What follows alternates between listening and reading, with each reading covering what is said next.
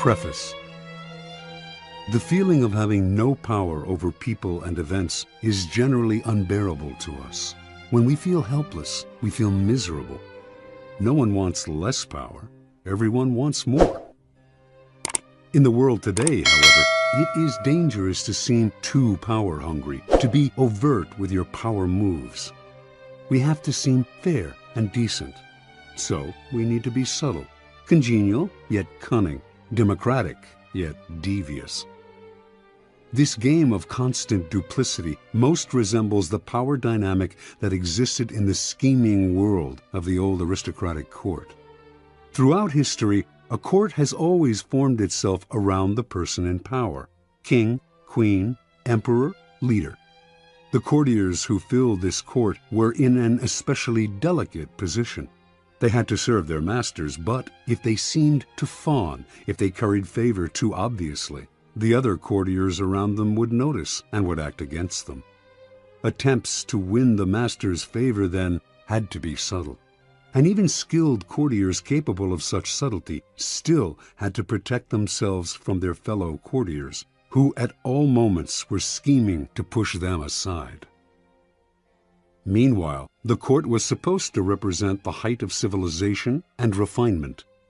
Violent or overt power moves were frowned upon. Courtiers would work silently and secretly against any among them who used force. This was the courtier's dilemma. While appearing the very paragon of elegance, they had to outwit and thwart their own opponents in the subtlest of ways. The successful courtier learned over time to make all of his moves indirect. If he stabbed an opponent in the back, it was with a velvet glove on his hand and the sweetest of smiles on his face. Instead of using coercion or outright treachery, the perfect courtier got his way through seduction, charm, deception, and subtle strategy, always planning several moves ahead.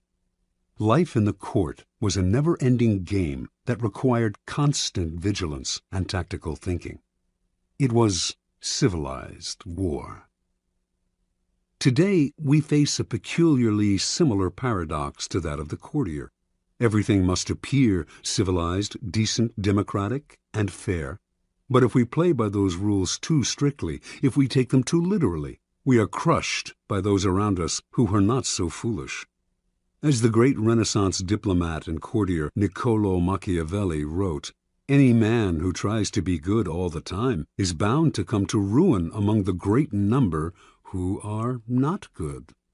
The court imagined itself the pinnacle of refinement, but underneath its glittering surface a cauldron of dark emotions, greed, envy, lust, hatred, boiled and simmered. Our world today similarly imagines itself the pinnacle of fairness, yet the same ugly emotions still stir within us, as they have forever. The game is the same. Outwardly, you must seem to respect the niceties, but inwardly, unless you are a fool, you learn quickly to be prudent and to do as Napoleon advised: place your iron hand inside a velvet glove.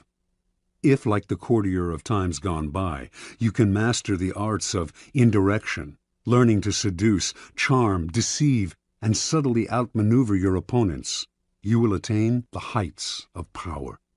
You will be able to make people bend to your will without their realizing what you have done. And if they do not realize what you have done, they will neither resent nor resist you. To some people, the notion of consciously playing power games, no matter how indirect, seems evil, asocial, a relic of the past. They believe they can opt out of the game by behaving in ways that have nothing to do with power. You must beware of such people. They are often among the most adept players at power. They utilize strategies that cleverly disguise the nature of the manipulation involved.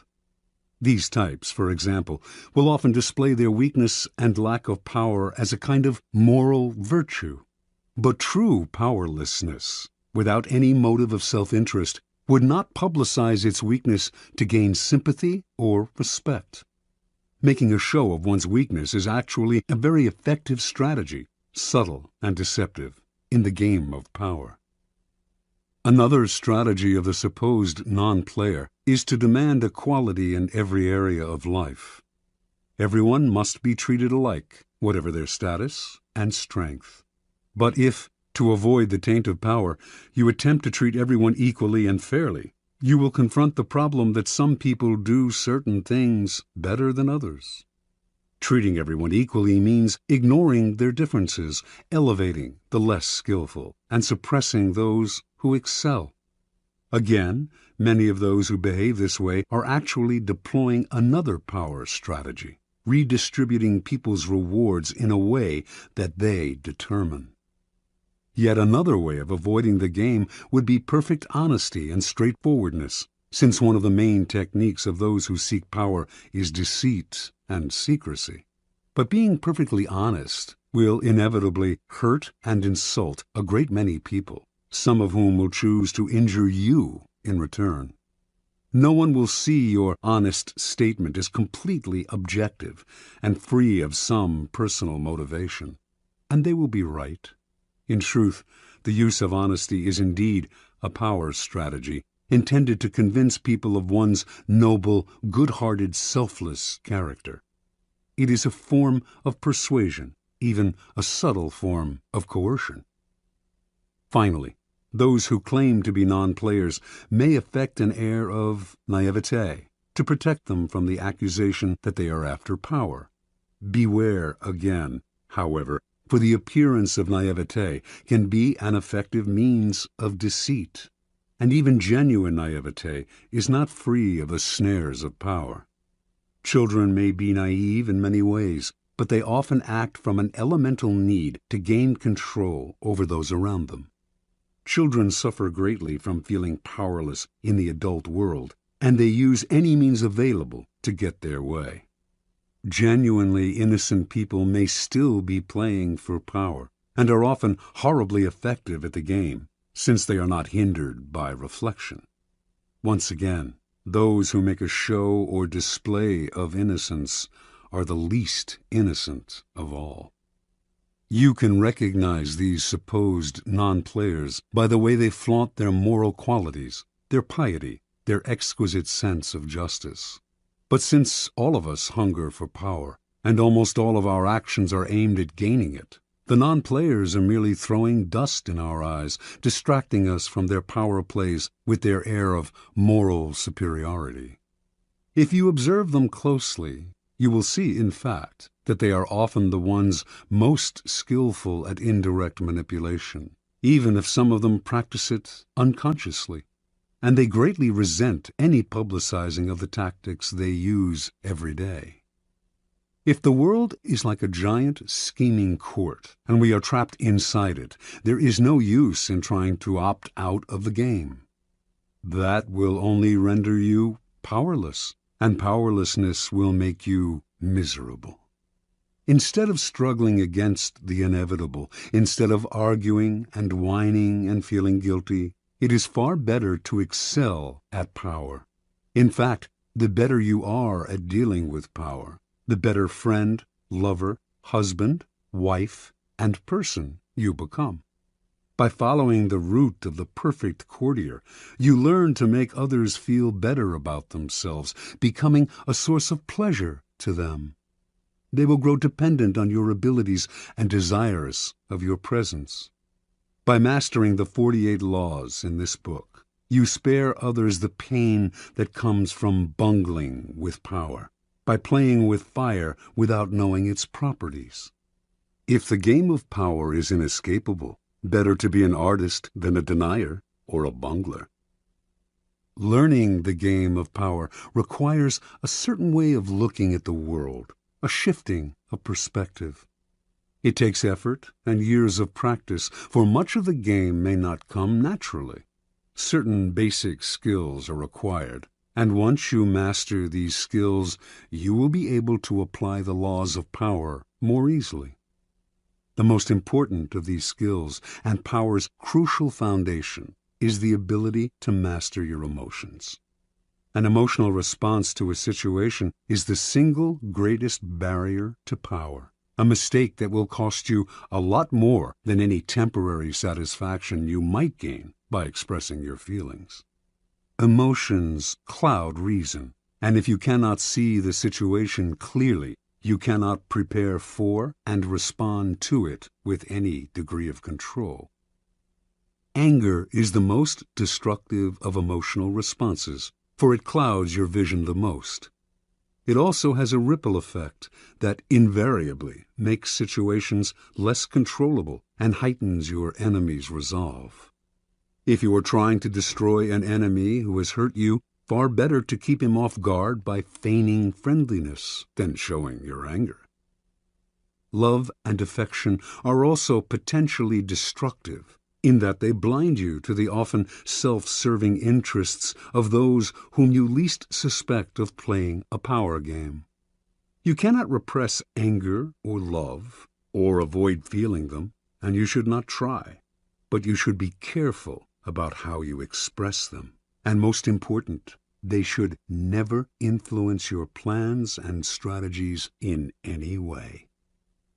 Related to mastering your emotions is the ability to distance yourself from the present moment and think objectively about the past and future. Like the double-faced Roman deity and guardian of all gates and doorways, you must be able to look in both directions at once, the better to handle danger from wherever it comes. Such is the face you must create for yourself, one face looking continuously to the future and the other to the past. For the future, the motto is, no days unalert. Nothing should catch you by surprise because you are constantly imagining problems before they arise. Instead of spending your time dreaming of your plan's happy ending, you must work on calculating every possible permutation and pitfall that might emerge in it. The further you see, the more steps ahead you plan, the more powerful you become. The other face of Janus looks constantly to the past, though not to remember past hurts or bear grudges. That would only curb your power. Half of the game is learning how to forget those events in the past that eat away at you and cloud your reason. The real purpose of the backward glancing eye is to educate yourself constantly. You look at the past to learn from those who came before you. The many historical examples in this book will greatly help that process. Then, having looked to the past, you look closer at hand, to your own actions and those of your friends. This is the most vital school you can learn from, because it comes from personal experience. You begin by examining the mistakes you have made in the past, the ones that have most grievously held you back. You analyze them in terms of the 48 laws of power, and you extract from them a lesson and an oath. I shall never repeat such a mistake. I shall never fall into such a trap again. If you can evaluate and observe yourself in this way, you can learn to break the patterns of the past, an immensely valuable skill. Power requires the ability to play with appearances. To this end, you must learn to wear many masks and keep a bag full of deceptive tricks. Deception and masquerade should not be seen as ugly or immoral. All human interaction requires deception on many levels, and in some ways, what separates humans from animals is our ability to lie and deceive. In Greek myths, in India's Mahabharata cycle, in the Middle Eastern epic of Gilgamesh, it is the privilege of the gods to use deceptive arts. A great man, Odysseus, for instance, was judged by his ability to rival the craftiness of the gods, stealing some of their divine power by matching them in wits and deception. Deception is a developed art of civilization and the most potent weapon in the game of power. You cannot succeed at deception unless you take a somewhat distanced approach to yourself, unless you can be many different people wearing the mask that the day and the moment require. With such a flexible approach to all appearances, including your own, you lose a lot of the inward heaviness that holds people down. Make your face as malleable as the actor's. Work to conceal your intentions from the others. Practice luring people into traps. Playing with appearances and mastering arts of deception are among the aesthetic pleasures of life. They are also key components in the acquisition of power. If deception is the most potent weapon in your arsenal, then patience in all things is your crucial shield. Patience will protect you from making moronic blunders. Like mastering your emotions, patience is a skill. It does not come naturally, but nothing about power is natural. Power is more godlike than anything in the natural world. And patience is the supreme virtue of the gods, who have nothing but time. Everything good will happen. The grass will grow again, if you give it time and see several steps into the future. Impatience, on the other hand, only makes you look weak. It is a principal impediment to power. Power is essentially amoral, and one of the most important skills to acquire is the ability to see circumstances rather than good or evil. Power is a game. This cannot be repeated too often. And in games, you do not judge your opponents by their intentions, but by the effect of their actions. You measure their strategy and their power by what you can see and feel. How often are someone's intentions made the issue only to cloud and deceive?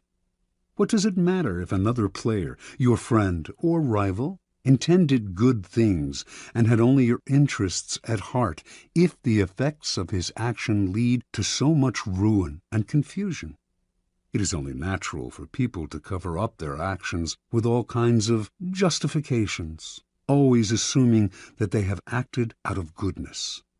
You must learn to inwardly laugh each time you hear this, and never get caught up in gauging someone's intentions and actions through a set of moral judgments that are really an excuse for the accumulation of power.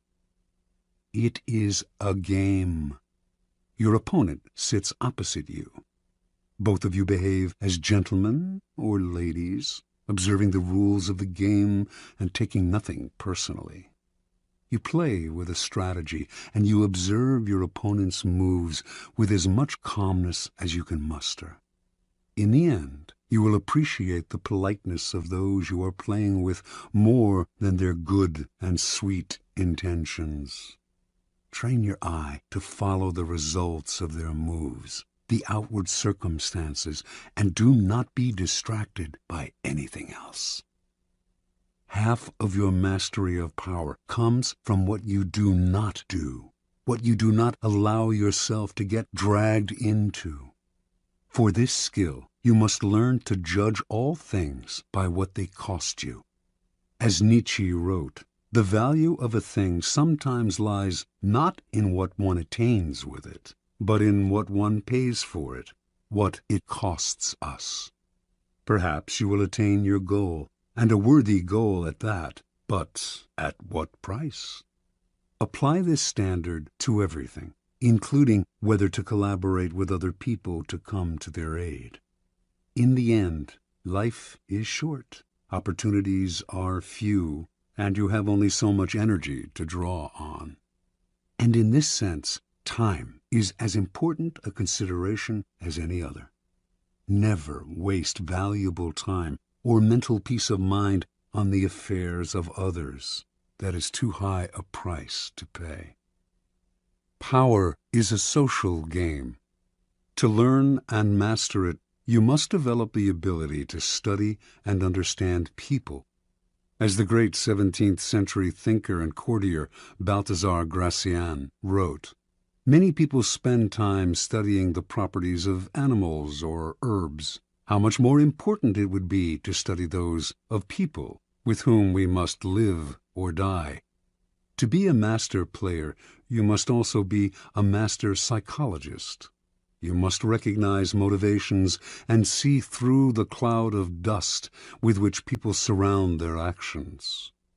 An understanding of people's hidden motives is the single greatest piece of knowledge you can have in acquiring power. It opens up endless possibilities of deception, seduction, and manipulation. People are of infinite complexity, and you can spend a lifetime watching them without ever fully understanding them. So it is all the more important, then, to begin your education now. In doing so, you must also keep one principle in mind. Never discriminate as to whom you study and whom you trust. Never trust anyone completely, and study everyone, including friends and loved ones.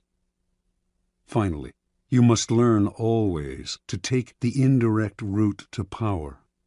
Disguise your cunning like a billiard ball that caroms several times before it hits its target. Your moves must be planned and developed in the least obvious way. By training yourself to be indirect, you can thrive in the modern court, appearing the paragon of decency while being the consummate manipulator. Consider the 48 Laws of Power, a kind of handbook on the arts of indirection. The laws are based on the writings of men and women who have studied and mastered the game of power. These writings span a period of more than 3,000 years and were created in civilizations as disparate as ancient China and Renaissance Italy. Yet they share common threads and themes, together hinting at an essence of power that has yet to be fully articulated. The 48 Laws of Power are the distillation of this accumulated wisdom, gathered from the writings of the most illustrious strategists, statesmen, courtiers, seducers, and con artists in history. The laws have a simple premise. Certain actions almost always increase one's power, the observance of the law, while others decrease it and even ruin us, the transgression of the law. These transgressions and observances are illustrated by historical examples. The laws are timeless and definitive. The 48 Laws of Power can be used in several ways. By listening to this program straight through, you can learn about power in general. Although several of the laws may seem not to pertain directly to your life, in time you will probably find that all of them have some application and that, in fact, they are interrelated. By getting an overview of the entire subject, you will best be able to evaluate your own past actions and gain a greater degree of control over your immediate affairs. The program can also be picked apart for entertainment, for an enjoyable ride through the foibles and great deeds of our predecessors in power. A warning, however, to those who use the program for this purpose: it might be better to turn back. Power is endlessly seductive and deceptive in its own way. It is a labyrinth. Your mind becomes consumed with solving its infinite problems, and you soon realize how pleasantly lost you have become. In other words, it becomes most amusing by taking it seriously. Do not be frivolous with such a critical matter. The gods of power frown on the frivolous. They give ultimate satisfaction only to those who study and reflect, and punish those who skim the surfaces looking for a good time.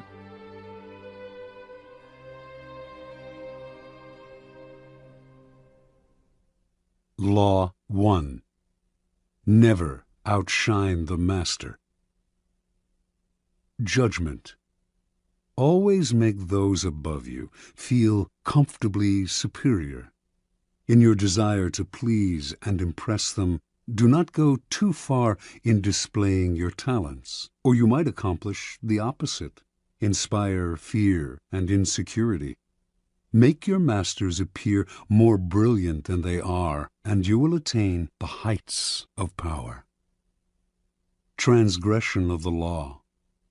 Nicolas Fouquet, Louis XIV's finance minister in the first years of his reign, was a generous man who loved lavish parties, pretty women, and poetry. He also loved money, for he led an extravagant lifestyle. Fouquet was clever and very much indispensable to the king. So, when the prime minister, Jules Mazarin, died in 1661, the finance minister expected to be named the successor. Instead, the king decided to abolish the position. This and other signs made Fouquet suspect that he was falling out of favor, and so he decided to ingratiate himself with the king by staging the most spectacular party the world had ever seen. The party's ostensible purpose would be to commemorate the completion of Fouquet's chateau, Vaux-le-Vicomte, but its real function was to pay tribute to the king, the guest of honor. The most brilliant nobility of Europe and some of the greatest minds of the time, La Fontaine, La Rochefoucauld, Madame de Sévigné, attended the party. Molière wrote a play for the occasion in which he himself was to perform at the evening's conclusion. The party began with a lavish 7-course dinner featuring foods from the Orient never before tasted in France, as well as new dishes created especially for the night. The meal was accompanied with music commissioned by Fouquet to honor the king. After dinner, there was a promenade through the chateau's gardens. The grounds and fountains of Vaux-le-Vicomte were to be the inspiration for Versailles. Fouquet personally accompanied the young king through the geometrically aligned arrangements of shrubbery and flower beds. Arriving at the garden's canals, they witnessed a fireworks display which was followed by the performance of Molière's play. The party ran well into the night, and everyone agreed it was the most amazing affair they had ever attended. The next day, Fouquet was arrested by the king's head musketeer, D'Artagnan. 3 months later, he went on trial for stealing from the country's treasury. Actually, most of the stealing he was accused of he had done on the king's behalf and with the king's permission. Fouquet was found guilty and sent to the most isolated prison in France, high in the Pyrenees Mountains, where he spent the last 20 years of his life in solitary confinement. Interpretation. Louis XIV, the Sun King, was a proud and arrogant man who wanted to be the center of attention at all times. He could not countenance being outdone in lavishness by anyone, and certainly not his finance minister. To succeed Fouquet, Louis chose Jean-Baptiste Colbert, a man famous for his parsimony and for giving the dullest parties in Paris. Colbert made sure that any money liberated from the treasury went straight into Louis's hands. With the money, Louis built a palace even more magnificent than Fouquet's, the glorious Palace of Versailles. He used the same architects, decorators, and garden designer. And at Versailles, Louis hosted parties even more extravagant than the one that cost Fouquet his freedom. Let us examine the situation. The evening of the party, as Fouquet presented spectacle on spectacle to Louis, each more magnificent than the one before, he imagined the affair as demonstrating his loyalty and devotion to the king. Not only did he think the party would put him back in the king's favor, he thought it would show his good taste, his connections, and his popularity, making him indispensable to the king and demonstrating that he would make an excellent prime minister. Instead, however, each new spectacle, each appreciative smile bestowed by the guests on Fouquet, made it seem to Louis that his own friends and subjects were more charmed by the finance minister than by the king himself, and that Fouquet was actually flaunting his wealth and power. Rather than flattering Louis XIV, Fouquet's elaborate party offended the king's vanity. Louis would not admit this to anyone, of course. Instead, he found a convenient excuse to rid himself of a man who had inadvertently made him feel insecure. Such is the fate, in some form or other, of all those who unbalance the master's sense of self, poke holes in his vanity, or make him doubt his preeminence. Observance of the law. In the early 1600s, the Italian astronomer and mathematician Galileo found himself in a precarious position. He depended on the generosity of great rulers to support his research, and so, like all Renaissance scientists, he would sometimes make gifts of his inventions and discoveries to the leading patrons of the time. Once, for instance, he presented a military compass he had invented to the Duke of Gonzaga. Then he dedicated a book explaining the use of the compass to the Medicis. Both rulers were grateful, and through them Galileo was able to find more students to teach. No matter how great the discovery, however, his patrons usually paid him with gifts, not cash. This made for a life of constant insecurity and dependence. There must be an easier way, he thought. Galileo hit on a new strategy in 1610 when he discovered the moons of Jupiter. Instead of dividing the discovery among his patrons, giving one the telescope he had used, dedicating a book to another, and so on, as he had done in the past, he decided to focus exclusively on the Medicis. He chose the Medicis for one reason. Shortly after Cosimo I had established the Medici dynasty in 1540, he had made Jupiter, the mightiest of the gods, the Medici symbol, a symbol of a power that went beyond politics and banking, one linked to ancient Rome and its divinities. Galileo turned his discovery of Jupiter's moons into a cosmic event honoring the Medici's greatness. Shortly after the discovery, he announced that the bright stars, the moons of Jupiter, offered themselves in the heavens to his telescope at the same time as Cosimo II's enthronement.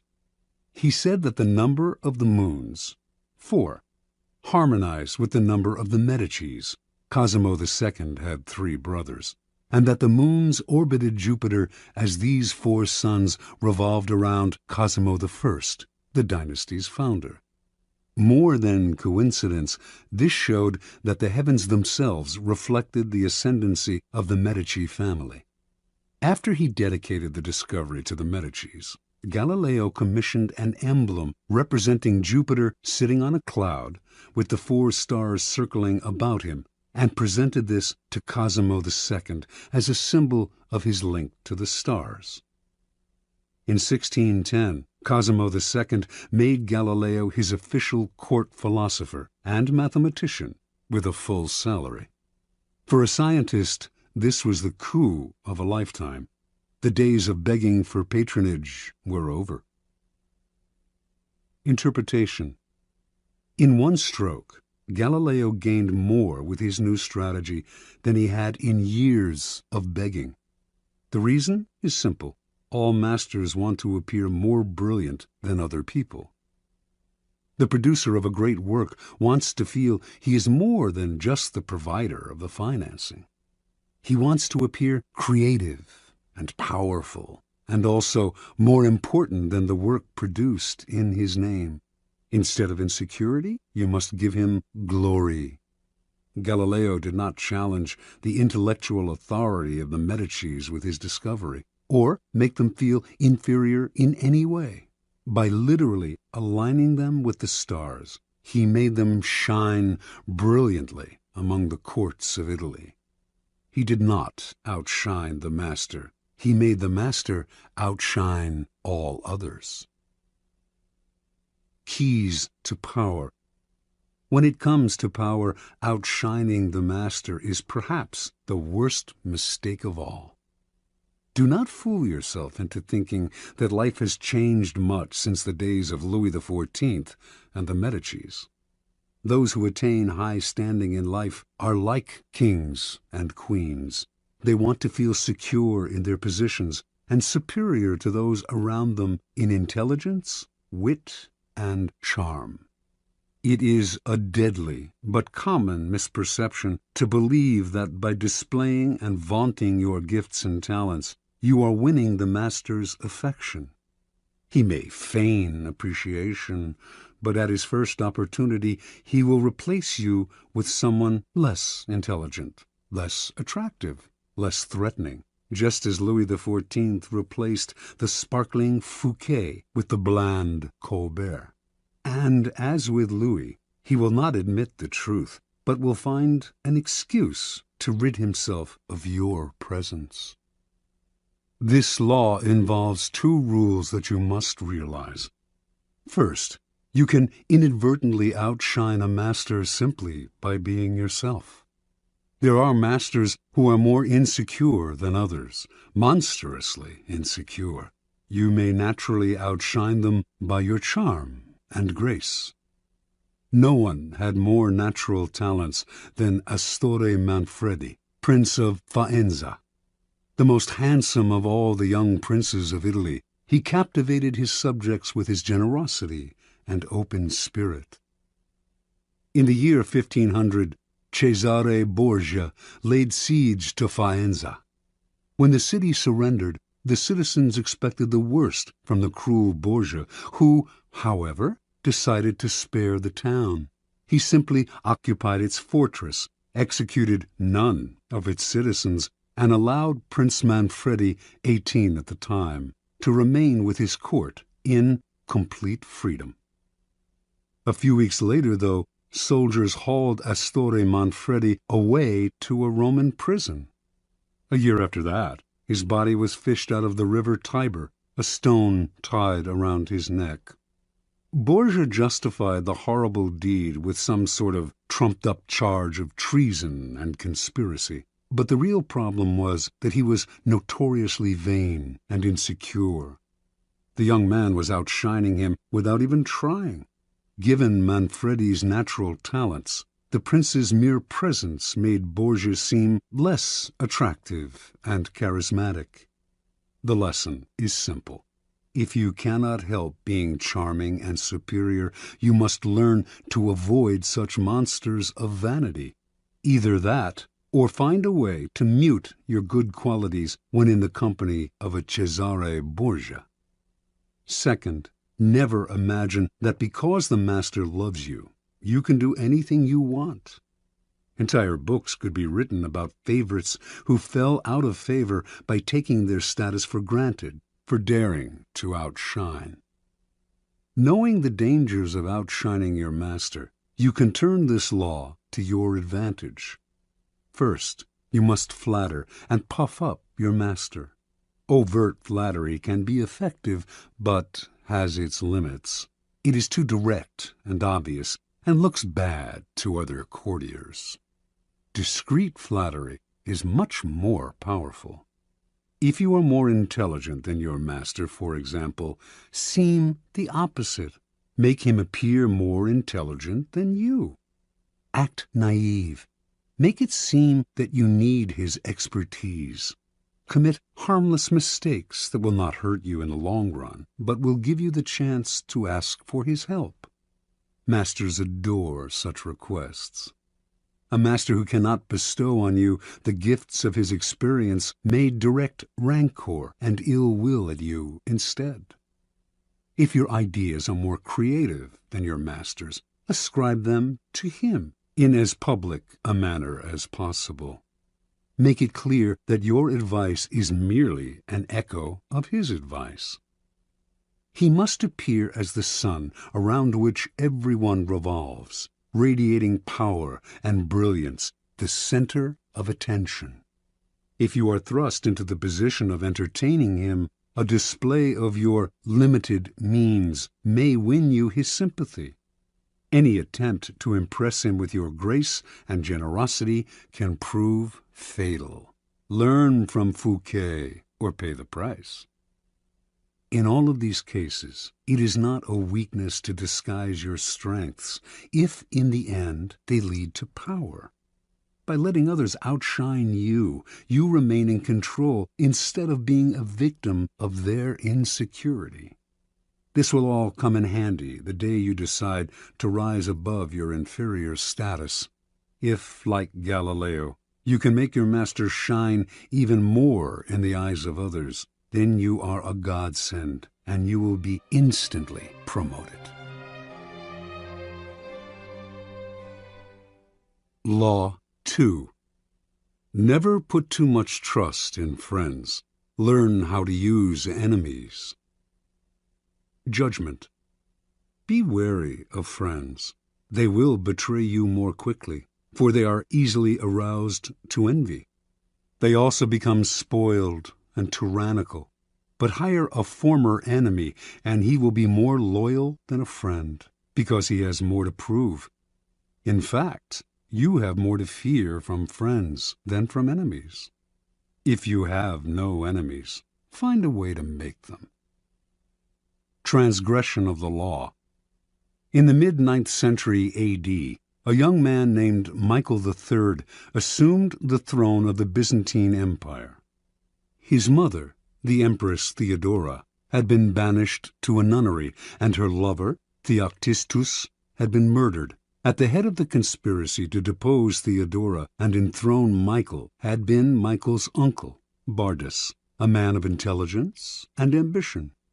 Michael was now a young, inexperienced ruler, surrounded by intriguers, murderers, and profligates. In this time of peril, he needed someone he could trust as his counselor, and his thoughts turned to Basilius, his best friend. Basilius had no experience whatsoever in government and politics. In fact, he was the head of the royal stables, but he had proven his love and gratitude time and again. They had met a few years before, when Michael had been visiting the stables just as a wild horse got loose. Basilius, a young groom from peasant Macedonian stock, had saved Michael's life. The groom's strength and courage had impressed Michael, who immediately raised Basilius from the obscurity of being a horse trainer to the position of head of the stables. He loaded his friend with gifts and favors, and they became inseparable. Basilius was sent to the finest school in Byzantium, and the crude peasant became a cultured and sophisticated courtier. Now Michael was emperor, and in need of someone loyal. Who could he better trust with the post of chamberlain and chief counselor than a young man who owed him everything? Basilius could be trained for the job, and Michael loved him like a brother. Ignoring the advice of those who recommended the much more qualified Bardas, Michael chose his friend.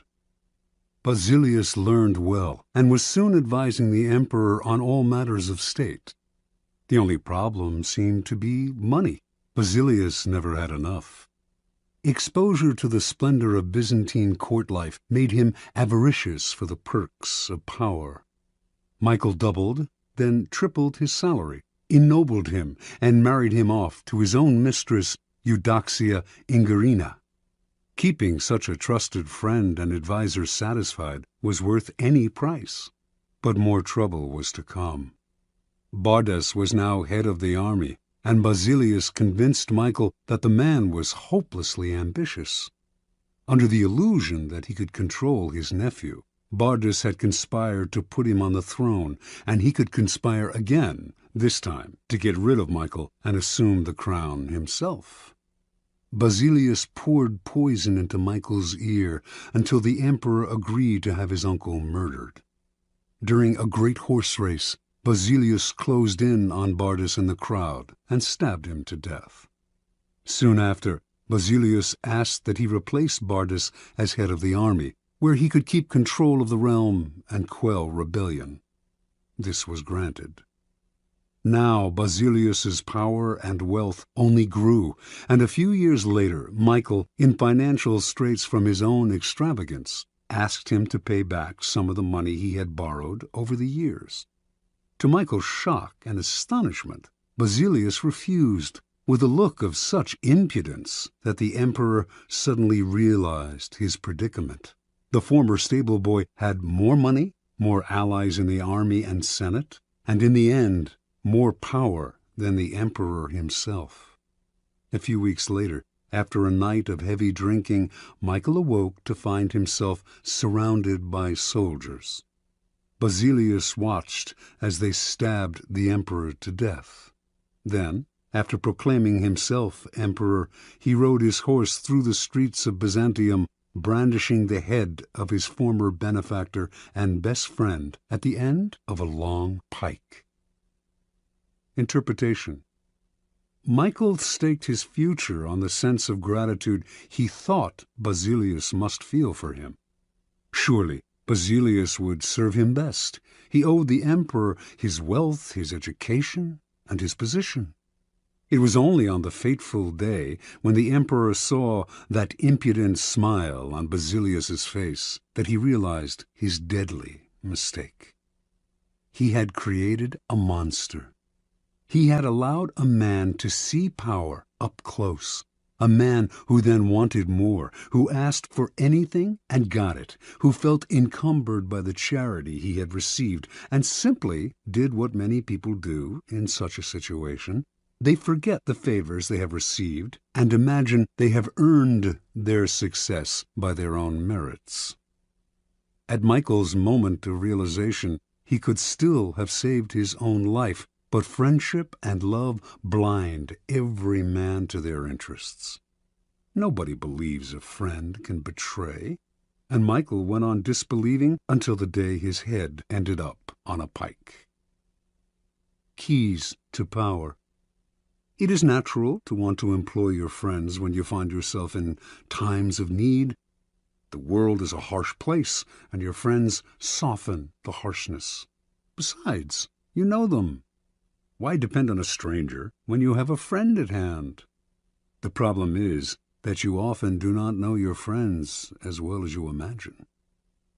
When you decide to hire a friend, you gradually discover the qualities he or she has kept hidden. Strangely enough, it is your act of kindness that unbalances everything. People want to feel they deserve their good fortune. The receipt of a favor can become oppressive.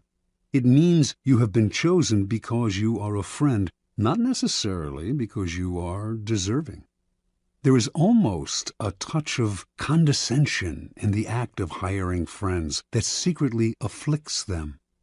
The injury will come out slowly, a little more honesty, flashes of resentment and envy here and there, and before you know it, your friendship fades. The more favors and gifts you supply to revive the friendship, the less gratitude you receive. All working situations require a kind of distance between people. You are trying to work, not make friends. Friendliness, real or false, only obscures that fact. The key to power, then, is the ability to judge who is best able to further your interests in all situations. Keep friends for friendship, but work with the skilled and competent. Whenever you can, bury the hatchet with an enemy and make a point of putting him in your service. Never let the presence of enemies upset or distress you. You are far better off with a declared opponent or two than not knowing where your real enemies lie. The man of power welcomes conflict, using enemies to enhance his reputation as a sure-footed fighter who can be relied upon in times of uncertainty. Law 3. Conceal your intentions. Judgment. Keep people off balance and in the dark by never revealing the purpose behind your actions. If they have no clue what you are up to, they cannot prepare a defense. Guide them far enough down the wrong path, envelop them in enough smoke, and by the time they realize your intentions, it will be too late. Part 1. Use decoyed objects of desire and red herrings to throw people off the scent. If at any point in the deception you practice, people have the slightest suspicion as to your intentions, all is lost. Do not give them the chance to sense what you are up to. Throw them off the scent by dragging red herrings across the path. Use false sincerity, send ambiguous signals, set up misleading objects of desire. Unable to distinguish the genuine from the false, they cannot pick out your real goal. Observance of the law. In 1850, the young Otto von Bismarck, then a 35-year-old deputy in the Prussian parliament, was at a turning point in his career. The issues of the day were the unification of the many states, including Prussia, into which Germany was then divided, and a war against Austria, the powerful neighbor to the south that hoped to keep the Germans weak and at odds, even threatening to intervene if they tried to unite. Prince William, next in line to be Prussia's king, was in favor of going to war, and the Parliament rallied to the cause, prepared to back any mobilization of troops. The only ones to oppose war were the present king, Frederick William IV, and his ministers, who preferred to appease the powerful Austrians. Throughout his career, Bismarck had been a loyal, even passionate supporter of Prussian might and power. He dreamed of German unification, of going to war against Austria and humiliating the country that for so long had kept Germany divided. A former soldier, he saw warfare as a glorious business. This, after all, was the man who years later would say, "The great questions of the time will be decided not by speeches and resolutions, but by iron and blood." Passionate patriot and lover of military glory, Bismarck nevertheless gave a speech in Parliament at the height of the war fever that astonished all who heard it. "Woe unto the statesman," he said, "who makes war without a reason that will still be valid when the war is over. After the war, you will all look differently at these questions. Will you then have the courage to turn to the peasant contemplating the ashes of his farm, to the man who has been crippled, to the father who has lost his children?" Not only did Bismarck go on to talk of the madness of this war, but, strangest of all, he praised Austria and defended her actions. This went against everything he had stood for. The consequences were immediate. Bismarck was against the war. What could this possibly mean? Other deputies were confused, and several of them changed their votes. Eventually, the king and his ministers won out, and war was averted. A few weeks after Bismarck's infamous speech, the king, grateful that he had spoken for peace, made him a cabinet minister. A few years later, he became the Prussian premier. In this role, he eventually led his country and the peace-loving king into a war against Austria, crushing the former empire and establishing a mighty German state, with Prussia at its head. Interpretation. At the time of his speech in 1850, Bismarck made several calculations. First, he sensed that the Prussian military, which had not kept pace with other European armies, was unready for war, that Austria, in fact, might very well win, a disastrous result for the future. Second, if the war were lost and Bismarck had supported it, his career would be gravely jeopardized. The king and his conservative ministers wanted peace. Bismarck wanted power. The answer was to throw people off the scent by supporting a cause he detested, saying things he would laugh at if said by another. A whole country was fooled. It was because of Bismarck's speech that the king made him a minister, a position from which he quickly rose to be prime minister, attaining the power to strengthen the Prussian military and accomplish what he had wanted all along: the humiliation of Austria and the unification of Germany under Prussia's leadership. Through insincerity and misleading signals, he deceived everyone, concealed his purpose, and attained everything he wanted. Such is the power of hiding your intentions. Keys to power. Most people are open books. They say what they feel, blurt out their opinions at every opportunity, and constantly reveal their plans and intentions. They do this for several reasons. First, it is easy and natural to always want to talk about one's feelings and plans for the future. It takes effort to control your tongue and monitor what you reveal. Second, many believe that by being honest and open, they are winning people's hearts and showing their good nature. They are greatly deluded. Honesty is actually a blunt instrument which bloodies more than it cuts. Your honesty is likely to offend people. It is much more prudent to tailor your words, telling people what they want to hear, rather than the coarse and ugly truth of what you feel or think. More important, by being unabashedly open, you make yourself so predictable and familiar that it is almost impossible to respect or fear you, and power will not accrue to a person who cannot inspire such emotions. If you yearn for power, quickly lay honesty aside and train yourself in the art of concealing your intentions. Master the art, and you will always have the upper hand. Basic to an ability to conceal one's intentions is a simple truth about human nature.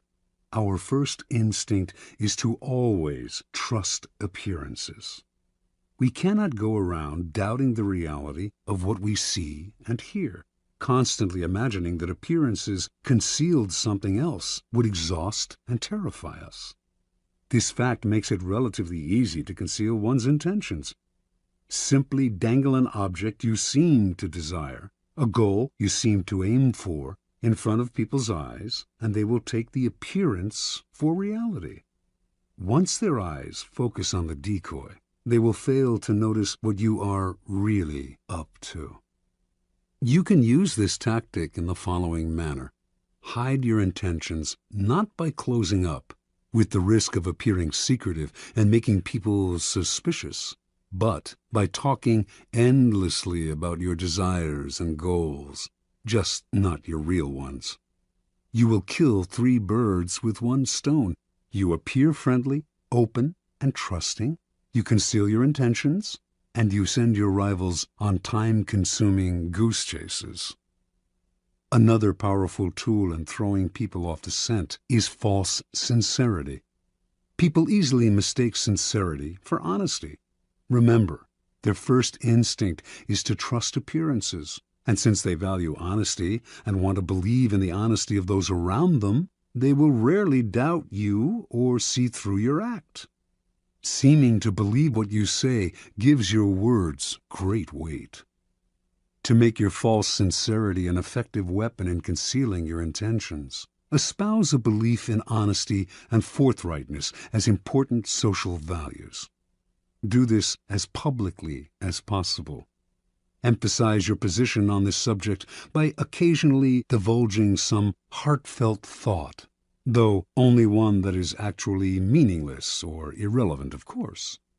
Napoleon's minister Talleyrand was a master at taking people into his confidence by revealing some apparent secret. This feigned confidence, a decoy, would then elicit a real confidence on the other person's part. Remember, the best deceivers do everything they can to cloak their roguish qualities. They cultivate an air of honesty in one area to disguise their dishonesty in others. Honesty is merely another decoy in their arsenal of weapons. Part 2. Use smoke screens to disguise your actions. Deception is always the best strategy, but the best deceptions require a screen of smoke to distract people's attention from your real purpose. The bland exterior, like the unreadable poker face, is often the perfect smoke screen, hiding your intentions behind the comfortable and familiar. If you lead the sucker down a familiar path, he won't catch on when you lead him into a trap. Observance of the law. In 1910, a Mr. Sam Giesel of Chicago sold his warehouse business for close to $1 million. He settled down to semi-retirement and the managing of his many properties, but deep inside, he itched for the old days of deal-making. One day, a young man named Joseph Weil visited his office, wanting to buy an apartment he had up for sale. Giesel explained the terms. The price was $8,000, but he only required a down payment of $2,000. Weil said he would sleep on it, but he came back the following day and offered to pay the full $8,000 in cash if Giesel could wait a couple of days until a deal Weil was working on came through. Even in semi-retirement, a clever businessman like Giesel was curious as to how Weil would be able to come up with so much cash, roughly $150,000 today, so quickly. Weil seemed reluctant to say and quickly changed the subject, but Giesel was persistent. Finally, after assurances of confidentiality, Weil told Giesel the following story. Weil's uncle was the secretary to a coterie of multimillionaire financiers. These wealthy gentlemen had purchased a hunting lodge in Michigan 10 years ago at a cheap price. They had not used the lodge for a few years, so they had decided to sell it and had asked Weil's uncle to get whatever he could for it. For reasons, good reasons, of his own, the uncle had been nursing a grudge against the millionaires for years. This was his chance to get back at them.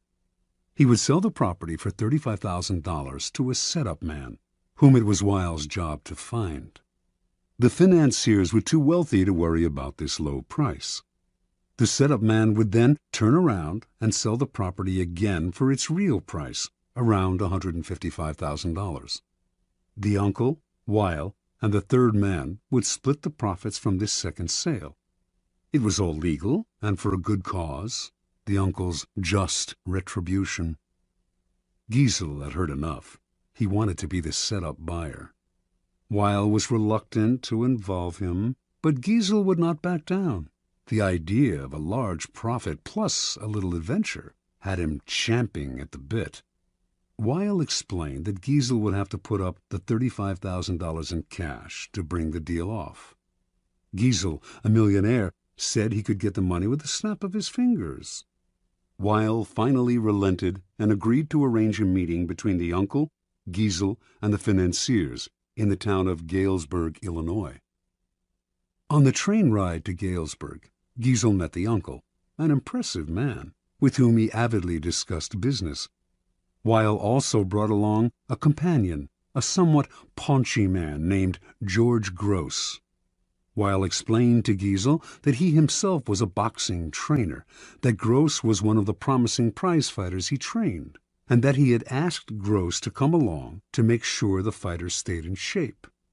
For a promising fighter, Gross was unimpressive looking.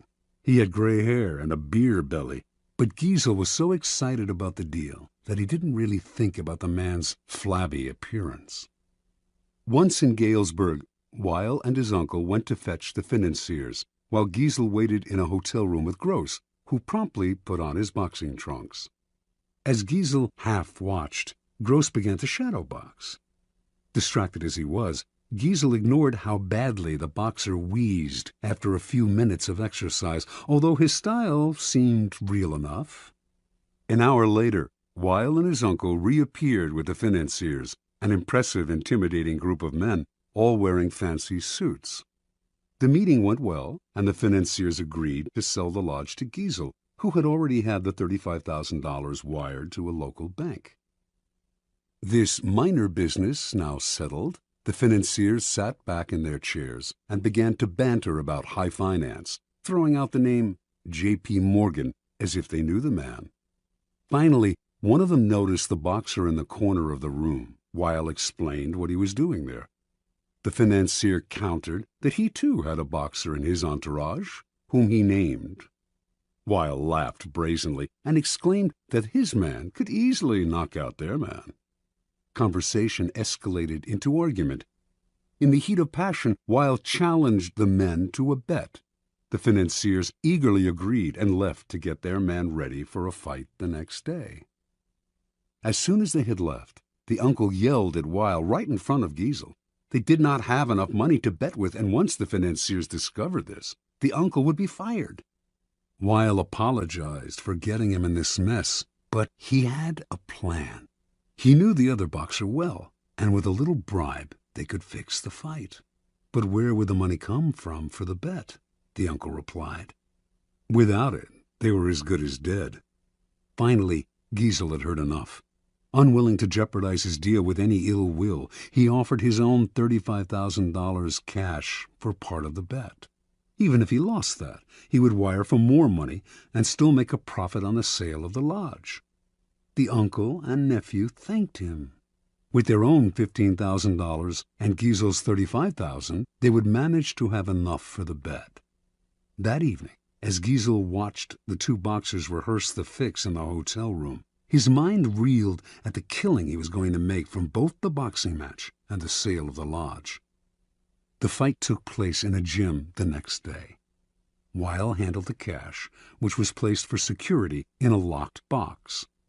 Everything was proceeding as planned in the hotel room. The financiers were looking glum at how badly their fighter was doing, and Giesel was dreaming about the easy money he was about to make. Then, suddenly, a wild swing by the financier's fighter hit Gross hard on the face, knocking him down. When he hit the canvas, blood spurted from his mouth. He coughed, then lay still. One of the financiers, a former doctor, checked his pulse. He was dead. The millionaires panicked. Everyone had to get out before the police arrived. They could all be charged with murder. Terrified, Giesel hightailed it out of the gym and back to Chicago, leaving behind his $35,000, which he was only too glad to forget, for it seemed a small price to pay to avoid being implicated in a crime. He never wanted to see Weil or any of the others again. After Giesel scurried out, Gross stood up under his own steam. The blood that had spurted from his mouth came from a ball filled with chicken blood and hot water that he had hidden in his cheek. The whole affair had been masterminded by Weil, better known as the Yellow Kid, one of the most creative con artists in history. Weil split the $35,000 with the financiers and the boxers, all fellow con artists, a nice little profit for a few days' work. Interpretation. The Yellow Kid had staked out Giesel as the perfect sucker long before he set up the con. He knew the boxing match scam would be the perfect ruse to separate Giesel from his money quickly and definitively. But he also knew that if he had begun by trying to interest Giesel in the boxing match, he would have failed miserably. He had to conceal his intentions and switch attention, create a smokescreen, in this case the sale of the lodge. On the train ride and in the hotel room, Giesel's mind had been completely occupied with the pending deal, the easy money, the chance to hobnob with wealthy men. He had failed to notice that Gross was out of shape and middle-aged at best. Such is the distracting power of a smokescreen. Engrossed in the business deal, Giesel's attention was easily diverted to the boxing match, but only at a point when it was already too late for him to notice the details that would have given Gross away. The match, after all, now depended on a bribe rather than on the boxer's physical condition. And Giesel was so distracted at the end by the illusion of the boxer's death that he completely forgot about his money. Learn from the Yellow Kid. The familiar, inconspicuous front is the perfect smokescreen. Approach your mark with an idea that seems ordinary enough, a business deal, financial intrigue. The sucker's mind is distracted, his suspicions allayed. That is when you gently guide him onto the second path, the slippery slope down which he slides helplessly into your trap. Keys to power. If you believe that the deceivers are colorful folk who mislead with elaborate lies and tall tales, you are greatly mistaken. The best deceivers utilize a bland and inconspicuous front that calls no attention to themselves. They know that extravagant words and gestures immediately raise suspicion. Instead, they envelop their mark in the familiar, the banal, the harmless. The simplest form of smokescreen is facial expression. Behind a bland, unreadable exterior, all sorts of mayhem can be planned without detection. This is a weapon that the most powerful men in history have learned to perfect. It was said that no one could read Franklin D. Roosevelt's face. Baron James Rothschild made a lifelong practice of disguising his real thoughts behind bland smiles and nondescript looks. Stendhal wrote of Talleyrand, "Never was a face less of a barometer." As one poker manual explains it, while playing his hand, the good player is seldom an actor. Instead, he practices a bland behavior that minimizes readable patterns, frustrates and confuses opponents, permits greater concentration. An adaptable concept, the smokescreen can be practiced on a number of levels, all playing on the psychological principles of distraction and misdirection. One of the most effective smokescreens is the noble gesture. People want to believe apparently noble gestures are genuine, for the belief is pleasant. They rarely notice how deceptive these gestures can be. Another effective smokescreen is the pattern, the establishment of a series of actions that seduce the victim into believing you will continue in the same way. The pattern plays on the psychology of anticipation. Our behavior conforms to patterns, or so we like to think. In 1878, the American robber baron Jay Gould created a company that began to threaten the monopoly of the telegraph company Western Union. The directors of Western Union decided to buy Gould's company up. They had to spend a hefty sum, but they figured they had managed to rid themselves of an irritating competitor. A few months later, though, Gould was at it again, complaining he had been treated unfairly. He started up a second company to compete with Western Union and its new acquisition. The same thing happened again. Western Union bought him out to shut him up. Soon the pattern began for the third time, but now Gould went for the jugular. He suddenly staged a bloody takeover struggle and managed to gain complete control of Western Union. He had established a pattern that had tricked the company's directors into thinking his goal was to be bought out at a handsome rate. Once they paid him off, they relaxed and failed to notice that he was actually playing for higher stakes. The pattern is powerful in that it deceives the other person into expecting the opposite of what you are really doing. Remember, it takes patience and humility to dull your brilliant colors, to put on the mask of the inconspicuous. Do not despair at having to wear such a bland mask. It is often your unreadability that draws people to you and makes you appear a person of power.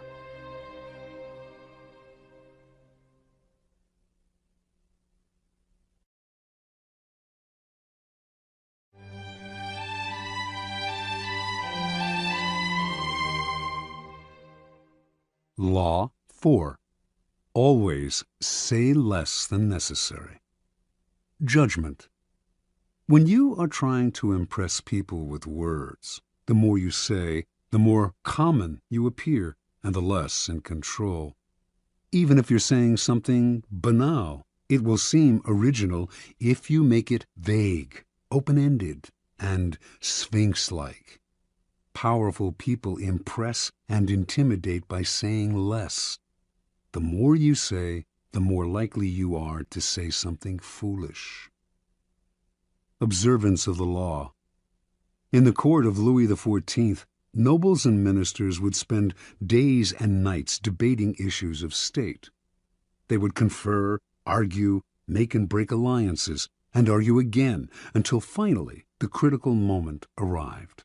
Two of them would be chosen to represent the different sides to Louis himself, who would decide what should be done. After these persons were chosen, everyone would argue some more. How should the issues be phrased? What would appeal to Louis? What would annoy him? At what time of day should the representatives approach him, and in what part of the Versailles Palace? What expression should they have on their faces? Finally, after all this was settled, the fateful moment would finally arrive. The two men would approach Louis, always a delicate matter, and when they finally had his ear, they would talk about the issue at hand, spelling out the options in detail. Louis would listen in silence, a most enigmatic look on his face. Finally, when each had finished his presentation and had asked for the king's opinion, he would look at them both and say, "I shall see." Then he would walk away. The ministers and courtiers would never hear another word on this subject from the king. They would simply see the result weeks later, when he would come to a decision and act. He would never bother to consult them on the matter again. Interpretation. Louis XIV was a man of very few words. His most famous remark is, "L'État, c'est moi." The state is me. Nothing could be more pithy, yet more eloquent. His infamous, "I shall see," was one of several extremely short phrases that he would apply to all manner of requests. Louis was not always this way. As a young man, he was known for talking at length, delighting in his own eloquence. His later taciturnity was self-imposed, an act, a mask he used to keep everybody below him off balance. No one knew exactly where he stood or could predict his reactions. No one could try to deceive him by saying what they thought he wanted to hear, because no one knew what he wanted to hear. As they talked on and on to the silent Louis, they revealed more and more about themselves, information he would later use against them to great effect. In the end, Louis's silence kept those around him terrified and under his thumb. It was one of the foundations of his power. As Saint-Simon wrote, no one knew as well as he how to sell his words, his smile, even his glances. Everything in him was valuable because he created differences, and his majesty was enhanced by the sparseness of his words. Keys to power. Power is, in many ways, a game of appearances, and when you say less than necessary, you inevitably appear greater and more powerful than you are. Your silence will make other people uncomfortable. Humans are machines of interpretation and explanation. They have to know what you are thinking. When you carefully control what you reveal, they cannot pierce your intentions or your meaning. Your short answers and silences will put them on the defensive, and they will jump in, nervously filling the silence with all kinds of comments that will reveal valuable information about them and their weaknesses. They will leave a meeting with you feeling as if they had been robbed, and they will go home and ponder your every word. This extra attention to your brief comments will only add to your power. Law 5. So much depends on reputation. Guard it with your life. Judgment. Reputation is the cornerstone of power. Through reputation alone, you can intimidate and win. Once it slips, however, you are vulnerable and will be attacked on all sides. Make your reputation unassailable. Always be alert to potential attacks and thwart them before they happen.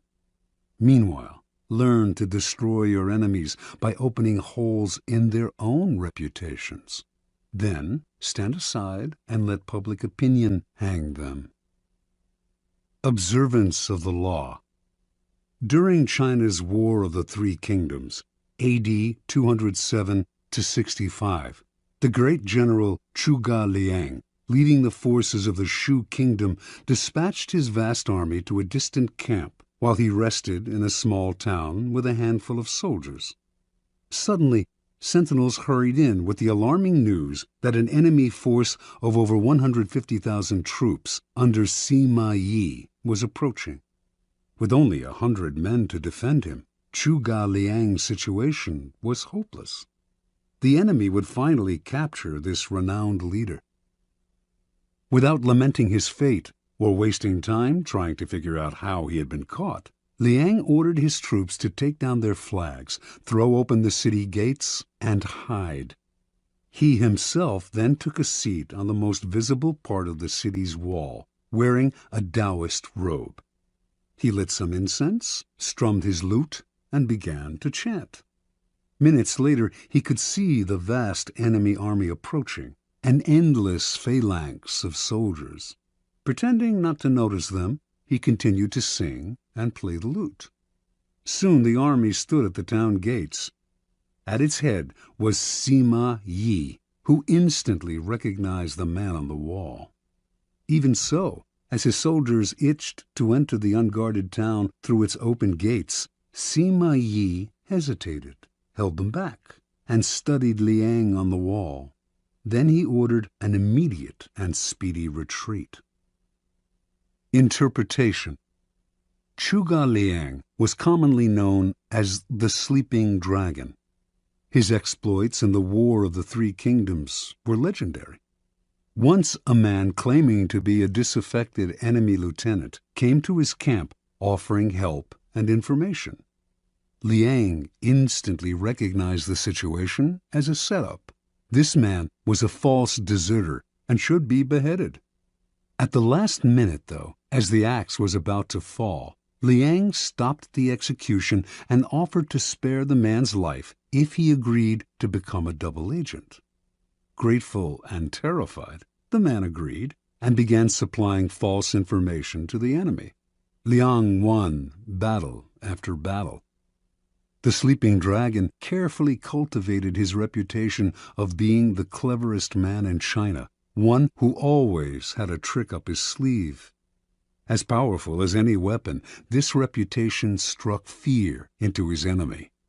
Sima Yi had fought against Zhuge Liang dozens of times and knew him well. When he came on the empty city, with Liang praying on the wall, he was stunned. The Taoist robes, the chanting, the incense, this had to be a game of intimidation. The man was obviously taunting him, daring him to walk into a trap. The game was so obvious that for one moment it crossed Yi's mind that Liang actually was alone and desperate. But so great was his fear of Liang that he dared not risk finding out. Such is the power of reputation. It can put a vast army on the defensive, even force them into retreat without a single arrow being fired. Keys to power. The people around us, even our closest friends, will always, to some extent, remain mysterious and unfathomable. Their characters have secret recesses that they never reveal. The unknowableness of other people could prove disturbing if we thought about it long enough, since it would make it impossible for us really to judge other people. So, we prefer to ignore this fact and to judge people on their appearances, on what is most visible to our eyes: clothes, gestures, words, actions. In the social realm, appearances are the barometer of almost all of our judgments, and you must never be misled into believing otherwise. One false slip, one awkward or sudden change in your appearance can prove disastrous. This is the reason for the supreme importance of making and maintaining a reputation that is of your own creation. That reputation will protect you in the dangerous game of appearances, distracting the probing eyes of others from knowing what you are really like, and giving you a degree of control over how the world judges you, a powerful position to be in. Reputation has a power like magic. With one stroke of its wand, it can double your strength. It can also send people scurrying away from you. Whether the exact same deeds appear brilliant or dreadful can depend entirely on the reputation of the doer. In the beginning, you must work to establish a reputation for one outstanding quality, whether generosity or honesty or cunning. This quality sets you apart and gets other people to talk about you. You then make your reputation known to as many people as possible. Subtly, though, take care to build slowly and with a firm foundation, and watch as it spreads like wildfire. Reputation is a treasure to be carefully collected and hoarded. Especially when you are first establishing it, you must protect it strictly, anticipating all attacks on it. Once it is solid, do not let yourself get angry or defensive at the slanderous comments of your enemies. That reveals insecurity, not confidence in your reputation. Take the high road instead, and never appear desperate in your self-defense. On the other hand, an attack on another man's reputation is a potent weapon, particularly when you have less power than he does. He has much more to lose in such a battle, and your own thus far small reputation gives him a small target when he tries to return your fire. But this tactic must be practiced with skill. You must not seem to engage in petty vengeance. If you do not break your enemy's reputation cleverly, you will inadvertently ruin your own. Law 6. Court attention at all cost. Judgment. Everything is judged by its appearance. What is unseen counts for nothing. Never let yourself get lost in the crowd then, or buried in oblivion. Stand out. Be conspicuous at all cost. Make yourself a magnet of attention by appearing larger, more colorful, more mysterious than the bland and timid masses. Part 1. Surround your name with the sensational and scandalous. Draw attention to yourself by creating an unforgettable, even controversial image. Court scandal. Do anything to make yourself seem larger than life and shine more brightly than those around you. Make no distinction between kinds of attention. Notoriety of any sort will bring you power.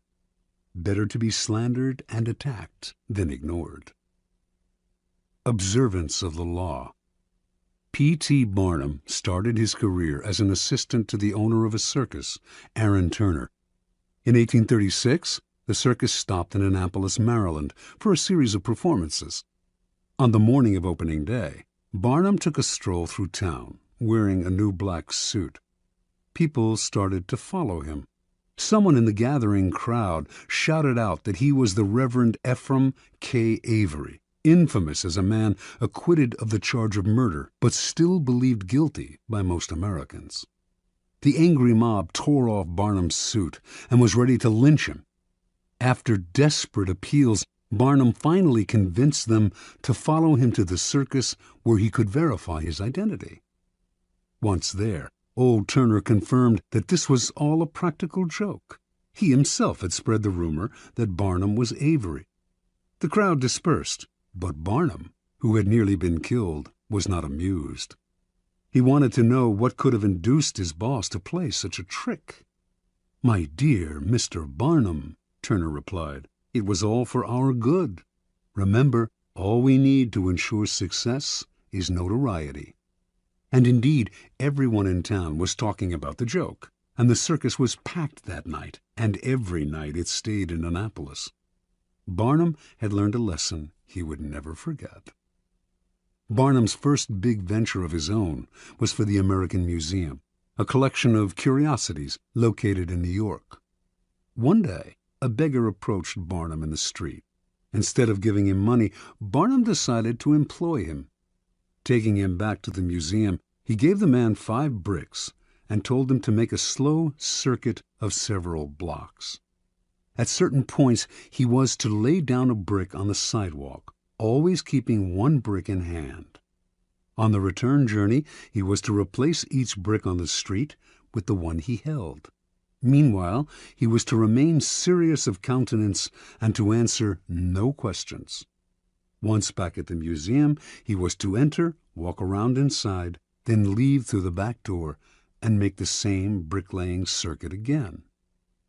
On the man's first walk through the streets, several hundred people watched his mysterious movements. By his fourth circuit, onlookers swarmed around him, debating what he was doing. Every time he entered the museum, he was followed by people who bought tickets to keep watching him. Many of them were distracted by the museum's collections and stayed inside. By the end of the first day, the brick man had drawn over 1,000 people into the museum. A few days later, the police ordered him to cease and desist from his walks. The crowds were blocking traffic. The bricklaying stopped, but thousands of New Yorkers had entered the museum, and many of those had become P.T. Barnum converts. Barnum would put a band of musicians on a balcony overlooking the street, beneath a huge banner proclaiming "Free music for the millions." What generosity, New Yorkers thought, and they flocked to hear the free concerts. But Barnum took pains to hire the worst musicians he could find, and soon after the band struck up, people would hurry to buy tickets to the museum, where they would be out of earshot of the band's noise and of the booing of the crowd. Interpretation. Barnum understood the fundamental truth about attracting attention. Once people's eyes are on you, you have a special legitimacy. For Barnum, creating interest meant creating a crowd. As he later wrote, every crowd has a silver lining. At the beginning of your rise to the top, then, spend all your energy on attracting attention. Most important, the quality of the attention is irrelevant, no matter how badly his shows were reviewed or how slanderously personal were the attacks on his hoaxes. Barnum would never complain. If a newspaper critic reviled him particularly badly, in fact, he made sure to invite the man to an opening and to give him the best seat in the house. He would even write anonymous attacks on his own work, just to keep his name in the papers. From Barnum's vantage, attention, whether negative or positive, was the main ingredient of his success. The worst fate in the world for a man who yearns fame, glory, and of course power, is to be ignored. Keys to power. Burning more brightly than those around you is a skill that no one is born with. You have to learn to attract attention as surely as the lodestone attracts iron. At the start of your career, you must attach your name and reputation to a quality, an image that sets you apart from other people. This image can be something like a characteristic style of dress or a personality quirk that amuses people and gets talked about. Once the image is established, you have an appearance, a place in the sky for your star. It is a common mistake to imagine that this peculiar appearance of yours should not be controversial, that to be attacked is somehow bad. Nothing could be further from the truth. To avoid being a flash in the pan and having your notoriety eclipsed by another, you must not discriminate between different types of attention. In the end, every kind will work in your favor. Once in the limelight, you must constantly renew it by adapting and varying your method of courting attention. If you don't, the public will grow tired, will take you for granted, and will move on to a newer star. The game requires constant vigilance and creativity. Part 2. Create an air of mystery. In a world growing increasingly banal and familiar, what seems enigmatic instantly draws attention. Never make it too clear what you are doing or about to do. Do not show all your cards. An air of mystery heightens your presence. It also creates anticipation. Everyone will be watching you to see what happens next. Use mystery to beguile, seduce, even frighten. Observance of the law. Beginning in 1905, rumors started to spread throughout Paris of a young Oriental girl who danced in a private home, wrapped in veils that she gradually discarded. A local journalist who had seen her dancing reported that a woman from the Far East had come to Europe laden with perfume and jewels to introduce some of the richness of the Oriental color and life into the satiated society of European cities. Soon everyone knew the dancer's name, Mata Hari. Early that year, in the winter, small and select audiences would gather in a salon filled with Indian statues and other relics, while an orchestra played music inspired by Hindu and Javanese melodies. After keeping the audience waiting and wondering, Mata Hari would suddenly appear in a startling costume, a white cotton brassiere covered with Indian-type jewels, jeweled bands at the waist supporting a sarong that revealed as much as it concealed, bracelets up the arms. Then Mata Hari would dance, in a style no one in France had seen before, her whole body swaying as if she were in a trance. She told her excited and curious audience that her dances told stories from Indian mythology and Javanese folk tales. Soon, the cream of Paris, ambassadors from far-off lands, were competing for invitations to the salon, where it was rumored that Mata Hari was actually performing sacred dances in the nude. The public wanted to know more about her. She told journalists that she was actually Dutch in origin, but had grown up on the island of Java. She would also talk about time spent in India, how she had learned sacred Hindu dances there, and how Indian women can shoot straight, ride horseback, and are capable of doing logarithms and talk philosophy. By the summer of 1905, although few Parisians had actually seen Mata Hari dance, her name was on everyone's lips.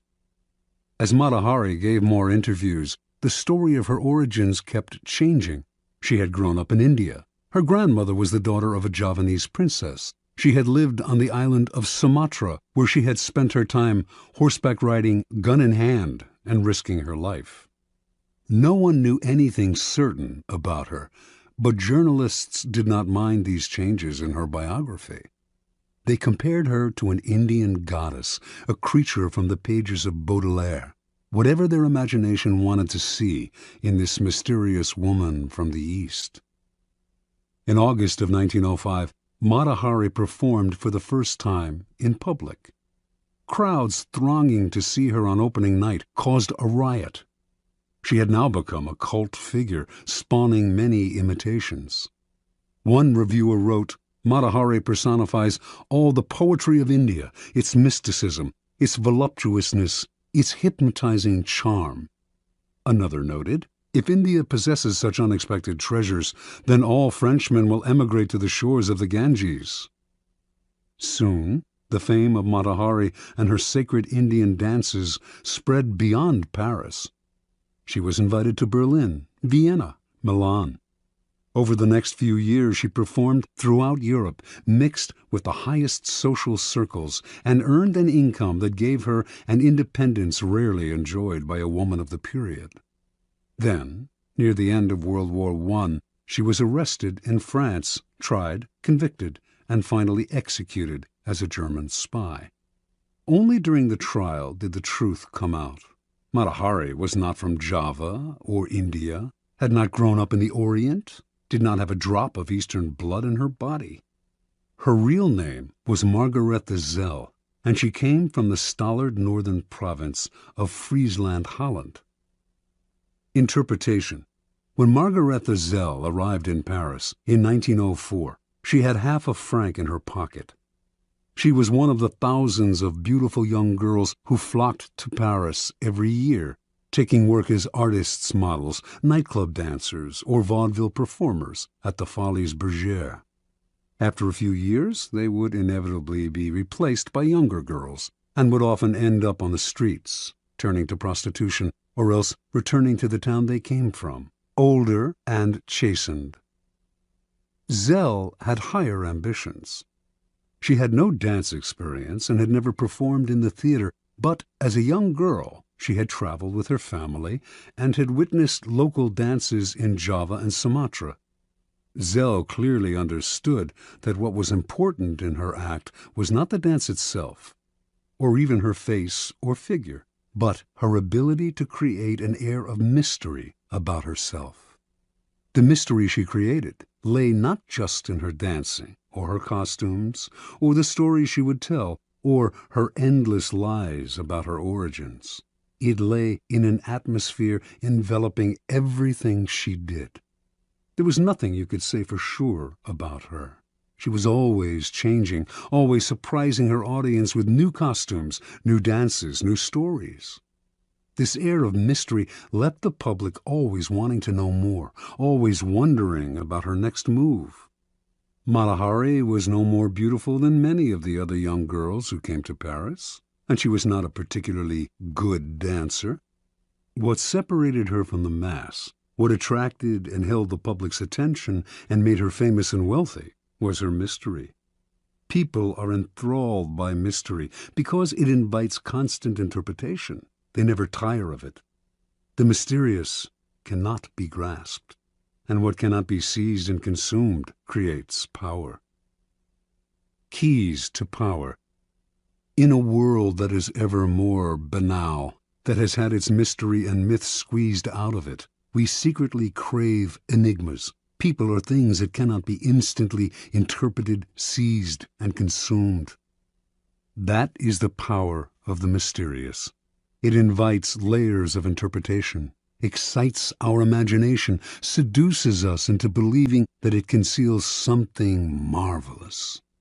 The world has become so familiar and its inhabitants so predictable that what wraps itself in mystery will almost always draw the limelight to it and make us watch it.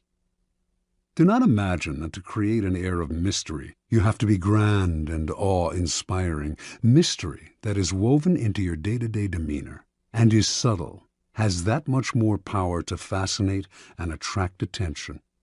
Remember, most people are up front, can be read like an open book, take little care to control their words or image, and are hopelessly predictable.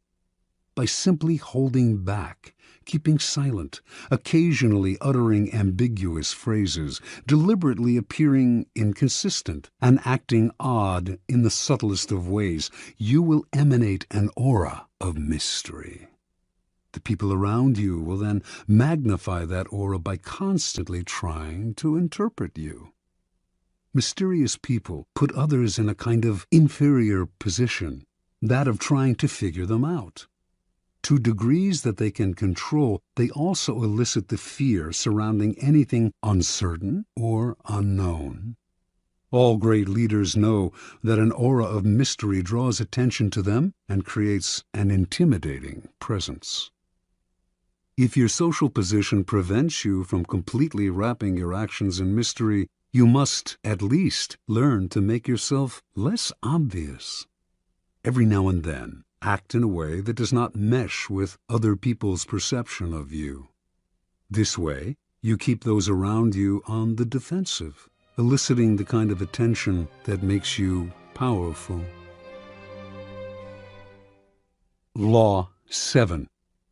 Get others to do the work for you, but always take the credit. Judgment. Use the wisdom, knowledge, and legwork of other people to further your own cause. Not only will such assistance save you valuable time and energy, it will give you a godlike aura of efficiency and speed. In the end, your helpers will be forgotten, and you will be remembered. Never do yourself what others can do for you. Transgression and observance of the law. In 1883, a young Serbian scientist named Nikola Tesla was working for the European division of the Continental Edison Company. He was a brilliant inventor, and Charles Batchelor, a plant manager and a personal friend of Thomas Edison, persuaded him he should seek his fortune in America, giving him a letter of introduction to Edison himself. So began a life of woe and tribulation that lasted until Tesla's death. When Tesla met Edison in New York, the famous inventor hired him on the spot. Tesla worked 18-hour days, finding ways to improve the primitive Edison dynamos. Finally, he offered to redesign them completely. To Edison, this seemed a monumental task that could last years without paying off. But he told Tesla, "There's $50,000 in it for you, if you can do it." Tesla labored day and night on the project, and after only a year, he produced a greatly improved version of the dynamo, complete with automatic controls.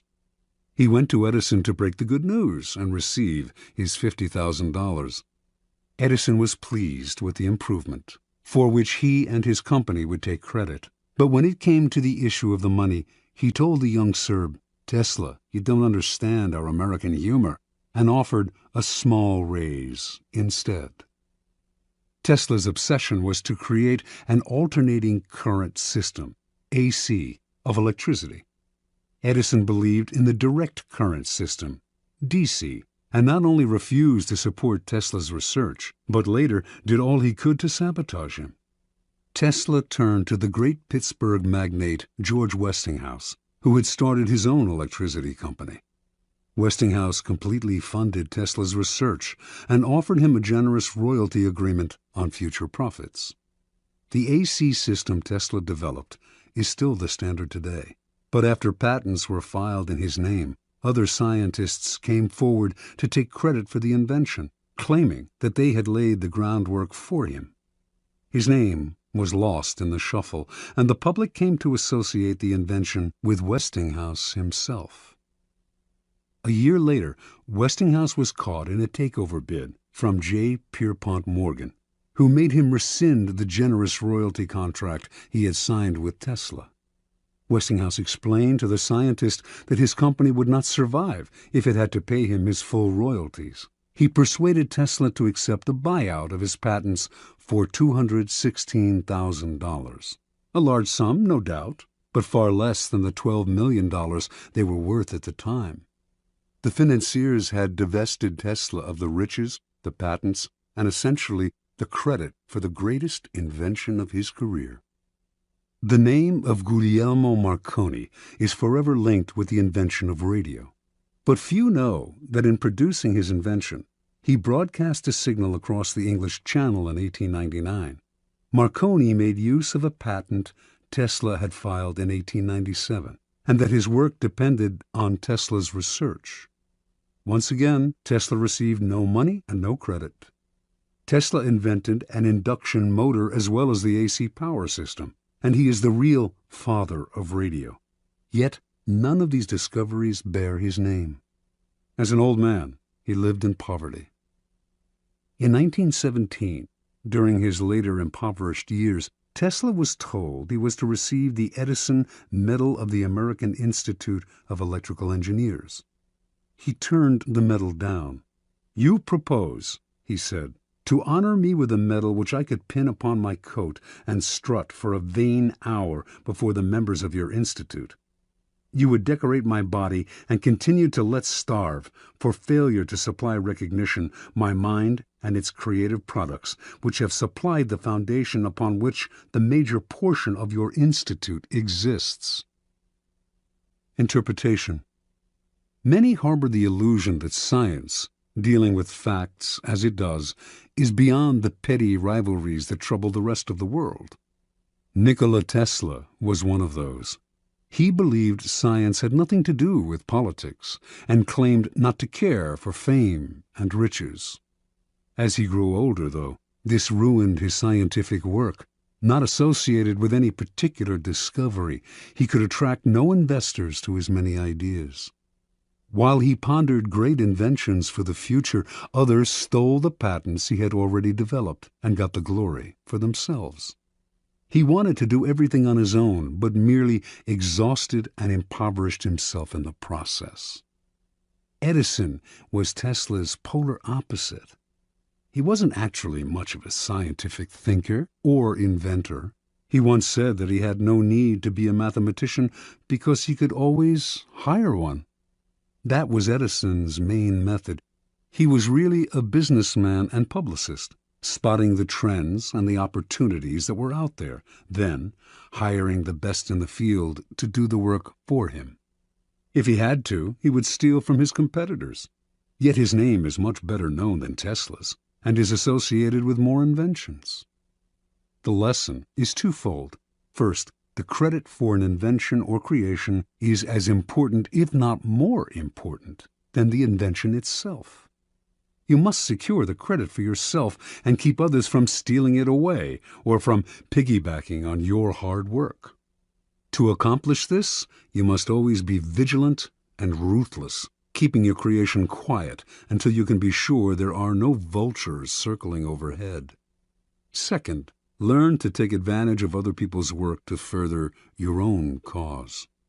Time is precious and life is short. If you try to do it all on your own, you run yourself ragged, waste energy, and burn yourself out. It is far better to conserve your forces, pounce on the work others have done, and find a way to make it your own.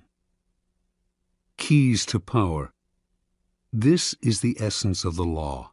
Learn to get others to do the work for you, while you take the credit and you appear to be of godlike strength and power. If you think it important to do all the work yourself, you will never get far, and you will suffer the fate of the Teslas of the world. Find people with the skills and creativity you lack. Either hire them while putting your own name on top of theirs, or find a way to take their work and make it your own. Their creativity thus becomes yours, and you seem a genius to the world. Law 8. Make other people come to you. Use bait if necessary. Judgment. When you force the other person to act, you are the one in control. It is always better to make your opponent come to you, abandoning his own plans in the process. Lure him with fabulous gains, then attack. You hold the cards. Observance of the law. At the Congress of Vienna in 1814, the major powers of Europe gathered to carve up the remains of Napoleon's fallen empire. The city was full of gaiety, and the balls were the most splendid in memory. Hovering over the proceedings, however, was the shadow of Napoleon himself. Instead of being executed or exiled far away, he had been sent to the island of Elba, not far from the coast of Italy. Even imprisoned on an island, a man as bold and creative as Napoleon Bonaparte made everyone nervous. The Austrians plotted to kill him on Elba, but decided it was too risky. Alexander I, Russia's temperamental czar, heightened the anxiety by throwing a fit during the Congress when a part of Poland was denied him. "Beware, I shall loose the monster," he threatened. Everyone knew he meant Napoleon. Of all the statesmen gathered in Vienna, only Talleyrand, Napoleon's former foreign minister, seemed calm and unconcerned. It was as if he knew something the others did not. Meanwhile, on the island of Elba, Napoleon's life was a mockery of his previous glory. As Elba's king, he had been allowed to form a court. There was a cook, a wardrobe mistress, an official pianist, and a handful of courtiers. All this was designed to humiliate Napoleon, and it seemed to work. That winter, however, there occurred a series of events so strange and dramatic they might have been scripted in a play. Elba was surrounded by British ships, their cannons covering all possible exit points. Yet somehow, in broad daylight, on 26 February 1815, a ship with 900 men on board picked up Napoleon and put to sea. The English gave chase, but the ship got away. This almost impossible escape astonished the public throughout Europe and terrified the statesmen at the Congress of Vienna. Although it would have been safer to leave Europe, Napoleon not only chose to return to France, he raised the odds by marching on Paris with a tiny army in hopes of recapturing the throne. His strategy worked. People of all classes threw themselves at his feet. An army under Marshal Ney sped from Paris to arrest him, but when the soldiers saw their beloved former leader, they changed sides. Napoleon was declared emperor again. Volunteers swelled the ranks of his new army. Delirium swept the country. In Paris, crowds went wild. The king who had replaced Napoleon fled the country. For the next 100 days, Napoleon ruled France. Soon, however, the giddiness subsided. France was bankrupt, its resources nearly exhausted, and there was little Napoleon could do about this. At the Battle of Waterloo in June of that year, he was finally defeated for good. This time, his enemies had learned their lesson. They exiled him to the barren island of St. Helena off the west coast of Africa. There, he had no more hope of escape. Interpretation. Only years later did the facts of Napoleon's dramatic escape from Elba come to light. Before he decided to attempt this bold move, visitors to his court had told him that he was more popular in France than ever, and that the country would embrace him again. One of these visitors was Austria's General Kohler, who convinced Napoleon that if he escaped, the European powers, England included, would welcome him back into power. Napoleon was tipped off that the English would let him go, and indeed his escape occurred in the middle of the afternoon, in full view of English spyglasses.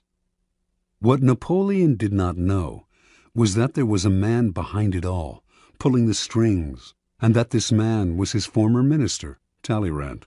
And Talleyrand was doing all this, not to bring back the glory days, but to crush Napoleon once and for all. Considering the emperor's ambition unsettling to Europe's stability, he had turned against him long ago. When Napoleon was exiled to Elba, Talleyrand had protested. Napoleon should be sent farther away, he argued, or Europe would never have peace. But no one listened. Instead of pushing his opinion, Talleyrand bided his time. Working quietly, he eventually won over Castlereagh and Metternich, the foreign ministers of England and Austria. Together, these men baited Napoleon into escaping. Even Kohler's visit, to whisper the promise of glory in the exile's ear, was part of the plan. Like a master card player, Talleyrand figured everything out in advance. He knew Napoleon would fall into the trap he had set. He also foresaw that Napoleon would lead the country into a war which, given France's weakened condition, could only last a few months. One diplomat in Vienna, who understood that Talleyrand was behind it all, said, "He has set the house ablaze in order to save it from the plague." Keys to power. How many times has this scenario played itself out in history? An aggressive leader initiates a series of bold moves that begin by bringing him much power. Slowly, however, his power reaches a peak, and soon everything turns against him. His numerous enemies band together, trying to maintain his power. He exhausts himself going in this direction and that, and inevitably he collapses. The reason for this pattern is that the aggressive person is rarely in full control. He cannot see more than a couple of moves ahead, cannot see the consequences of this bold move or that one, because he is constantly being forced to react to the moves of his ever-growing host of enemies and to the unforeseen consequences of his own rash actions. His aggressive energy is turned against him. In the realm of power, you must ask yourself, what is the point of chasing here and there, trying to solve problems and defeat my enemies if I never feel in control? Why am I always having to react to events instead of directing them? The answer is simple. Your idea of power is wrong. You have mistaken aggressive action for effective action. And most often, the most effective action is to stay back, keep calm, and let others be frustrated by the traps you lay for them, playing for long-term power rather than quick victory. Remember, the essence of power is the ability to keep the initiative, to get others to react to your moves, to keep your opponent and those around you on the defensive. When you make other people come to you, you suddenly become the one controlling the situation, and the one who has control has power. Two things must happen to place you in this position. You yourself must learn to master your emotions and never to be influenced by anger. Meanwhile, however, you must play on people's natural tendency to react angrily when pushed and baited. In the long run, the ability to make others come to you is a weapon far more powerful than any tool of aggression. Manipulation is a dangerous game. Once someone suspects he is being manipulated, it becomes harder and harder to control him. But when you make your opponent come to you, you create the illusion that he is controlling the situation. He does not feel the strings that pull him, just as Napoleon imagined that he himself was the master of his daring escape and return to power.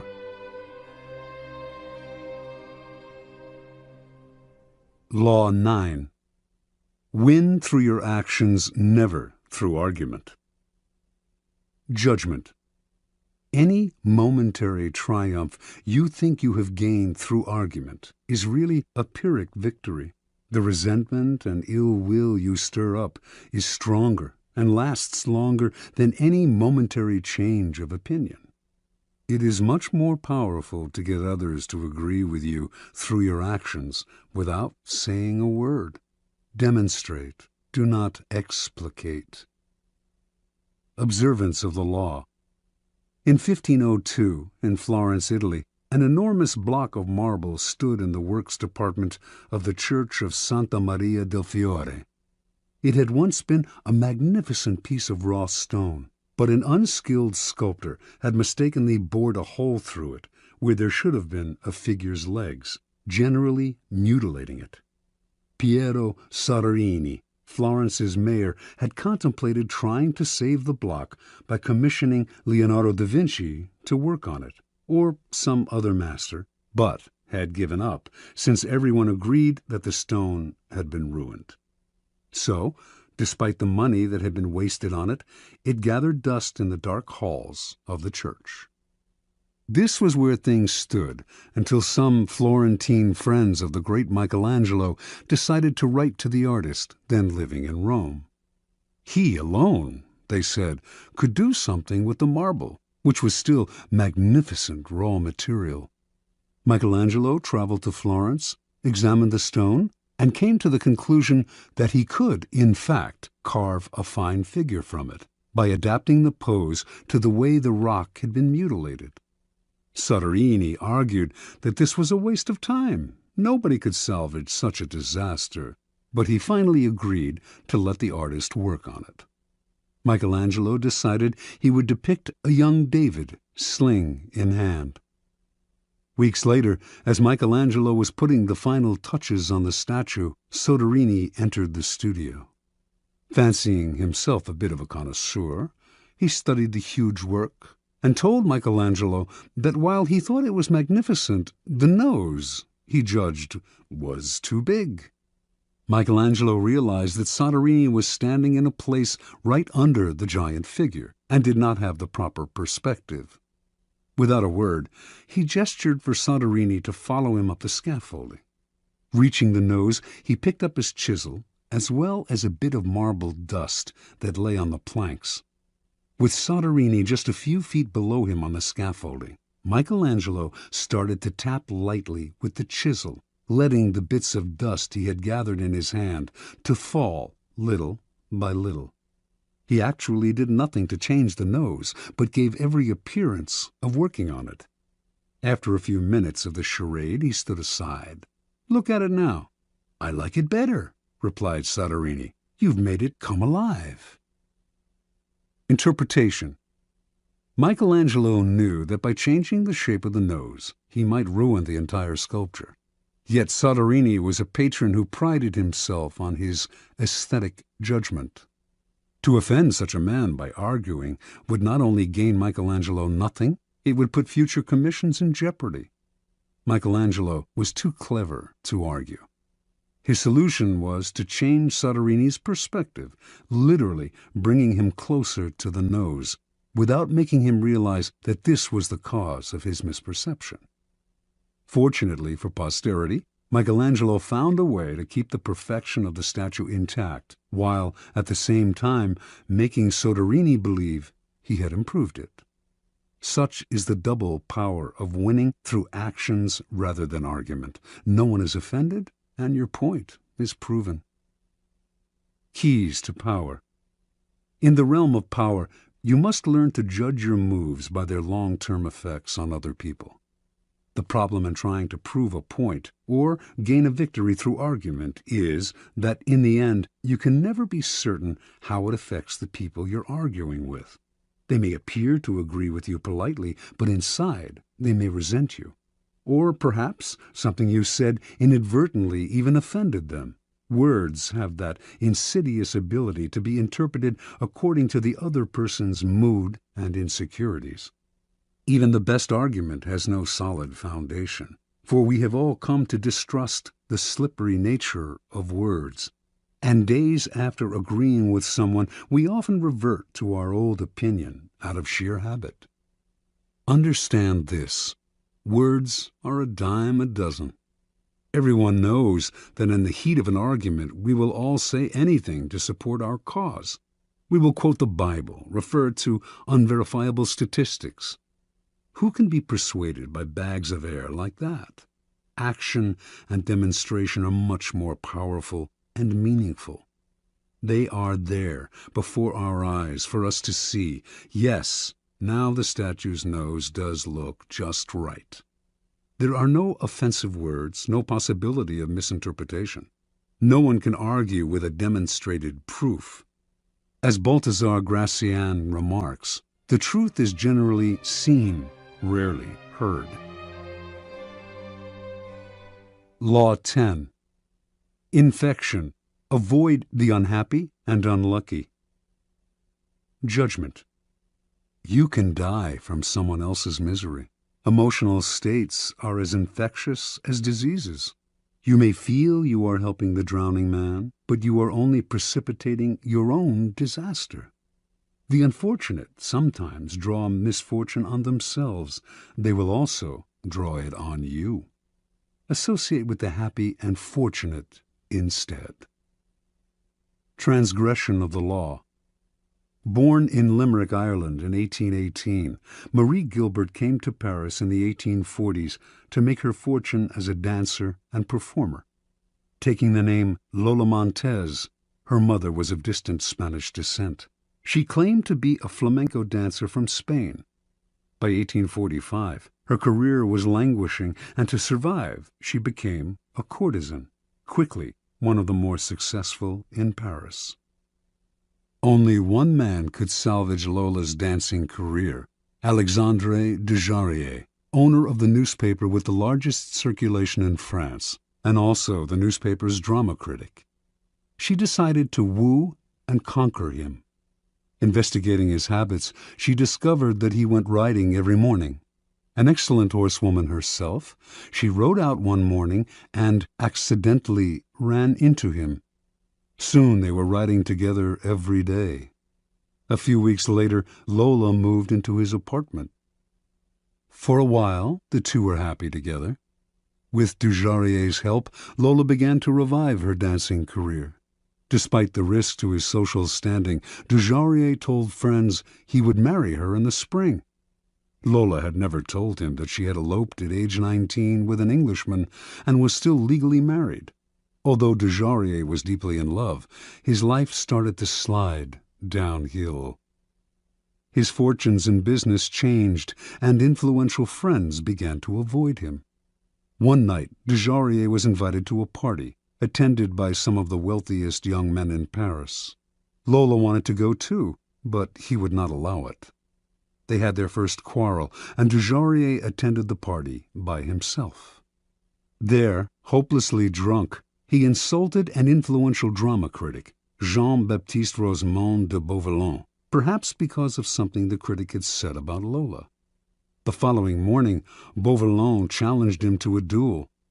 Beauvalon was one of the best pistol shots in France. Dujarrier tried to apologize, but the duel took place, and he was shot and killed.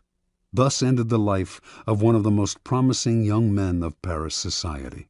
Devastated, Lola left Paris.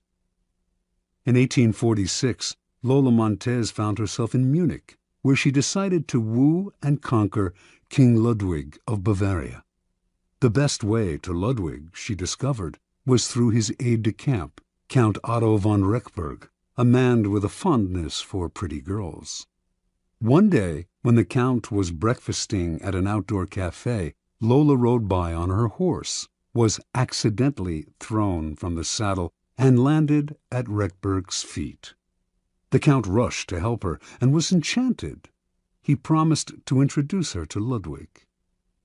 Rechberg arranged an audience with the king for Lola, but when she arrived in the anteroom, she could hear the king saying he was too busy to meet a favor-seeking stranger. Lola pushed aside the sentries and entered his room anyway. In the process, the front of her dress somehow got torn, perhaps by her, perhaps by one of the sentries, and to the astonishment of all, most especially the king, her bare breasts were brazenly exposed. Lola was granted her audience with Ludwig. 55 hours later, she made her debut on the Bavarian stage. The reviews were terrible, but that did not stop Ludwig from arranging more performances. Ludwig was, in his own words, bewitched by Lola. He started to appear in public with her on his arm, and then he bought and furnished an apartment for her on one of Munich's most fashionable boulevards. Although he had been known as a miser and was not given to flights of fancy, he started to shower Lola with gifts and to write poetry for her. Now his favored mistress, she catapulted to fame and fortune overnight. Lola began to lose her sense of proportion. One day, when she was out riding, an elderly man rode ahead of her, a bit too slowly for her liking. Unable to pass him, she began to slash him with her riding crop. On another occasion, she took her dog, unleashed, out for a stroll.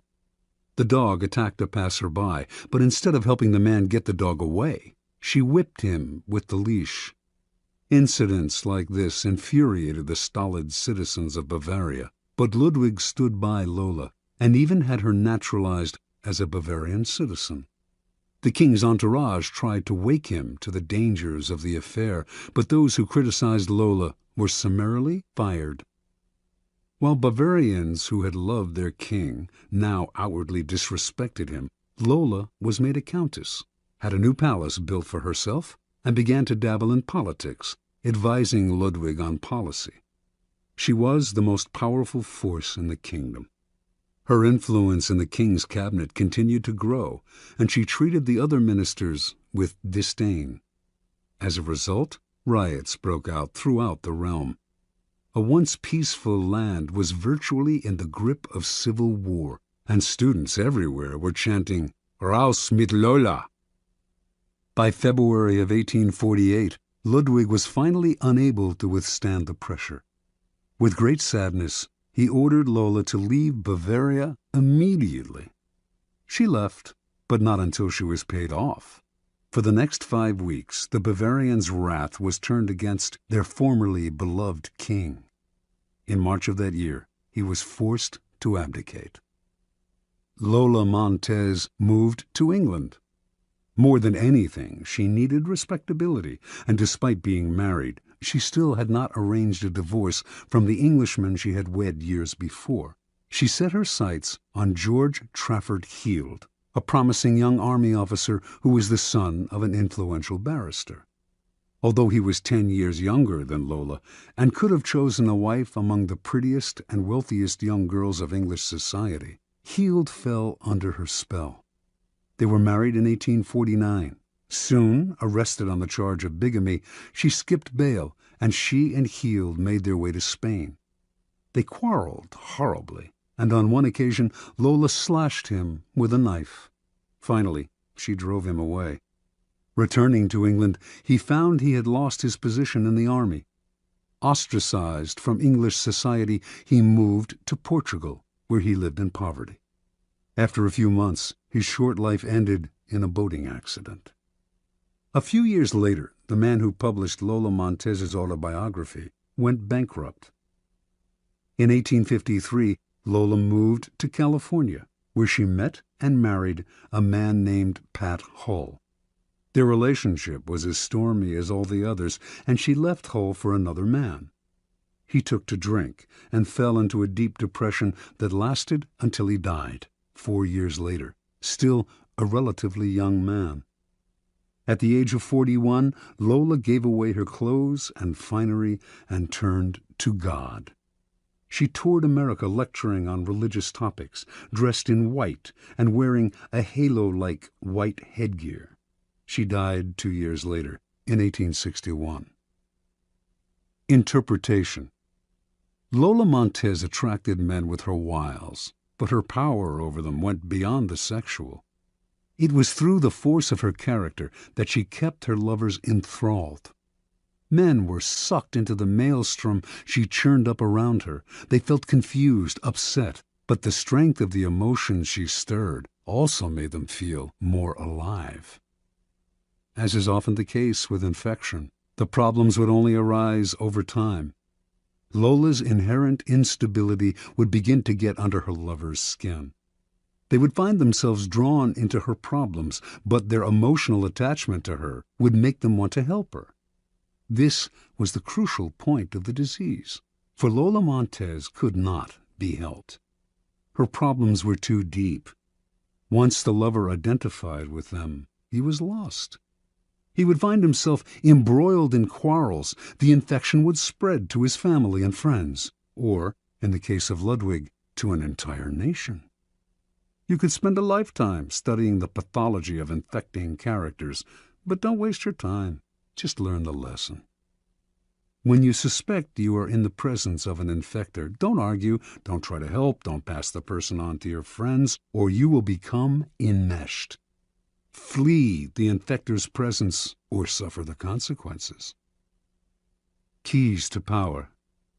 Those misfortunates among us who have been brought down by circumstances beyond their control deserve all the help and sympathy we can give them. But there are others who are not born to misfortune or unhappiness, but who draw it upon themselves by their destructive actions and unsettling effect on others. It would be a great thing if we could raise them up, change their patterns, but more often than not, it is their patterns that end up getting inside and changing us. The incurably unhappy and unstable have a particularly strong infecting power because their characters and emotions are so intense. They often present themselves as victims, making it difficult, at first, to see their miseries as self-inflicted. Before you realize the real nature of their problems, you have been infected by them. Understand this. In the game of power, the people you associate with are critical. The risk of associating with infectors is that you will waste valuable time and energy trying to free yourself.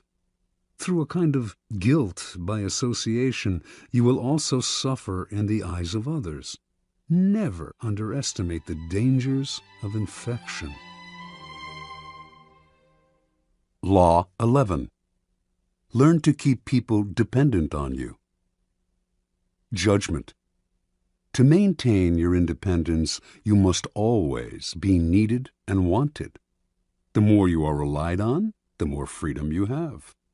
Make people depend on you for their happiness and prosperity, and you have nothing to fear. Never teach them enough so that they can do without you. Observance of the law. When Otto von Bismarck became a deputy in the Prussian Parliament in 1847, he was 32 years old and without an ally or friend. Looking around him, he decided that the side to ally himself with was not the Parliament's liberals or conservatives, not any particular minister, and certainly not the people. It was with the king, Frederick William IV. This was an odd choice, to say the least, for Frederick was at a low point of his power. A weak, indecisive man, he consistently gave in to the liberals in Parliament. In fact, he was spineless and stood for much that Bismarck disliked personally and politically. Yet, Bismarck courted Frederick night and day. When other deputies attacked the king for his many inept moves, only Bismarck stood by him. Finally, it all paid off. In 1851, Bismarck was made a minister in the king's cabinet. Now he went to work. Time and again, he forced the king's hand, getting him to build up the military, to stand up to the liberals, to do exactly as Bismarck wished. He worked on Frederick's insecurity about his manliness, challenging him to be firm and to rule with pride. And he slowly restored the king's powers until the monarchy was once again the most powerful force in Prussia. When Frederick died in 1861, his brother William assumed the throne. William disliked Bismarck intensely and had no intention of keeping him around. But he also inherited the same situation his brother had: enemies galore who wanted to nibble his power away.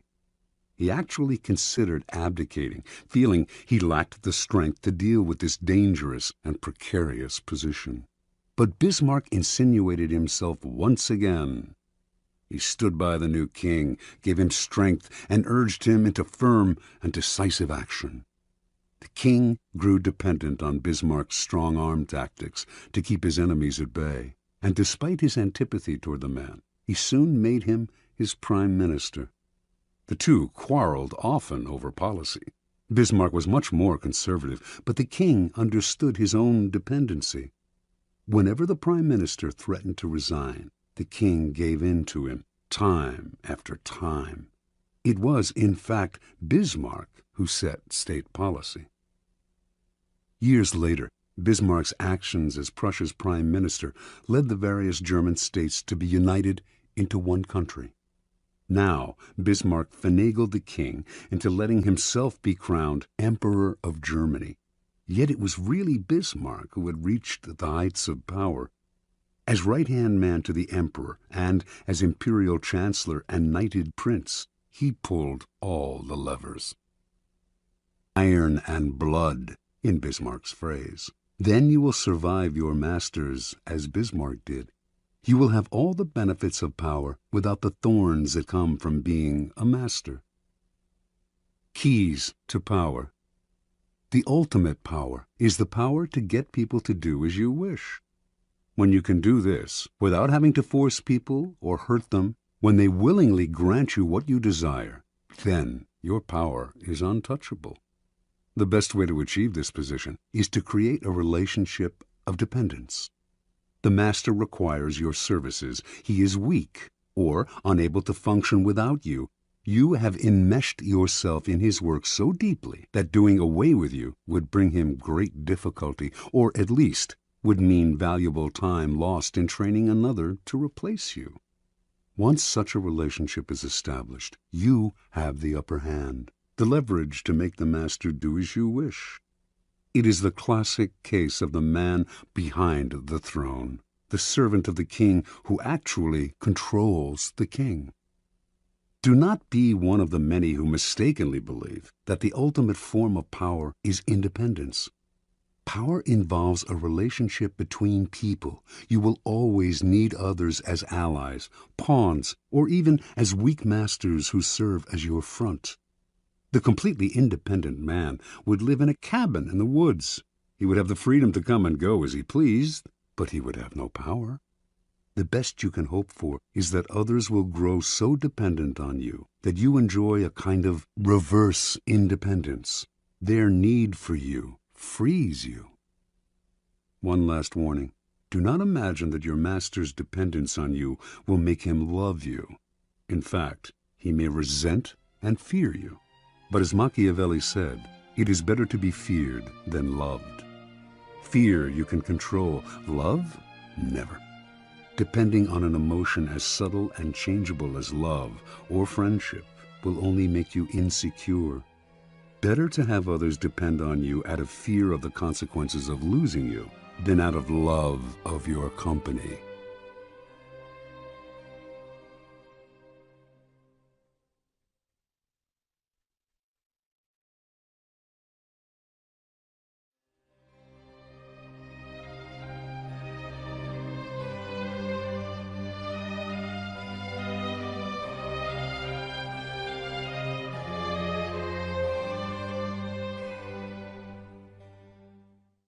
Law 12.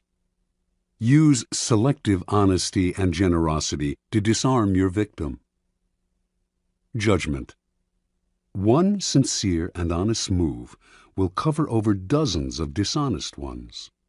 Open-hearted gestures of honesty and generosity bring down the guard of even the most suspicious people. Once your selective honesty opens a hole in their armor, you can deceive and manipulate them at will. A timely gift, a Trojan horse, will serve the same purpose. Observance of the law. Sometime in 1926, a tall, dapperly dressed man paid a visit to Al Capone, the most feared gangster of his time. Speaking with an elegant continental accent, the man introduced himself as Count Victor Lustig. He promised that if Capone gave him $50,000, he could double it. Capone had more than enough funds to cover the investment, but he wasn't in the habit of entrusting large sums to total strangers. He looked the Count over. Something about the man was different, his classy style, his manner, and so Capone decided to play along. He counted out the bills personally and handed them to Lustig. "Okay, Count," said Capone. "Double it in 60 days like you said." Lustig left with the money, put it in a safe deposit box in Chicago, then headed to New York, where he had several other money-making schemes in progress. The $50,000 remained in the bank box untouched. Lustig made no effort to double it. 2 months later, he returned to Chicago, took the money from the box, and paid Capone another visit. He looked at the gangster's stony-faced bodyguards, smiled apologetically, and said, "Please accept my profound regrets, Mr. Capone.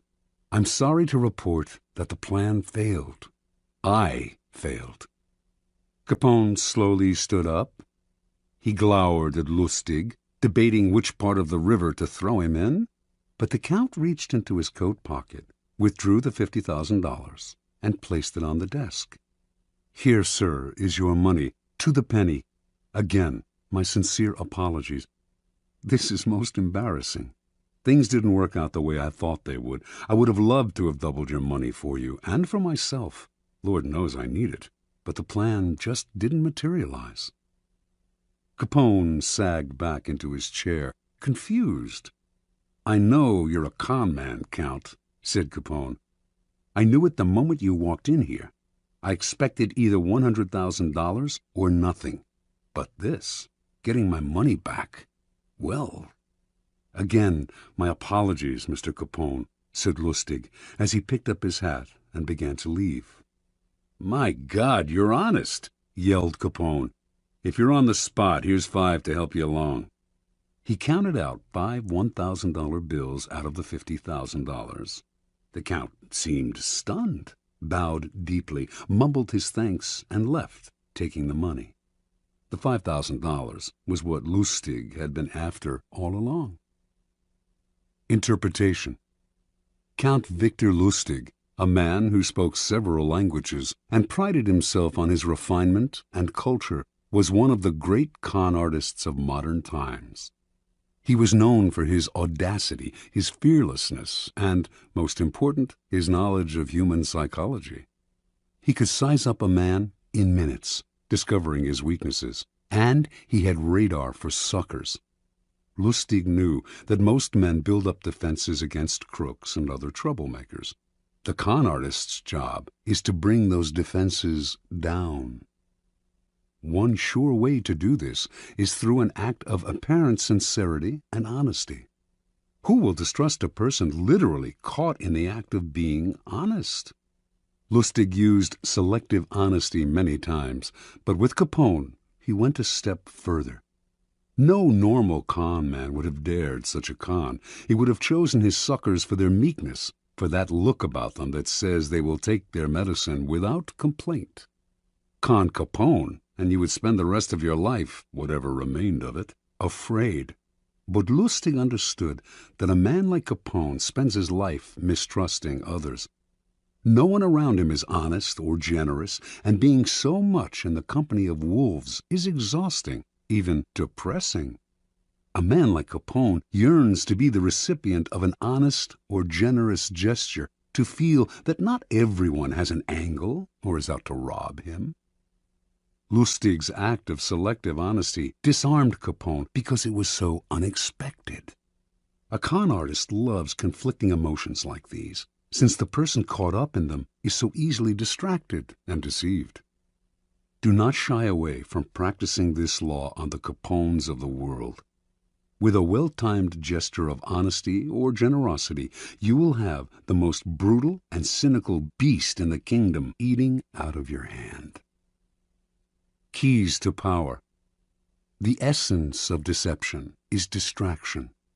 Distracting the people you want to deceive gives you the time and space to do something they won't notice. An act of kindness, generosity, or honesty is the most powerful form of distraction because it disarms other people's suspicions. It turns them into children, eagerly lapping up any kind of affectionate gesture. In ancient China, this was called giving before you take. The giving makes it hard for the other person to notice the taking. It is a device with infinite practical uses. Brazenly taking something from someone is dangerous, even for the powerful. The victim will plot revenge. It is also dangerous simply to ask for what you need, no matter how politely. Unless the other person sees some gain for themselves, they may come to resent your neediness. Learn to give before you take. It softens the ground, takes the bite out of a future request, or simply creates a distraction. And the giving can take many forms: an actual gift, a generous act, a kind favor, an honest admission, whatever it takes. Selective honesty is best employed on your first encounter with someone. We are all creatures of habit, and our first impressions last a long time. If someone believes you are honest at the start of your relationship, it takes a lot to convince them otherwise. This gives you room to maneuver. A single act of honesty is often not enough. What is required is a reputation for honesty built on a series of acts. But these can be quite inconsequential. Once this reputation is established, as with first impression, it is hard to shake. Selective kindness should also be part of your arsenal of deception. Selective kindness will often break down even the most stubborn foe. Aiming right for the heart, it corrodes the will to fight back. Remember, by playing on people's emotions, calculated acts of kindness can turn a Capone into a gullible child. As with any emotional approach, the tactic must be practiced with caution. If people see through it, their disappointed feelings of gratitude and warmth will become the most violent hatred and distrust. Unless you can make the gesture seem sincere and heartfelt, do not play with fire. Law 13. When asking for help, appeal to people's self-interest, never to their mercy or gratitude. Judgment. If you need to turn to an ally for help, do not bother to remind him of your past assistance and good deeds. He will find a way to ignore you. Instead, uncover something in your request or in your alliance with him that will benefit him and emphasize it out of all proportion. He will respond enthusiastically when he sees something to be gained for himself. Observance of the law. In 433 BC, just before the Peloponnesian War, the island of Corcyra, later called Corfu, and the Greek city-state of Corinth stood on the brink of conflict. Both sides sent ambassadors to Athens to try to win over the Athenians to their side. The stakes were high, since whoever had Athens on his side was sure to win, and whoever won the war would certainly give the defeated side no mercy. Corcyra spoke first. Its ambassador began by admitting that the island had never helped Athens before, and in fact had allied itself with Athens' enemies. There were no ties of friendship or gratitude between Corcyra and Athens.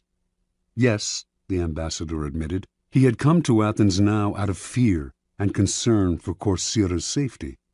The only thing he could offer was an alliance of mutual interests.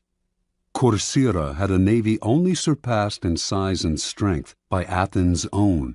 An alliance between the two states would create a formidable force, one that could intimidate the rival state of Sparta. That, unfortunately, was all Corcyra had to offer. The representative from Corinth then gave a brilliant, passionate speech in sharp contrast to the dry, colorless approach of the Corcyran. He talked of everything Corinth had done for Athens in the past. He asked how it would look to Athens' other allies if the city put in agreement with a former enemy over one with a present friend, one that had served Athens' interest loyally. Perhaps those allies would break their agreements with Athens if they saw that their loyalty was not valued. He referred to Hellenic law and the need to repay Corinth for all its good deeds. He finally went on to list the many services Corinth had performed for Athens and the importance of showing gratitude to one's friends. After the speech, the Athenians debated the issue in an assembly. On the second round, they voted overwhelmingly to ally with Corcyra and drop Corinth. Interpretation. History has remembered the Athenians nobly, but they were the preeminent realists of classical Greece. With them, all the rhetoric, all the emotional appeals in the world could not match a good pragmatic argument, especially one that added to their power. What the Corinthian ambassador did not realize was that his references to Corinth's past generosity to Athens only irritated the Athenians, subtly asking them to feel guilty and putting them under obligation. The Athenians could care less about past favors and friendly feelings. At the same time, they knew that if their other allies thought them ungrateful for abandoning Corinth, these city-states would still be unlikely to break their ties to Athens, the preeminent power in Greece. Athens ruled its empire by force and would simply compel any rebellious ally to return to the fold.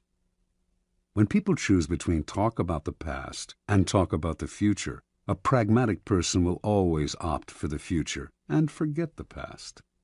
As the Corcyrans realized, it is always best to speak pragmatically to a pragmatic person, and in the end, most people are, in fact, pragmatic. They will rarely act against their own self-interest. Keys to power.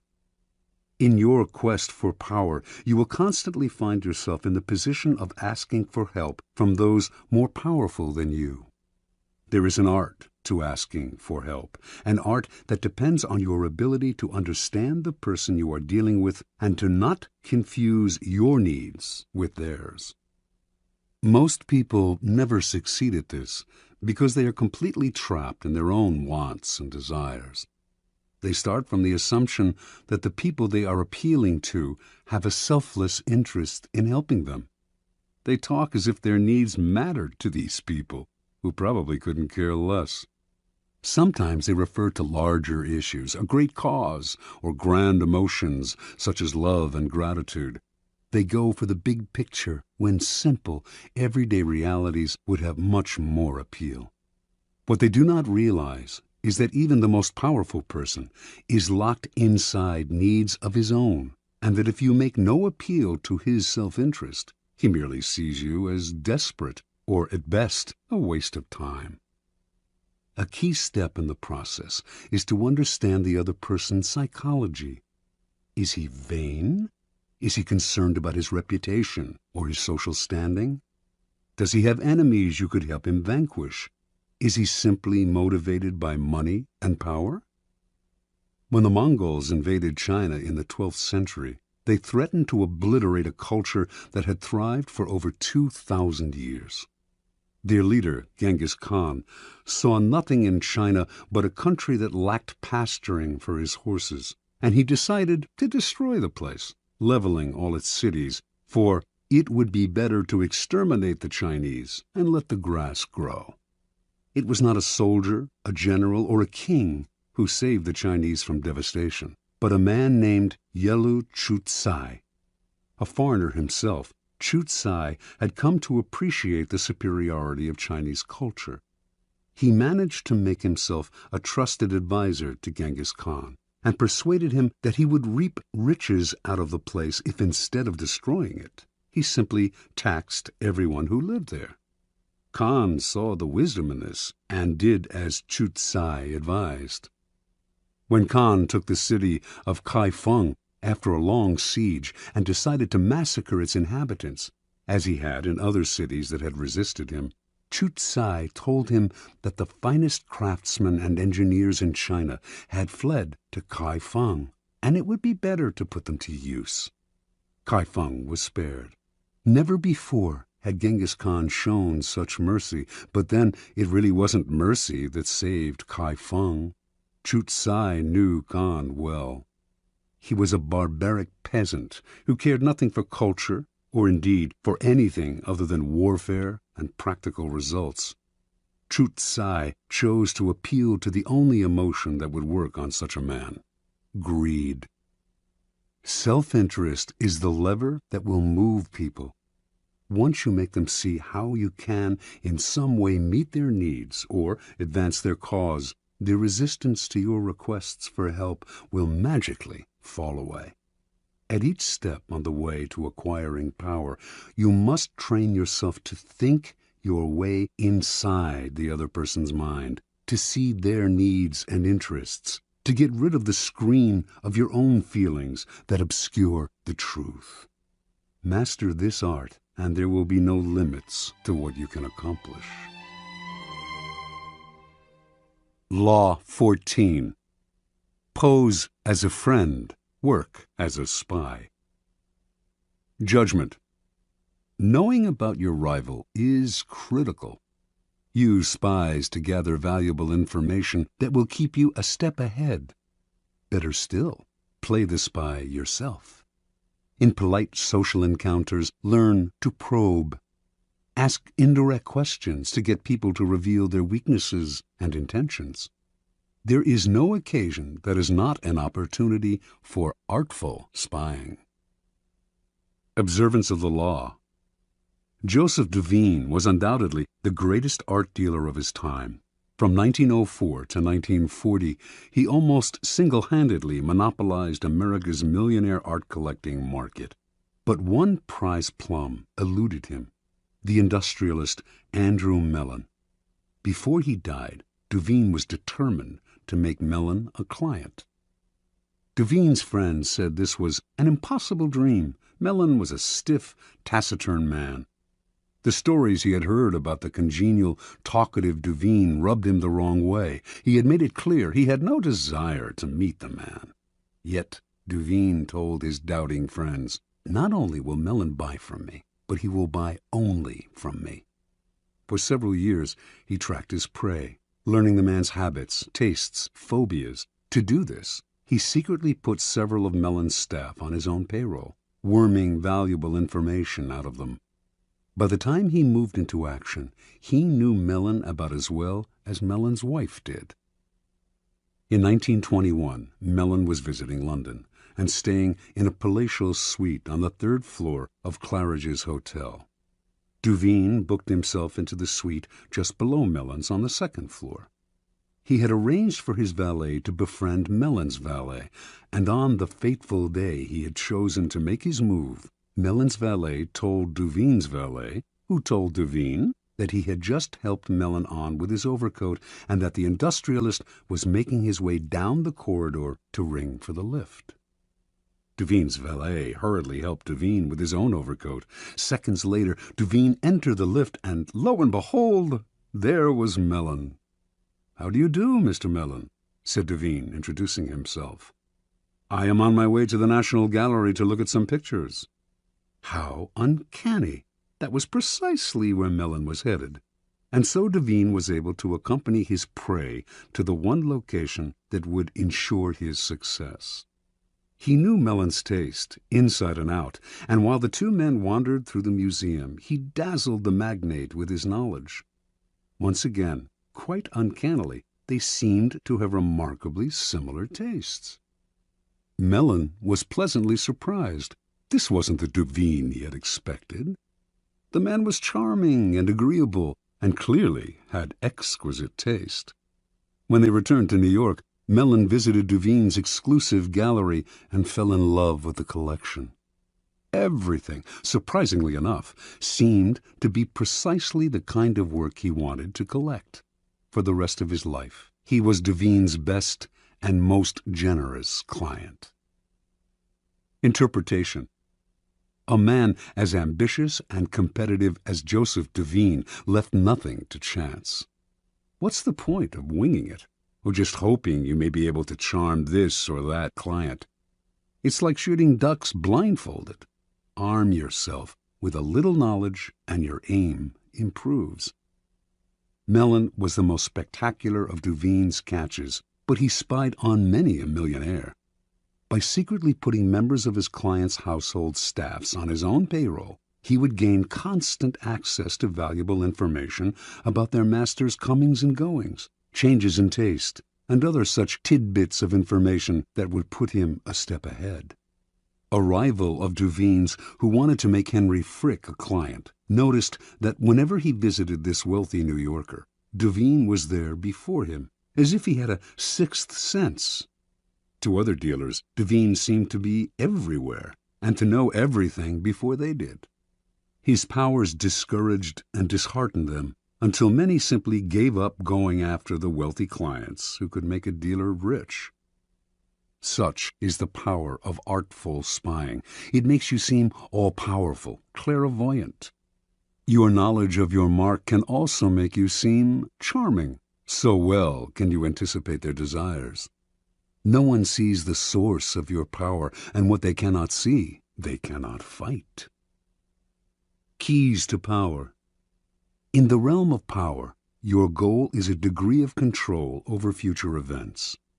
Part of the problem you face, then, is that people won't tell you all their thoughts, emotions, and plans. Carefully controlling what they say, they keep the most critical parts of their character hidden, their weaknesses, ulterior motives, obsessions. The result is that you cannot predict their moves and are constantly in the dark. The trick is to find a way to probe them, to find out their secrets and hidden intentions without letting them know what you are up to. This is not as difficult as you might think. A friendly front will let you secretly gather information on friends and enemies alike. Let others consult the horoscope or read tarot cards. You have more concrete means of seeing into the future. The most common way of spying is to use other people, as Duveen did. The method is simple, powerful, but risky. You will certainly gather information, but you have little control over the people who are doing the work. Perhaps they will ineptly reveal your spying, or even secretly turn against you. It is far better to be the spy yourself, to pose as a friend while secretly gathering information. During social gatherings and innocuous encounters, pay attention. This is when people's guards are down. By suppressing your own personality, you can make them reveal things. The brilliance of the maneuver is that they will mistake your interest in them for friendship, so that you not only learn, you make allies. Nevertheless, you should practice this tactic with caution and care. If people begin to suspect you are worming secrets out of them under the cover of conversation, they will strictly avoid you. Emphasize friendly chatter, not valuable information. Your search for gems of information cannot be too obvious, or your probing questions will reveal more about yourself and your intentions than about the information you hope to find. A trick to try in spying comes from La Rochefoucauld, who wrote, "Sincerity is found in very few men, and is often the cleverest of ruses. One is sincere in order to draw out the confidence and secrets of the other. By pretending to bare your heart to another person, in other words, you make them more likely to reveal their own secrets. Give them a false confession, and they will give you a real one. Another trick was identified by the philosopher Arthur Schopenhauer, who suggested vehemently contradicting people you're in conversation with as a way of irritating them, stirring them up so that they lose some of the control over their words. In their emotional reaction, they will reveal all kinds of truths about themselves, truths you can later use against them. Another method of indirect spying is to test people, to lay little traps that make them reveal things about themselves. Khosroes II, a notoriously clever 7th century king of the Persians, had many ways of seeing through his subjects without raising suspicion. If he noticed, for instance, that 2 of his courtiers had become particularly friendly, he would call one of them aside and say he had information that the other was a traitor and would soon be killed. The king would tell the courtier he trusted him more than anyone and that he must keep this information secret. Then he would watch the 2 men carefully. If he saw that the second courtier had not changed in his behavior toward the king, he would conclude that the first courtier had kept the secret, and he would quickly promote the man, later taking him aside to confess, "I meant to kill your friend because of certain information that had reached me, but when I investigated the matter, I found it was untrue."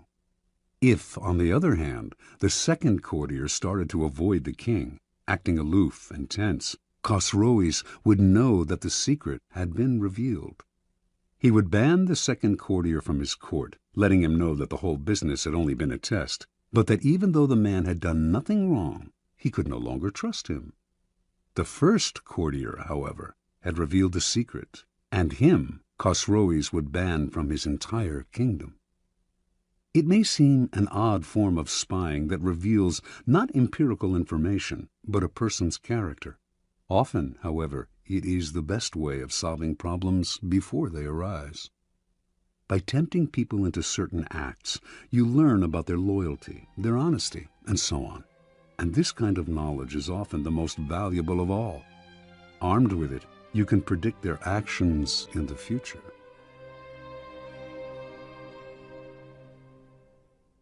Law 15. Crush your enemy totally. Judgment. All great leaders since Moses have known that a feared enemy must be crushed completely. Sometimes they have learned this the hard way. If one ember is left alight, no matter how dimly it smolders, a fire will eventually break out. More is lost through stopping halfway than through total annihilation. The enemy will recover and will seek revenge. Crush him, not only in body, but in spirit. Transgression of the law. No rivalry between leaders is more celebrated in Chinese history than the struggle between Xiang Yu and Liu Bang. These 2 generals began their careers as friends, fighting on the same side. Xiang Yu came from the nobility, large and powerful, given to bouts of violence and temper, a bit dull-witted. He was yet a mighty warrior who always fought at the head of his troops. Liu Bang came from peasant stock. He had never been much of a soldier and preferred women and wine to fighting. In fact, he was something of a scoundrel, but he was wily, and he had the ability to recognize the best strategists, keeping them as his advisors, and listen to their advice. He had risen in the army through these strengths.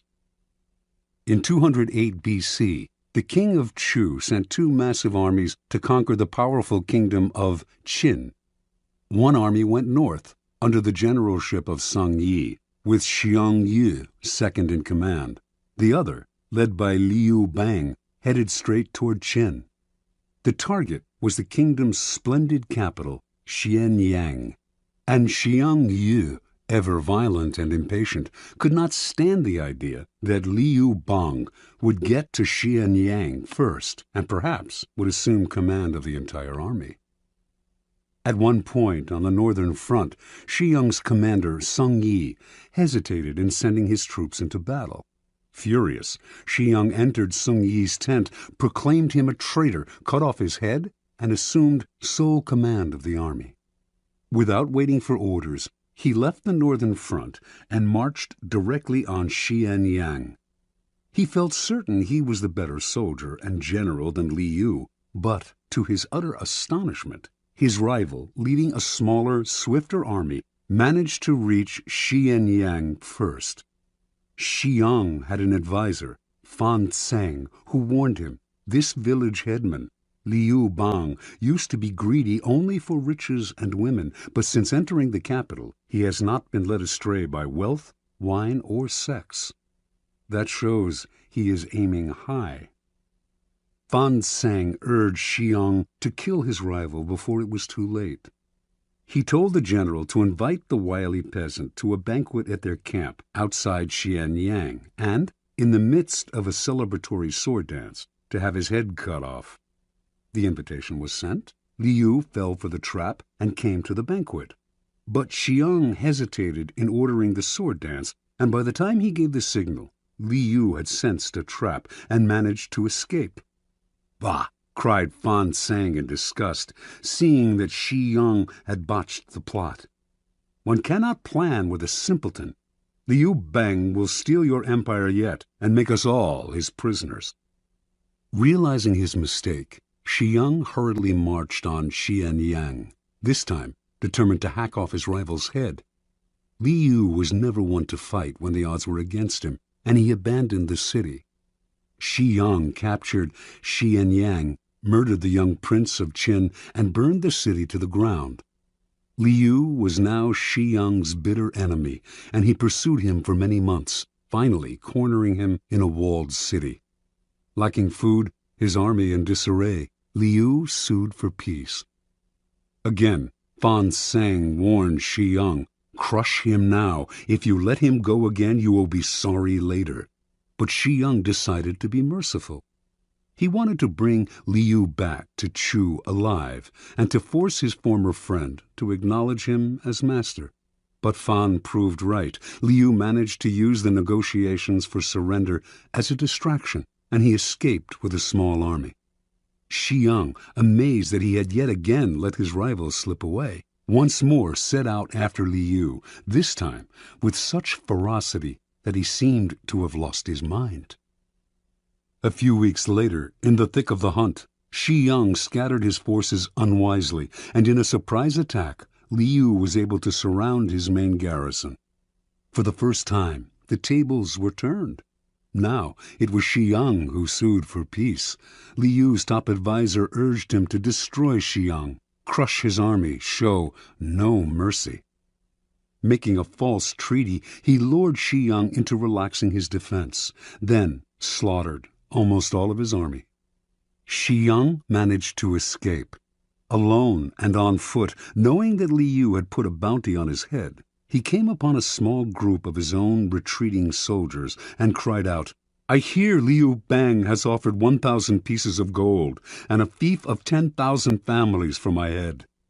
Let me do you a favor." Then he slit his own throat and died.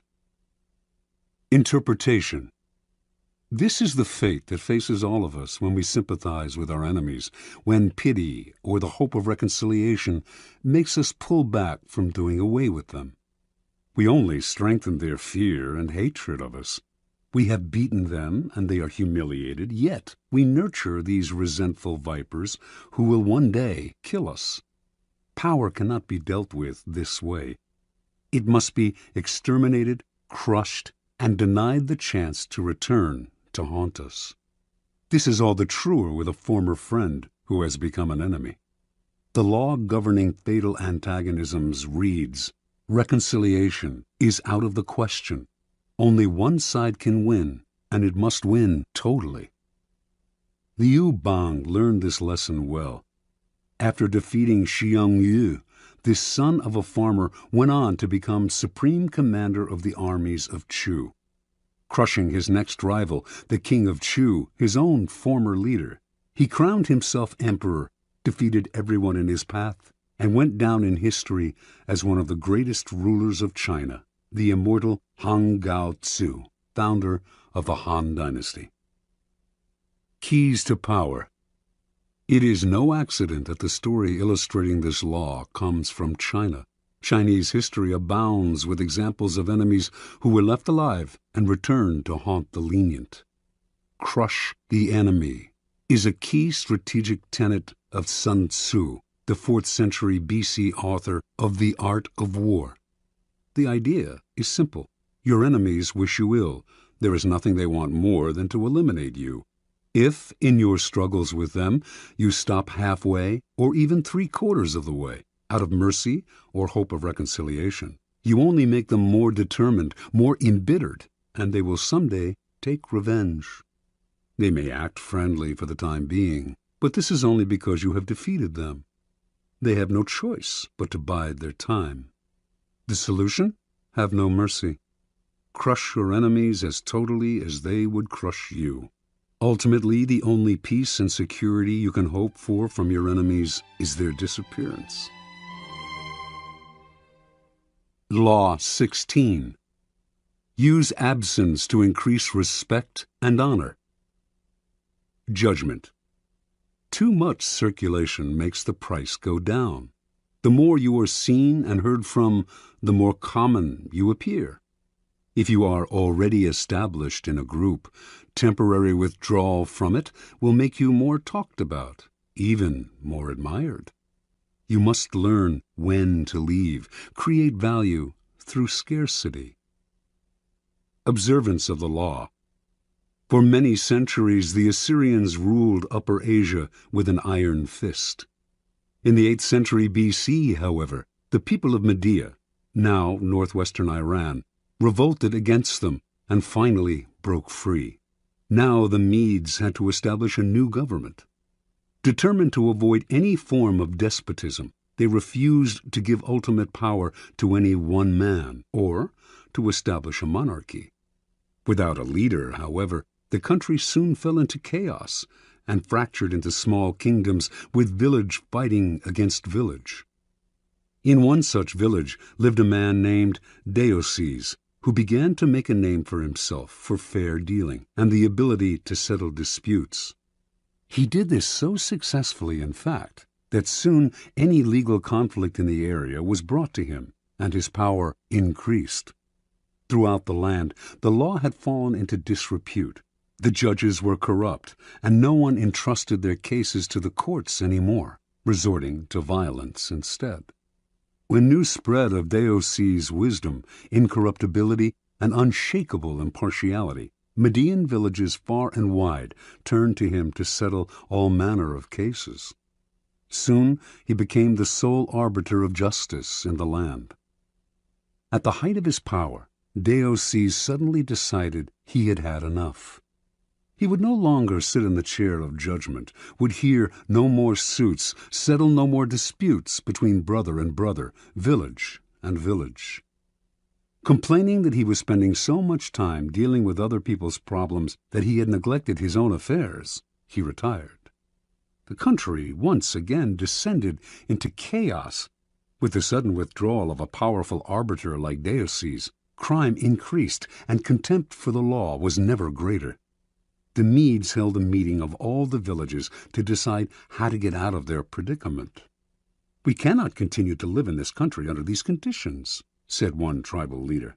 "Let us appoint one of our number to rule so that we can live under orderly government rather than losing our homes altogether in the present chaos." And so, despite all that the Medes had suffered under the Assyrian despotism, they decided to set up a monarchy and name a king. And the man they most wanted to rule, of course, was the fair-minded Deioces. He was hard to convince, for he wanted nothing more to do with the village's infighting and bickering. But the Medes begged and pleaded. Without him, the country had descended into a state of lawlessness. Deioces finally agreed. Yet he also imposed conditions. An enormous palace was to be constructed for him. He was to be provided with bodyguards, and a capital city was to be built from which he could rule. All of this was done, and Deioces settled into his palace. In the center of the capital, the palace was surrounded by walls and completely inaccessible to ordinary people. Deoces then established the terms of his rule. Admission to his presence was forbidden. Communication with the king was only possible through messengers. No one in the royal court could see him more than once a week, and then only by permission. Deoces ruled for 53 years, extended the Median Empire, and established the foundation for what would later be the Persian Empire, under his great-great-grandson Cyrus. During Deoces' reign, the people's respect for him gradually turned into a form of worship. He was not a mere mortal, they believed, but the son of a god. Interpretation. Deoces was a man of great ambition. He determined early on that the country needed a strong ruler and that he was the man for the job. In a land plagued with anarchy, the most powerful man is the judge and arbiter, so Deoces began his career by making his reputation as a man of impeccable fairness. At the height of his power as a judge, however, Deoces realized the truth of the law of absence and presence. By serving so many clients, he had become too noticeable, too available, and had lost the respect he had earlier enjoyed. People were taking his services for granted. The only way to regain the veneration and power he wanted was to withdraw completely and let the Medes taste what life was like without him. As he expected, they came begging for him to rule. Once Deoces had discovered the truth of this law, he carried it to its ultimate realization.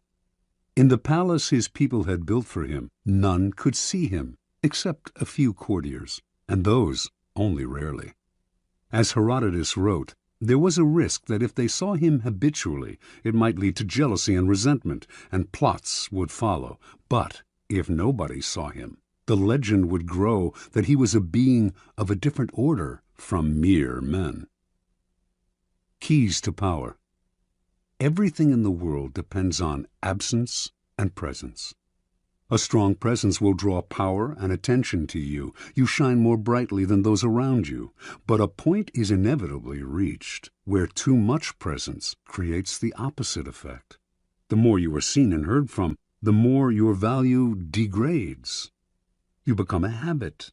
No matter how hard you try to be different, subtly, without your knowing why, people respect you less and less. At the right moment, you must learn to withdraw yourself before they unconsciously push you away. It is a game of hide and seek.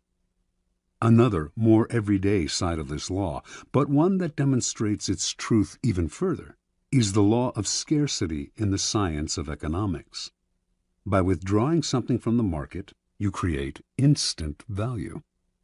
Extend the law of scarcity to your own skills. Make what you are offering the world rare and hard to find, and you instantly increase its value.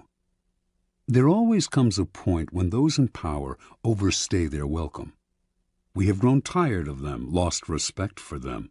We see them as no different from the rest of mankind, which is to say that we see them as rather worse, since we inevitably compare their current status in our eyes to their former one. There is an art to knowing when to retire. If it is done right, you regain the respect you had lost and retain a part of your power. Make yourself too available, and the aura of power you have created around yourself will wear away. Turn the game around. Make yourself less accessible, and you increase the value of your presence. Law 17. Keep others in suspense. Cultivate an air of unpredictability. Judgment. Humans are creatures of habit, with an insatiable need to see familiarity in other people's actions. Your predictability gives them a sense of control. Turn the tables. Be deliberately unpredictable. Behavior that seems to have no consistency or purpose will keep them off balance, and they will wear themselves out trying to explain your moves. Taken to an extreme, this strategy can intimidate and terrorize. Observance of the law.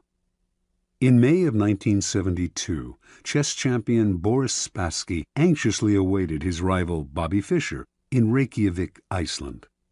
The two men had been scheduled to meet for the World Championship of Chess, but Fischer had not arrived on time, and the match was on hold.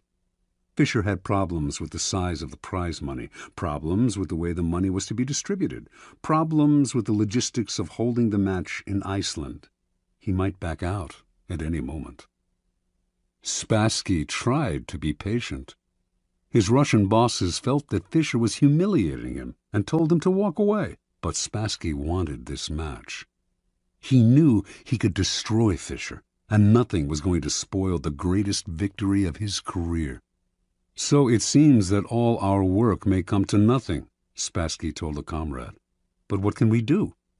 It is Bobby's move. If he comes, we play. If he does not come, we do not play. A man who is willing to commit suicide has the initiative." Fischer finally arrived in Reykjavik, but the problems and the threat of cancellation continued.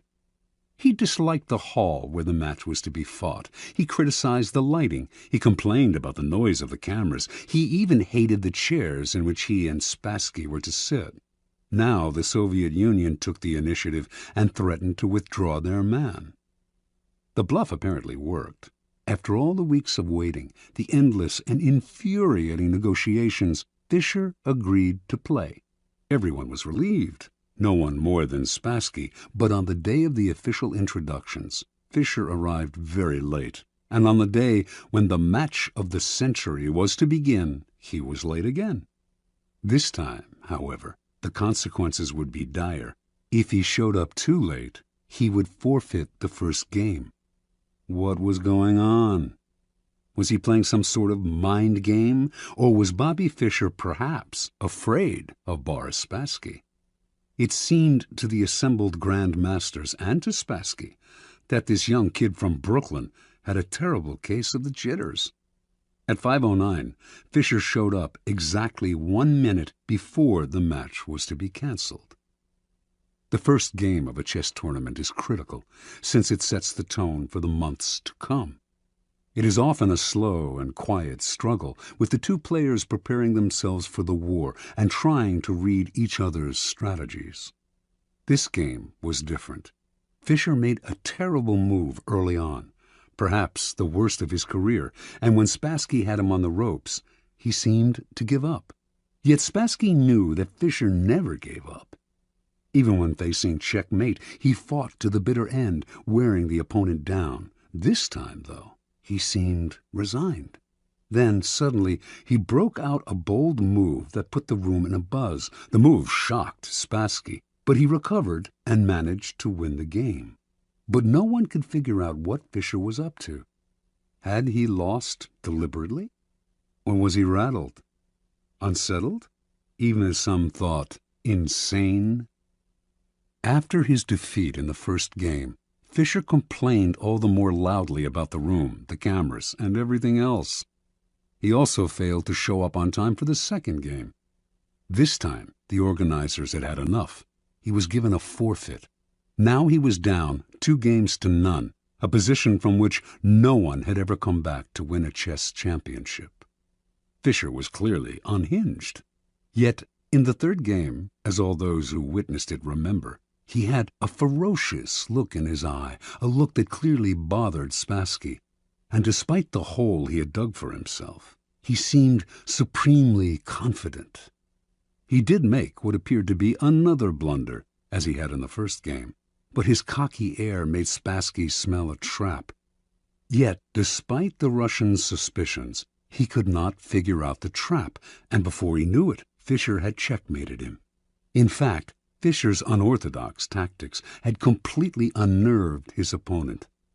At the end of the game, Fischer leaped up and rushed out, yelling to his confederates as he smashed a fist into his palm, "I'm crushing him with brute force." In the next games, Fischer pulled moves that no one had seen from him before, moves that were not his style. Now Spassky started to make blunders. After losing the sixth game, he started to cry. One grandmaster said, "After this, Spassky's got to ask himself if it's safe to go back to Russia." After the 8th game, Spassky decided he knew what was happening. Bobby Fischer was hypnotizing him. He decided not to look Fischer in the eye. He lost anyway. After the 14th game, he called a staff conference and announced, "An attempt is being made to control my mind." He wondered whether the orange juice they drank at the chess table could have been drugged. Maybe chemicals were being blown into the air.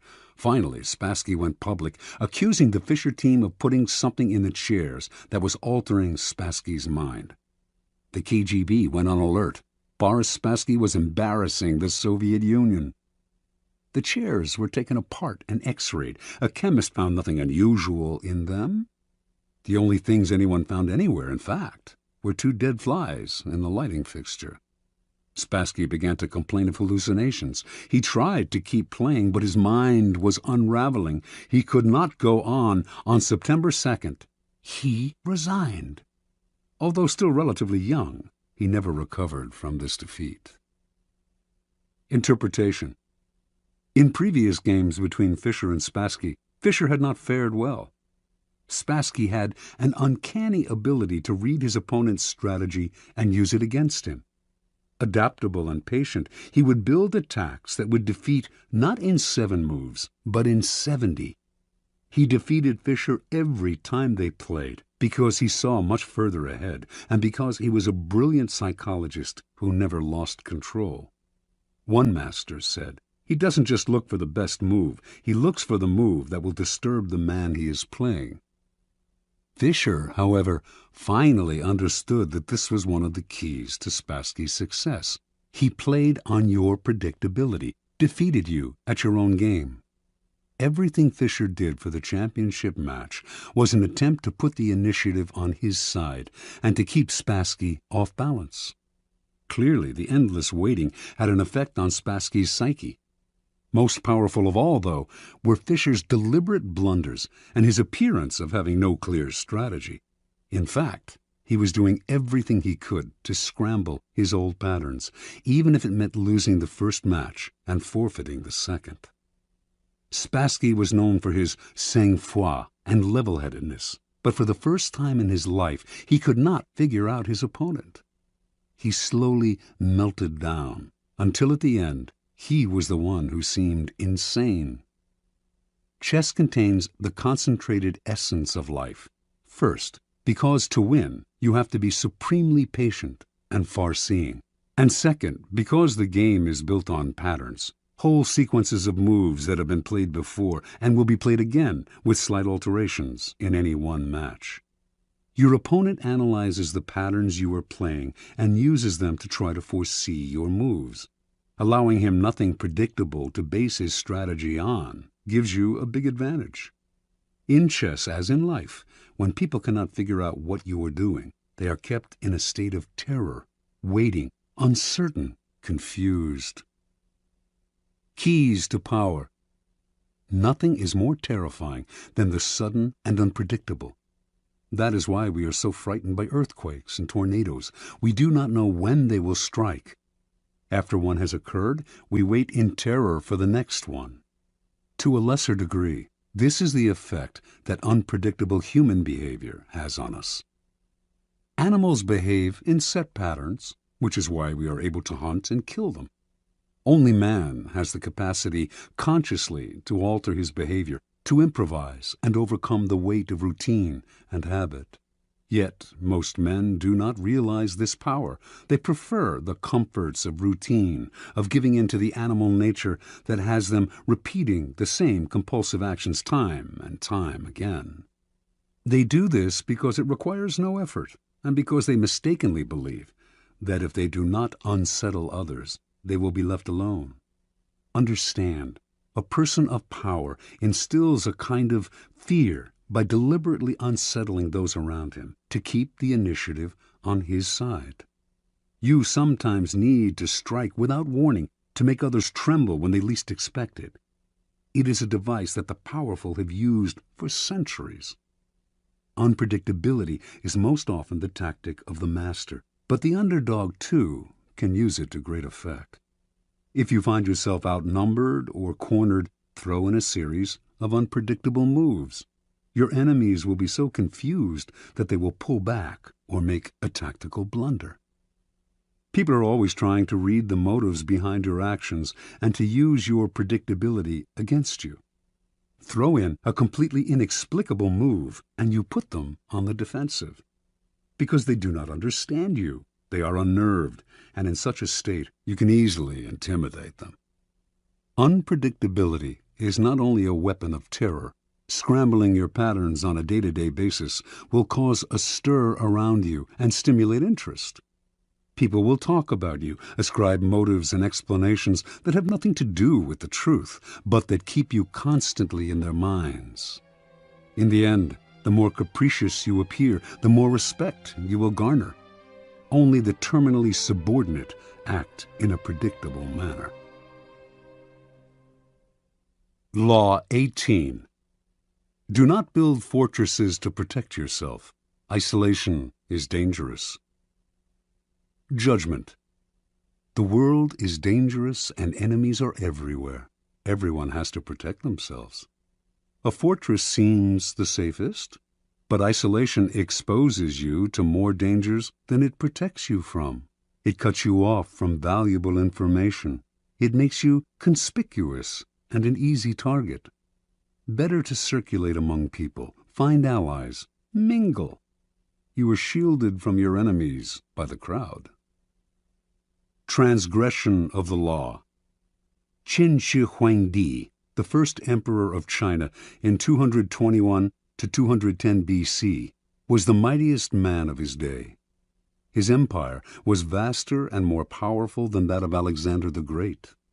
He had conquered all of the kingdoms surrounding his own kingdom of Qin and unified them into one massive realm called China. But in the last years of his life, few, if anyone, saw him. The emperor lived in the most magnificent palace built to that date, in the capital of Xianyang. The palace had 270 pavilions. All of these were connected by secret underground passageways, allowing the emperor to move through the palace without anyone seeing him. He slept in a different room every night, and anyone who inadvertently laid eyes on him was instantly beheaded. Only a handful of men knew his whereabouts, and if they revealed it to anyone, they too were put to death. The first emperor had grown so terrified of human contact that when he had to leave the palace, he traveled incognito, disguising himself carefully. On one such trip through the provinces, he suddenly died. His body was borne back to the capital in the emperor's carriage, with a cart packed with salted fish trailing behind it to cover up the smell of the rotting corpse. No one was to know of his death. He died alone, far from his wives, his family, his friends, and his courtiers, accompanied only by a minister and a handful of eunuchs. Interpretation. Shi Huangdi started off as the king of Qin, a fearless warrior of unbridled ambition. Writers of the time described him as a man with a waspish nose, eyes like slits, the voice of a jackal, and the heart of a tiger or wolf.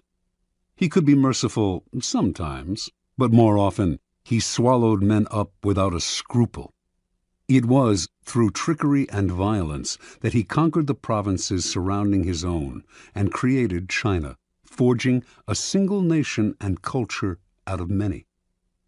As part of this process of unification, however, the first emperor outlawed the writings and teachings of Confucius, the philosopher whose ideas on the moral life had already become virtually a religion in Chinese culture. On Shi Huangdi's order, thousands of books relating to Confucius were burned, and anyone who quoted Confucius was to be beheaded. This made many enemies for the emperor, and he grew constantly afraid, even paranoid.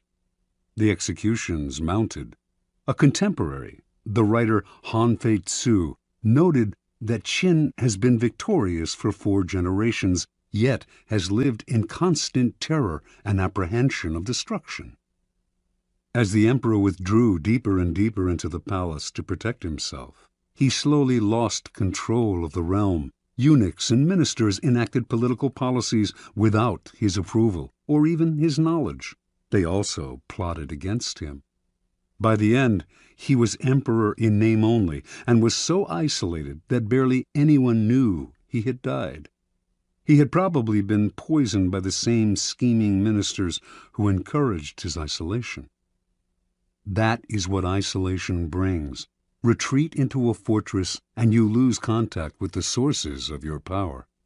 You lose your ear for what is happening around you, as well as a sense of proportion. Instead of being safer, you cut yourself off from the kind of knowledge on which your life depends. Never enclose yourself so far from the streets that you cannot hear what is happening around you, including the plots against you. Keys to power. Machiavelli makes the argument that in a strictly military sense, a fortress is invariably a mistake. It becomes a symbol of power's isolation and is an easy target for its builder's enemies. Designed to defend you, fortresses actually cut you off from help and cut into your flexibility. They may appear impregnable, but once you retire to one, everyone knows where you are, and a siege does not have to succeed to turn your fortress into a prison. The danger for most people comes when they feel threatened. In such times, they tend to retreat and close ranks to find security in a kind of fortress. In doing so, however, they come to rely for information on a smaller and smaller circle and lose perspective on events around them. They lose maneuverability and become easy targets, and their isolation makes them paranoid. As in warfare and most games of strategy, isolation often precedes defeat and death. In moments of uncertainty and danger, you need to fight this desire to turn inward. Instead, make yourself more accessible, seek out old allies, and make new ones. Force yourself into more and more different circles. This has been the trick of powerful people for centuries. Finally, since power is a human creation, it is inevitably increased by contact with other people. Instead of falling into the fortress mentality, view the world in the following manner. It is like a vast palace, with every room communicating with another. You need to be permeable, able to float in and out of different circles and mix with different types. That kind of mobility and social contact will protect you from plotters, who will be unable to keep secrets from you and from your enemies, who will be unable to isolate you from your allies. Always on the move, you mix and mingle in the rooms of the palace, never sitting or settling in one place. No hunter can fix his aim on such a swift-moving creature. Law 19. Know who you are dealing with. Do not offend the wrong person. Judgment. There are many different kinds of people in the world, and you can never assume that everyone will react to your strategies in the same way. Deceive or outmaneuver some people, and they will spend the rest of their lives seeking revenge. They are wolves in lamb's clothing. Choose your victims and opponents carefully then. Never offend or deceive the wrong person. Opponents, suckers, and victims. Preliminary topology. In your rise to power, you will come across many breeds of opponent, sucker, and victim. The highest form of the art of power is the ability to distinguish the wolves from the lambs, the foxes from the hares, the hawks from the vultures. If you make this distinction well, you will succeed without needing to coerce anyone too much. But if you deal blindly with whomever crosses your path, you will have a life of constant sorrow, if you even live that long. Being able to recognize types of people and to act accordingly is critical. The following are the 5 most dangerous and difficult types of mark in the jungle as identified by artists, con and otherwise, of the past. The arrogant and proud man. Although he may initially disguise it, this man's touchy pride makes him very dangerous. Any perceived slight will lead to a vengeance of overwhelming violence. You may say to yourself, "But I only said such and such at a party where everyone was drunk." It does not matter. There is no sanity behind his overreaction, so do not waste time trying to figure him out. If, at any point in your dealings with a person, you sense an oversensitive and overactive pride, flee. Whatever you are hoping for from him isn't worth it. The hopelessly insecure man. This man is related to the proud and arrogant type, but is less violent and harder to spot. His ego is fragile, his sense of self insecure, and if he feels himself deceived or attacked, the hurt will simmer. He will attack you in bites that will take forever to get big enough for you to notice. If you find you have deceived or harmed such a man, disappear for a long time. Do not stay around him, or he will nibble you to death. Mr. Suspicion. Another variant on the breeds above. This is a future Joe Stalin. He sees what he wants to see, usually the worst, in other people, and imagines that everyone is after him. Mr. Suspicion is, in fact, the least dangerous of the three. Genuinely unbalanced, he is easy to deceive, just as Stalin himself was constantly deceived. Play on his suspicious nature to get him to turn against other people. But if you do become the target of his suspicions, watch out. The serpent with a long memory. If hurt or deceived, this man will show no anger on the surface. He will calculate and wait. Then, when he is in a position to turn the tables, he will exact a revenge marked by a cold-blooded shrewdness. Recognize this man by his calculation and cunning in the different areas of his life. He is usually cold and unaffectionate. Be doubly careful of this snake, and if you have somehow injured him, either crush him completely or get him out of your sight. The plain, unassuming, and often unintelligent man. Ah, your ears prick up when you find such a tempting victim. But this man is a lot harder to deceive than you imagine. Falling for a ruse often takes intelligence and imagination, a sense of the possible rewards. The blunt man will not take the bait because he does not recognize it. He is that unaware. The danger with this man is not that he will harm you or seek revenge, but merely that he will waste your time, energy, resources, and even your sanity in trying to deceive him. Have a test ready for a mark, a joke, a story.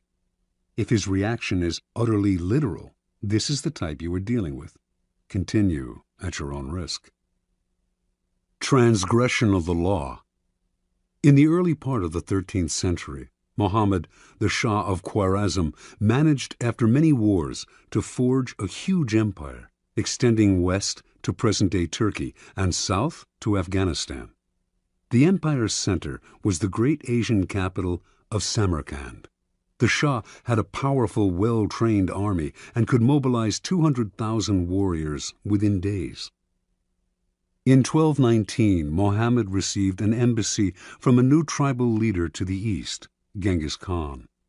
The embassy included all sorts of gifts to the great Muhammad, representing the finest goods from Khan's small but growing Mongol empire. Genghis Khan wanted to reopen the Silk Route to Europe and offered to share it with Muhammad, while promising peace between the two empires.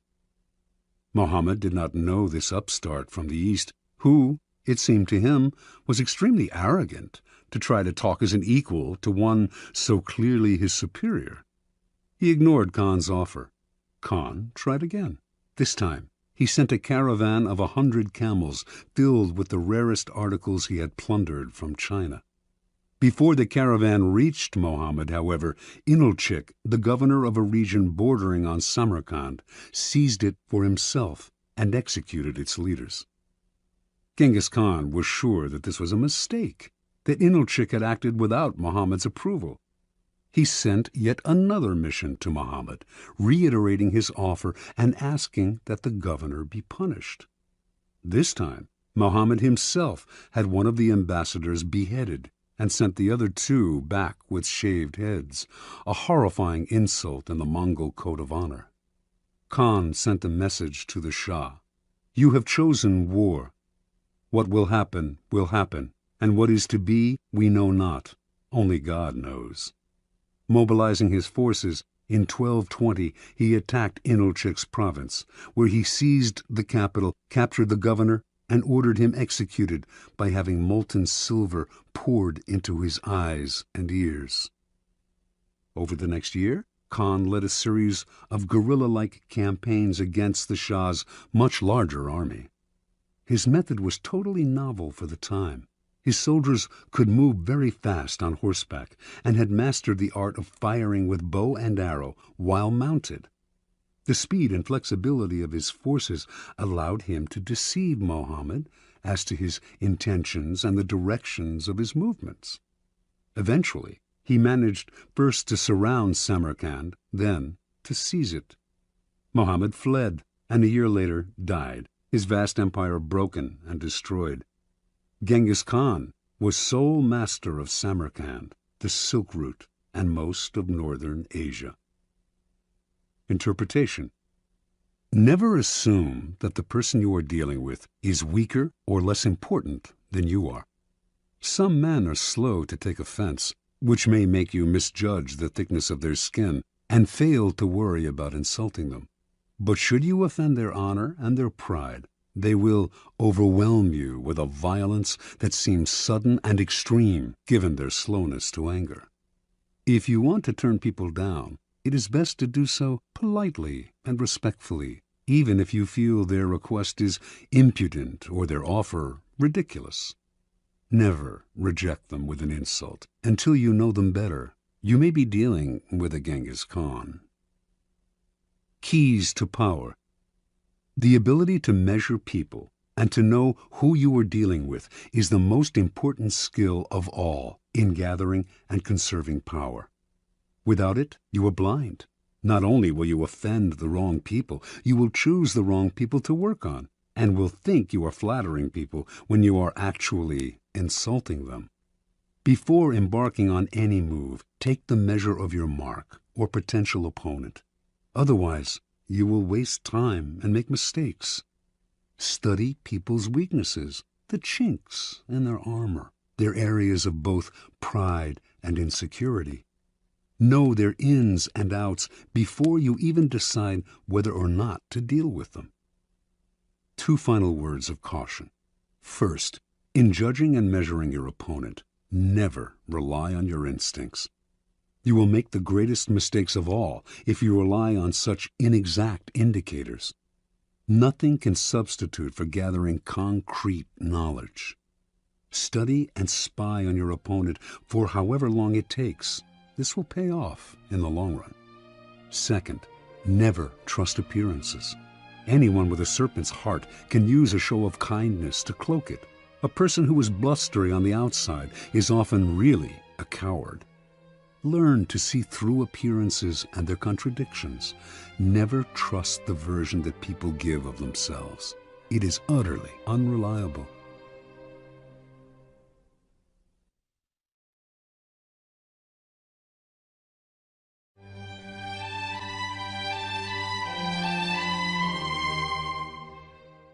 Law 20. Do not commit to anyone. Judgment. It is the fool who always rushes to take sides. Do not commit to any side or cause but yourself.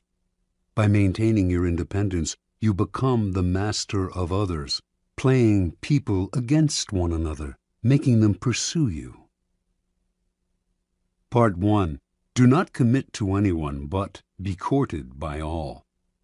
If you allow people to feel they possess you to any degree, you lose all power over them. By not committing your affections, they will only try harder to win you over. Stay aloof, and you gain the power that comes from their attention and frustrated desire. Play the virgin queen. Give them hope, but never satisfaction. Observance of the law. When Queen Elizabeth I ascended the throne of England in 1558, there was much to do about her finding a husband. The issue was debated in Parliament and was a main topic of conversation among Englishmen of all classes. They often disagreed as to whom she should marry, but everyone thought she should marry as soon as possible, for a queen must have a king and must bear heirs for the kingdom. The debates raged on for years. Meanwhile, the most handsome and eligible bachelors in the realm, Sir Robert Dudley, the Earl of Essex, Sir Walter Raleigh, vied for Elizabeth's hand. She did not discourage them, but she seemed to be in no hurry, and her hints as to which man might be her favorite often contradicted each other. In 1566, Parliament sent a delegation to Elizabeth urging her to marry before she was too old to bear children. She did not argue, nor did she discourage the delegation, but she remained a virgin nonetheless. The delicate game that Elizabeth played with her suitors slowly made her the subject of innumerable sexual fantasies and the object of cultish worship. The court physician, Simon Forman, used his diary to describe his dreams of deflowering her. Painters represented her as Diana and other goddesses. The poet Edmund Spenser and others wrote eulogies to the Virgin Queen. She was referred to as the world's empress, that virtuous Virgo who rules the world and sets the stars in motion. In conversation with her, her many male suitors would employ bold sexual innuendo, a dare that Elizabeth did not discourage. She did all she could to stir their interest and simultaneously keep them at bay. Throughout Europe, kings and princes knew that a marriage with Elizabeth would seal an alliance between England and any nation. The King of Spain wooed her, as did the Prince of Sweden and the Archduke of Austria. She politely refused them all. The great diplomatic issue of Elizabeth's day was posed by the revolt of the Flemish and Dutch lowlands, which were then possessions of Spain. Should England break its alliance with Spain and choose France as its main ally on the continent, thereby encouraging Flemish and Dutch independence? By 1570, it had come to seem that an alliance with France would be England's wisest course. France had two eligible men of noble blood, the Dukes of Anjou and Alençon, brothers of the French king. Would either of them marry Elizabeth? Both had advantages, and Elizabeth kept the hopes of both alive. The issue simmered for years. The Duke of Anjou made several visits to England, kissed Elizabeth in public, even called her by pet names. She appeared to requite his affections. Meanwhile, as she flirted with the two brothers, a treaty was signed that sealed peace between France and England. By 1582, Elizabeth felt she could break off the courtship. In the case of the Duke of Anjou in particular, she did so with great relief. For the sake of diplomacy, she had allowed herself to be courted by a man whose presence she could not stand and whom she found physically repulsive. Once peace between France and England was secure, she dropped the unctuous Duke as politely as she could. By this time, Elizabeth was too old to bear children. She was accordingly able to live the rest of her life as she desired, and she died the Virgin Queen. She left no direct heir, but ruled through a period of incomparable peace and cultural fertility. Interpretation. Elizabeth knew that marriage can often lead to a female ruler's undoing.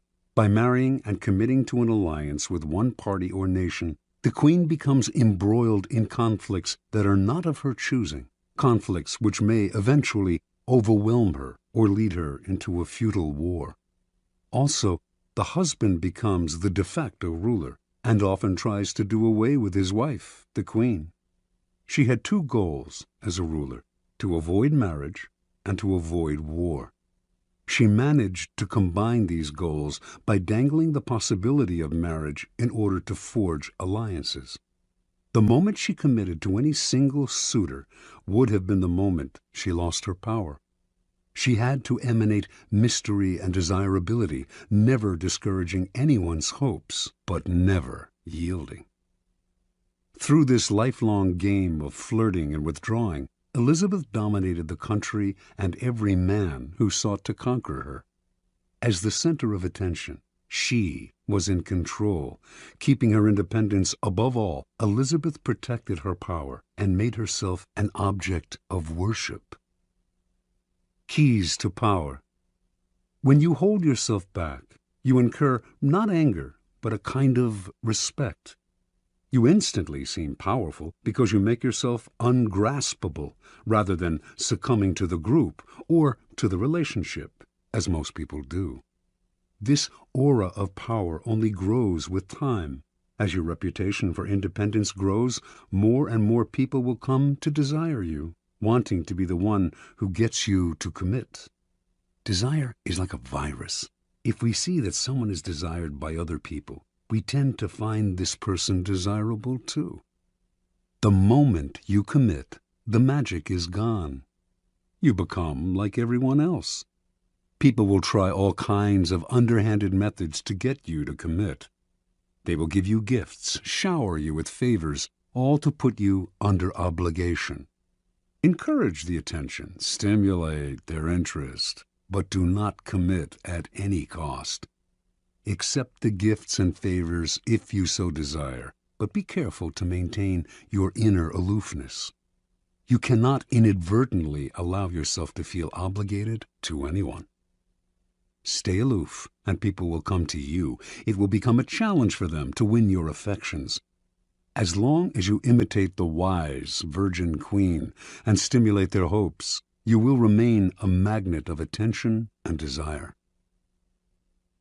Part 2. Do not commit to anyone. Stay above the fray. Do not let people suck you into their petty fights and squabbles. Seem supportive and interested, but find a way to remain neutral. Let others do the fighting, while you stand back, watch, and wait. When the fighting parties are good and tired, they will be ripe for the picking. You can make it a practice, in fact, to stir up quarrels between other people and then offer to mediate, gaining power as the go-between. Observance of the law. In the late 15th century, the strongest city-states in Italy, Venice, Florence, Rome, and Milan, found themselves constantly squabbling. Hovering above their struggles were the nations of France and Spain, ready to grab whatever they could from the weakened Italian powers. And trapped in the middle was the small state of Mantua, ruled by the young Duke Gianfrancesco Gonzaga. Mantua was strategically located in central Italy, and it seemed only a matter of time before one of the powers swallowed it up, and it ceased to exist as an independent kingdom. Gonzaga was a fierce warrior and a skilled commander of troops, and he became a kind of mercenary general for whatever side paid him best. In the year 1490, he married Isabella d'Este, daughter of the ruler of another small Italian kingdom, Ferrara. Since he now spent most of his time away from Mantua, it fell to Isabella to rule in his stead. Isabella's first true test as ruler came in 1498, when King Louis XII of France was preparing armies to attack Milan. In their usual perfidious fashion, the Italian states immediately looked for ways to profit from Milan's difficulties. Pope Alexander VI promised not to intervene, thereby giving the French carte blanche. The Venetians signaled that they would not help Milan either, and in exchange for this, they hoped the French would give them Mantua. The ruler of Milan, Lodovico Sforza, suddenly found himself alone and abandoned. He turned to Isabella d'Este, one of his closest friends, also rumored to be his lover, and begged her to persuade Duke Gonzaga to come to his aid. Isabella tried, but her husband balked, for he saw Sforza's cause as hopeless. And so, in 1499, Louis swooped down on Milan and took it with ease. Isabella now faced a dilemma. If she stayed loyal to Lodovico, the French would now move against her. But if, instead, She allied herself with France. She would make enemies elsewhere in Italy, compromising Mantua once Louis eventually withdrew. And if she looked to Venice or Rome for help, they would simply swallow up Mantua under the cloak of coming to her aid. Yet she had to do something. The mighty king of France was breathing down her neck. She decided to befriend him, as she had befriended Lodovico Sforza before him, with alluring gifts, witty, intelligent letters, and the possibility of her company. For Isabella was famous as a woman of incomparable beauty and charm. In 1500, Louis invited Isabella to a great party in Milan to celebrate his victory. Leonardo da Vinci built an enormous mechanical lion for the affair. When the lion opened its mouth, it spewed fresh lilies, the symbols of French royalty. At the party, Isabella wore one of her celebrated dresses. She had by far the largest wardrobe of any of the Italian princesses. And just as she had hoped, she charmed and captivated Louis, who ignored all the other ladies vying for his attention. She soon became his constant companion, and in exchange for her friendship, he pledged to protect Mantua's independence from Venice. As one danger receded, however, another, more worrying one arose, this time from the south, in the form of Cesare Borgia. Starting in 1500, Borgia had marched steadily northward, gobbling up all the small kingdoms in his path, in the name of his father, Pope Alexander. Isabella understood Cesare perfectly. He could be neither trusted nor in any way offended. He had to be cajoled and kept at arm's length. Isabella began by sending him gifts, falcons, prize dogs, perfumes, and dozens of masks, which she knew he always wore when he walked the streets of Rome. She sent messengers with flattering greetings, although these messengers also acted as her spies. At one point, Cesare asked if he could house some troops in Mantua. Isabella managed to dissuade him politely, knowing full well that once the troops were quartered in the city, they would never leave. Even when Isabella was charming Cesare, she convinced everyone around her to take care never to utter a harsh word about him, since he had spies everywhere and would use the slightest pretext for invasion.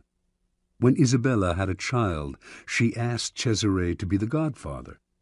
She even dangled in front of him the possibility of a marriage between her family and his.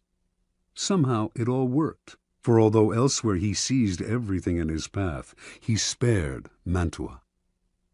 In 1503, Cesare's father Alexander died, and a few years later the new pope, Julius II, went to war to drive the French troops from Italy. When the ruler of Ferrara, Alfonso, Isabella's brother, sided with the French, Julius decided to attack and humble him. Once again, Isabella found herself in the middle, the Pope on one side, the French and her brother on the other.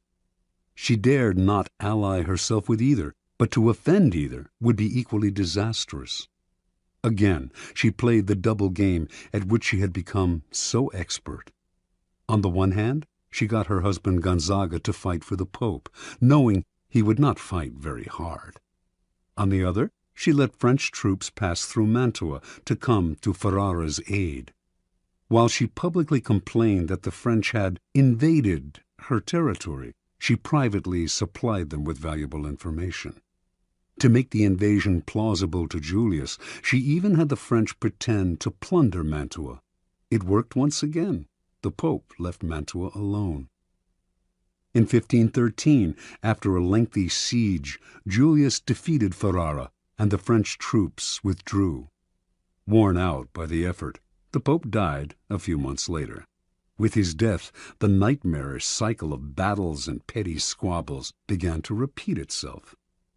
A great deal changed in Italy during Isabella's reign. Popes came and went. Cesare Borgia rose and then fell. Venice lost its empire. Milan was invaded. Florence fell into decline. And Rome was sacked by the Habsburg Emperor Charles V. Through all this, tiny Mantua not only survived, but thrived. Its court the envy of Italy. Its wealth and sovereignty would remain intact for a century after Isabella's death in 1539. Interpretation. Learn to control yourself, to restrain your natural tendency to take sides and join the fight. Be friendly and charming to each of the combatants, then step back as they collide. With every battle, they grow weaker, while you grow stronger with every battle you avoid. Keys to power. To succeed in the game of power, you have to master your emotions. But even if you succeed in gaining such self-control, you can never control the temperamental dispositions of those around you.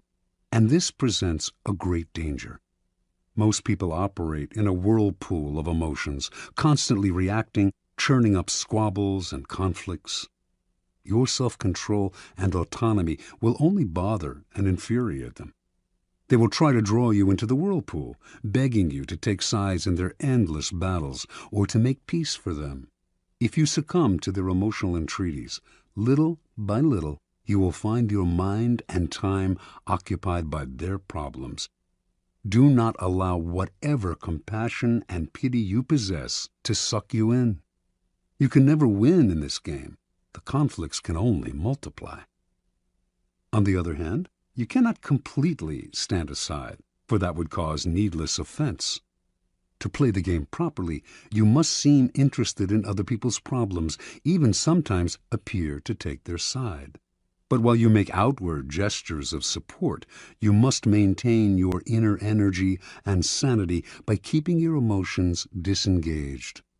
No matter how hard people try to pull you in, never let your interest in their affairs and petty squabbles go beyond the surface. Give them gifts. Listen with a sympathetic look. Even occasionally play the charmer, but inwardly keep both the friendly kings and the perfidious Borgias at arm's length. By refusing to commit and thus maintaining your autonomy, you retain the initiative. Your moves stay matters of your own choosing, not defensive reactions to the push and pull of those around you. Play a waiting game, and you cannot lose. Law 21. Play a sucker to catch a sucker. Seem dumber than your mark. Judgment. No one likes feeling stupider than the next person.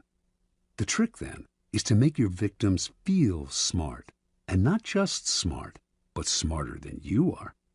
Once convinced of this, they will never suspect that you may have ulterior motives. Observance of the law. In the winter of 1872, the U.S. financier Asbury Harpending was visiting London when he received a cable.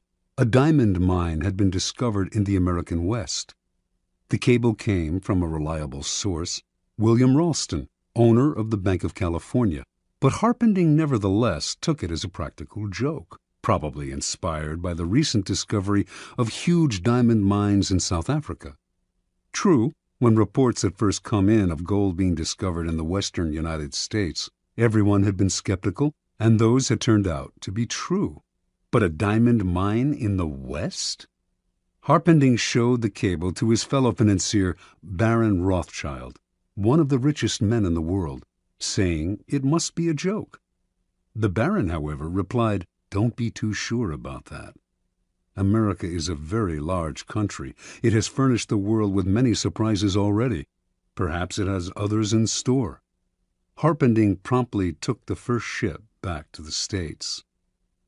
When Harpending reached San Francisco, there was an excitement in the air, recalling the gold rush days of the late 1840s.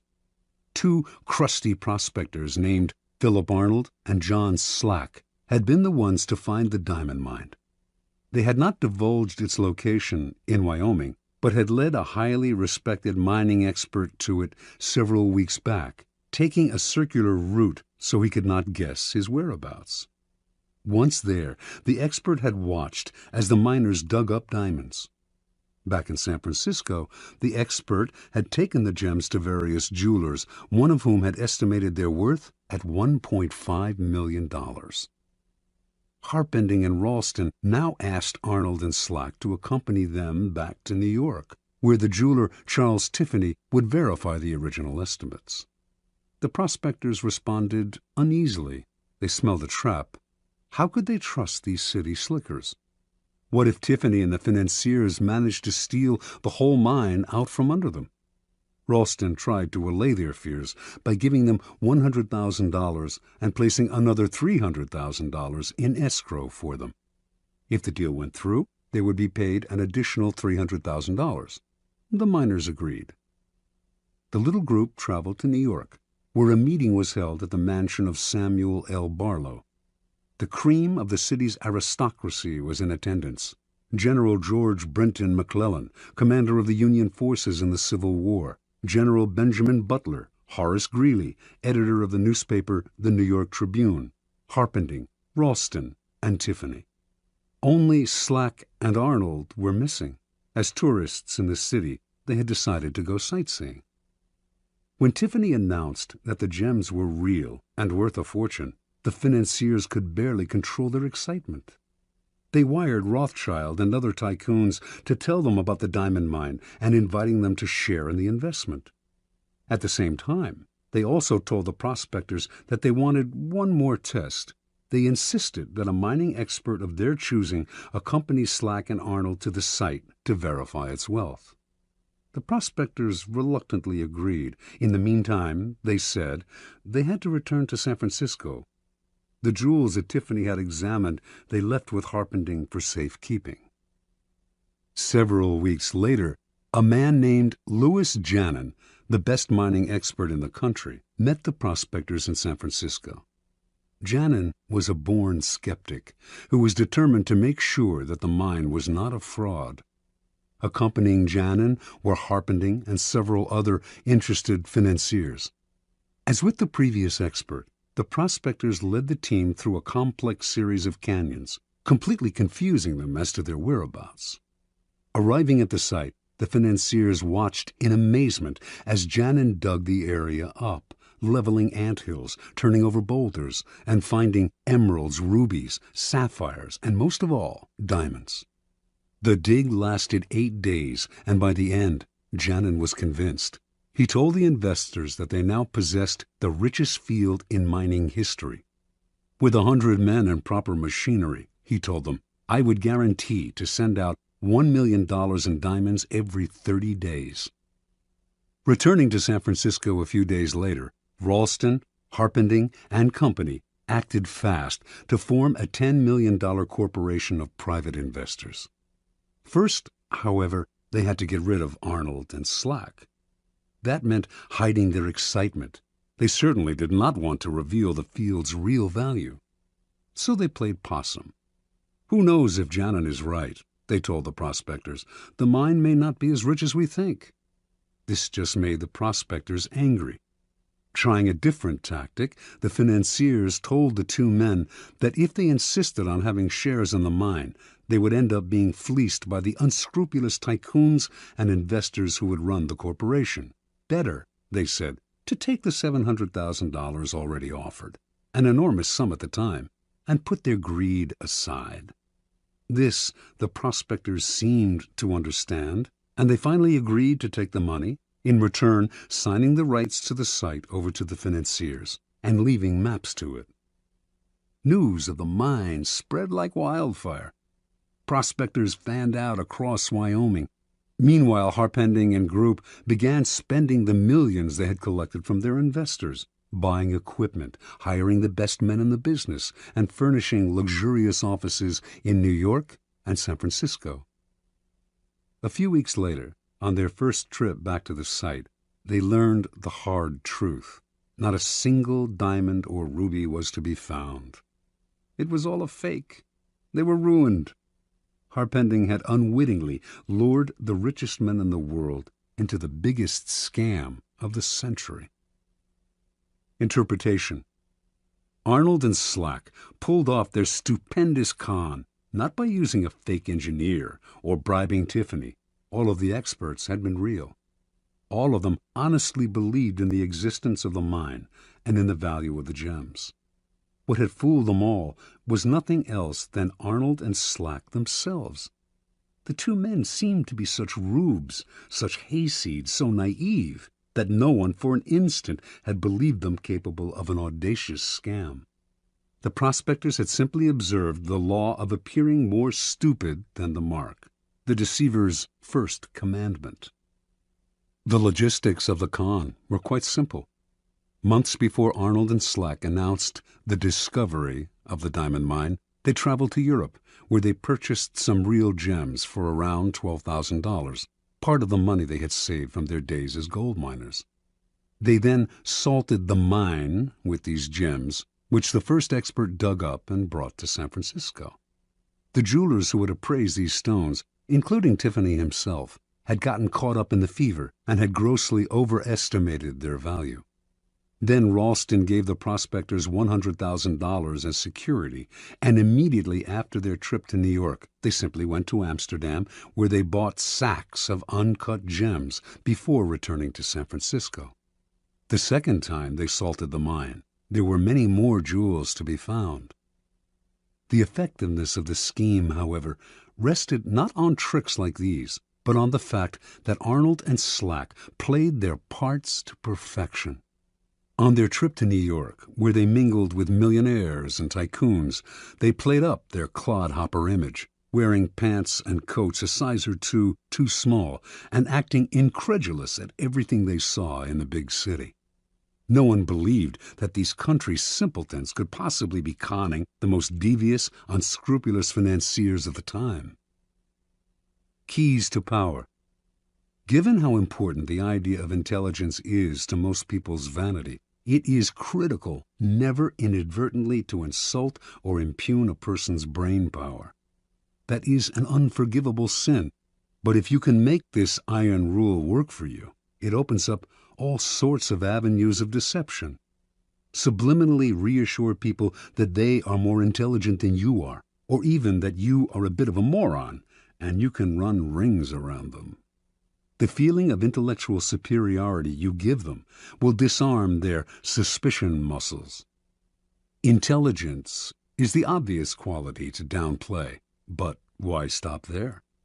Taste and sophistication rank close to intelligence on the vanity scale, make people feel they are more sophisticated than you are, and their guard will come down. As Arnold and Slack knew, an air of complete naivete can work wonders. Those fancy financiers were laughing at them behind their backs. But who laughed loudest in the end? In general, then, always make people believe they are smarter and more sophisticated than you are. They will keep you around because you make them feel better about themselves, and the longer you are around, the more opportunities you will have to deceive them. Law 22. Use the surrender tactic. Transform weakness into power. Judgment. When you are weaker, never fight for honor's sake. Choose surrender instead. Surrender gives you time to recover, time to torment and irritate your conqueror, time to wait for his power to wane. Do not give him the satisfaction of fighting and defeating you. Surrender first. By turning the other cheek, you infuriate and unsettle him. Make surrender a tool of power. Observance of the law. Sometime in the 1920s, the German writer Bertolt Brecht became a convert to the cause of communism. From then on, his plays, essays, and poems reflected his revolutionary fervor, and he generally tried to make his ideological statements as clear as possible. When Hitler came to power in Germany, Brecht and his communist colleagues became marked men. He had many friends in the United States, Americans who sympathized with his beliefs, as well as fellow German intellectuals who had fled Hitler. In 1941, accordingly, Brecht emigrated to the United States and chose to settle in Los Angeles, where he hoped to make a living in the film business. Over the next few years, Brecht wrote screenplays with a pointedly anti-capitalist slant. He had little success in Hollywood, so in 1947, the war having ended, he decided to return to Europe. That same year, however, the U.S. Congress's House Un-American Activities Committee began its investigation into supposed communist infiltration in Hollywood. It began to gather information on Brecht, who had so openly espoused Marxism, and on September 19, 1947, only a month before he had planned to leave the United States, he received a subpoena to appear before the committee. In addition to Brecht, a number of other writers, producers, and directors were summoned to appear as well, and this group came to be known as the Hollywood 19. Before going to Washington, the Hollywood 19 met to decide on a plan of action. Their approach would be confrontational. Instead of answering questions about their membership, or lack of it, in the Communist Party, they would read prepared statements that would challenge the authority of the committee and argue that its activities were unconstitutional. Even if this strategy meant imprisonment, it would gain publicity for their cause. Brecht disagreed. What good was it, he asked, to play the martyr and gain a little public sympathy if in the process they lost the ability to stage their plays and sell their scripts for years to come? He felt certain they were all more intelligent than the members of the committee. Why lower themselves to the level of their opponents by arguing with them? Why not outfox the committee by appearing to surrender to it while subtly mocking it? The Hollywood 19 listened to Brecht politely, but decided to stick to their plan, leaving Brecht to go his own way. The committee finally summoned Brecht on October 30th. They expected him to do what others among the Hollywood 19 who had testified before him had done: argue, refuse to answer questions, challenge the committee's right to hold its hearing, even yell and hurl insults. Much to their surprise, however, Brecht was the very picture of congeniality. He wore a suit, something he rarely did, smoked a cigar. He had heard that the committee chairman was a passionate cigar smoker, answered their questions politely, and generally deferred to their authority. Unlike the other witnesses, Brecht answered the question of whether he belonged to the Communist Party. He was not a member, he said, which happened to be the truth. One committee member asked him, "Is it true you have written a number of revolutionary plays?" Brecht had written many plays with overt communist messages, but he responded, "I have written a number of poems and songs and plays in the fight against Hitler, and, of course, they can be considered, therefore, as revolutionary because I, of course, was for the overthrow of that government." This statement went unchallenged. Brecht's English was more than adequate, but he used an interpreter throughout his testimony, a tactic that allowed him to play subtle games with language. When committee members found communist leanings in lines from English editions of his poems, he would repeat the lines in German for the interpreter, who would then retranslate them, and somehow they would come out innocuous. At one point, a committee member read one of Brecht's revolutionary poems out loud in English and asked him if he had written it.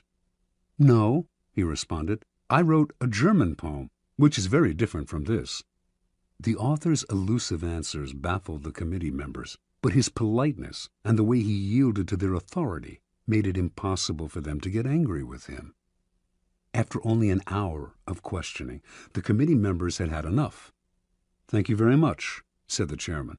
"You are a good example to the other witnesses." Not only did they free him, they offered to help him if he had any trouble with immigration officials who might detain him for their own reasons. The following day, Brecht left the U.S., never to return. Interpretation. The Hollywood 19's confrontational approach won them a lot of sympathy, and years later they gained a kind of vindication in public opinion. But they were also blacklisted and lost valuable years of profitable working time. Brecht, on the other hand, expressed his disgust at the committee more indirectly. It was not that he changed his beliefs or compromised his values. Instead, during his short testimony, he kept the upper hand by appearing to yield, while all the time running circles around the committee with vague responses, outright lies that went unchallenged because they were wrapped in enigmas and word games. In the end, He kept the freedom to continue his revolutionary writing, as opposed to suffering imprisonment or detainment in the United States, even while subtly mocking the committee and its authority with his pseudo-obedience. Keep in mind the following. People trying to make a show of their authority are easily deceived by the surrender tactic. Your outward sign of submission makes them feel important, satisfied that you respect them. They become easier targets for a later counterattack or for the kind of indirect ridicule used by Brecht. Measuring your power over time, never sacrifice long-term maneuverability for the short-lived glories of martyrdom. Keys to power. What gets us into trouble in the realm of power is often our own overreaction to the moves of our enemies and rivals. That overreaction creates problems we would have avoided had we been more reasonable. It also has an endless rebound effect, for the enemy then overreacts as well. It is always our first instinct to react, to meet aggression with some other kind of aggression. But the next time someone pushes you, and you find yourself starting to react, try this. Do not resist or fight back, but yield, turn the other cheek, bend. You will find that this often neutralizes their behavior. They expected, even wanted you to react with force, and so they are caught off guard and confounded by your lack of resistance. By yielding, you in fact control the situation, because your surrender is part of a larger plan to lull them into believing they have defeated you. This is the essence of the surrender tactic. Inwardly, you stay firm, but outwardly, you bend. Deprived of a reason to get angry, your opponents will often be bewildered instead, and they are unlikely to react with more violence, which would demand a reaction from you. Instead, you are allowed the time and space to plot the counter moves that will bring them down. In the battle of the intelligent against the brutal and the aggressive, the surrender tactic is the supreme weapon. It does require self-control. Those who genuinely surrender give up their freedom and may be crushed by the humiliation of their defeat. You have to remember that you only appear to surrender, like the animal that plays dead to save its hide. Power is always in flux. Since the game is, by nature, fluid and an arena of struggle, those with power almost always find themselves eventually on the downward swing. If you find yourself temporarily weakened, the surrender tactic is perfect for raising yourself up again. It disguises your ambition. It teaches you patience and self-control, key skills in the game, and it puts you in the best possible position for taking advantage of your oppressor's sudden slide. If you run away or fight back, in the long run, you cannot win. If you surrender, you will almost always emerge victorious. Law 23. Concentrate your forces. Judgment. Conserve your forces and energies by keeping them concentrated at their strongest point. You gain more by finding a rich mine and mining it deeper than by flitting from one shallow mine to another. Intensity defeats extensity every time. When looking for sources of power to elevate you, find the one key patron, the fat cow, who will give you milk for a long time to come. Transgression of the law. In China, in the early 6th century BC, the kingdom of Wu began a war with the neighboring northern provinces of the Middle Kingdom. Wu was a growing power, but it lacked the great history and civilization of the Middle Kingdom, for centuries the center of Chinese culture. By defeating the Middle Kingdom, the king of Wu would instantly raise his status. The war began with great fanfare and several victories, but it soon bogged down. A victory on one front would leave the Wu armies vulnerable on another. The king's chief minister and advisor, Wu Zishu, warned him that the barbarous state of Yue to the south was beginning to notice the kingdom of Wu's problems and had designs to invade. The king only laughed at such worries. One more big victory, and the great Middle Kingdom would be his. In the year 490, Wu Tzu sent his son away to safety in the kingdom of Qi. In doing so, he sent the king a signal that he disapproved of the war and that he believed the king's selfish ambition was leading Wu to ruin. The king, sensing betrayal, lashed out at his minister, accusing him of a lack of loyalty, and, in a fit of anger, ordered him to kill himself. Wu Tzu obeyed his king, but before he plunged the knife into his chest, he cried, "Tear out my eyes, O king, and fix them on the gate of Wu, so that I may see the triumphant entry of Yue." As Wu Tzu had predicted, within a few years, a Yue army passed beneath the gate of Wu. As the barbarians surrounded the palace, the king remembered his minister's last words and felt the dead man's disembodied eyes watching his disgrace. Unable to bear his shame, the king killed himself, covering his face so that he would not have to meet the reproachful gaze of his minister in the next world. Interpretation. The story of Wu is a paradigm of all the empires that have come to ruin by overreaching. Drunk with success and sick with ambition, such empires expand to grotesque proportions and meet a ruin that is total.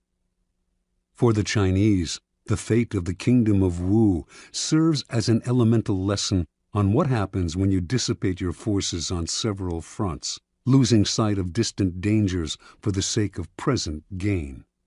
If you are not in danger, says Sun Tzu, do not fight. It is almost a physical law.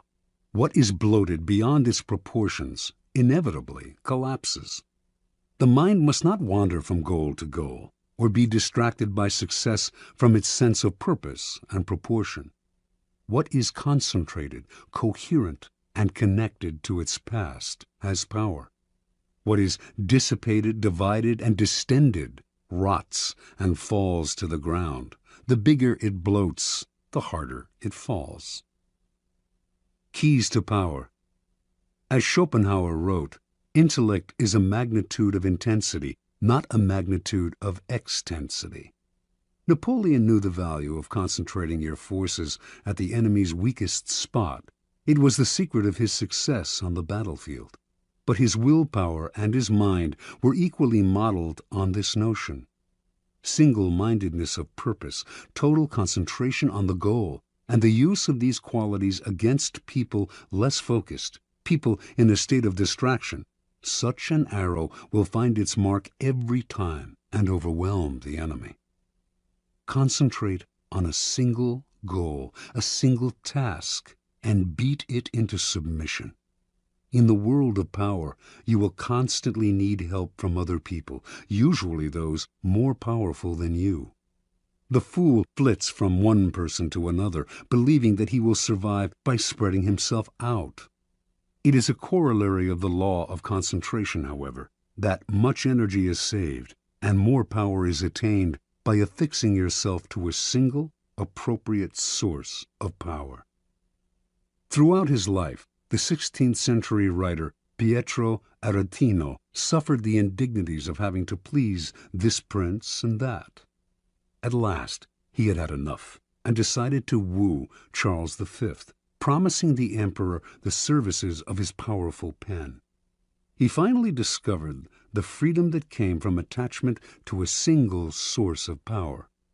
Michelangelo found this freedom with Pope Julius II, Galileo with the Medicis. In the end, the single patron appreciates your loyalty and becomes dependent on your services. In the long run, the master serves the slave. Power always exists in concentrated forms. In any organization, it is inevitable for a small group to hold the strings, and often it is not those with the titles. In the game of power, only the fool flails about without fixing his target. You must find out who controls the operations, who is the real director behind the scenes. As Richelieu discovered at the beginning of his rise to the top of the French political scene during the early 17th century, It was not King Louis XIII who decided things. It was the king's mother, and so he attached himself to her and catapulted through the ranks of the courtiers all the way to the top. It is enough to strike oil once. Your wealth and power are assured for a lifetime. Law 24. Play the perfect courtier. Judgment. The perfect courtier thrives in a world where everything revolves around power and political dexterity. He has mastered the art of indirection. He flatters, yields to superiors, and asserts power over others in the most oblique and graceful manner. Learn and apply the laws of courtiership, and there will be no limit to how far you can rise in the court. Court society. It is a fact of human nature that the structure of a court society forms itself around power. In the past, the court gathered around the ruler and had many functions. Besides keeping the ruler amused, it was a way to solidify the hierarchy of royalty, nobility, and the upper classes, and to keep the nobility both subordinate and close to the ruler, so that he could keep an eye on them. The court serves power in many ways, but most of all, it glorifies the ruler, providing him with a microcosmic world that must struggle to please him. To be a courtier was a dangerous game. A 19th century Arab traveler to the court of Darfur, in what is now Sudan, reported that courtiers there had to do whatever the Sultan did. If he were injured, they had to suffer the same injury. If he fell off his horse during a hunt, they fell too. Mimicry like this appeared in courts all over the world. More troublesome was the danger of displeasing the ruler. One wrong move spelled death or exile. The successful courtier had to walk a tightrope, pleasing but not pleasing too much, obeying but somehow distinguishing himself from the other courtiers, while also never distinguishing himself so far as to make the ruler insecure. Great courtiers throughout history have mastered the science of manipulating people. They make the king feel more kingly. They make everyone else fear their power. They are magicians of appearance, knowing that most things at court are judged by how they seem. Great courtiers are gracious and polite. Their aggression is veiled and indirect. Masters of the word, they never say more than necessary, getting the most out of a compliment or hidden insult. They are magnets of pleasure. People want to be around them because they know how to please. Yet they neither fawn nor humiliate themselves. Great courtiers become the king's favorites, enjoying the benefits of that position. They often end up more powerful than the ruler, for they are wizards in the accumulation of influence. Many today dismiss court life as a relic of the past, a historical curiosity.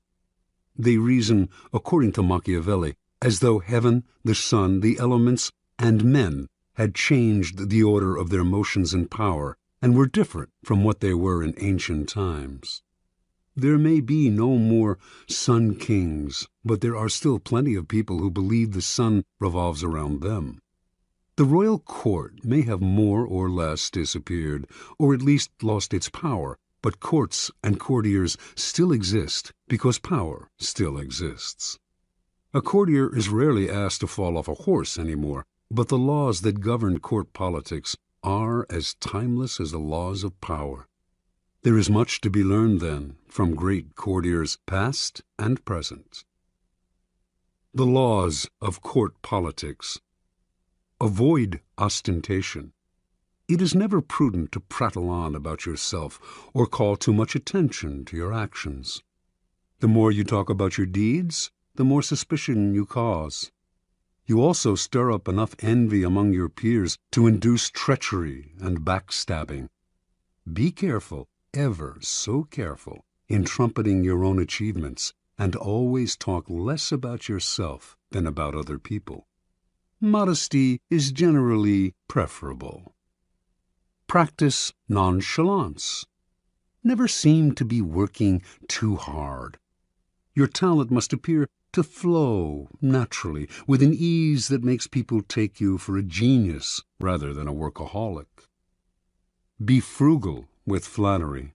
It may seem that your superiors cannot get enough flattery, but too much of even a good thing loses its value. It also stirs up suspicion among your peers. Learn to flatter indirectly, by downplaying your own contribution, for example, to make your master look better. Arrange to be noticed. There is a paradox.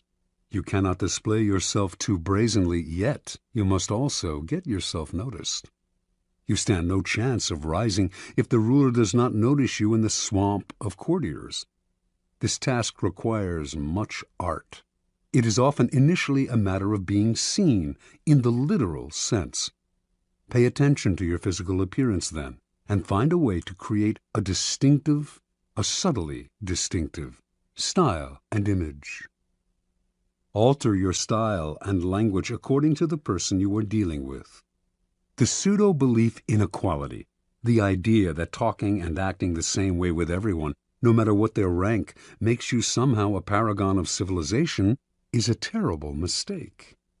Those below you will take it as a form of condescension, which it is, and those above you will be offended, although they may not admit it. You must change your style and your way of speaking to suit each person. This is not lying, it is acting, and acting is an art, not a gift from God. Learn the art. Never be the bearer of bad news. The king kills the messenger who brings bad news. This is a cliché, but there is truth to it. You must struggle and, if necessary, lie and cheat to be sure that the lot of the bearer of bad news falls on a colleague, never on you. Bring only good news, and your approach will gladden your master. Never affect friendliness and intimacy with your master. He does not want a friend for a subordinate. He wants a subordinate. Never approach him in an easy, friendly way, or act as if you are on the best of terms. That is his prerogative. If he chooses to deal with you on this level, assume a wary chumminess. Otherwise, err in the opposite direction, and make the distance between you clear. Never criticize those above you directly. This may seem obvious, but there are often times when some sort of criticism is necessary. To say nothing or to give no advice would open you to risks of another sort. You must learn, however, to couch your advice and criticism as indirectly and as politely as possible. Think twice or 3 times before deciding you have made them sufficiently circuitous. Err on the side of subtlety and gentleness. Be frugal in asking those above you for favors. Nothing irritates a master more than having to reject someone's request. It stirs up guilt and resentment. Ask for favors as rarely as possible, and know when to stop. Never joke about appearances or taste. A lively wit and a humorous disposition are essential qualities for a good courtier, and there are times when vulgarity is appropriate and engaging. But avoid any kind of joke about appearance or taste, 2 highly sensitive areas, especially with those above you. Do not even try it when you are away from them. You will dig your own grave. Do not be the court cynic. If you constantly criticize your equals or subordinates, some of that criticism will rub off on you, hovering over you like a gray cloud wherever you go. People will groan at each new cynical comment, and you will irritate them. By expressing modest admiration for other people's achievements, you paradoxically call attention to your own. The ability to express wonder and amazement and seem like you mean it is a rare and dying talent, but one still greatly valued. Be self-observant. The mirror is a miraculous invention. Without it, you would commit great sins against beauty and decorum. You also need a mirror for your actions. This can sometimes come from other people telling you what they see in you, but that is not the most trustworthy method. You must be the mirror, training your mind to see yourself as others see you. Are you acting too obsequious? Are you trying too hard to please? Do you seem desperate for attention, giving the impression that you are on the decline? Be observant about yourself, and you will avoid a mountain of blunders. Master your emotions. As an actor in a great play, you must learn to cry and laugh on command and when it is appropriate. You must be able both to disguise your anger and frustration and to fake your contentment and agreement. You must be the master of your own face. Call it lying, if you like, but if you prefer to not play the game and to always be honest and upfront, do not complain when others call you obnoxious and arrogant. Fit the spirit of the times. A slight affectation of a past era can be charming as long as you choose a period at least 20 years back. Wearing the fashions of 10 years ago is ludicrous unless you enjoy the role of court jester. Your spirit and way of thinking must keep up with the times, even if the times offend your sensibilities. Be too forward-thinking, however, and no one will understand you. It is never a good idea to stand out too much in this area. You are best off at least being able to mimic the spirit of the times. Be a source of pleasure. This is critical. It is an obvious law of human nature that we will flee what is unpleasant and distasteful, while charm and the promise of delight will draw us like moths to a flame. Make yourself the flame, and you will rise to the top. Since life is otherwise so full of unpleasantness, and pleasure so scarce, you will be as indispensable as food and drink. This may seem obvious, but what is obvious is often ignored or unappreciated. There are degrees to this. Not everyone can play the role of favorite, for not everyone is blessed with charm and wit. But we can all control our unpleasant qualities and obscure them when necessary. Law 25. Recreate yourself. Judgment. Do not accept the roles that society foists on you. Recreate yourself by forging a new identity, one that commands attention and never bores the audience. Be the master of your own image rather than letting others define it for you. Incorporate dramatic devices into your public gestures and actions. Your power will be enhanced and your character will seem larger than life. Observance of the law. In the year 1831, a young woman named Aurore Dupin Dudevant left her husband and family in the provinces and moved to Paris. She wanted to be a writer. Marriage, she felt, was worse than prison, for it left her neither the time nor the freedom to pursue her passion. In Paris, she would establish her independence and make her living by writing. Soon after Dudevant arrived in the capital, however, she had to confront certain harsh realities. To have any degree of freedom in Paris, you had to have money. For a woman, money could only come through marriage or prostitution. No woman had ever come close to making a living by writing. Women wrote as a hobby, supported by their husbands or by an inheritance. In fact, when Dudevant first showed her writing to an editor, he told her, "You should make babies, madam, not literature." Clearly, Dudevant had come to Paris to attempt the impossible.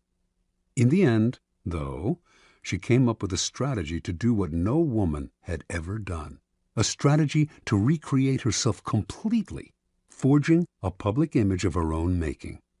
Women writers before her had been forced into a ready-made role, that of the second-rate artist who wrote mostly for other women. Dudevant decided that if she had to play a role, she would turn the game around. She would play the part of a man. In 1832, a publisher accepted Dudevant's first major novel, Indiana. She had chosen to publish it under a pseudonym, George Sand, and all of Paris assumed this impressive new writer was male. Dudevant had sometimes worn men's clothing before creating George Sand. She had always found men's shirts and riding breeches more comfortable. Now, as a public figure, she exaggerated the image. She added long men's coats, gray hats, heavy boots, and dandyish cravats to her wardrobe. She smoked cigars and in conversation expressed herself like a man, unafraid to dominate the conversation or to use a saucy word. This strange male-female writer fascinated the public, and unlike other women writers, Sand found herself accepted into the clique of male artists. She drank and smoked with them, even carried on affairs with the most famous artists of Europe, Musset, Liszt, Chopin. It was she who did the wooing, and also the abandoning. She moved on at her discretion.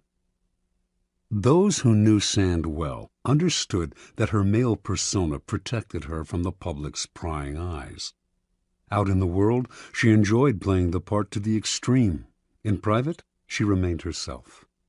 She also realized that the character of George Sand could grow stale or predictable, and to avoid this, she would, every now and then, dramatically alter the character she had created. Instead of conducting affairs with famous men, she would begin meddling in politics, leading demonstrations, inspiring student rebellions. No one would dictate to her the limits of the character she had created. Long after she died, and after most people had stopped reading her novels, the larger-than-life theatricality of that character has continued to fascinate and inspire. Interpretation. The world wants to assign you a role in life, and once you accept that role, you are doomed. Your power is limited to the tiny amount allotted to the role you have selected or have been forced to assume. An actor, on the other hand, plays many roles. Enjoy that protean power, and if it is beyond you, at least forge a new identity, one of your own making, one that has had no boundaries assigned to it by an envious and resentful world. This act of defiance is Promethean. It makes you responsible for your own creation. Your new identity will protect you from the world precisely because it is not you. It is a costume you put on and take off. You need not take it personally, and your new identity sets you apart, gives you theatrical presence. Those in the back rows can see you and hear you. Those in the front rows marvel at your audacity.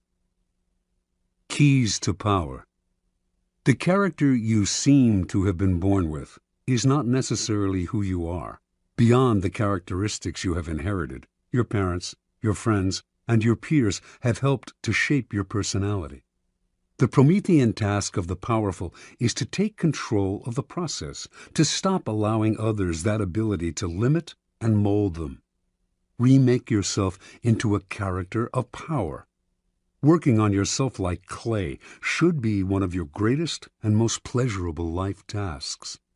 It makes you, in essence, an artist creating yourself. The first step in the process of self-creation is self-consciousness, being aware of yourself as an actor and taking control of your appearance and emotions. The bad actor is the one who is always sincere. People who wear their hearts on their sleeves out in society are tiresome and embarrassing. Their sincerity notwithstanding, it is hard to take them seriously. Good actors control themselves better.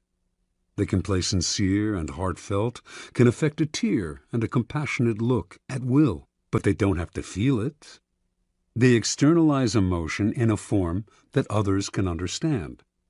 Method acting is fatal in the real world.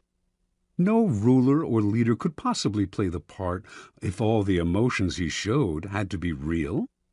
So learn self-control. Adopt the plasticity of the actor who can mold his or her face to the emotion required. The second step in the process of self-creation is a variation on the George Sand strategy. The creation of a memorable character, one that compels attention, that stands out above the other players on the stage. This was the game Abraham Lincoln played. The homespun, common countryman, he knew was a kind of president that America had never had but would delight in electing.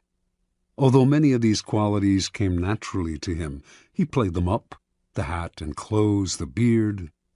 No president before him had worn a beard. Lincoln was also the first president to use photographs to spread his image, helping to create the icon of the homespun president. You must appreciate the importance of stage entrances and exits. When Cleopatra first met Caesar in Egypt, she arrived rolled up in a carpet, which she arranged to have unfurled at his feet. Your own entrances and exits should be crafted and planned as carefully.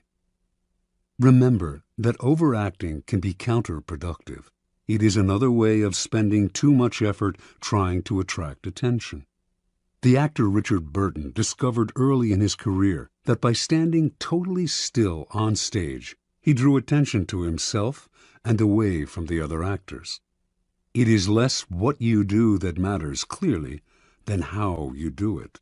Your gracefulness and imposing stillness on the social stage count for more than overdoing your part and moving around too much. Finally, learn to play many roles, to be whatever the moment requires. Adapt your mask to the situation. Be protean in the faces you wear. Bismarck played this game to perfection. To a liberal, he was a liberal. To a hawk, he was a hawk. He could not be grasped, and what cannot be grasped cannot be consumed. Law 26. Keep your hands clean. Judgment. You must seem a paragon of civility and efficiency. Your hands are never soiled by mistakes and nasty deeds.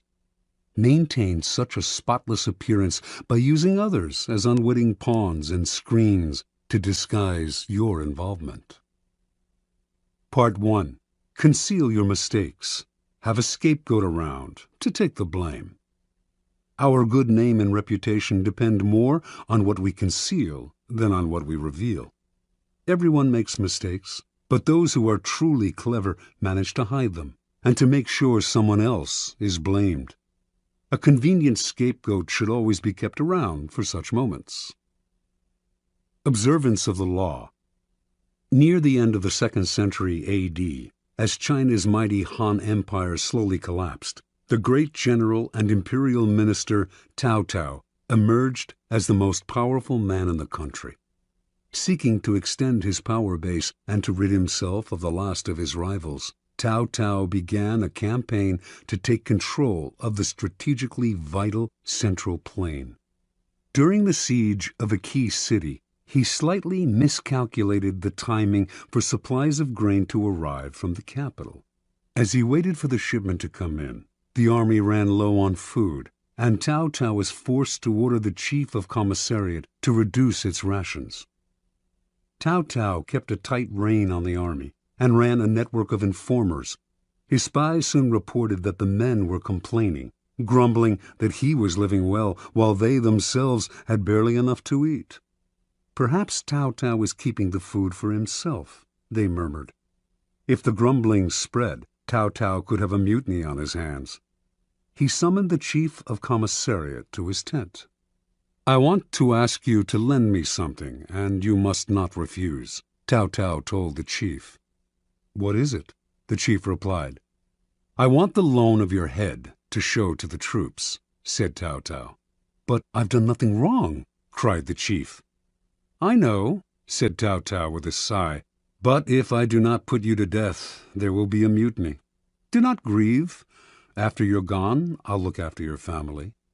Put this way, the request left the chief no choice. So he resigned himself to his fate and was beheaded that very day. Seeing his head on public display, the soldiers stopped grumbling. Some saw through Cao Cao's gesture, but kept quiet, stunned and intimidated by his violence. And most accepted his version of who was to blame, preferring to believe in his wisdom and fairness than in his incompetence and cruelty. Interpretation. Occasional mistakes are inevitable. The world is just too unpredictable. People of power, however, are undone not by the mistakes they make, but by the way they deal with them. Like surgeons, they must cut away the tumor with speed and finality. Excuses satisfy no one, and apologies make everyone uncomfortable. The mistake does not vanish with an apology. It deepens and festers. Better to cut it off instantly, distract attention from yourself, and focus attention on a convenient scapegoat before people have time to ponder your responsibility or your possible incompetence. Keys to power. The use of scapegoats is as old as civilization itself, and examples of it can be found in cultures around the world.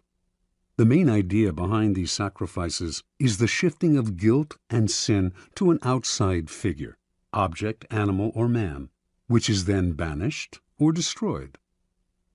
The bloody sacrifice of the scapegoat seems a barbaric relic of the past, but the practice lives on to this day, if indirectly and symbolically, since power depends on appearances, and those in power must seem never to make mistakes. The use of scapegoats is as popular as ever. What modern leader will take responsibility for his blunders? He searches out others to blame, a scapegoat to sacrifice. When Mao Zedong's Cultural Revolution failed miserably, he made no apologies or excuses to the Chinese people. Instead, like Cao Cao before him, he offered up scapegoats, including his own personal secretary and high-ranking member of the party, Chen Boda. Franklin D. Roosevelt had a reputation for honesty and fairness. Throughout his career, however, he faced many situations in which being the nice guy would have spelled political disaster, yet he could not be seen as the agent of any foul play. For 20 years, then, his secretary, Lewis Howe, handled the backroom deals, the manipulation of the press, the underhanded campaign maneuvers. And whenever a mistake was committed, or a dirty trick contradicting Roosevelt's carefully crafted image became public, Howe served as a scapegoat and never complained. Finally, history has time and again shown the value of using a close associate as a scapegoat. This is known as the fall of the favorite. Most kings had a personal favorite at court, a man whom they singled out, sometimes for no apparent reason, and lavished with favors and attention. But this court favorite could serve as a convenient scapegoat in case of a threat to the king's reputation. The public would readily believe in the scapegoat's guilt. Why would the king sacrifice his favorite unless he were guilty? And the other courtiers, resentful of the favorite anyway, would rejoice at his downfall. The king, meanwhile, would rid himself of a man who by that time had probably learned too much about him, perhaps becoming arrogant and even disdainful of him. Choosing a close associate as a scapegoat has the same value as the fall of the favorite. You may lose a friend or aide, but in the long-term scheme of things, it is more important to hide your mistakes than to hold on to someone who one day will probably turn against you. Besides, you can always find a new favorite to take his place. Part 2. Make use of the cat's paw. In the fable, the monkey grabs the paw of his friend, the cat, and uses it to fish chestnuts out of the fire, thus getting the nuts he craves without hurting himself. If there is something unpleasant or unpopular that needs to be done, it is far too risky for you to do the work yourself. You need a cat's paw, someone who does the dirty, dangerous work for you. The cat's paw grabs what you need, hurts whom you need hurt, and keeps people from noticing that you are the one responsible. Let someone else be the executioner or the bearer of bad news, while you bring only joy and glad tidings.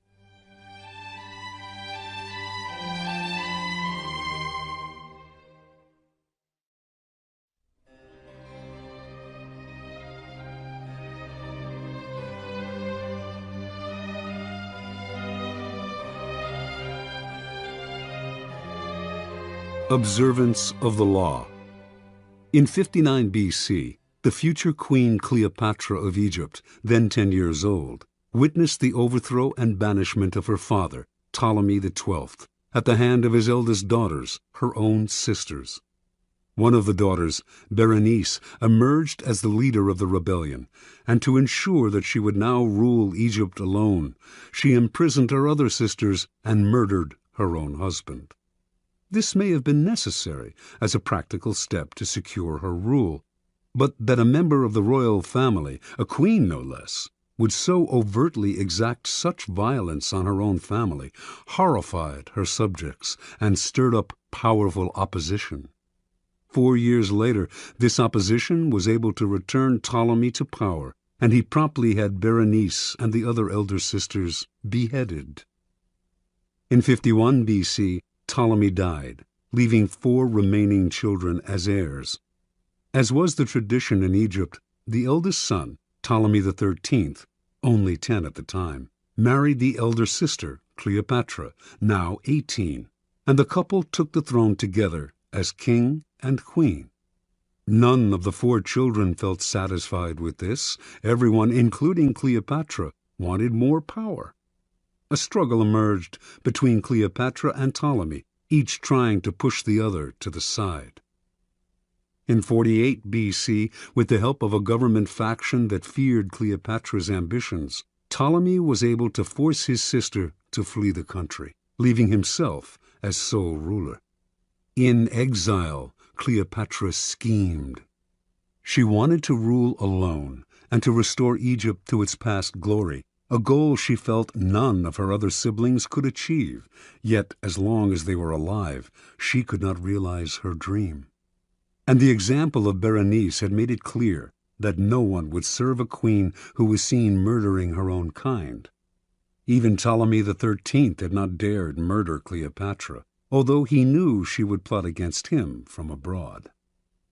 Within a year after Cleopatra's banishment, the Roman dictator Julius Caesar arrived in Egypt, determined to make the country a Roman colony. Cleopatra saw her chance. Re-entering Egypt in disguise, she traveled hundreds of miles to reach Caesar in Alexandria. Legend has it that she had herself smuggled into his presence rolled up inside a carpet, which was gracefully unfurled at his feet, revealing the young queen. Cleopatra immediately went to work on the Roman. She appealed to his love of spectacle and his interest in Egyptian history, and poured on her feminine charms. Caesar soon succumbed and restored Cleopatra to the throne. Cleopatra's siblings seethed. She had outmaneuvered them. Ptolemy XIII would not wait to see what happened next.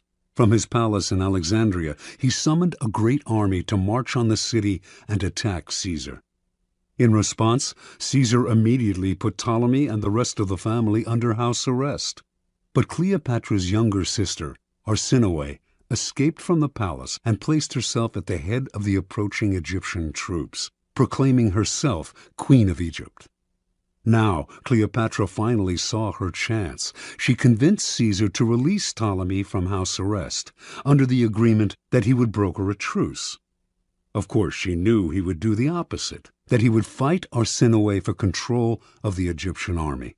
But this was to Cleopatra's benefit, for it would divide the royal family. Better still, it would give Caesar the chance to defeat and kill her siblings in battle.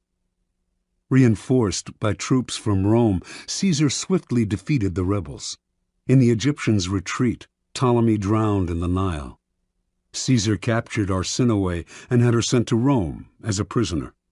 He also executed the numerous enemies who had conspired against Cleopatra and imprisoned others who had opposed her. To reinforce her position as uncontested queen, Cleopatra now married the only sibling left, Ptolemy XIV, only 11 at the time, and the weakest of the lot.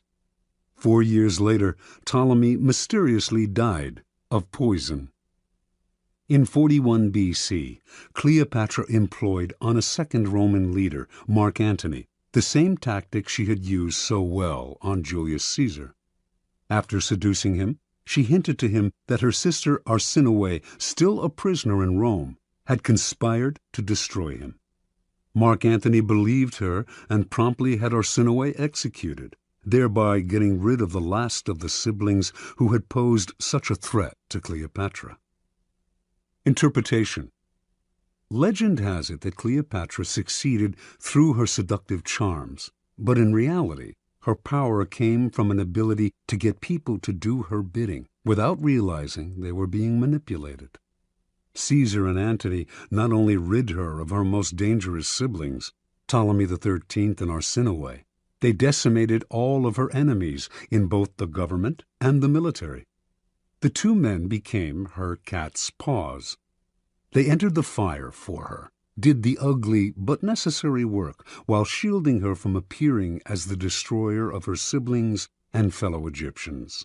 And in the end, both men acquiesced to her desire to rule Egypt not as a Roman colony, but as an independent allied kingdom.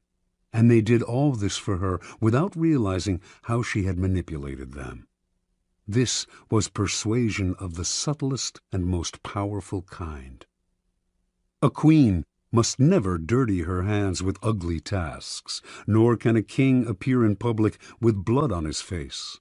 Yet power cannot survive without the constant squashing of enemies. There will always be dirty little tasks that have to be done to keep you on the throne.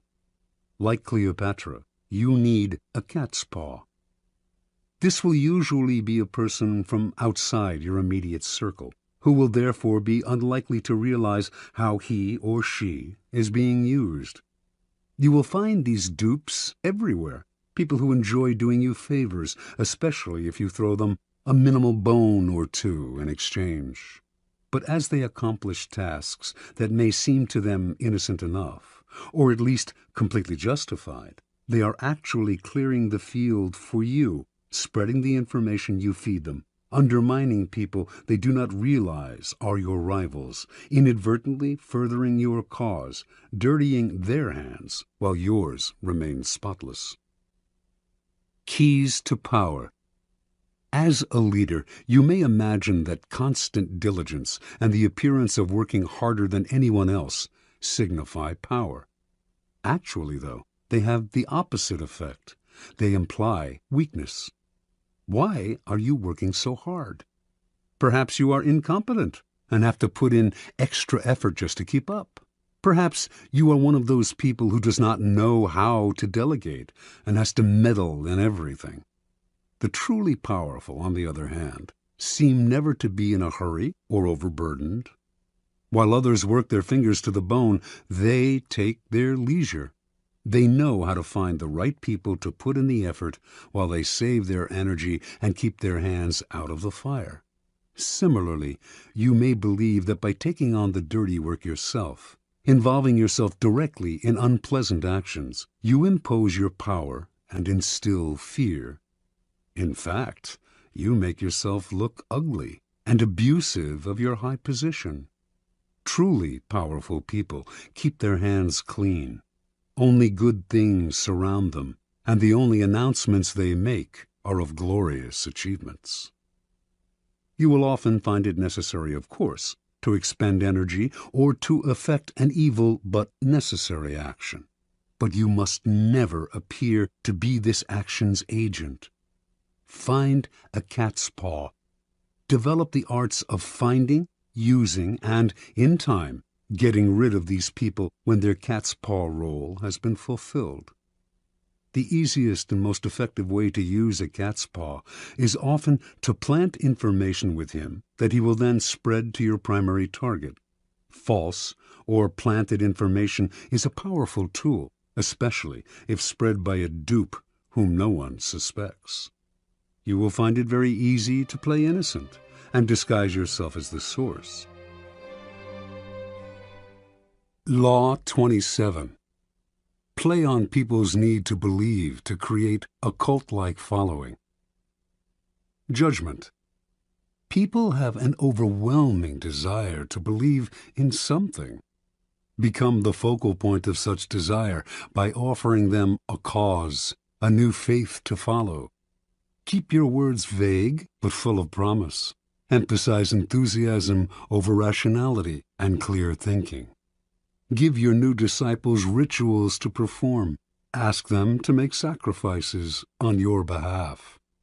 In the absence of organized religion and grand causes, your new belief system will bring you untold power. The Science of Charlatanism, or How to Create a Cult in 5 Easy Steps. In searching, as you must, for the methods that will gain you the most power for the least effort, you will find the creation of a cult-like following one of the most effective. Having a large following opens up all sorts of possibilities for deception. Not only will your followers worship you, they will defend you from your enemies and will voluntarily take on the work of enticing others to join your fledgling cult. This kind of power will lift you to another realm. You will no longer have to struggle or use subterfuge to enforce your will. You are adored and can do no wrong. You might think it's a gargantuan task to create such a following, but in fact it is fairly simple. As humans, we have a desperate need to believe in something, anything. This makes us eminently gullible. We simply cannot endure long periods of doubt or of the emptiness that comes from a lack of something to believe in.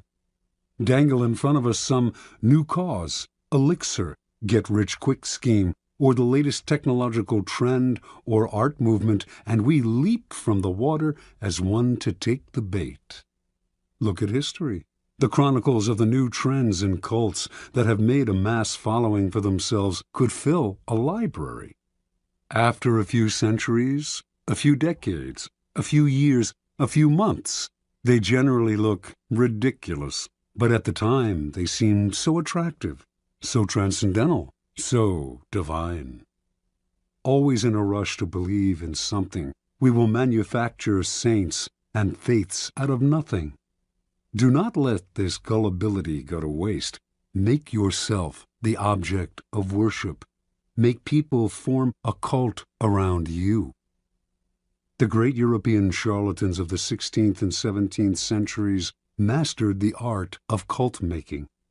They lived, as we do now, in a time of transformation. Organized religion was on the wane, science on the rise. People were desperate to rally around a new cause or faith.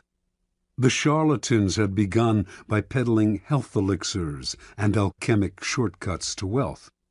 Moving quickly from town to town, they originally focused on small groups, until, by accident, they stumbled on a truth of human nature. The larger the group they gathered around themselves, the easier it was to deceive. The charlatan would station himself on a high wooden platform, hence the term mountebank, and crowds would swarm around him. In a group setting, people were more emotional, less able to reason. Had the charlatan spoken to them individually, they might have found him ridiculous. But lost in a crowd, they got caught up in a communal mood of rapt attention. It became impossible for them to find the distance, to be skeptical. Any deficiencies in the charlatan's ideas were hidden by the zeal of the mass. Passion and enthusiasm swept through the crowd like a contagion, and they reacted violently to anyone who dared to spread a seed of doubt. Both consciously studying this dynamic over decades of experiment and spontaneously adapting to these situations as they happened, the charlatans perfected the science of attracting and holding a crowd, molding the crowd into followers and the followers into a cult. The gimmicks of the charlatans may seem quaint today, but there are thousands of charlatans among us still, using the same tried and true methods their predecessors refined centuries ago, only changing the names of their elixirs and modernizing the look of their cults.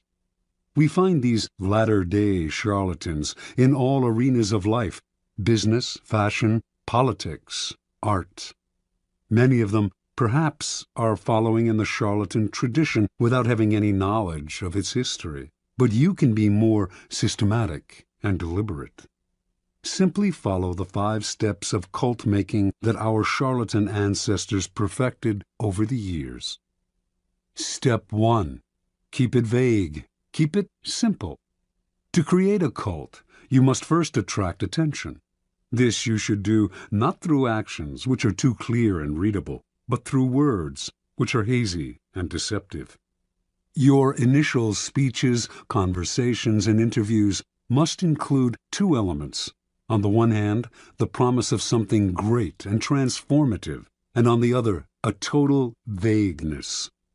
This combination will stimulate all kinds of hazy dreams in your listeners, who will make their own connections and see what they want to see.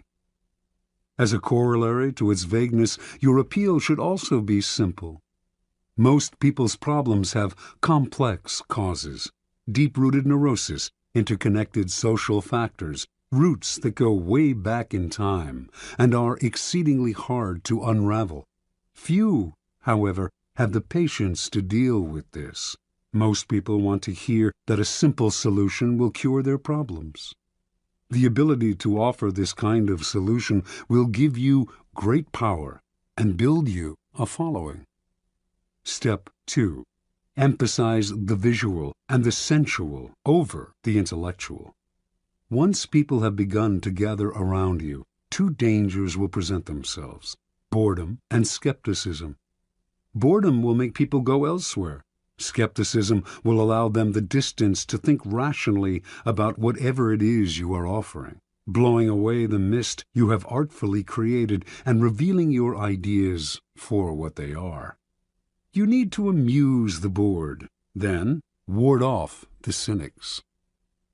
The best way to do this is through theater or other devices of its kind. Surround yourself with luxury, dazzle your followers with visual splendor, fill their eyes with spectacle. Not only will this keep them from seeing the ridiculousness of your ideas, the holes in your belief system, it will also attract more attention, more followers. Appeal to all the senses. Use incense for scent, soothing music for hearing, colorful charts and graphs for the eye.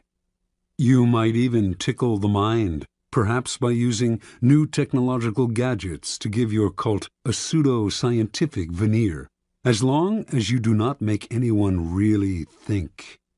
Use the exotic, distant cultures, strange customs to create theatrical effects, and to make the most banal and ordinary affairs seem signs of something extraordinary.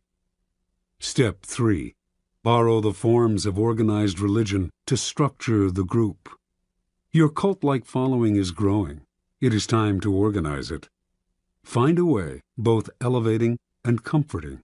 Organized religions have long held unquestioned authority for large numbers of people, and continue to do so in our supposedly secular age. And even if the religion itself has faded some, its forms will resonate with power. The lofty and holy associations of organized religion can be endlessly exploited. Create rituals for your followers. Organize them into a hierarchy, ranking them in grades of sanctity, and giving them names and titles that resound with religious overtones. Ask them for sacrifices that will fill your coffers and increase your power. To emphasize your gathering's quasi-religious nature, talk and act like a prophet. You are not a dictator. After all, you are a priest, a guru, a sage, a shaman, or any other word that hides your real power in the mist of religion. Step 4. Disguise your source of income. Your group has grown, and you have structured it in a church-like form. Your coffers are beginning to fill with your followers' money.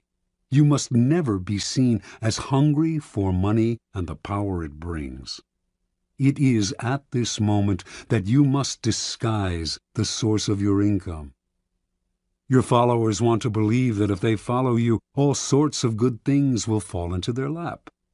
By surrounding yourself with luxury, you become living proof of the soundness of your belief system. Never reveal that your wealth actually comes from your followers' pockets. Instead, make it seem to come from the truth of your methods. Followers will copy your each and every move in the belief that it will bring them the same results.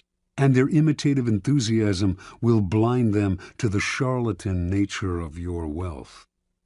Step 5. Set up an us versus them dynamic. The group is now large and thriving, a magnet attracting more and more particles. If you are not careful, though, inertia will set in and time and boredom will demagnetize the group. To keep your followers united, you must now do what all religions and belief systems have done: create an us versus them dynamic. First, make sure your followers believe they are part of an exclusive club, unified by a bond of common goals. Then, to strengthen this bond, manufacture the notion of a devious enemy out to ruin you. There is a force of non-believers that will do anything to stop you. Any outsider who tries to reveal the charlatan nature of your belief system can now be described as a member of this devious force. If you have no enemies, invent one. Given a straw man to react against, your followers will tighten and cohere. They have your cause to believe in and infidels to destroy. Observance of the law. In the year 1653, a 27-year-old Milan man named Francesco Giuseppe Borri claimed to have had a vision. He went around town telling one and all that the Archangel Michael had appeared to him and announced that he had been chosen to be the Capitano Generale of the army of the new Pope, an army that would seize and revitalize the world. The Archangel had further revealed that Borri now had the power to see people's souls, and that he would soon discover the Philosopher's Stone, a long sought-after substance that could change base metals into gold. Friends and acquaintances who heard Borri explain the vision and who witnessed the change that had come over him were impressed, for Borri had previously devoted himself to a life of wine, women, and gambling. Now he gave all that up, plunging himself into the study of alchemy and talking only of mysticism and the occult. The transformation was so sudden and miraculous, and Borri's words were so filled with enthusiasm, that he began to create a following. Unfortunately, the Italian Inquisition began to notice him as well. They prosecuted anyone who delved into the occult, so he left Italy and began to wander Europe, from Austria to Holland, telling one and all that, "To those who follow me, all joy shall be granted." Wherever Borri stayed, he attracted followers. His method was simple. He spoke of his vision, which had grown more and more elaborate, and offered to look into the soul of anyone who believed him, and they were many. Seemingly in a trance, he would stare at this new follower for several minutes, then claim to have seen the person's soul, degree of enlightenment, and potential for spiritual greatness. If what he saw showed promise, he would add the person to his growing order of disciples, an honor indeed. The cult had 6 degrees, into which the disciples were assigned according to what Borri had glimpsed in their souls. With work and total devotion to the cult, they could graduate to a higher degree. Borri, whom they called His Excellency and Universal Doctor, demanded from them the strictest vows of poverty. All the goods and monies they possessed had to be turned over to him, but they did not mind handing over their property, for Borri had told them, "I shall soon bring my chemical studies to a happy conclusion by the discovery of the Philosopher's Stone, and by this means we shall all have as much gold as we desire." Given his growing wealth, Borri began to change his style of living. Renting the most splendid apartment in the city into which he had temporarily settled, he would furnish it with fabulous furniture and accessories which he had begun to collect. He would drive through the city in a coach studded with jewels, with 6 magnificent black horses at its head. He never stayed too long in one place, and when he disappeared, saying he had more souls to gather into his flock, his reputation only grew in his absence. He became famous, although, in fact, he had never done a single concrete thing. From all over Europe, the blind, the crippled, and the desperate came to visit Bori, for word had spread that he had healing powers. He asked no fee for his services, which only made him seem more marvelous, and indeed some claimed that in this or that city he had performed a miracle cure. By only hinting at his accomplishments, he encouraged people's imaginations to blow them up to fantastic proportions. His wealth, for example, actually came from the vast sums he was collecting from his increasingly select group of rich disciples. Yet it was presumed that he had, in fact, perfected the philosopher's stone. The Church continued to pursue him, denouncing him for heresy and witchcraft, and Bori's response to these charges was a dignified silence. This only enhanced his reputation and made his followers more passionate. Only the great are persecuted, after all. How many understood Jesus Christ in his own time? Bori did not have to say a word. His followers now called the Pope the Antichrist.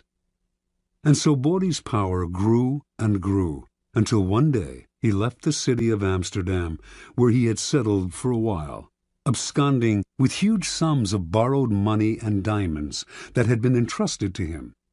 He claimed to be able to remove the flaws from diamonds through the power of his gifted mind. Now he was on the run. The Inquisition eventually caught up with him, and for the last 20 years of his life he was imprisoned in Rome. But so great was the belief in his occult powers that to his dying day he was visited by wealthy believers, including Queen Christina of Sweden. Supplying him with money and materials, these visitors allowed him to continue his search for the elusive philosopher's stone. Interpretation. Before he formed his cult, Bori seems to have stumbled on a critical discovery. Tiring of his life of debauchery, he had decided to give it up and to devote himself to the occult, a genuine interest of his. He must have noticed, however, that when he alluded to a mystical experience rather than physical exhaustion as the source of his conversion, people of all classes wanted to hear more. Realizing the power he could gain by ascribing the change to something external and mysterious, he went further with his manufactured visions. The grander the vision, and the more sacrifices he asked for, the more appealing and believable his story seemed to become. Remember, people are not interested in the truth about change.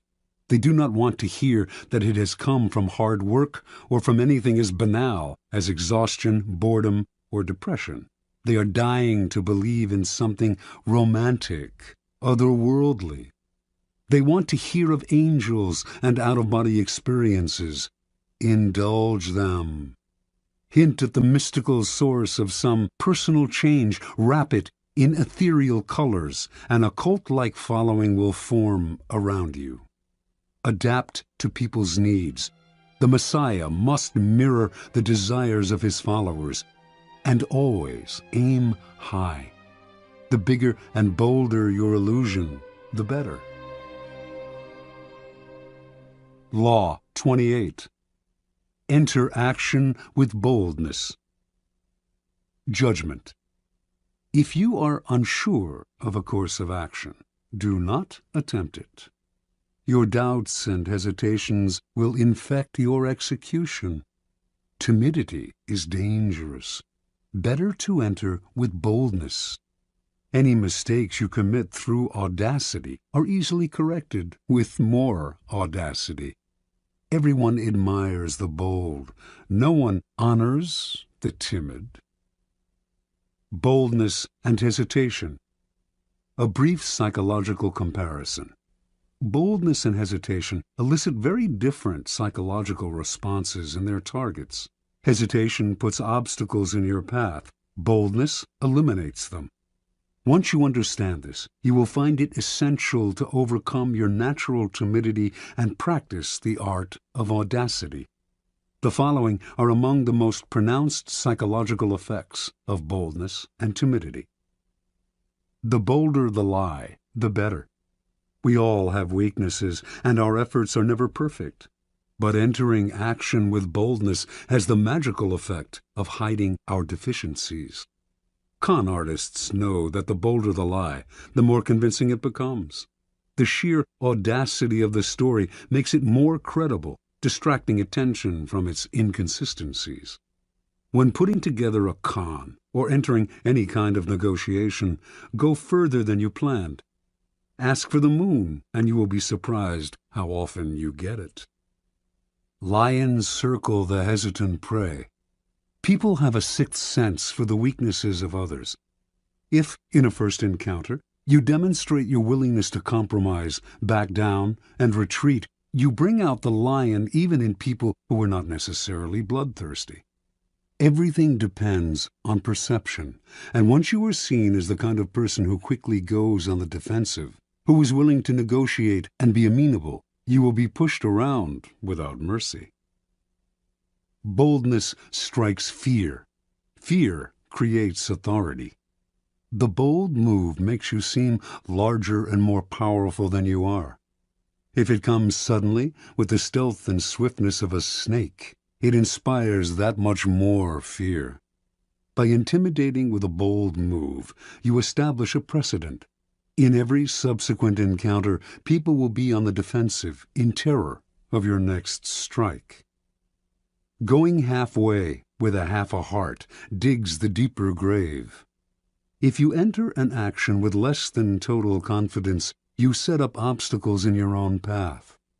When a problem arises, you will grow confused, seeing options where there are none, and inadvertently creating more problems still. Retreating from the hunter, the timid hare scurries more easily into his snares. Hesitation creates gaps, boldness obliterates them. When you take time to think, to hem and haw, you create a gap that allows others time to think as well. Your timidity infects people with awkward energy, elicits embarrassment. Doubt springs up on all sides. Boldness destroys such gaps. The swiftness of the move and the energy of the action leave others no space to doubt and worry. In seduction, hesitation is fatal. It makes your victim conscious of your intentions. The bold move crowns seduction with triumph. It leaves no time for reflection. Audacity separates you from the herd. Boldness gives you presence and makes you seem larger than life. The timid fade into the wallpaper. The bold draw attention, and what draws attention draws power. We cannot keep our eyes off the audacious. We cannot wait to see their next bold move. Observance of the law. In 1514, the 22-year-old Pietro Aretino was working as a lowly assistant scullion to a wealthy Roman family. He had ambitions of greatness as a writer, to inflame the world with his name, but how could a mere lackey hope to realize such dreams? That year, Pope Leo X received from the King of Portugal an embassy that included many gifts, most prominent among them a great elephant, the first in Rome since imperial times. The pontiff adored this elephant and showered it with attention and gifts. But despite his love and care, the elephant, which was called Anno, became deathly ill. The Pope summoned doctors who administered a 500-pound purgative to the elephant, but all to no avail. The animal died, and the Pope went into mourning. To console himself, he summoned the great painter Raphael and ordered him to create a life-sized painting of Anno above the animal's tomb, bearing the inscription, "What nature took away, Raphael has with his art restored." Over the next few days, a pamphlet circulated throughout Rome that caused great merriment and laughter. Entitled, "The Last Will and Testament of the Elephant Anno," it read in part, "To my heir, the Cardinal Santa Croce, I give my knees, so that he can imitate my genuflections. To my heir, Cardinal Santi Quattro, I give my jaws so that he can more readily devour all of Christ's revenues. To my heir, Cardinal Medici, I give my ears so that he can hear everyone's doings. To Cardinal Grassi, who had a reputation for lechery, the elephant bequeathed the appropriate, oversized part of his own anatomy. On and on the anonymous pamphlet went, sparing none of the great in Rome, not even the Pope. With each one it took aim at their best-known weakness. The pamphlet ended with verse, "See to it that Aretino is your friend, for he is a bad enemy to have. His words alone could ruin the High Pope, so God guard everyone from his tongue." Interpretation. With one short pamphlet, Aretino, son of a poor shoemaker and a servant himself, hurled himself to fame. Everyone in Rome rushed to find out who this daring young man was. Even the Pope, amused by his audacity, sought him out and ended up giving him a job in the papal service. Over the years, he came to be known as the Scourge of Princes, and his biting tongue earned him the respect and fear of the great, from the King of France to the Habsburg Emperor. The Aretino strategy is simple. When you are as small and obscure as David was, you must find a Goliath to attack. The larger the target, the more attention you gain. The bolder the attack, the more you stand out from the crowd, and the more admiration you earn. Society is full of those who think daring thoughts, but lack the guts to print and publicize them. Voice what the public feels. The expression of shared feelings is always powerful. Search out the most prominent target possible and sling your boldest shot. The world will enjoy the spectacle and will honor the underdog. You, that is, with glory and power. Keys to power. Most of us are timid. We want to avoid tension and conflict, and we want to be liked by all. We may contemplate a bold action, but we rarely bring it to life. We are terrified of the consequences, of what others might think of us, of the hostility we will stir up if we dare go beyond our usual place. Although we may disguise our timidity as a concern for others, a desire not to hurt or offend them, in fact, it is the opposite. We are really self-absorbed, worried about ourselves and how others perceive us.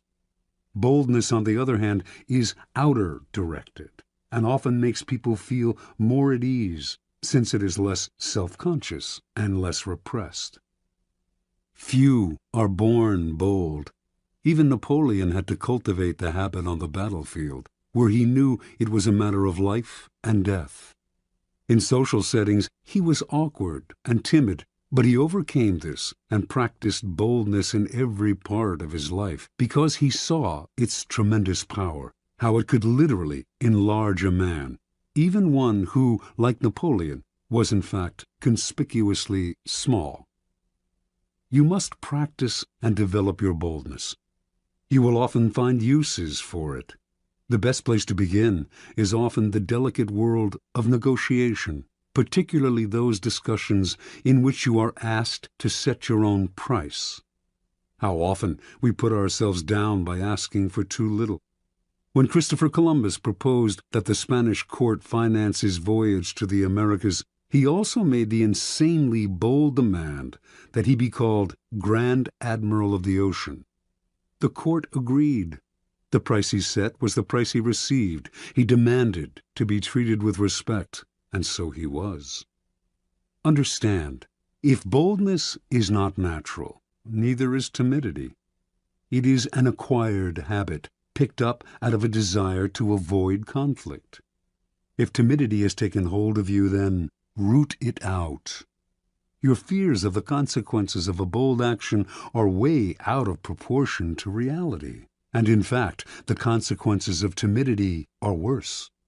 Your value is lowered, and you create a self-fulfilling cycle of doubt and disaster.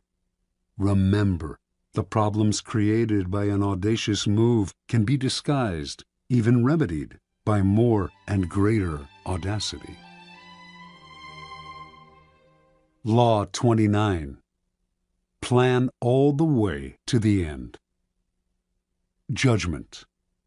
The ending is everything. Plan all the way to it, taking into account all the possible consequences, obstacles, and twists of fortune that might reverse your hard work and give the glory to others. By planning to the end, you will not be overwhelmed by circumstances, and you will know when to stop. Gently guide fortune and help determine the future by thinking far ahead. Transgression of the law. In 1510, a ship set out from the island of Hispaniola, now Haiti and the Dominican Republic, for Venezuela, where it was to rescue a besieged Spanish colony. Several miles out of port, a stowaway climbed out of a provision chest. Vasco Núñez de Balboa, a noble Spaniard who had come to the New World in search of gold, but had fallen into debt and had escaped his creditors by hiding in the chest. Balboa had been obsessed with gold ever since Columbus had returned to Spain from his voyages with tales of a fabulous but as yet undiscovered kingdom called El Dorado.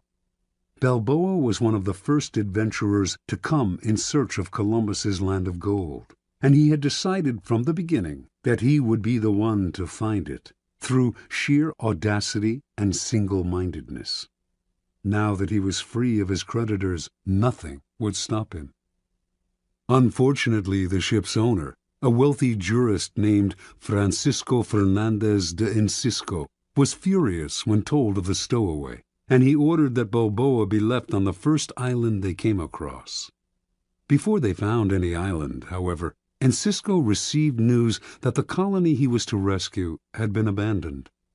This was Balboa's chance.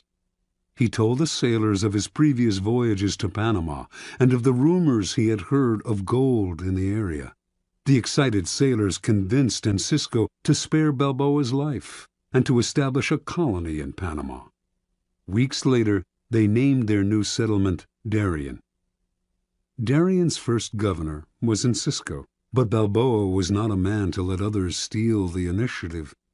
He campaigned against Incisco among the sailors, who eventually made it clear that they preferred him as governor. Incisco fled to Spain, fearing for his life. Months later, when a representative of the Spanish crown arrived to establish himself as the new official governor of Darien, he was turned away. On his return voyage to Spain, this man drowned. The drowning was accidental, but under Spanish law, Balboa had murdered the governor and usurped his position. Balboa's bravado had got him out of scrapes before, but now his hopes of wealth and glory seemed doomed. To lay claim to El Dorado, should he discover it, he would need the approval of the Spanish king, which, as an outlaw, he would never receive. There was only one solution. Panamanian Indians had told Balboa of a vast ocean on the other side of the Central American Isthmus, and had said that by traveling south upon this western coast, he would reach a fabulous land of gold, called by a name that to his ears sounded like Biru.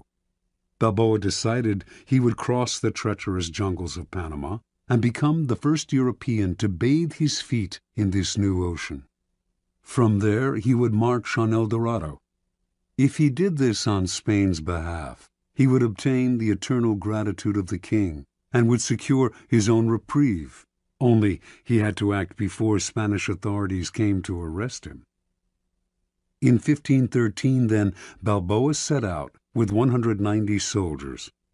Halfway across the isthmus, some 90 miles wide at that point, only 60 soldiers remained, many having succumbed to the harsh conditions, the blood-sucking insects, the torrential rainfall, fever. Finally, from a mountaintop, Balboa became the first European to lay eyes on the Pacific Ocean. Days later he marched in his armor into its waters, bearing the banner of Castile and claiming all its seas, lands, and islands in the name of the Spanish throne. Indians from the area greeted Balboa with gold, jewels, and precious pearls, the like of which he had never seen. When he asked where these had come from, the Indians pointed south, to the land of the Incas. But Balboa had only a few soldiers left. For the moment, he decided he should return to Darien, send the jewels and gold to Spain as a token of goodwill, and ask for a large army to aid him in the conquest of El Dorado. When news reached Spain of Balboa's bold crossing of the isthmus, his discovery of the Western Ocean, and his planned conquest of El Dorado, the former criminal became a hero. He was instantly proclaimed governor of the new land.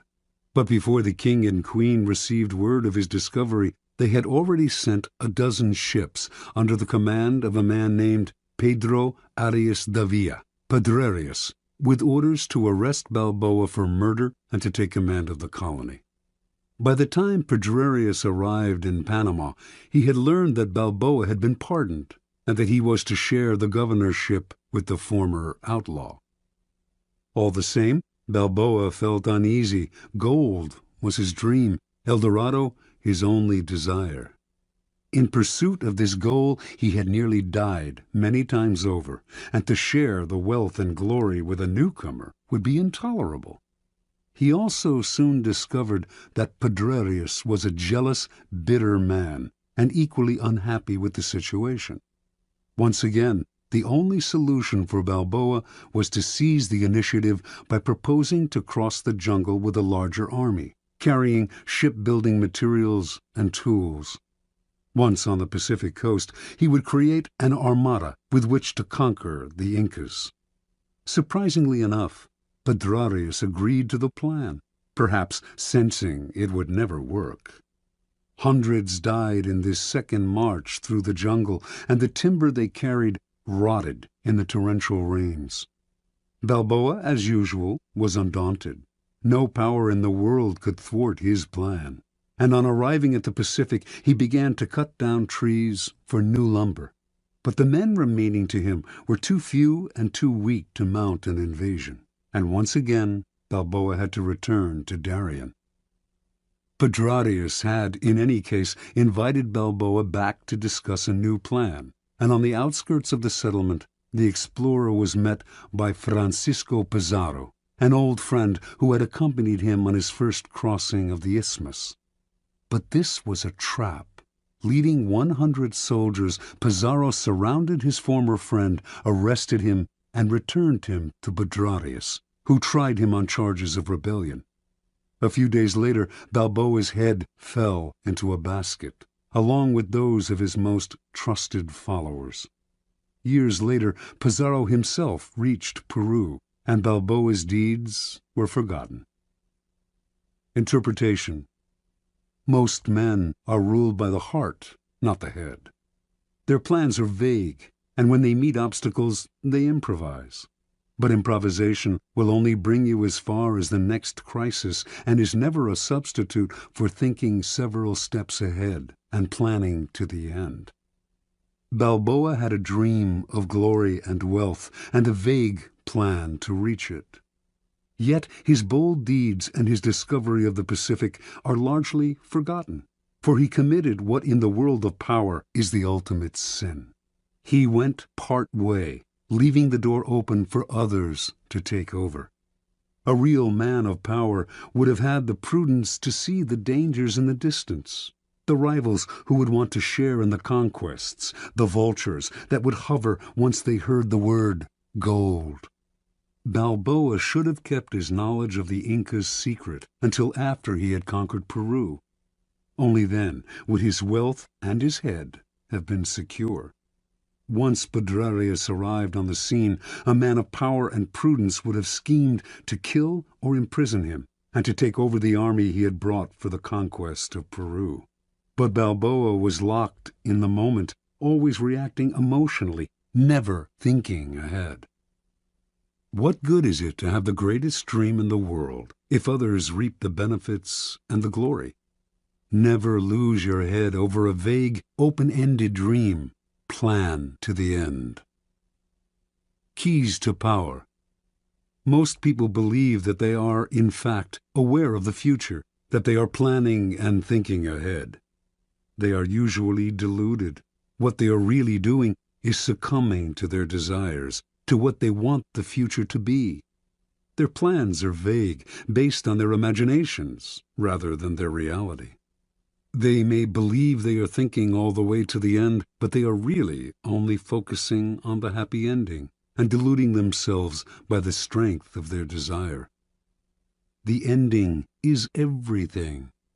It is the end of the action that determines who gets the glory, the money, the prize. Your conclusion must be crystal clear, and you must keep it constantly in mind. You must also figure out how to ward off the vultures circling overhead, trying to live off the carcass of your creation. And you must anticipate the many possible crises that will tempt you to improvise. When you see several steps ahead and plan your moves all the way to the end, you will no longer be tempted by emotion or by the desire to improvise. Your clarity will rid you of the anxiety and vagueness that are the primary reasons why so many fail to conclude their actions successfully. You see the ending, and you tolerate no deviation. Law 30. Make your accomplishments seem effortless. Judgment. Your actions must seem natural and executed with ease.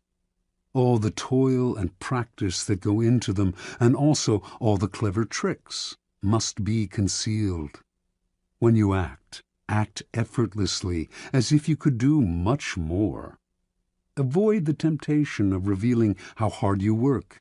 It only raises questions.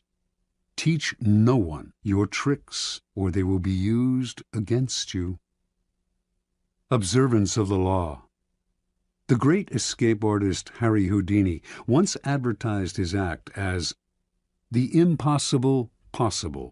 And indeed, those who witnessed his dramatic escapes felt that what he did on stage contradicted common-sense ideas of human capacity. Over the years, Houdini escaped from the chained carcass of an embalmed sea monster, a half-octopus, half-whale-like beast that had beached near Boston. He had himself sealed inside an enormous envelope from which he emerged without breaking the paper. He passed through brick walls. He wriggled free from straitjackets while dangling high in the air.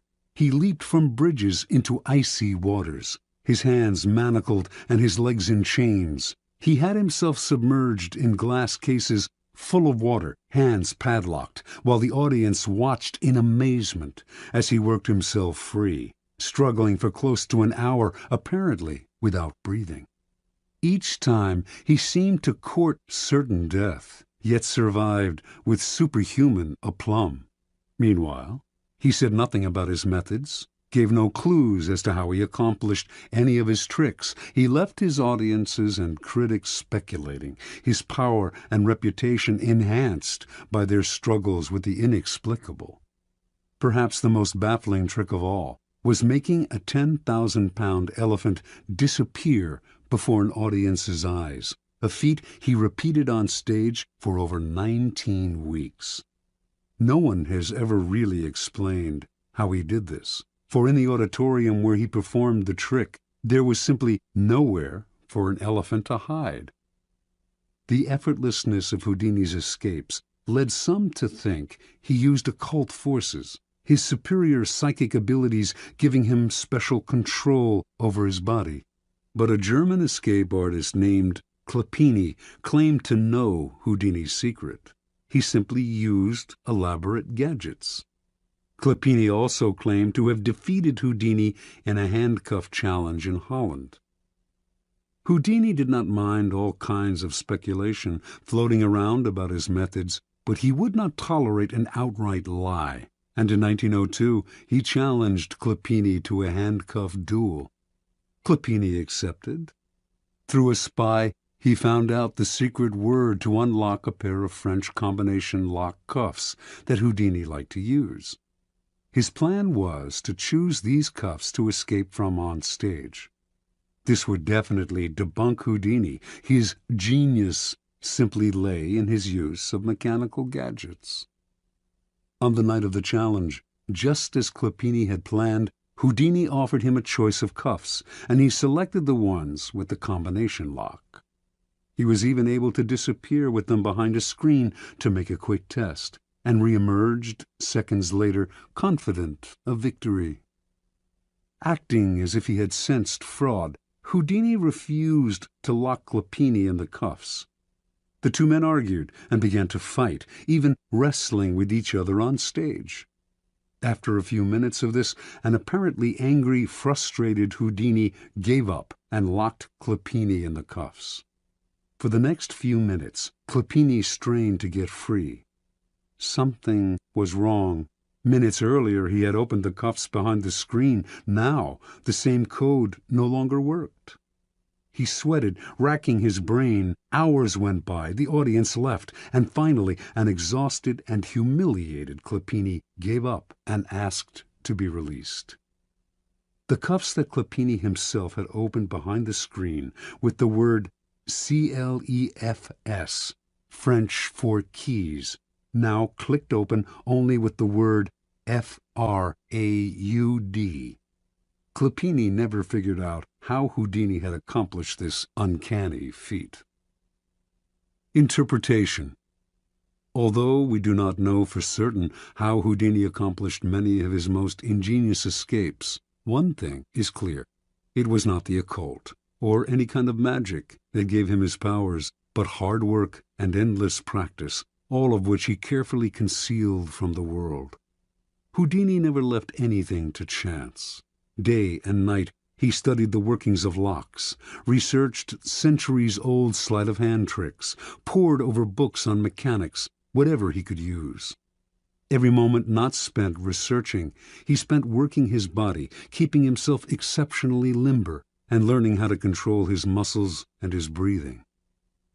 Early on in Houdini's career, an old Japanese performer whom he toured with taught him an ancient trick: how to swallow an ivory ball, then bring it back up. He practiced this endlessly with a small peeled potato tied to a string. Up and down he would manipulate the potato with his throat muscles until they were strong enough to move it without the string. No one could check the inside of his throat, where he could conceal small tools to help him escape. Even so, Clopini was fundamentally wrong. It was not Houdini's tools, but his practice, work, and research that made his escapes possible. Clopini, in fact, was completely outwitted by Houdini, who set the whole thing up. He let his opponent learn the code to the French cuffs, then baited him into choosing those cuffs on stage. Then, during the two men's tussle, the dexterous Houdini was able to change the code to FRAUD. He had spent weeks practicing this trick, but the audience saw none of the sweat and toil behind the scenes. Nor was Houdini ever nervous. He induced nervousness in others.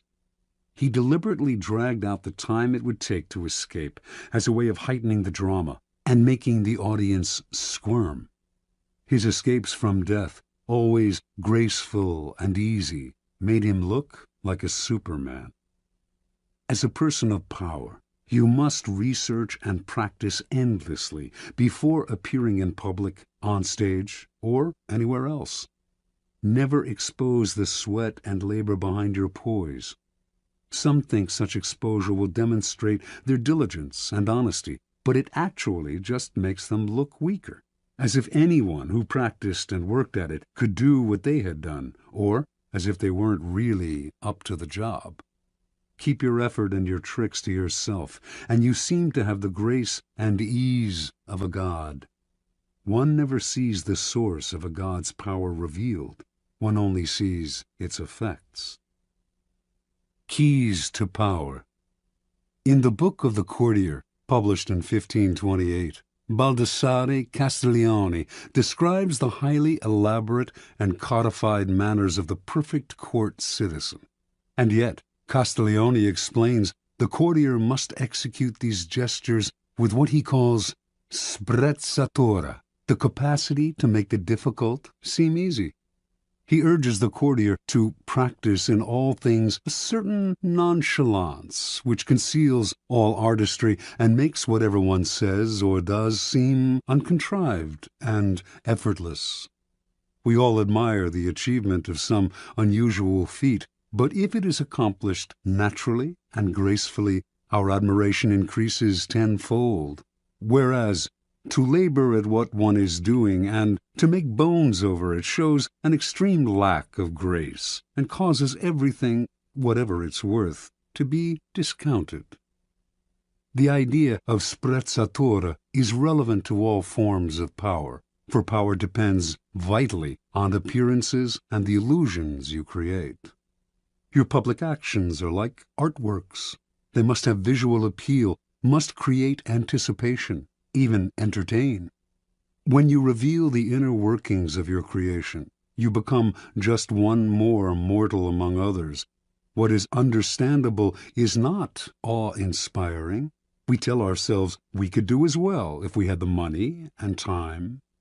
Avoid the temptation of showing how clever you are. It is far more clever to conceal the mechanisms of your cleverness. There is another reason for concealing your shortcuts and tricks. When you let this information out, you give people ideas they can use against you. You lose the advantages of keeping silent. We tend to want the world to know what we have done. We want our vanity gratified by having our hard work and cleverness applauded. And we may even want sympathy for the hours it has taken to reach our point of artistry.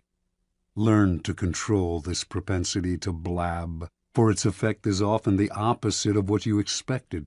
Remember, the more mystery surrounds your actions, the more awesome your power seems. You appear to be the only one who can do what you do, and the appearance of having an exclusive gift is immensely powerful.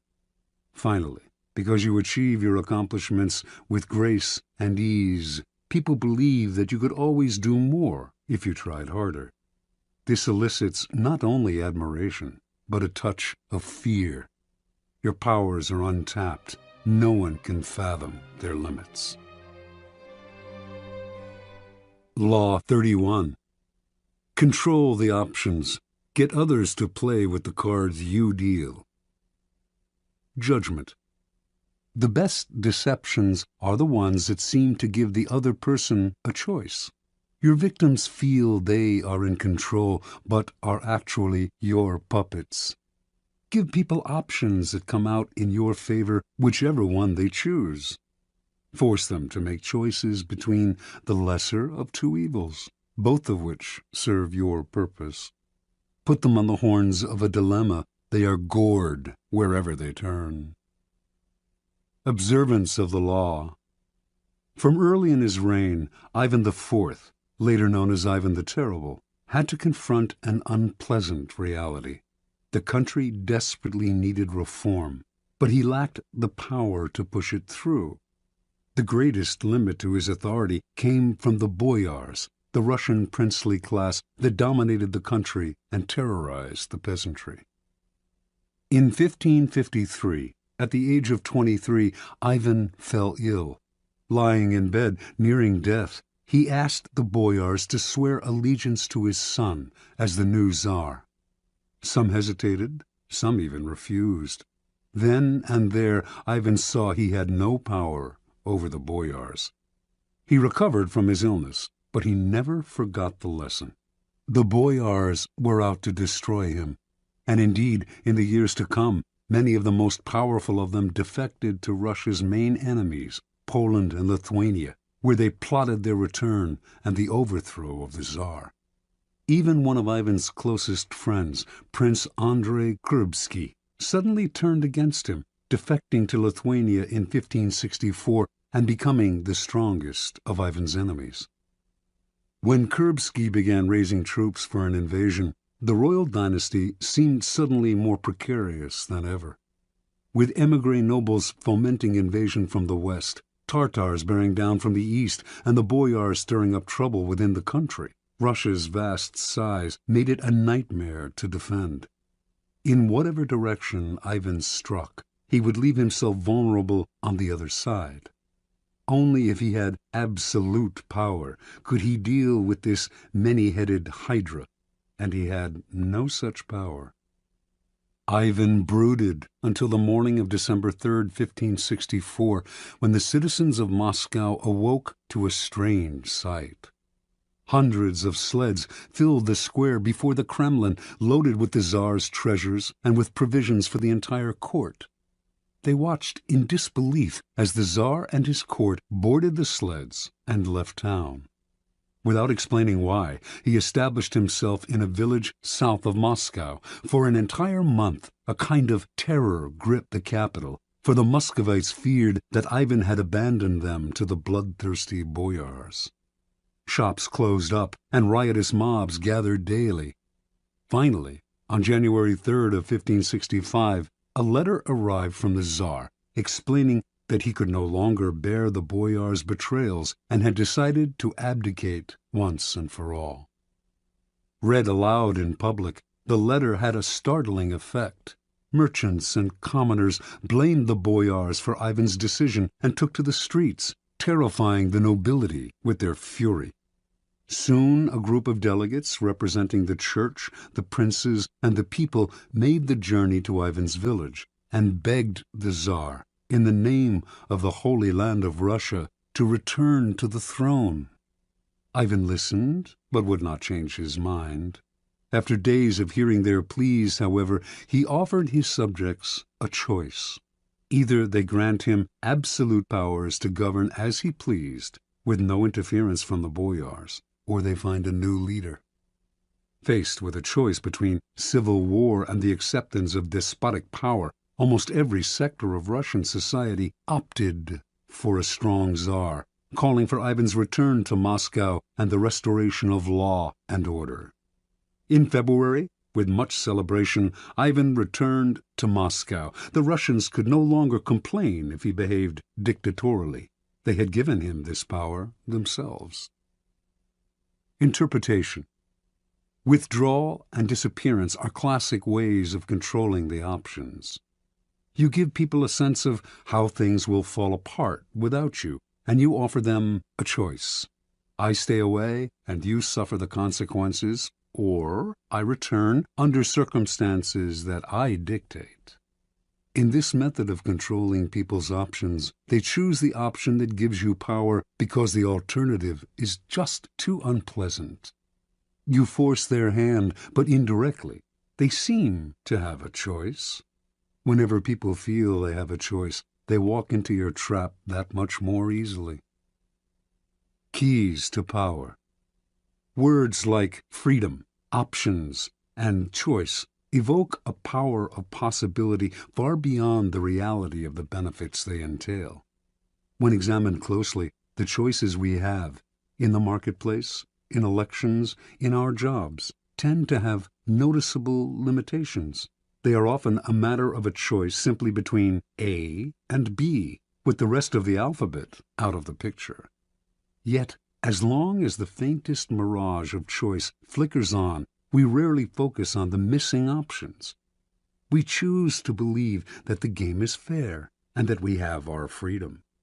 We prefer not to think too much about the depth of our liberty to choose.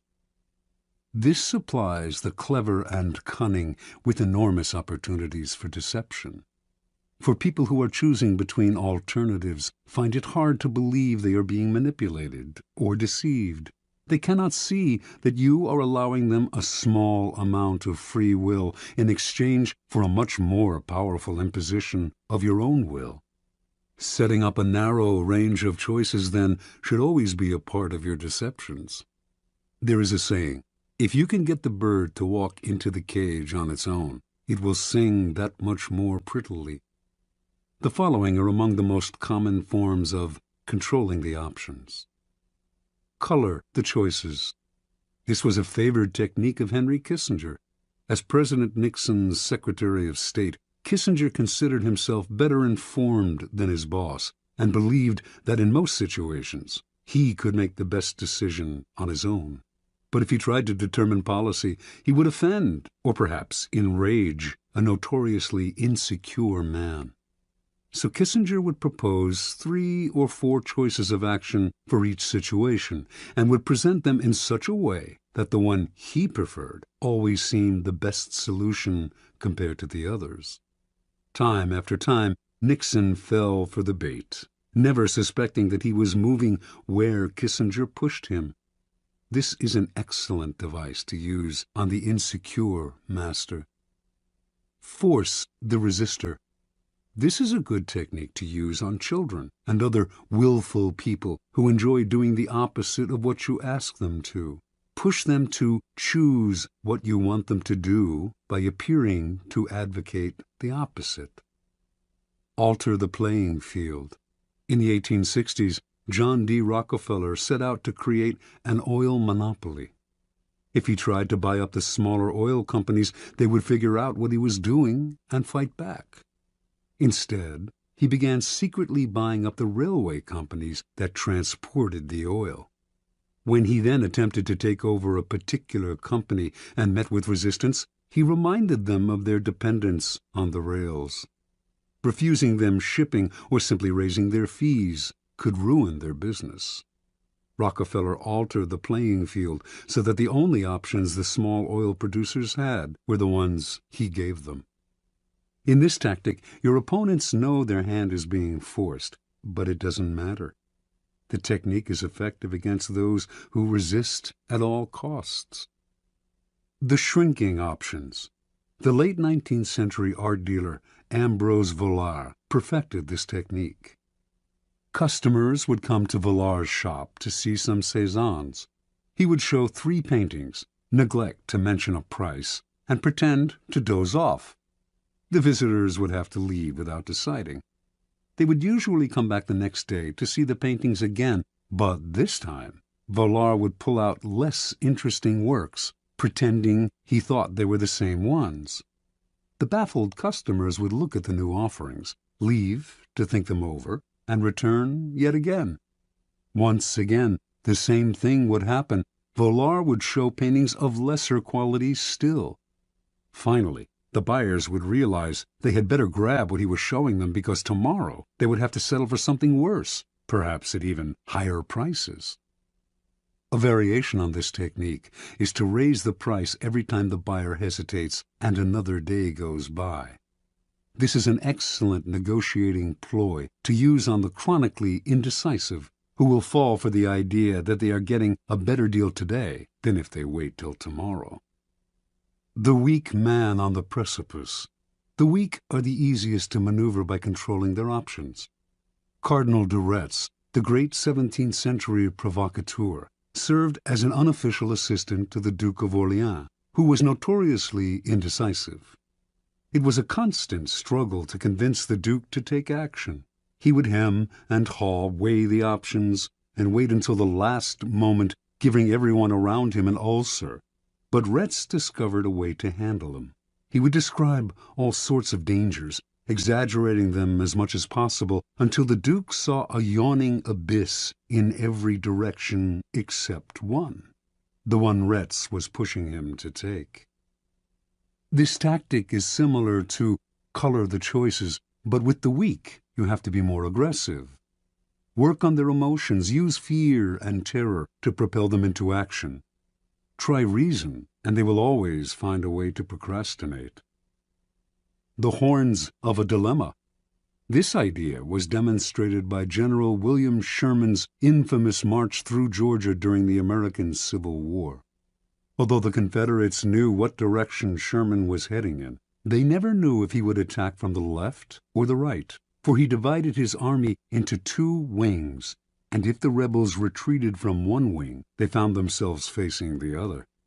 This is a classic trial lawyer's technique. The lawyer leads the witness to decide between 2 possible explanations of an event, both of which poke a hole in their story. They have to answer the lawyer's questions, but whatever they say, they hurt themselves. The key to this move is to strike quickly, deny the victim the time to think of an escape. As they wriggle between the horns of the dilemma, they dig their own grave. Understand, in your struggles with your rivals, it will often be necessary for you to hurt them. And if you are clearly the agent of their punishment, expect a counterattack. Expect revenge. If, however, they seem to themselves to be the agents of their own misfortune, they will submit quietly.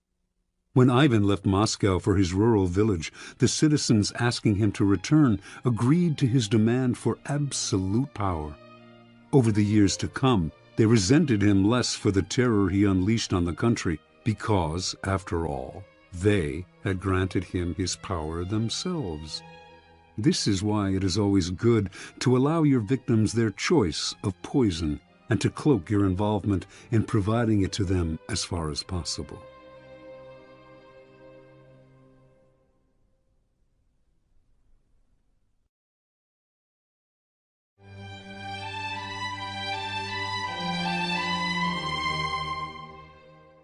Law 32.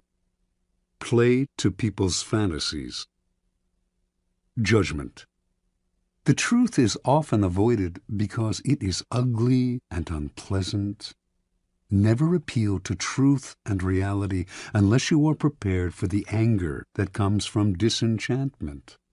Life is so harsh and distressing that people who can manufacture romance or conjure up fantasy are like oases in the desert. Everyone flocks to them. There is great power in tapping into the fantasies of the masses. Observance of the law. The city-state of Venice was prosperous for so long that its citizens felt their small republic had destiny on its side. In the Middle Ages and High Renaissance, its virtual monopoly on trade to the East made it the wealthiest city in Europe. Under a beneficent republican government, Venetians enjoyed liberties that few other Italians had ever known. Yet, in the 16th century, their fortunes suddenly changed. The opening of the New World transferred power to the Atlantic side of Europe, to the Spanish and Portuguese, and later the Dutch and English. Venice could not compete economically, and its empire gradually dwindled. The final blow was the devastating loss of a prized Mediterranean possession, the island of Cyprus, captured from Venice by the Turks in 1570. Now noble families went broke in Venice, and banks began to fold. A kind of gloom and desperation settled over the citizens. They had known a glittering past, had either lived through it or heard stories about it from their elders. The closeness of the glory years was humiliating. The Venetians half believed that the goddess Fortune was only playing a joke on them, and that the old days would soon return. For the time being, though, what could they do? In 1589, rumors began to swirl around Venice of the arrival not far away of a mysterious man called Il Bragadino, a master of alchemy, a man who had won incredible wealth through his ability, it was said, to multiply gold through the use of a secret substance. The rumors spread quickly because a few years earlier, a Venetian nobleman passing through Poland had heard a learned man prophesy that Venice would recover her past glory and power if she could find a man who understood the alchemic art of manufacturing gold. And so, as word reached Venice of the gold this Bragadino possessed, he clinked gold coins continuously in his hands, and golden objects filled his palace. Some began to dream. Through him, their city would prosper again. Members of Venice's most important noble families accordingly went together to Brescia, where Bragadino lived.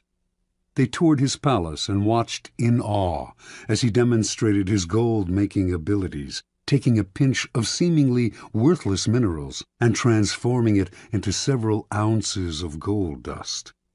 The Venetian Senate prepared to debate the idea of extending an official invitation to Bragadino to stay in Venice at the city's expense. when word suddenly reached them that they were competing with the Duke of Mantua for his services.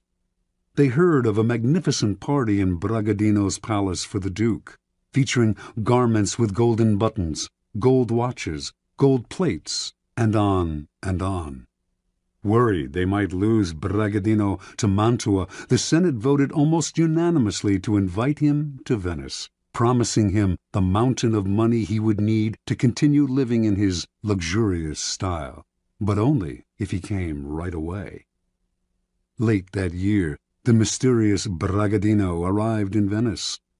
With his piercing dark eyes under thick brows, and the two enormous black mastiffs that accompanied him everywhere, he was forbidding and impressive. He took up residence in a sumptuous palace on the island of Giudecca, with the Republic funding his banquets, his expensive clothes, and all his other whims. A kind of alchemy fever spread through Venice. On street corners, hawkers would sell coal, distilling apparatus, bellows, how-to books on the subject. Everyone began to practice alchemy, everyone except Bragadino. The alchemist seemed to be in no hurry to begin manufacturing the gold that would save Venice from ruin.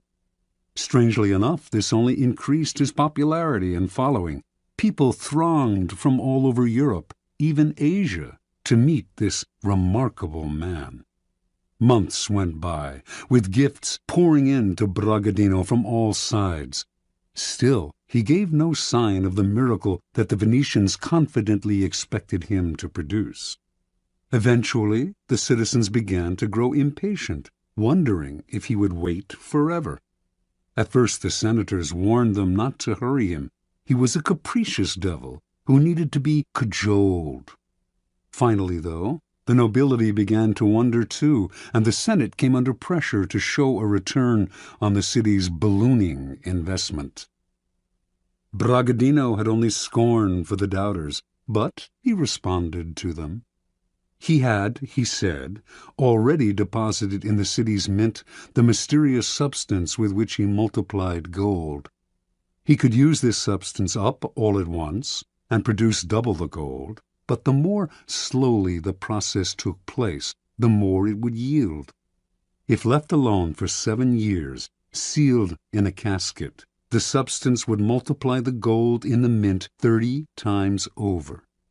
Most of the senators agreed to wait to reap the gold mine Bragadino promised. Others, however, were angry. 7 more years of this man living royally at the public trough?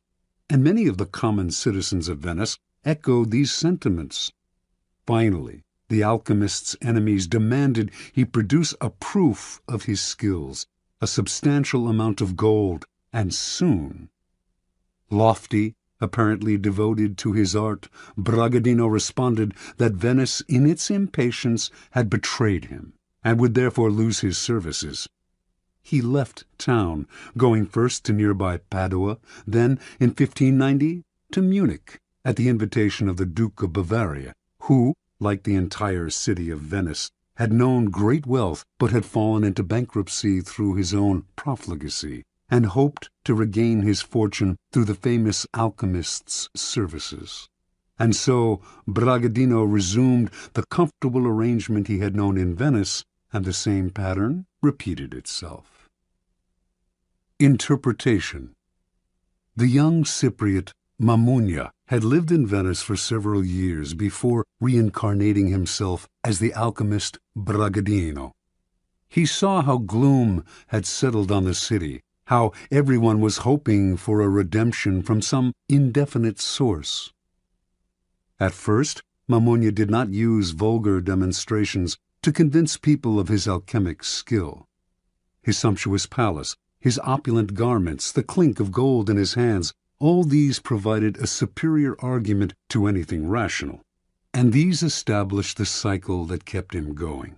His obvious wealth confirmed his reputation as an alchemist, so that patrons like the Duke of Mantua gave him money, which allowed him to live in wealth, which reinforced his reputation as an alchemist, and so on.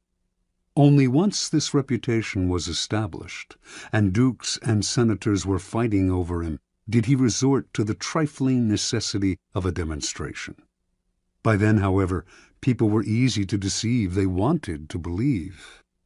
The Venetian senators who watched him multiply gold wanted to believe so badly that they failed to notice the glass pipe up his sleeve from which he slipped gold dust into his pinches of minerals. Brilliant and capricious, he was the alchemist of their fantasies, and once he had created an aura like this, no one noticed his simple deceptions. People rarely believe that their problems arise from their own misdeeds and stupidity. Someone or something out there is to blame, the other, the world, the gods, and so salvation comes from the outside as well. Had Bragadino arrived in Venice armed with a detailed analysis of the reasons behind the city's economic decline, and of the hard-nosed steps that it could take to turn things around, he would have been scorned. The reality was too ugly, and the solution too painful, mostly the kind of hard work that the citizens' ancestors had mustered to create an empire. Fantasy, on the other hand, in this case the romance of alchemy, was easy to understand and infinitely more palatable. To gain power, you must be a source of pleasure for those around you, and pleasure comes from playing to people's fantasies. Never promise a gradual improvement through hard work. Rather, promise the moon, the great and sudden transformation, the pot of gold. Keys to power. Fantasy can never operate alone. It requires the backdrop of the humdrum and the mundane. It is the oppressiveness of reality that allows fantasy to take root and bloom. In 16th century Venice, the reality was one of decline and loss of prestige. The corresponding fantasy described a sudden recovery of past glories through the miracle of alchemy. While the reality only got worse, the Venetians inhabited a happy dream world in which their city restored its fabulous wealth and power overnight, turning dust into gold.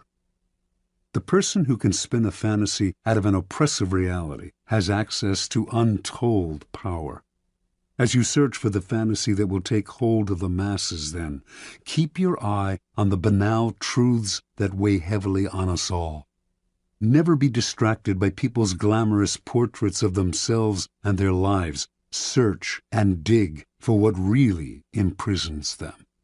Once you find that, you have the magical key that will put great power in your hands. Remember, the key to fantasy is distance. The distant has allure and promise, seems simple and problem-free. What are you offering, then, should be ungraspable. Never let it become oppressively familiar.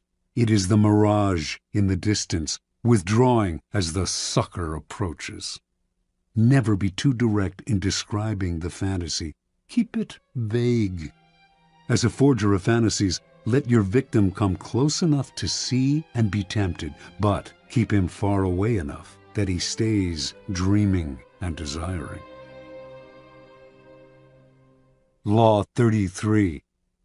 Discover each man's thumbscrew. Judgment. Everyone has a weakness, a gap in the castle wall. That weakness is usually an insecurity, an uncontrollable emotion or need. It can also be a small, secret pleasure. Either way, once found, it is a thumbscrew you can turn to your advantage. Finding the thumbscrew, a strategic plan of action. We all have resistances. We live with a perpetual armor around ourselves to defend against change and the intrusive actions of friends and rivals. We would like nothing more than to be left to do things our own way. Constantly butting up against these resistances will cost you a lot of energy. One of the most important things to realize about people, though, is that they all have a weakness, some part of their psychological armor that will not resist, that will bend to your will if you find it and push on it. Some people wear their weaknesses openly, Others disguise them. Those who disguise them are often the ones most effectively undone through that one chink in their armor. In planning your assault, keep these principles in mind. Pay attention to gestures and unconscious signals. As Sigmund Freud remarked, no mortal can keep a secret. If his lips are silent, he chatters with his fingertips. Betrayal oozes out of him at every pore. This is a critical concept in the search for a person's weakness. It is revealed by seemingly unimportant gestures and passing words. The key is not only what you look for, but where and how you look. Everyday conversation supplies the richest mine of weaknesses, so train yourself to listen. Start by always seeming interested. The appearance of a sympathetic ear will spur anyone to talk. A clever trick, often used by the 19th century French statesman Talleyrand, is to appear to open up to the other person, to share a secret with them. It can be completely made up, or it can be real, but of no great importance to you. The important thing is that it should seem to come from the heart. This will usually elicit a response that is not only as frank as yours, but more genuine. A response that reveals a weakness. If you suspect that someone has a particular soft spot, probe for it indirectly. If, for instance, you sense that a man has a need to be loved, openly flatter him. If he laps up your compliments, no matter how obvious, you are on the right track. Train your eye for details, how someone tips a waiter, what delights a person, the hidden messages enclose. Find people's idols, the things they worship and will do anything to get. Perhaps you can be the supplier of their fantasies. Find the helpless child. Most weaknesses begin in childhood, before the self builds up compensatory defenses. Perhaps the child was pampered or indulged in a particular area, or perhaps a certain emotional need went unfulfilled. As he or she grows older, the indulgence or the deficiency may be buried, but never disappears. Knowing about a childhood need gives you a powerful key to a person's weakness. One sign of this weakness is that when you touch on it, the person will often act like a child. Be on the lookout, then, for any behavior that should have been outgrown. If your victims or rivals went without something important, such as parental support when they were children, supply it, or its facsimile. If they reveal a secret taste, a hidden indulgence, indulge it. In either case, they will be unable to resist you. Look for contrasts. An overt trait often conceals its opposite. People who thump their chests are often big cowards. A prudish exterior may hide a lascivious soul. The uptight are often screaming for adventure. The shy are dying for attention. By probing beyond appearances, you will often find people's weaknesses in the opposite of the qualities they reveal to you. Find the weak link. Sometimes in your search for weaknesses, it is not what, but who that matters. In today's versions of the court, there is often someone behind the scenes who has a great deal of power, a tremendous influence over the person superficially on top. These behind-the-scenes power brokers are the group's weak link. Win their favor, and you indirectly influence the king. Alternatively, even in a group of people acting with the appearance of one will, as when a group under attack closes ranks to resist an outsider, there is always a weak link in the chain. Find the one person who will bend under pressure. Fill the void. The two main emotional voids to fill are insecurity and unhappiness. The insecure are suckers for any kind of social validation. As for the chronically unhappy, look for the roots of their unhappiness. The insecure and the unhappy are the people least able to disguise their weaknesses. The ability to fill their emotional voids is a great source of power and an indefinitely prolongable one. feed on uncontrollable emotions. The uncontrollable emotion can be a paranoid fear, a fear disproportionate to the situation, or any base motive such as lust, greed, vanity, or hatred. People in the grip of these emotions often cannot control themselves, and you can do the controlling for them. Observance of the law. Arabella Huntington, wife of the great late 19th century railroad magnate Collis P. Huntington, came from humble origins and always struggled for social recognition among her wealthy peers. When she gave a party in her San Francisco mansion, few of the social elite would show up. Most of them took her for a gold digger, not their kind. Because of her husband's fabulous wealth, art dealers courted her, but with such condescension they obviously saw her as an upstart. Only one man of consequence treated her differently, the dealer Joseph Duveen. For the first few years of Duveen's relationship with Arabella, he made no effort to sell expensive art to her. Instead, he accompanied her to fine stores, chatted endlessly about queens and princesses he knew, on and on. At last, she thought a man who treated her as an equal, even a superior, in high society. Meanwhile, if Duveen did not try to sell art to her, he did subtly educate her in his aesthetic ideas, namely, that the best art was the most expensive art. And after Arabella had soaked up his way of seeing things, Duveen would act as if she always had exquisite taste, even though before she met him her aesthetics had been abysmal. When Collis Huntington died in 1900, Arabella came into a fortune. She suddenly started to buy expensive paintings, by Rembrandt and Velázquez, for example, and only from Duveen.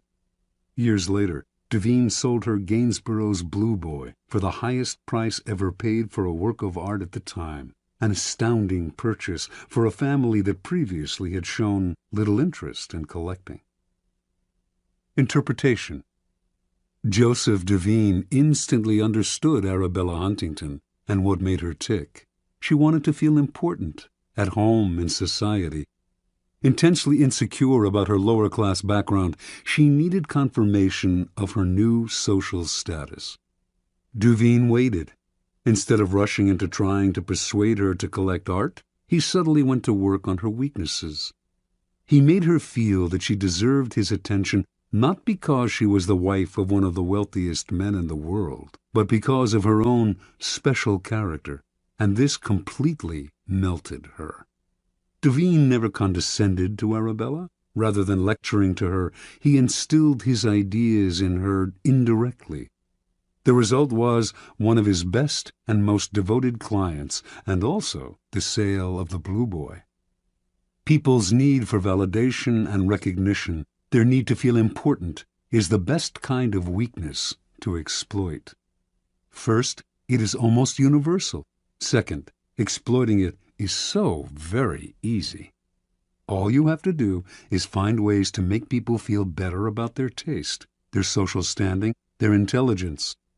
Once the fish are hooked, you can reel them in again and again for years. You are filling a positive role, giving them what they cannot get on their own. They may never suspect that you are turning them like a thumbscrew, and if they do, they may not care, because you are making them feel better about themselves, and that is worth any price. Law 34.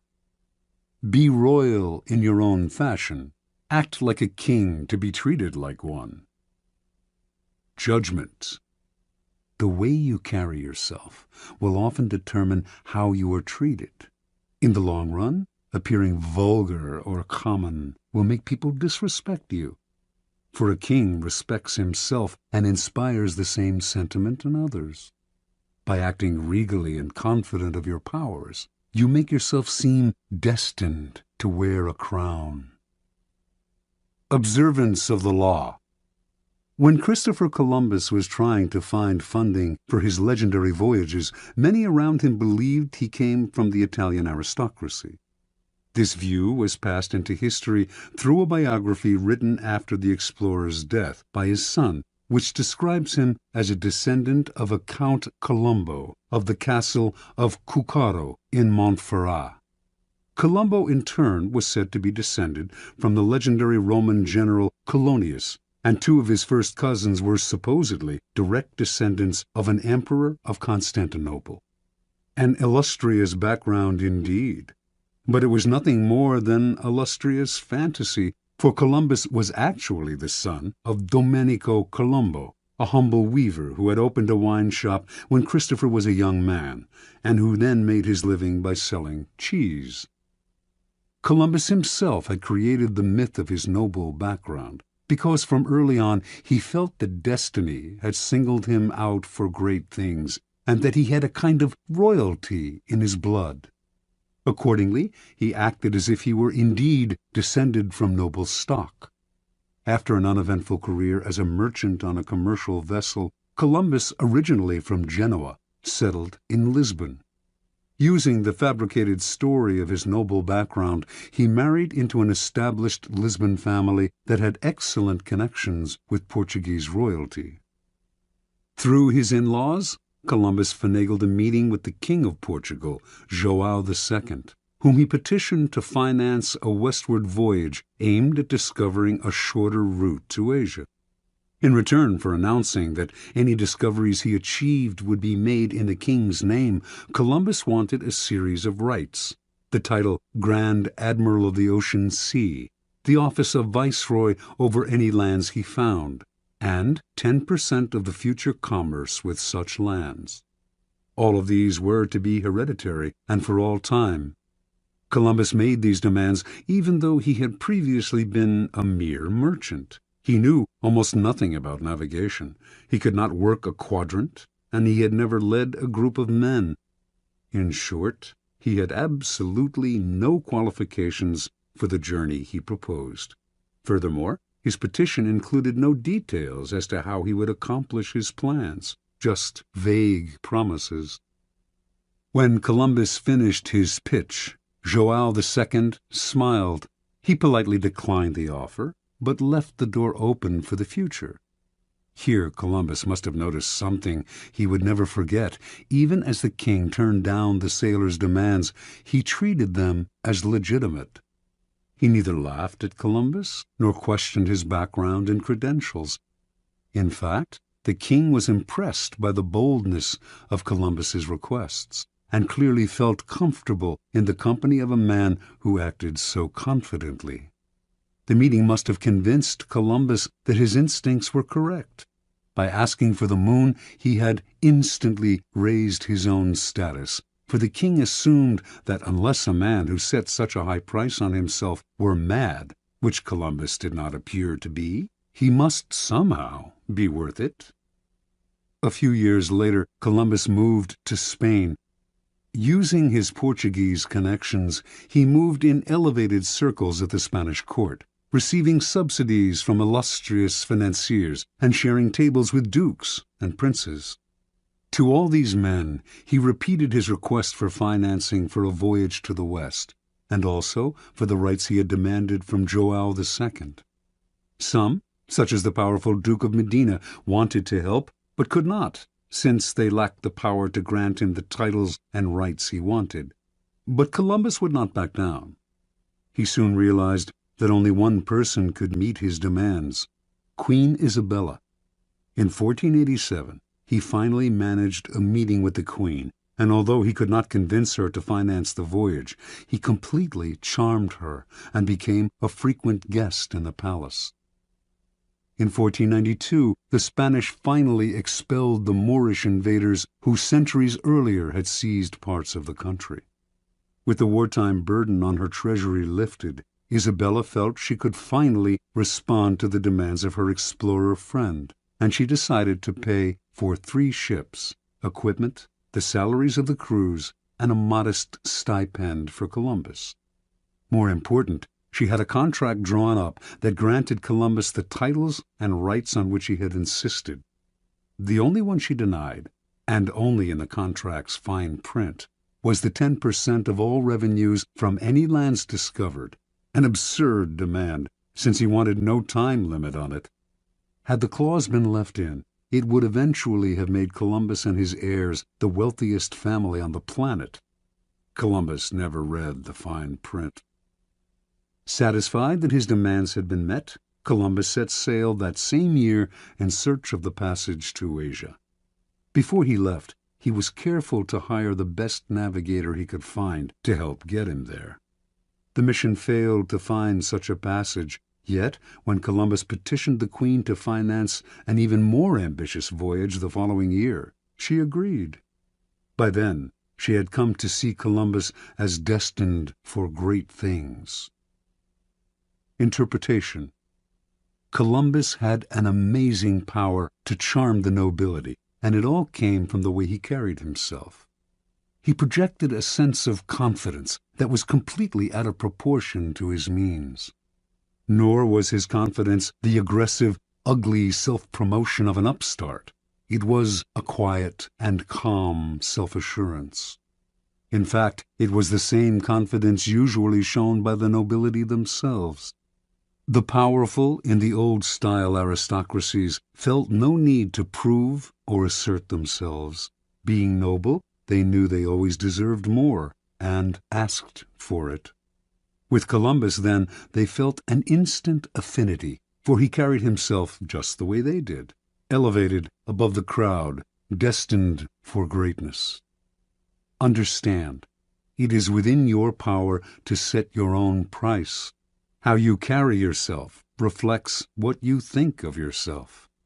If you ask for little, shuffle your feet, and lower your head, people will assume this reflects your character.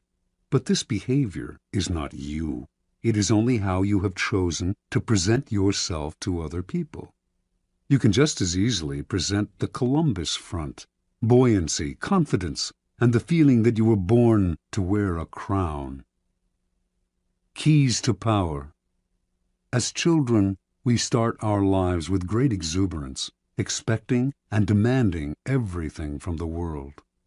This generally carries over into our first forays into society, as we begin our careers. But as we grow older, the rebuffs and failures we experience set up boundaries that only get firmer with time. Coming to expect less from the world, we accept limitations that are really self-imposed. We start to bow and scrape and apologize for even the simplest of requests. The solution to such a shrinking of horizons is to deliberately force ourselves in the opposite direction, to downplay the failures and ignore the limitations, to make ourselves demand and expect as much as the child. To accomplish this, we must use a particular strategy upon ourselves. Call it the strategy of the crown. The strategy of the crown is based on a simple chain of cause and effect. If we believe we are destined for great things, our belief will radiate outward just as a crown creates an aura around a king. This outward radiance will infect the people around us, who will think we must have reasons to feel so confident. People who wear crowns seem to feel no inner sense of the limits to what they can ask for or what they can accomplish. This, too, radiates outward. Limits and boundaries disappear. Use the strategy of the crown, and you will be surprised how often it bears fruit. Take as an example those happy children who ask for whatever they want and get it. Their high expectations are their charm. Adults enjoy granting their wishes, just as Isabella enjoyed granting the wishes of Columbus. Law 35. Master the art of timing. Judgment. Never seem to be in a hurry. Hurrying betrays a lack of control over yourself and over time. Always seem patient, as if you know that everything will come to you eventually. Become a detective of the right moment. Sniff out the spirit of the times, the trends that will carry you to power. Learn to stand back when the time is not yet ripe, and to strike fiercely when it has reached fruition. Observance of the law. Starting out in life as a nondescript French seminary school teacher, Joseph Fouché wandered from town to town for most of the decade of the 1780s, teaching mathematics to young boys. Yet he never completely committed himself to the church, never took his vows as a priest. He had bigger plans. Patiently waiting for his chance, he kept his options open. And when the French Revolution broke out in 1789, Fouché waited no longer. He got rid of his cassock, grew his hair long, and became a revolutionary. For this was the spirit of the times. To miss the boat at this critical moment could have spelt disaster. Fouché did not miss the boat. Befriending the revolutionary leader Robespierre, he quickly rose in the rebel ranks. In 1792, the town of Nantes elected Fouché to be its representative to the National Convention, created that year to frame a new constitution for a French republic. When Fouché arrived in Paris to take his seat at the convention, a violent rift had broken out between the moderates and the radical Jacobins. Fouché sensed that in the long run, neither side would emerge victorious. Power rarely ends up in the hands of those who start a revolution or even of those who further it. Power sticks to those who bring it to a conclusion.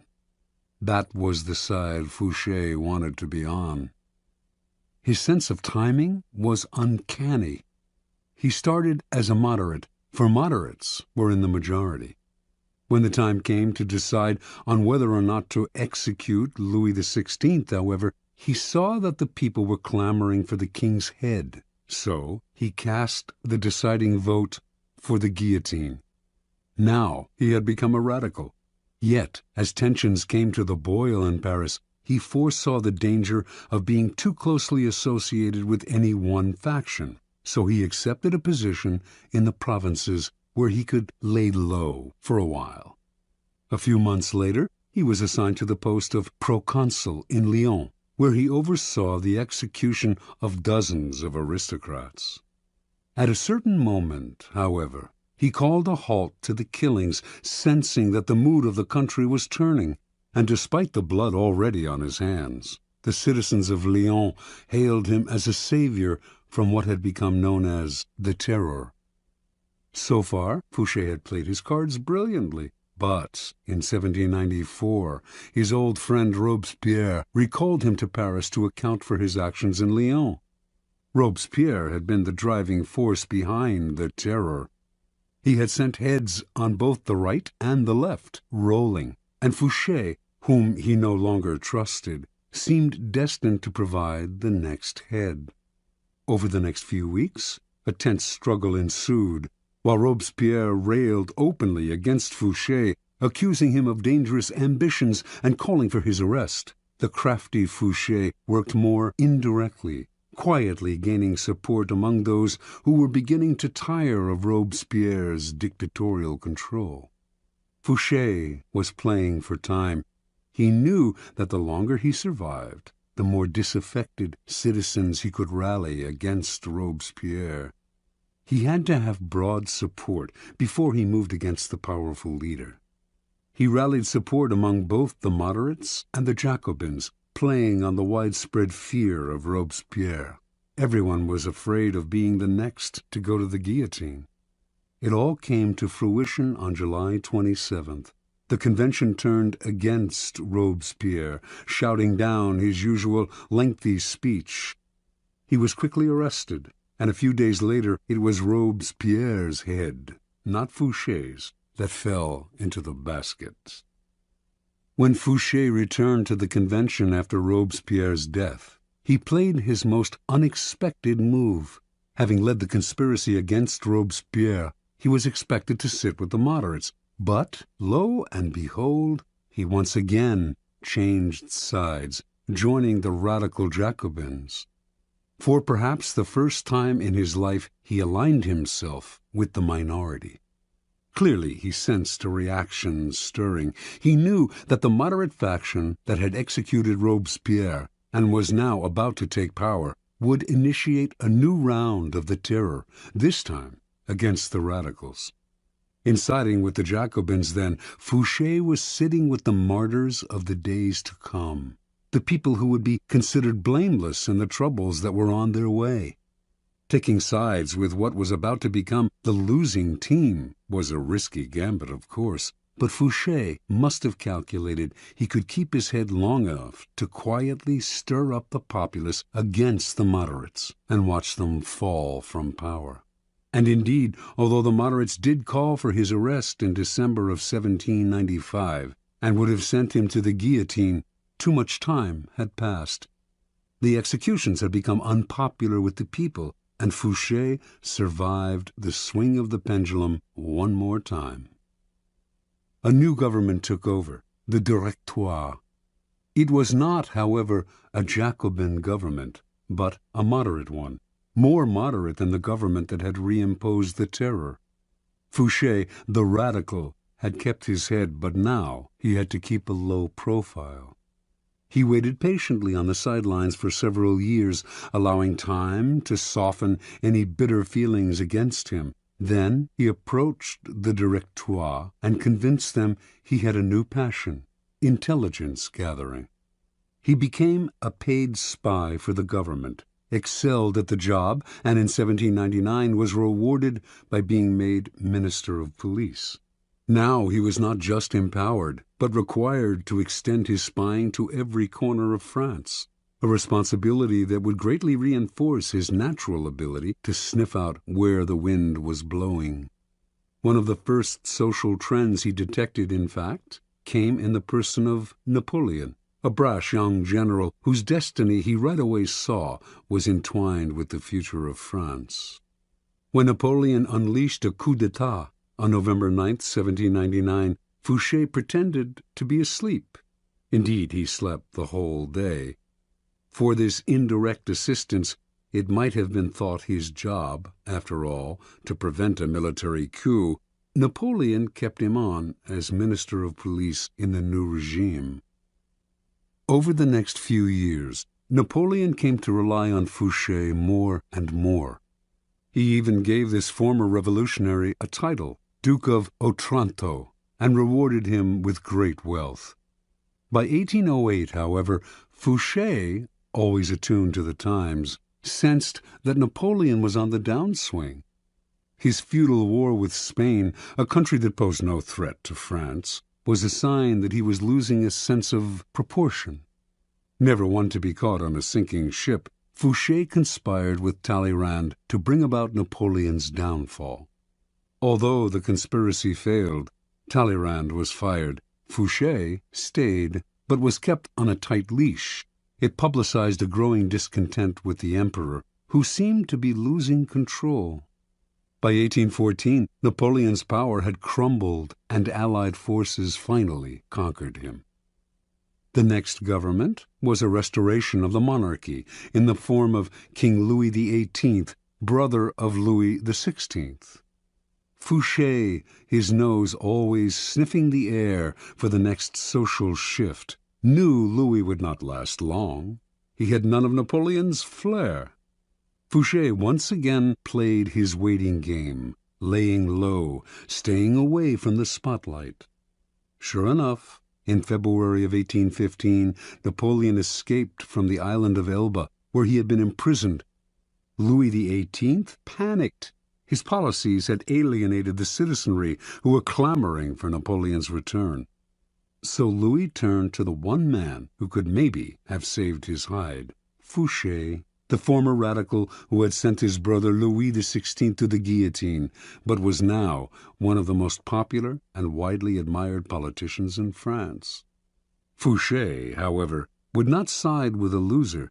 He refused Louis's request for help by pretending that his help was unnecessary, by swearing that Napoleon would never return to power, although he knew otherwise. A short time later, of course, Napoleon and his new citizen army were closing in on Paris. Seeing his reign about to collapse, feeling that Fouché had betrayed him and certain that he did not want this powerful and able man on Napoleon's team, King Louis ordered the minister's arrest and execution. On March 16, 1815, policemen surrounded Fouché's coach on a Paris boulevard. Was this finally his end? Perhaps, but not immediately. Fouché told the police that an ex-member of government could not be arrested on the street. They fell for the story and allowed him to return home. Later that day, though, they came to his house and once again declared him under arrest. Fouché nodded, but would the officers be so kind as allow a gentleman to wash and to change his clothes before leaving his house for the last time? They gave their permission. Fouché left the room, and the minutes went by. Fouché did not return.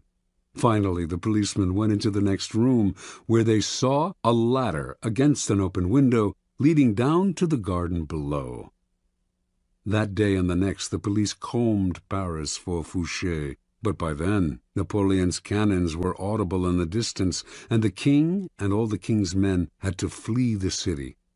As soon as Napoleon entered Paris, Fouché came out of hiding. He had cheated the executioner once again. Napoleon greeted his former minister of police and gladly restored him to his old post. During the 100 days that Napoleon remained in power, until Waterloo, it was essentially Fouché who governed France. After Napoleon fell, Louis XVIII returned to the throne, and like a cat with 9 lives, Fouché stayed on to serve in yet another government. By then, his power and influence had grown so great that not even the king dared challenge him. Interpretation. In a period of unprecedented turmoil, Joseph Fouché thrived through his mastery of the art of timing. He teaches us a number of key lessons. First, it is critical to recognize the spirit of the times. Fouché always looked 2 steps ahead, found the wave that would carry him to power, and rode it. You must always work with the times, anticipate their twists and turns, and never miss the boat. Sometimes the spirit of the times is obscure. Recognize it not by what is loudest and most obvious in it, but by what lies hidden and dormant. Look forward to the Napoleons of the future rather than holding on to the ruins of the past. Second, recognizing the prevailing winds does not necessarily mean running with them. Any potent social movement creates a powerful reaction, and it is wise to anticipate what that reaction will be, as Fouché did after the execution of Robespierre. Rather than ride the cresting wave of the moment, wait for the tide's ebb to carry you back to power. Upon occasion, bet on the reaction that is brewing and place yourself in the vanguard of it. Finally, Fouché had remarkable patience. Without patience as your sword and shield, your timing will fail, and you will inevitably find yourself a loser. When the times were against Fouché, he did not struggle, get emotional, or strike out rashly. He kept his cool and maintained a low profile, patiently building support among the citizenry, the bulwark in his next rise to power. Whenever he found himself in the weaker position, he played for time, which he knew would always be his ally if he was patient. Recognize the moment then, to hide in the grass or slither under a rock, as well as the moment to bare your fangs and attack. Keys to power. There are 3 kinds of time for us to deal with. Each presents problems that can be solved with skill and patience. First, there is long time, the drawn-out, years-long kind of time that must be managed with patience and gentle guidance. Our handling of long time should be mostly defensive. This is the art of not reacting impulsively, of waiting for opportunity. Next, there is forced time, the short time that we can manipulate as an offensive weapon, upsetting the timing of our opponent. Finally, there is end time, when a plan must be executed with speed and force. We have waited, found the moment, and must not hesitate. Long time. When you force the pace out of fear and impatience, you create a nest of problems that require fixing, and you end up taking much longer than if you had taken your time.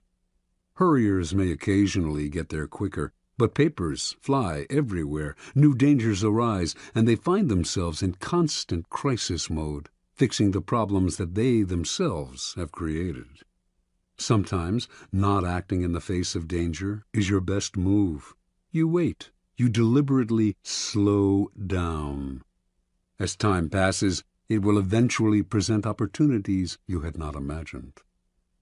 Waiting involves controlling not only your own emotions, but those of your colleagues who, mistaking action for power, may try to push you into making rash moves.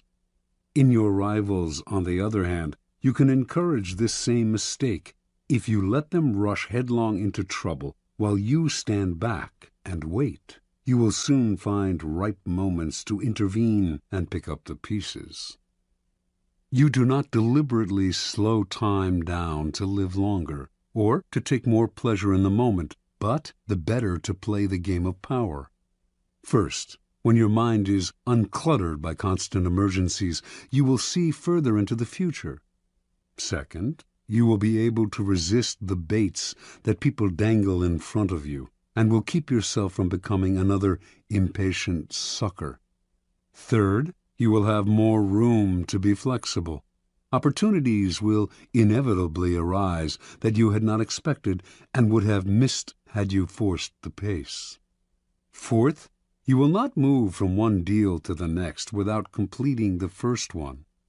To build your power's foundation can take years. Make sure that foundation is secure. Do not be a flash in the pan. Success that is built up slowly and surely is the only kind that lasts. Forced time. The trick in forcing time is to upset the timing of others, to make them hurry, to make them wait, to make them abandon their own pace, to distort their perception of time. By upsetting the timing of your opponent while you stay patient, you open up time for yourself, which is half the game. Making people wait is a powerful way of forcing time, as long as they do not figure out what you are up to. You control the clock. They linger in limbo and rapidly come unglued, opening up opportunities for you to strike. The opposite effect is equally powerful. You make your opponents hurry, start off your dealings with them slowly, then suddenly apply pressure, making them feel that everything is happening at once. People who lack the time to think will make mistakes, so set their deadlines for them. This was the technique Machiavelli admired in Cesare Borgia, who, during negotiations, would suddenly press vehemently for a decision, upsetting his opponent's timing and patience. For who would dare make Cesare wait? End time. You can play the game with the utmost artistry, waiting patiently for the right moment to act, putting your competitors off their form by messing with their timing. But it won't mean a thing unless you know how to finish. Do not be one of those people who look like paragons of patience, but are actually just afraid to bring things to a close. Patience is worthless unless combined with a willingness to fall ruthlessly on your opponent at the right moment. You can wait as long as necessary for the conclusion to come, but when it comes, it must come quickly. Use speed to paralyze your opponent, cover up any mistakes you might make, and impress people with your aura of authority and finality. With the patience of a snake charmer, you draw the snake out with calm and steady rhythms. Once the snake is out, though, would you dangle your foot above its deadly head? There is never a good reason to allow the slightest hitch in your endgame. Your mastery of timing can really only be judged by how you work with end time, how you quickly change the pace and bring things to a swift and definitive conclusion. Law 36. Disdain things you cannot have. Ignoring them is the best revenge. Judgment. By acknowledging a petty problem, you give it existence and credibility. The more attention you pay an enemy, the stronger you make him, and a small mistake is often made worse and more visible when you try to fix it. It is sometimes best to leave things alone. If there is something you want but cannot have, show contempt for it. The less interest you reveal, the more superior you seem. Observance of the law. In the year 1527, King Henry VIII of England decided he had to find a way to get rid of his wife, Catherine of Aragon. Catherine had failed to produce a son, a male heir, who would ensure the continuance of his dynasty, and Henry thought he knew why. He had read in the Bible the passage, "And if a man shall take his brother's wife, it is an unclean thing. He hath uncovered his brother's nakedness. They shall be childless." Before marrying Henry, Catherine had married his older brother Arthur, but Arthur had died 5 months later. Henry had waited an appropriate time, then had married his brother's widow. Catherine was the daughter of King Ferdinand and Queen Isabella of Spain, and by marrying her, Henry had kept alive a valuable alliance. Now, however, Catherine had to assure him that her brief marriage with Arthur had never been consummated. Otherwise, Henry would view their relationship as incestuous and their marriage as null and void. Catherine insisted that she had remained a virgin through her marriage to Arthur, and Pope Clement VII supported her by giving his blessing to the union, which he could not have done had he considered it incestuous.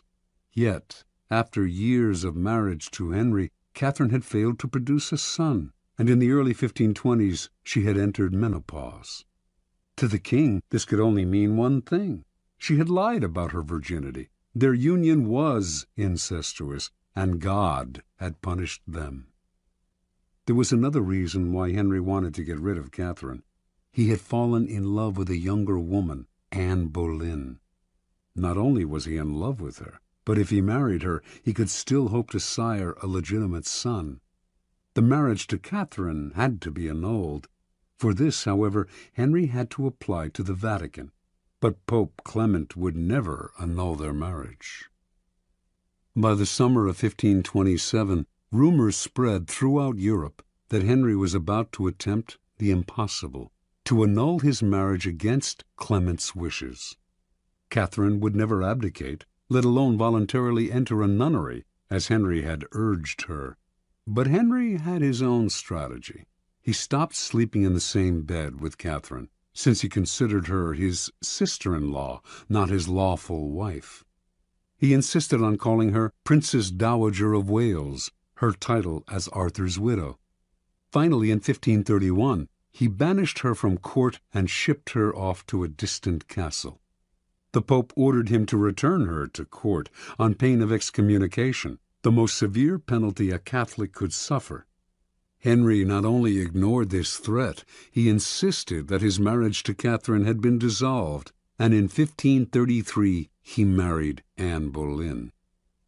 Clement refused to recognize the marriage, but Henry did not care. He no longer recognized the Pope's authority and proceeded to break with the Roman Catholic Church, establishing the Church of England in its stead, with the king as the head of the new church. And so, not surprisingly, the newly formed Church of England proclaimed Anne Boleyn England's rightful queen.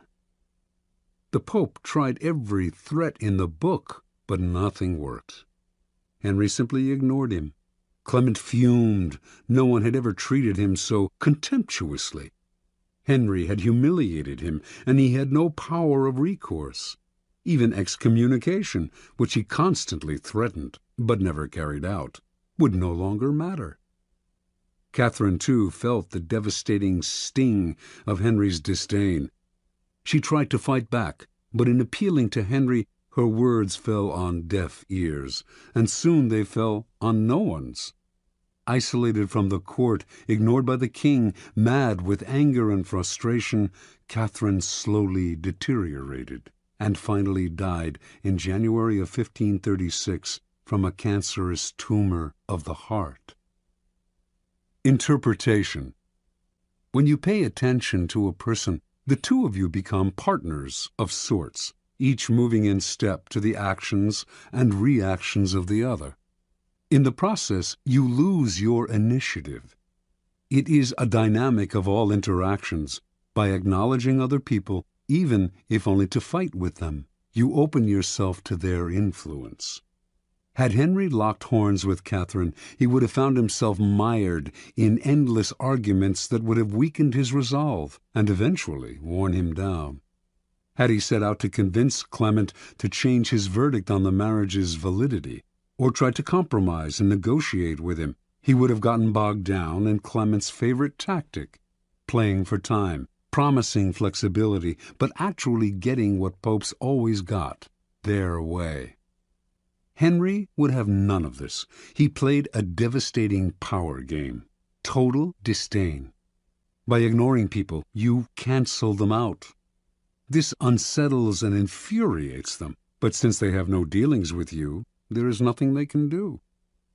This is the offensive aspect of the law. Playing the card of contempt is immensely powerful, for it lets you determine the conditions of the conflict. The war is waged on your terms.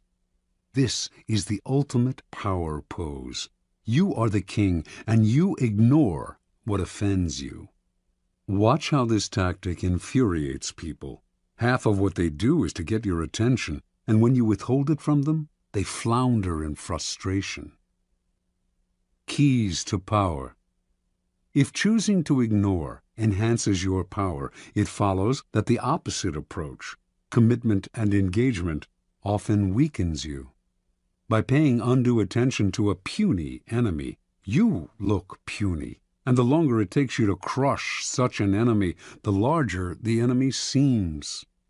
When Athens set out to conquer the island of Sicily in 415 BC, a giant power was attacking a tiny one. Yet by entangling Athens in a long, drawn-out conflict, Syracuse, Sicily's most important city-state, was able to grow in stature and confidence. Finally, defeating Athens, it made itself famous for centuries to come. In recent times, President John F. Kennedy made a similar mistake in his attitude to Fidel Castro of Cuba. His failed invasion at the Bay of Pigs in 1961 made Castro an international hero. When you are attacked by an inferior, deflect people's attention by making it clear that the attack has not even registered. Look away, or answer sweetly, showing how little the attack concerns you. Similarly, when you yourself have committed a blunder, the best response is often to make less of your mistake by treating it lightly. Remember, the powerful responses to niggling, petty annoyances, and irritations are contempt and disdain. Never show that something has affected you or that you are offended. That only shows you have acknowledged a problem. Contempt is a dish that is best served cold and without affection. Law 37. Create compelling spectacles. Judgment. Striking imagery and grand symbolic gestures create the aura of power. Everyone responds to them. Stage spectacles for those around you. Then, full of arresting visuals and radiant symbols that heighten your presence. Dazzled by appearances, no one will notice what you are really doing. Observance of the law. In 1536, the future king, Henry II of France, took his first mistress, Diane de Poitiers. Diane was 37 at the time, and was the widow of the Grand Seneschal of Normandy. Henry, meanwhile, was a sprightly lad of 17, who was just beginning to sow his wild oats. At first, their union seemed merely platonic, with Henry showing an intensely spiritual devotion to Diane. But it soon became clear that he loved her in every way, preferring her bed to that of his young wife, Catherine de' Medici. In 1547, King Francis died, and Henry ascended to the throne. This new situation posed perils for Diane de Poitiers. She had just turned 48, and despite her notorious cold baths and rumored youth potions, she was beginning to show her age. Now that Henry was king, perhaps he would return to the Queen's bed, and do as other kings had done, choose mistresses from the bevy of beauties who made the French court the envy of Europe. He was, after all, only 28, and cut a dashing figure. But Diane did not give up so easily. She would continue to enthrall her lover, as she had enthralled him for the past 11 years. Diane's secret weapons were symbols and images to which she had always paid great attention. Early on in her relationship with Henry, she had created a motif by intertwining her initials with his to symbolize their union. The idea worked like a charm. Henry put this insignia everywhere, on his royal robes, on monuments, on churches, on the façade of the Louvre, then the royal palace in Paris.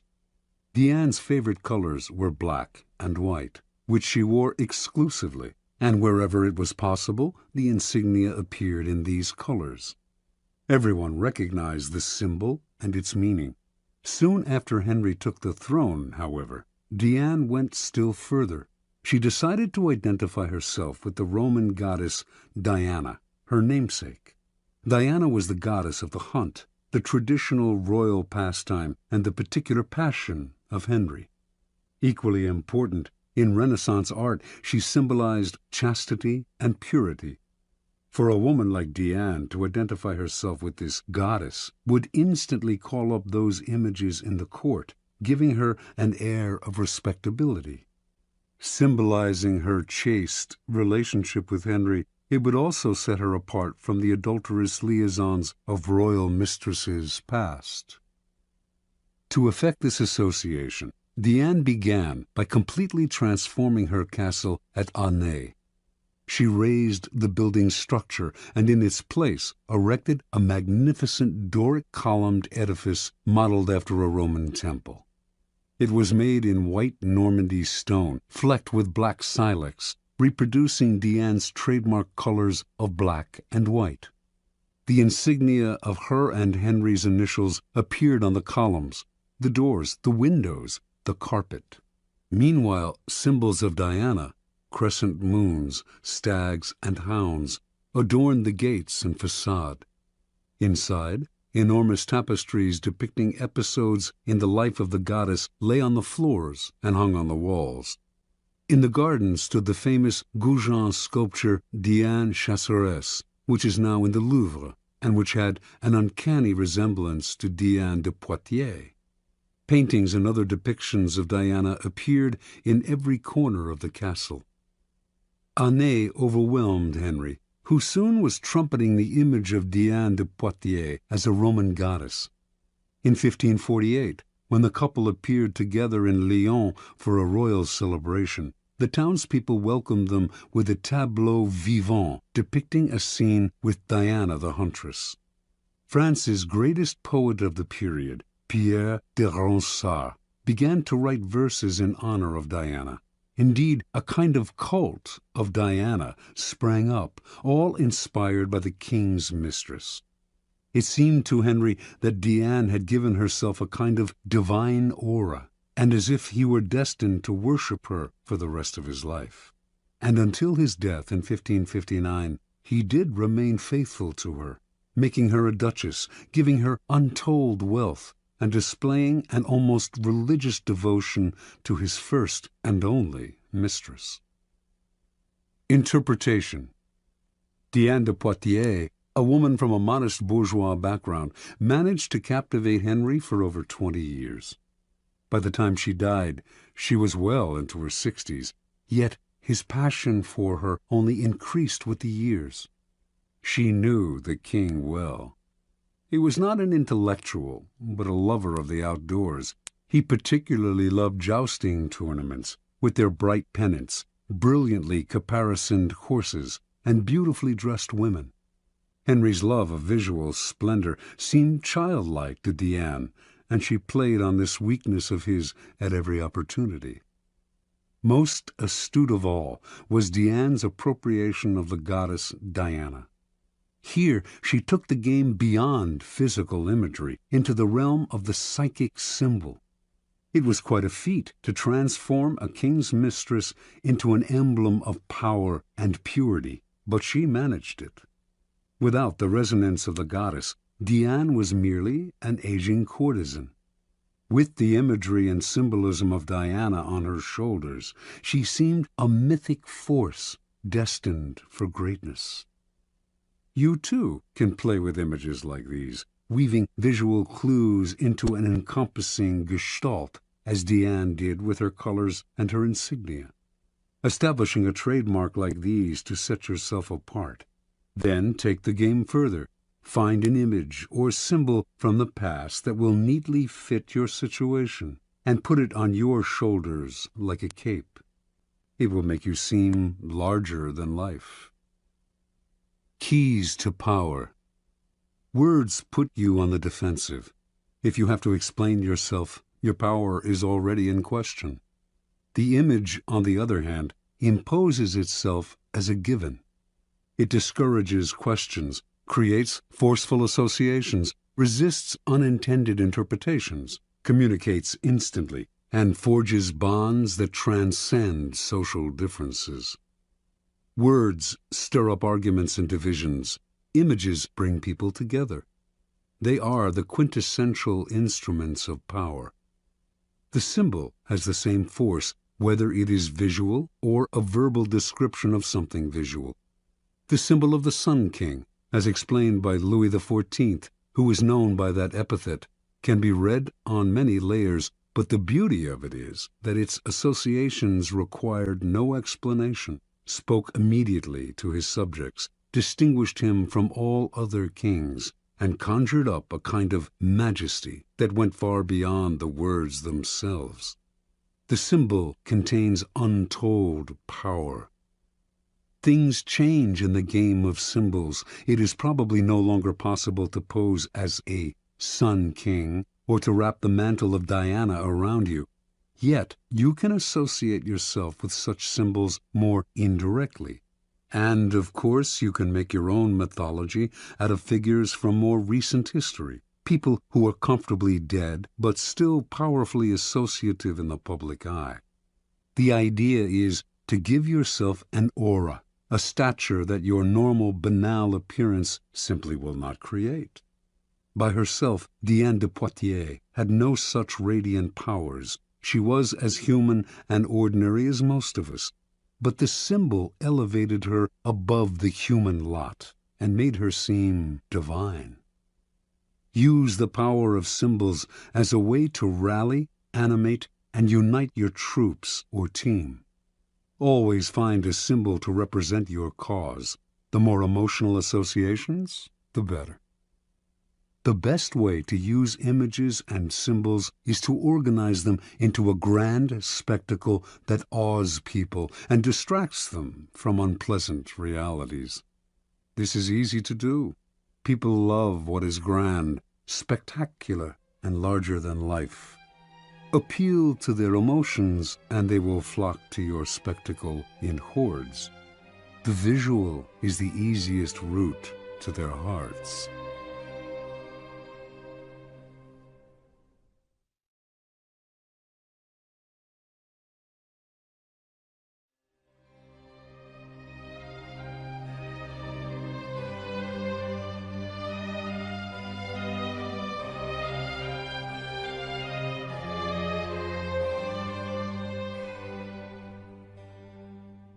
Law 38.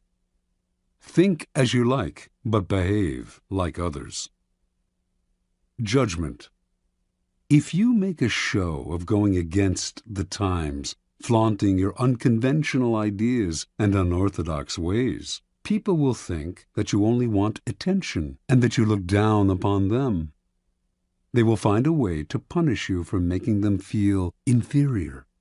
It is far safer to blend in and nurture the common touch. Share your originality only with tolerant friends and those who are sure to appreciate your uniqueness. Transgression of the law.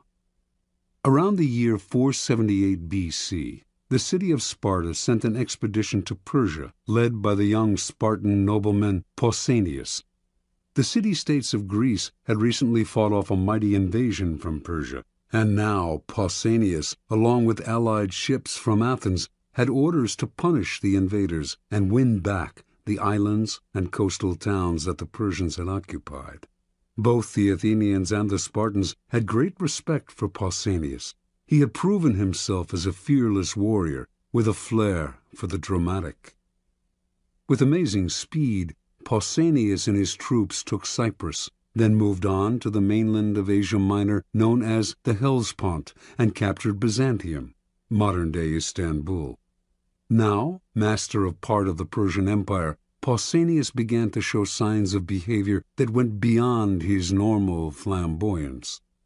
He appeared in public wearing pomade in his hair and flowing Persian robes, and accompanied by a bodyguard of Egyptians. He held lavish banquets in which he sat in the Persian manner and demanded to be entertained. He stopped seeing his old friends, entered into communication with the Persian king Xerxes, and all in all affected the style and manner of a Persian dictator. Clearly power and success had gone to Pausanias' head. His army, Athenians and Spartans alike, at first thought this is a passing fancy. He had always been a bit exaggerated in his gestures, but when he flaunted his disdain for the Greek simple way of life and insulted the common Greek soldier, they began to feel he had gone too far. Although there was no concrete evidence for this, rumor spread that he had gone over to the other side, and that he dreamed of becoming a kind of Greek Xerxes. To quell the possibility of mutiny, the Spartans relieved Pausanias of his command and called him home. Pausanias, however, continued to dress in the Persian style, even in Sparta. After a few months he independently hired a trireme and returned to the Hellespont, telling his compatriots he was going to continue the fight against the Persians. Actually, however, he had different plans: to make himself ruler of all Greece with the aid of Xerxes himself. The Spartans declared him a public enemy and sent a ship to capture him. Pausanias surrendered, certain that he could clear himself of the charges of treason. It did come out during the trial that during his reign as commander he had offended his fellow Greeks time and again, erecting monuments, for instance, in his own name, rather than those of the cities whose troops had fought alongside him, as was the custom. Yet Pausanias proved right. Despite the evidence of his numerous contacts with the enemy, the Spartans refused to imprison a man of such noble birth and let him go. Now thinking himself untouchable, Pausanias hired a messenger to take a letter to Xerxes, but the messenger instead took the letter to the Spartan authorities. These men wanted to find out more, so they had the messenger arrange to meet Pausanias in a temple where they could hide and listen behind a partition. What Pausanias said shocked them. They had never heard such contempt for their ways spoken so brazenly by one of their own, and they made arrangements for his immediate arrest. On his way home from the temple, Pausanias got word of what had happened. He ran to another temple to hide, but the authorities followed him there and placed sentries all around. Pausanias refused to surrender. Unwilling to forcibly remove him from the sacred temple, the authorities kept him trapped inside until he eventually died of starvation. Interpretation. At first glance, it might seem that Pausanias simply fell in love with another culture, a phenomenon as old as time. Never comfortable with the asceticism of the Spartans, he found himself enthralled by the Persian love of luxury and sensual pleasure. He put on Persian robes and perfumes with a sense of deliverance from Greek discipline and simplicity. This is how it appears when people adopt a culture in which they were not raised. Often, however, there is also something else at play. People who flaunt their infatuation with a different culture are expressing a disdain and contempt for their own. They are using the outward appearance of the exotic to separate themselves from the common folk who unquestioningly follow the local customs and laws, and to express their sense of superiority. Otherwise, they would act with more dignity, showing respect for those who do not share their desires. Indeed, their need to show their difference so dramatically often makes them disliked by the people whose beliefs they challenge, indirectly and subtly, perhaps, but offensively nonetheless. Cultures have norms that reflect centuries of shared beliefs and ideals. Do not expect to scoff at such things with impunity. You will be punished somehow, even if just through isolation, a position of real powerlessness. Many of us, like Pausanias, feel the siren call of the exotic, the foreign. Measure and moderate this desire. Flaunting your pleasure in alien ways of thinking and acting will reveal a different motive to demonstrate your superiority over your fellows. Keys to power. Wise and clever people learn early on that they can display conventional behavior and mouth conventional ideas without having to believe in them. The power these people gain from blending in is that of being left alone to have the thoughts they want to have, and to express them to the people they want to express them to, without suffering isolation or ostracism.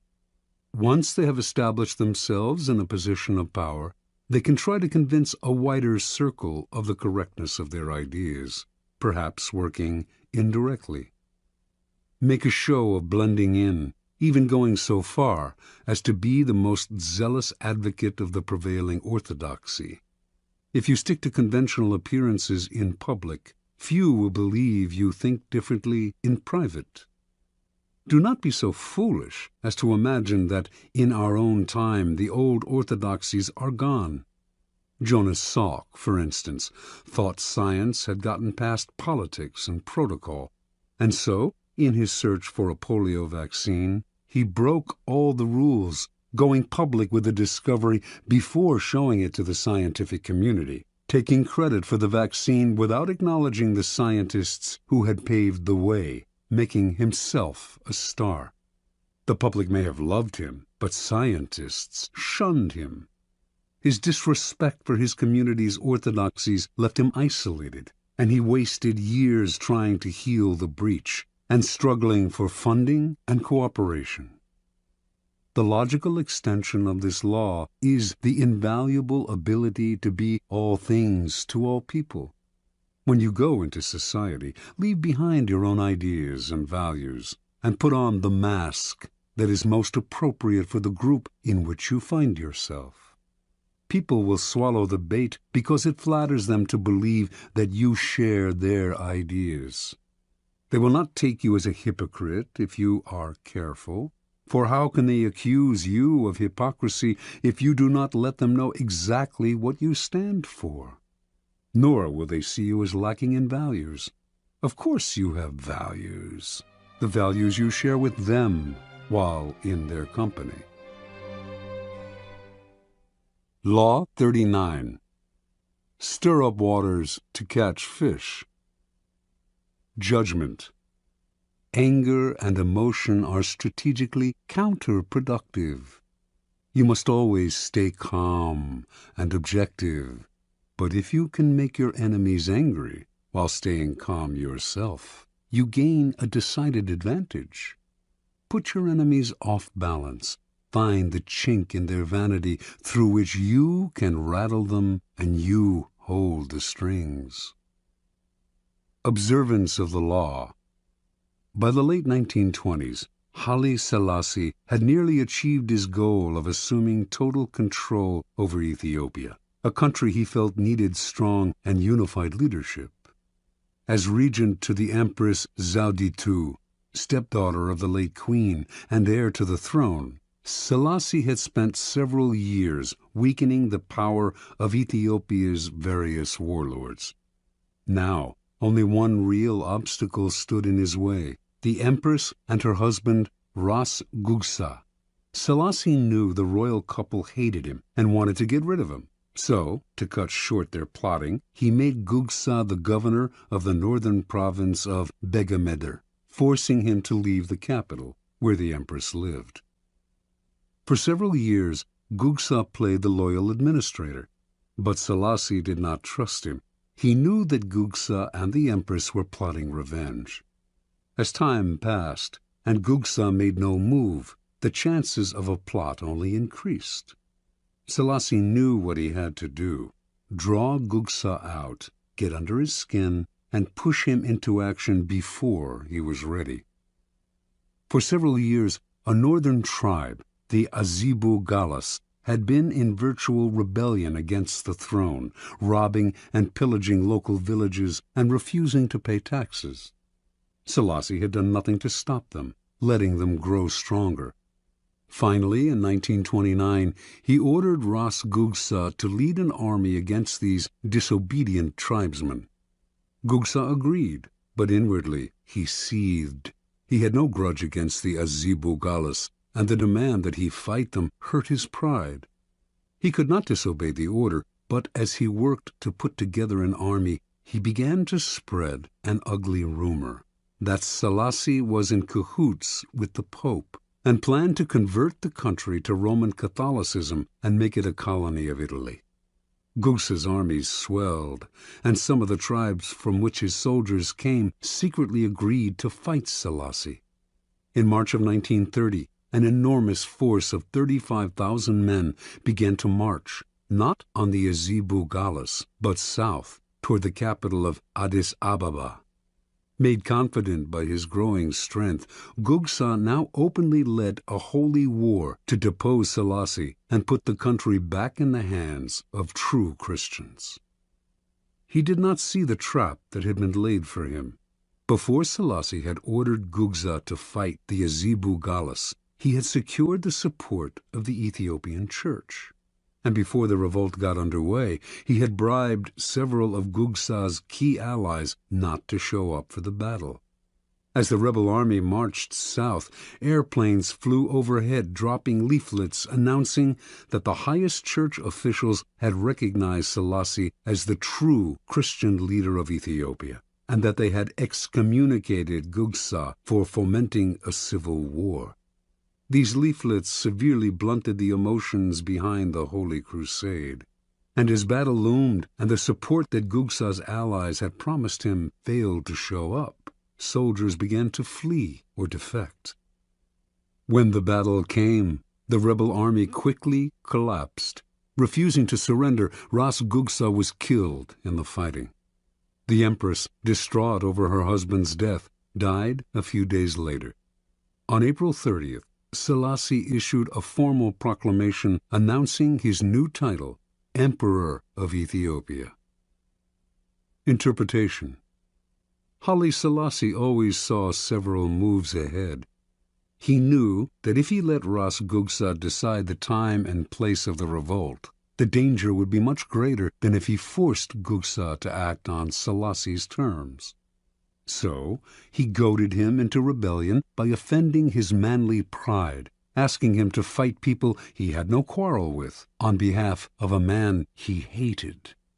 Thinking everything out ahead, Selassie made sure that Gugsa's rebellion would come to nothing, and that he could use it to do away with his last two enemies. This is the essence of the law. When the waters are still, your opponents have the time and space to plot actions that they will initiate and control. So stir the waters, force the fish to the surface, get them to act before they are ready. Steal the initiative. The best way to do this is to play on uncontrollable emotions: pride, vanity, love, hate. Once the water is stirred up, the little fish cannot help but rise to the bait. The angrier they become, the less control they have, and finally they are caught in the whirlpool you have made and they drown. Keys to power. Angry people usually end up looking ridiculous, for their response seems out of proportion to what occasioned it. They have taken things too seriously, exaggerating the hurt or insult that has been done to them. They are so sensitive to slight that it becomes comical how much they take personally. More comical still is their belief that their outbursts signify power. The truth is the opposite. Petulance is not power. It is a sign of helplessness. People may temporarily be cowed by your tantrums, but in the end, they lose respect for you. They also realize they can easily undermine a person with so little self-control.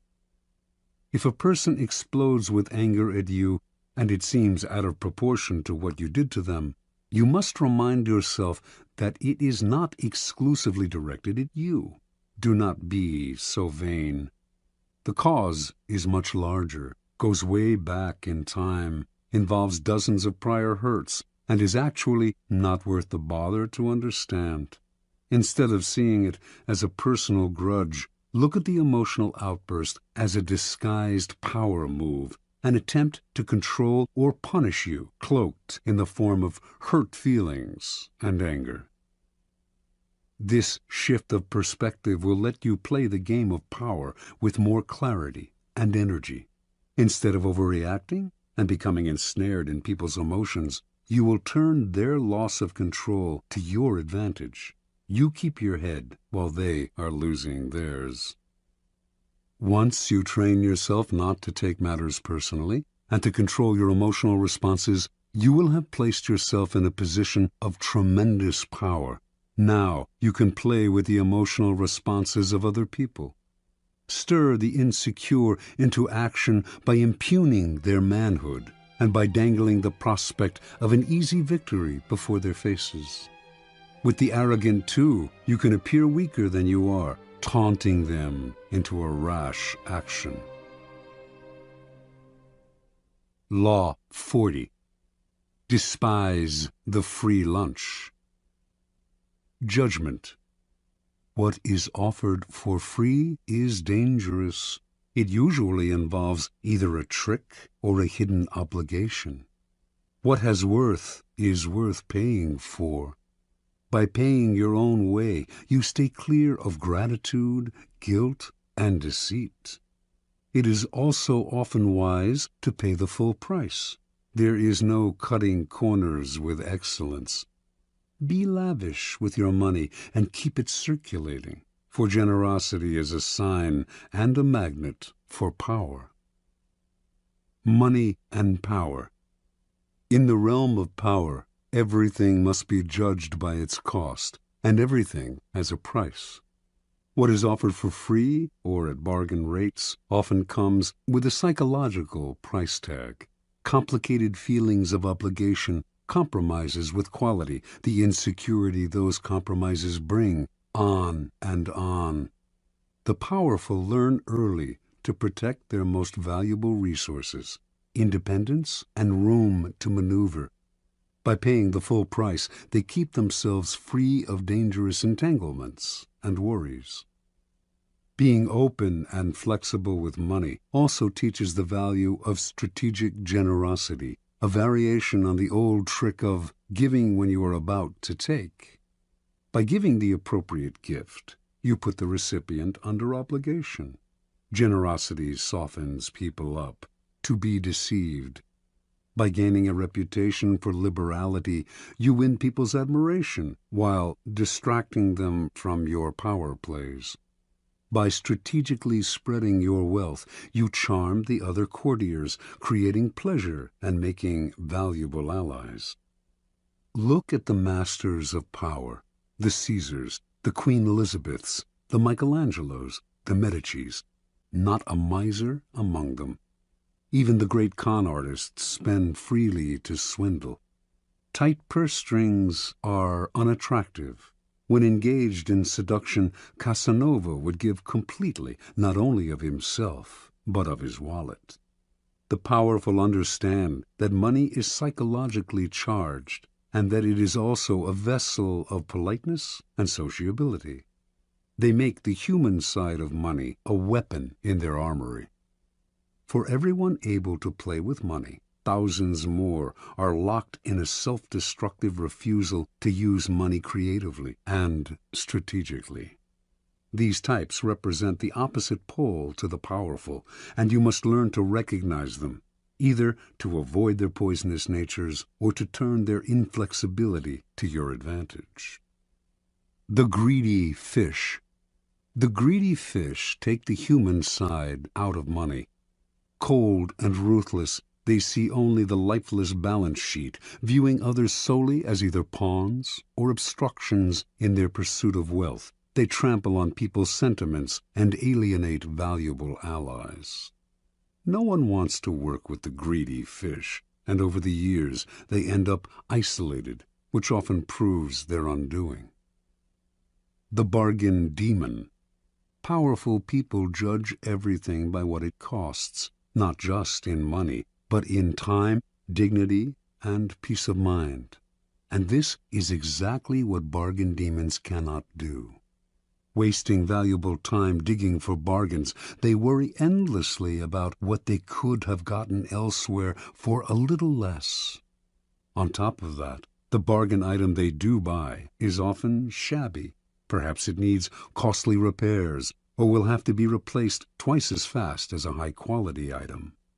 The costs of these pursuits, not always in money, though the price of a bargain is often deceptive, but in time and peace of mind, discourage normal people from undertaking them. But for the bargain demon, the bargain is an end in itself. These types might seem to harm only themselves, but their attitudes are contagious. Unless you resist them, they will infect you with the insecure feeling that you should have looked harder to find a cheaper price. Don't argue with them or try to change them. Just mentally add up the cost in time and inner peace, if not in hidden financial expense, of the irrational pursuit of a bargain. The sadist. Financial sadists play vicious power games with money as a way of asserting their power. They might, for example, make you wait for money that is owed you, promising that the check is in the mail. Or, if they hire you to work for them, they meddle in every aspect of the job, haggling and giving you ulcers. Sadists seem to think that paying for something gives them the right to torture and abuse the seller. They have no sense of the courtier element in money. If you are unlucky enough to get involved with this type, accepting a financial loss may be better in the long run than getting entangled in their destructive power games. The indiscriminate giver. Generosity has a definite function in power. It attracts people, softens them up, makes allies out of them. But it has to be used strategically with a definite end in mind. Indiscriminate givers, on the other hand, are generous because they want to be loved and admired by all, and their generosity is so indiscriminate and needy that it may not have the desired effect. If they give to one and all, why should the recipient feel special? Attractive as it may seem to make an indiscriminate giver your mark, in any involvement with this type, you will often feel burdened by their insatiable emotional needs.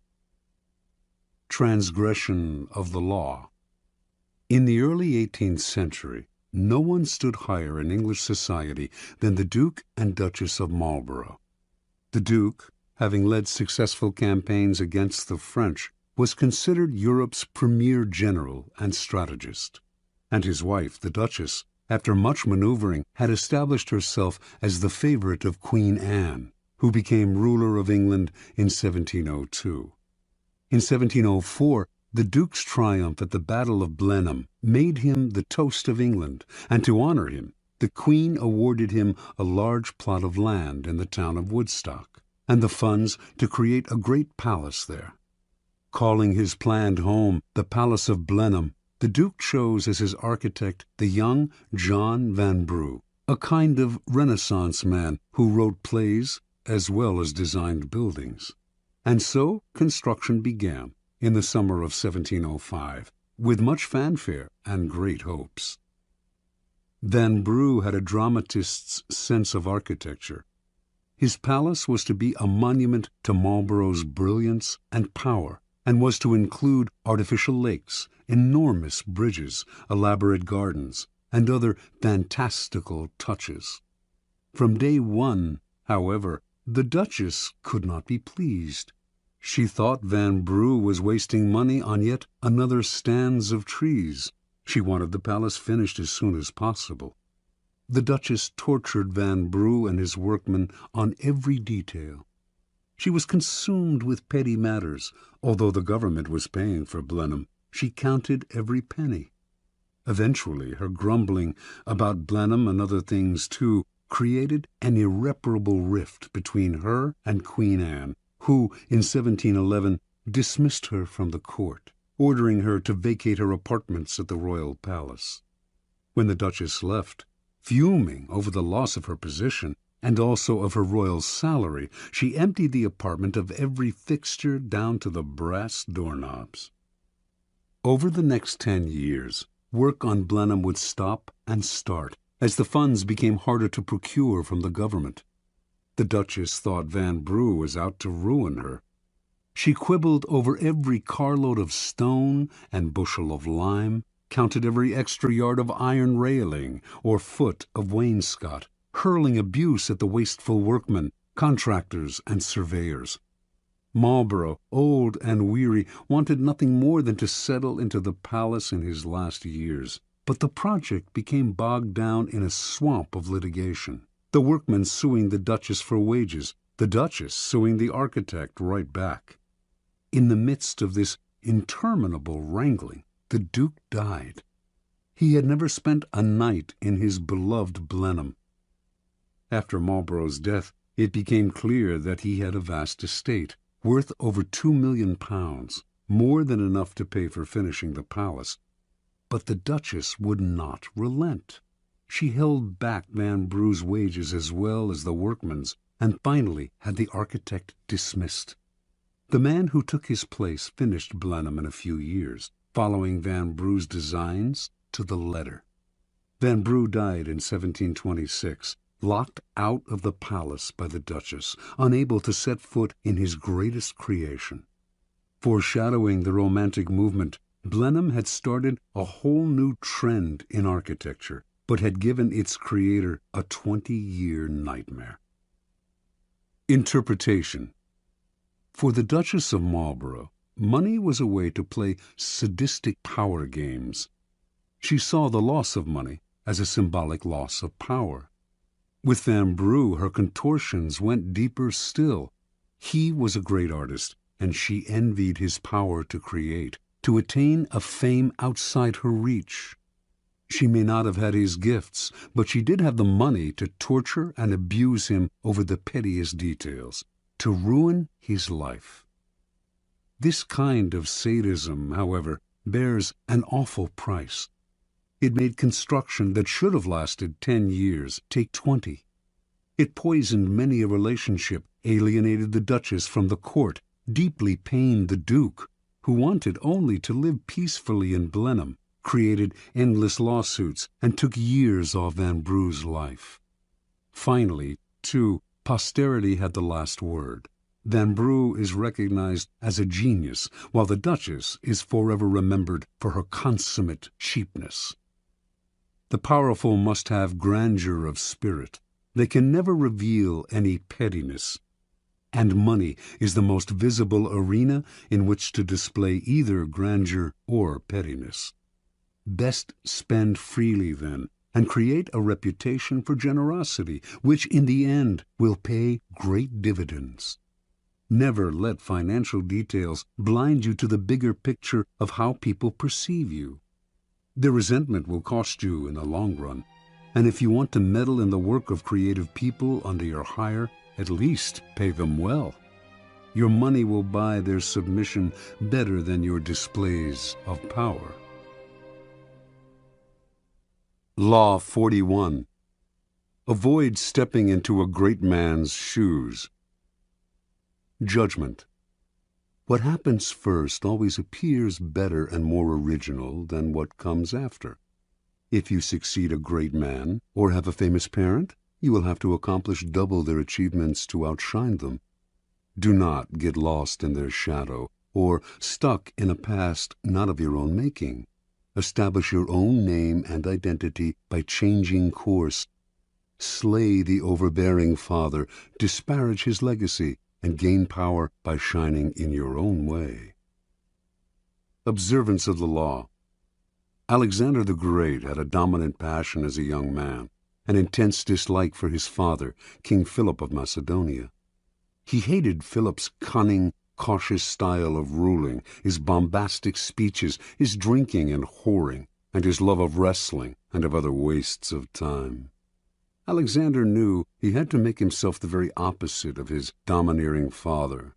He would force himself to be bold and reckless. He would control his tongue and be a man of few words, and he would not lose precious time in pursuit of pleasures that brought no glory. Alexander also resented the fact that Philip had conquered most of Greece. "My father will go on conquering till there is nothing extraordinary left for me to do," he once complained. While other sons of powerful men were content to inherit wealth and live a life of leisure, Alexander wanted only to outdo his father, to obliterate Philip's name from history by surpassing his accomplishments. Alexander itched to show others how superior he was to his father. A Thessalian horse-dealer once brought a prize horse named Bucephalus to sell to Philip. None of the king's grooms could get near the horse. It was far too savage, and Philip berated the merchant for bringing him such a useless beast. Watching the whole affair, Alexander scowled and commented, "What a horse they are losing for want of skill and spirit to manage him." When he had said this several times, Philip finally had enough and challenged him to take on the horse. He called the merchant back, secretly hoping his son would have a nasty fall and learn a bitter lesson. But Alexander was the one to teach the lesson. Not only did he mount Bucephalus, he managed to ride him at full gallop, taming the horse that would later carry him all the way to India. The courtiers applauded wildly, but Philip seethed inside, seeing not a son but a rival to his power. Alexander's defiance of his father grew bolder. One day the two men had a heated argument before the entire court, and Philip drew his sword as if to strike his son. Having drunk too much wine, however, the king stumbled. Alexander pointed at his father and jeered, "Men of Macedonia, see there the man who is preparing to pass from Europe to Asia. He cannot pass from one table to another without falling." When Alexander was 18, a disgruntled courtier murdered Philip. As word of the regicide spread through Greece, city after city rose up in rebellion against their Macedonian rulers. Philip's advisers counseled Alexander, now the king, to proceed cautiously, to do as Philip had done and conquer through cunning. But Alexander would do things his way. He marched to the furthest reaches of the kingdom, suppressed the rebellious towns, and reunited the empire with brutal efficiency. As a young rebel grows older, his struggle against the father often wanes, and he gradually comes to resemble the very man he wanted to defy. But Alexander's loathing of his father did not end with Philip's death. Once he had consolidated Greece, he set his eyes on Persia, the prize that had eluded his father, who had dreamed of conquering Asia. If he defeated the Persians, Alexander would finally surpass Philip in glory and fame. Alexander crossed into Asia with an army of 35,000 to face a Persian force numbering over 1,000,000. Before engaging the Persians in battle, he passed through the town of Gordium. Here, in the town's main temple, there stood an ancient chariot tied with cords made of the rind of the cornel tree. Legend had it that any man who could undo these cords, the Gordian knot, would rule the world. Many had tried to untie the enormous and intricate knot, but none had succeeded. Alexander, seeing he could not possibly untie the knot with his bare hands, took out his sword and with one slash cut it in half. This symbolic gesture showed the world that he would not do as others, but would blaze his own path. Against astounding odds, Alexander conquered the Persians. Most expected him to stop there. It was a great triumph, enough to secure his fame for eternity. But Alexander had the same relationship to his own deeds as he had to his father. His conquest of Persia represented the past, and he wanted never to rest on past triumphs, or to allow the past to outshine the present. He moved on to India, extending his empire beyond all known limits. Only his disgruntled and weary soldiers prevented him from going further. Interpretation. Alexander represents an extremely uncommon type in history, the son of a famous and successful man who manages to surpass the father in glory and power. The reason this type is uncommon is simple. The father most often manages to amass his fortune, his kingdom, because he begins with little or nothing. A desperate urge impels him to succeed. He has nothing to lose by cunning and impetuousness, and has no famous father of his own to compete against. This kind of man has reason to believe in himself, to believe that his way of doing things is the best, because, after all, it worked for him. When a man like this has a son, he becomes domineering and oppressive, imposing his lessons on the son who is starting off life in circumstances totally different from those in which the father himself began. The sons of such men tend to become cowed and cautious, terrified of losing what their fathers have gained. The son will never step out of his father's shadow unless he adopts the ruthless strategy of Alexander. Disparage the past, create your own kingdom, put the father in the shadows instead of letting him do the same to you. If you cannot materially start from ground zero, it would be foolish to renounce an inheritance. You can at least begin from ground zero psychologically, by throwing off the weight of the past and charting a new direction. Alexander instinctively recognized that privileges of birth are impediments to power. Be merciless with the past then, not only with your father and his father, but with your own earlier achievements. Only the weak rest on their laurels and dote on past triumphs. In the game of power, there is never time to rest. Keys to power. Power depends on the ability to fill a void, to occupy a field that has been cleared of the dead weight of the past. Only after the father figure has been properly done away with will you have the necessary space to create and establish a new order. There are several strategies you can adopt to accomplish this. Perhaps the simplest way to escape the shadow of the past is simply to belittle it, playing on the timeless antagonism between the generations, stirring up the young against the old. For this, you need a convenient older figure to pillory. John F. Kennedy knew the dangers of getting lost in the past. He radically distinguished his presidency from that of his predecessor, Dwight D. Eisenhower, and also from the preceding decade, the 1950s, which Eisenhower personified. Kennedy, for instance, would not play the dull and fatherly game of golf, a symbol of retirement and privilege, and Eisenhower's passion. Instead, he played football on the White House lawn. In every aspect, his administration represented vigor and youth, as opposed to the stodgy Eisenhower. Kennedy had discovered an old truth. The young are easily set against the old, since they yearn to make their own place in the world and resent the shadow of their fathers. Never let yourself be seen as following your predecessor's path. If you do, you will never surpass him. You must physically demonstrate your difference by establishing a style and symbolism that sets you apart. When General Douglas MacArthur assumed command of American forces in the Philippines during World War II, an assistant handed him a book containing the various precedents established by the commanders before him, the methods that had been successful for them. MacArthur asked the assistant how many copies there were of this book. 6, the assistant answered. Well, the general replied, you get all those 6 copies together and burn them, every one of them. I'll not be bound by precedents. Any time a problem comes up, I'll make the decision at once, immediately.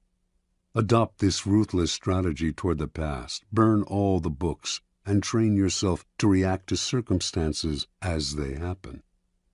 You may believe that you have separated yourself from the predecessor or father figure, but as you grow older, you must be eternally vigilant, lest you become the father you had rebelled against. Finally, plenitude and prosperity tend to make us lazy and inactive. When our power is secure, we have no need to act.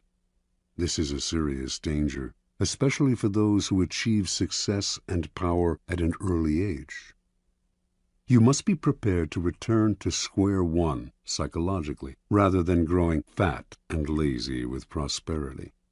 Pablo Picasso could deal with success, but only by constantly changing the style of his painting, often breaking completely with what had made him successful before. How often our early triumphs turn us into a kind of caricature of ourselves.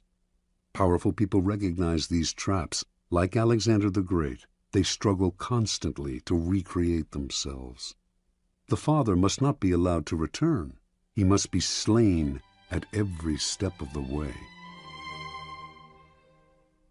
Law 42. Strike the shepherd and the sheep will scatter. Judgment. Trouble can often be traced to a single strong individual, the stirrer, the arrogant underling, the poisoner of goodwill. If you allow such people room to operate, others will succumb to their influence. Do not wait for the troubles they cause to multiply. Do not try to negotiate with them. They are irredeemable. Neutralize their influence by isolating or banishing them. Strike at the source of the trouble, and the sheep will scatter. Observance of the law. Near the end of the 6th century BC, the city-state of Athens overthrew the series of petty tyrants who had dominated its politics for decades. It established instead a democracy that was to last over a century, a democracy that became the source of its power and its proudest achievement. But as the democracy evolved, so did a problem the Athenians had never faced: how to deal with those who did not concern themselves with the cohesion of a small city surrounded by enemies, who did not work for its greater glory, but thought of only themselves and their own ambitions and petty intrigues. The Athenians understood that these people, if left alone, would sow dissension, divide the city into factions, and stir up anxieties, all of which could lead to the ruin of their democracy. Violent punishment no longer suited the new, civilized order that Athens had created. Instead, the citizens found another, more satisfying and less brutal way to deal with the chronically selfish.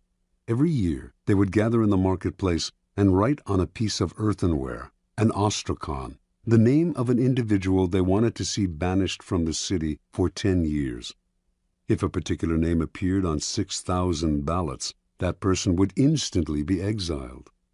If no one received 6,000 votes, the person with the most ostraka recording his name would suffer the 10-year ostracism. This ritual expulsion became a kind of festival. What a joy to be able to banish those irritating, anxiety-inducing individuals who wanted to rise above the group they should have served. In 490 BC, Aristides, one of the great generals of Athenian history, helped defeat the Persians at the Battle of Marathon. Meanwhile, off the battlefield, his fairness as a judge had earned him the nickname the Just. But as the years went by, the Athenians came to dislike him. He made such a show of his righteousness, and this, they believed, disguised his feelings of superiority and scorn for the common folk. His omnipresence in Athenian politics became obnoxious. The citizens grew tired of hearing him called the Just. They feared that this was just the type of man, judgmental, haughty, who would eventually stir up fierce divisions among them. In 482 BC, despite Aristides' invaluable expertise in the continuing war with the Persians, they collected the ostraca and had him banished. After Aristides' ostracism, the great general Themistocles emerged as the city's premier leader. But his many honors and victories went to his head, and he too became arrogant and overbearing, constantly reminding the Athenians of his triumphs in battle, the temples he had built, the dangers he had fended off. He seemed to be saying that without him the city would come to ruin. And so, in 472 BC, Themistocles' name was filled in on the ostraca, and the city was rid of his poisonous presence. The greatest political figure in 5th century Athens was undoubtedly Pericles. Although several times threatened with ostracism, he avoided that fate by maintaining close ties with the people. Perhaps he had learned a lesson as a child from his favorite tutor, the incomparable Damon, who excelled above all other Athenians in his intelligence, his musical skills, and his rhetorical abilities. It was Damon who had trained Pericles in the arts of ruling. But he too suffered ostracism, for his superior airs and his insulting manner toward the commoners stirred up too much resentment. Toward the end of the century there lived a man named Hyperbolus. Most writers of the time describe him as the city's most worthless citizen. He did not care what anyone thought of him, and slandered whomever he disliked. He amused some, but irritated more. In 417 BC, Hyperbolus saw an opportunity to stir up anger against the two leading politicians of the time, Alcibiades and Nicias. He hoped that one of the two would be ostracized and that he would rise in that man's place. His campaign seemed likely to succeed. The Athenians disliked Alcibiades' flamboyant and carefree lifestyle, and were wary of Nicias's wealth and aloofness. They seemed certain to ostracize one or the other, but Alcibiades and Nicias, although they were otherwise enemies, pooled their resources and managed to turn the ostracism on Hyperbolus instead. His obnoxiousness, they argued, could only be terminated by banishment. Earlier sufferers of ostracism had been formidable, powerful men. Hyperbolus, however, was a low buffoon, and with his banishment the Athenians felt that ostracism had been degraded, and so they ended the practice that for nearly 100 years had been one of the keys to keeping the peace within Athens. Interpretation. The Athenians sensed the dangers posed by asocial behavior and saw how such behavior often disguises itself in other forms. The holier-than-thou attitude that silently seeks to impose its standards on others, overweening ambition at the expense of the common good, the flaunting of superiority, quiet scheming, terminal obnoxiousness. Some of these behaviors would eat away at the city's cohesion by creating factions and sowing dissension. Others would ruin the democratic spirit by making the common citizen feel inferior and envious. The Athenians did not try to re-educate people who acted in these ways, or to absorb them somehow into the group, or to impose a violent punishment that would only create other problems. The solution was quick and effective. Get rid of them. Within any group, trouble can most often be traced to a single source, the unhappy, chronically dissatisfied one who will always stir up dissension and infect the group with his or her ill ease. Before you know what hit you, the dissatisfaction spreads. Act before it becomes impossible to disentangle one strand of misery from another, or to see how the whole thing started. First, recognize troublemakers by their overbearing presence or by their complaining nature. Once you spot them, do not try to reform them or appease them. That will only make things worse. Do not attack them, whether directly or indirectly, for they are poisonous in nature and will work underground to destroy you. Do as the Athenians did. Banish them before it is too late. Separate them from the group before they become the eye of a whirlpool. Do not give them time to stir up anxieties and sow discontent. Do not give them room to move. Let one person suffer so that the rest can live in peace. Keys to power. In the past, An entire nation would be ruled by a king and his handful of ministers. Only the elite had any power to play with. Over the centuries, power has gradually become more and more diffused and democratized. This has created, however, a common misperception that groups no longer have centers of power, that power is spread out and scattered among many people.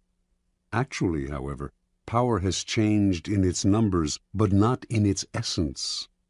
There may be fewer mighty tyrants commanding the power of life and death over millions, but there remain thousands of petty tyrants ruling smaller realms and enforcing their will through indirect power games, charisma, and so on. In every group, power is concentrated in the hands of one or two people, for this is one area in which human nature will never change. People will congregate around a single, strong personality like stars orbiting a sun. To labor under the illusion that this kind of power center no longer exists is to make endless mistakes, waste energy and time, and never hit the target. Powerful people never waste time. Outwardly, they may play along with the game, pretending that power is shared among many, but inwardly, they keep their eyes on the inevitable few in the group who hold the cards. These are the ones they work on. When troubles arise, they look for the underlying cause, the single, strong character who started the stirring, and whose isolation or banishment will settle the waters again. In his family therapy practice, Dr. Milton H. Erickson found that if the family dynamic was unsettled and dysfunctional, there was inevitably one person who was the stirrer, the troublemaker. In his sessions, he would symbolically isolate this rotten apple by seating him or her apart from the others, if only by a few feet. Slowly, the other family members would see the physically separate person as the source of their difficulty. Once you recognize who the stirrer is, pointing it out to other people will accomplish a great deal. Understanding who controls the group dynamic is a critical realization. Remember, stirrers thrive by hiding in the group, disguising their actions among the reactions of others. Render their actions visible, and they lose their power to upset. Finally, the reason you strike at the shepherd is because such an action will dishearten the sheep beyond any rational measure. When Hernando Cortez and Francisco Pizarro led their tiny forces against the Aztec and Incan empires, they did not make the mistake of fighting on several fronts, nor were they intimidated by the numbers arrayed against them. They captured the kings, Moctezuma and Atahualpa. Vast empires fell into their hands. With the leader gone, the center of gravity is gone. There is nothing to revolve around, and everything falls apart. Aim at the leaders, bring them down, and look for the endless opportunities in the confusion that will ensue. Law 43. Work on the hearts and minds of others. Judgment. Coercion creates a reaction that will eventually work against you. You must seduce others into wanting to move in your direction. A person you have seduced becomes your loyal pawn, and the way to seduce others is to operate on their individual psychologies and weaknesses. Soften up the resistant by working on their emotions, playing on what they hold dear and what they fear. Ignore the hearts and minds of others, and they will grow to hate you. Transgression of the law. Near the end of the reign of Louis XV, all of France seemed desperate for change. When the king's grandson and chosen successor, the future Louis XVI, married the 15-year-old daughter of the Empress of Austria, the French caught a glimpse of the future that seemed hopeful. The young bride, Marie Antoinette, was beautiful and full of life. She instantly changed the mood of the court, which was rank with Louis XV's debaucheries. Even the common people who had yet to see her talked excitedly of Marie Antoinette. The French had grown disgusted with the series of mistresses who had dominated Louis XV, and they looked forward to serving their new queen. In 1773, when Marie Antoinette publicly rode through the streets of Paris for the first time, applauding crowds swarmed around her carriage. "How fortunate," she wrote her mother, "to be in a position in which one can gain widespread affection at so little cost." In 1774, Louis XV died, and Louis XVI took the throne. As soon as Marie became queen, she abandoned herself to the pleasures she loved the most, ordering and wearing the most expensive gowns and jewelry in the realm, sporting the most elaborate hair in history, her sculpted coiffures rising as much as 3 feet above her head, and throwing a constant succession of masked balls and fêtes. All of these whims she paid for on credit, never concerning herself with the cost or who paid the bills. Marie Antoinette's greatest pleasure was the creation and designing of a private Garden of Eden at the Petit Trianon, a chateau on the grounds of Versailles with its own woods. The gardens at Petit Trianon were to be as natural as possible, including moss applied by hand to the trees and rocks. To heighten the pastoral effect, Marie employed peasant milkmaids to milk the finest-looking cows in the realm. Launderers and cheesemakers in special peasant outfits she helped design, shepherds to tend sheep with silk ribbons around their necks. When the queen inspected the barns, she would watch her milkmaids squeezing milk into porcelain vases made at the Royal Ceramic Works. To pass the time, Marie would gather flowers in the woods around the Petit Trianon, or watch her good peasants doing their chores. The place became a separate world, its community limited to Marie's chosen favorites.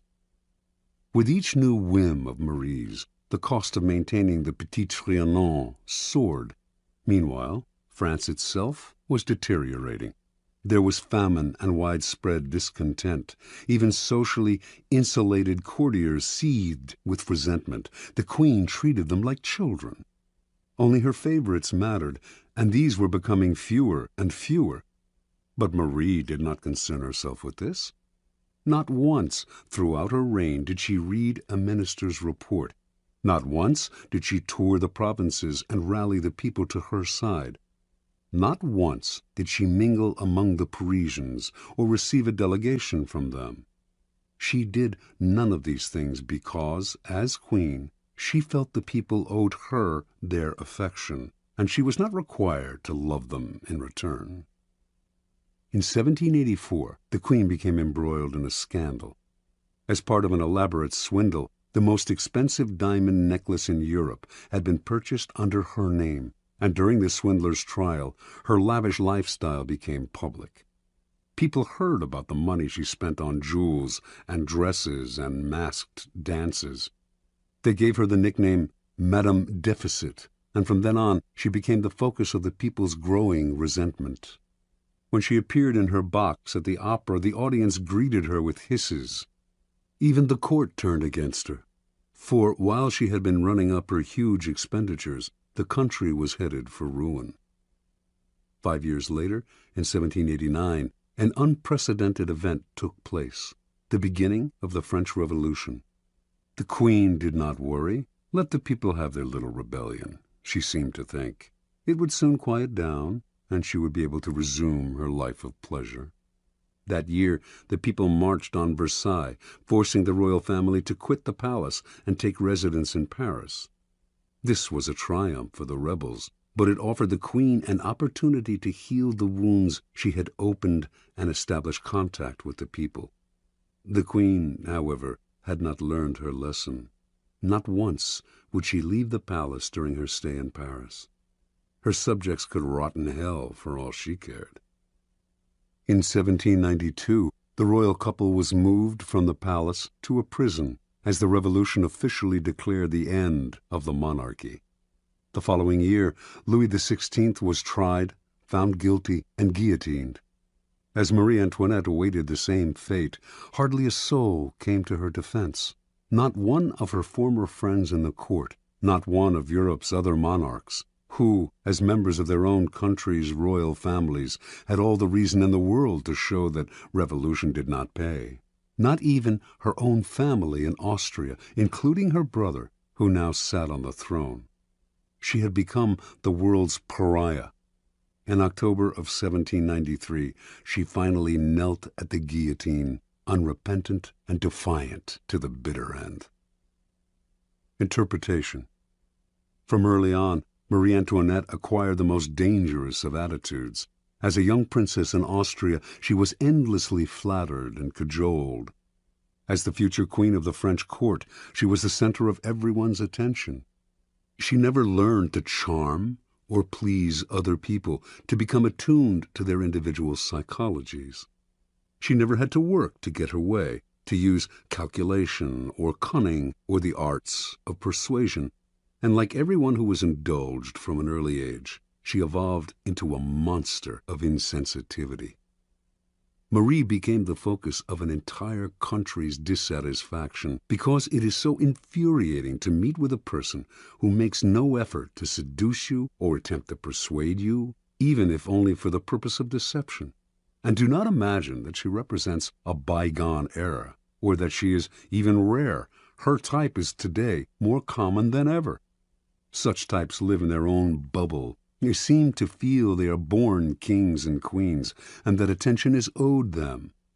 They do not consider anyone else's nature, but bulldoze over people with the self-righteous arrogance of a Marie Antoinette.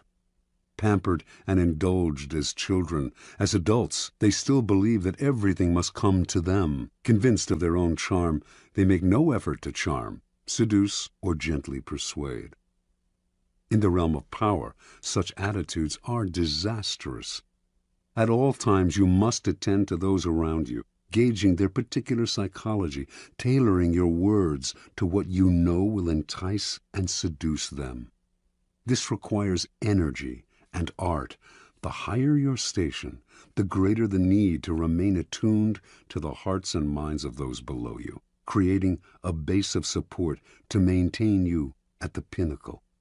Without that base, your power will teeter, and at the slightest change of fortune, those below will gladly assist in your fall from grace. Keys to power.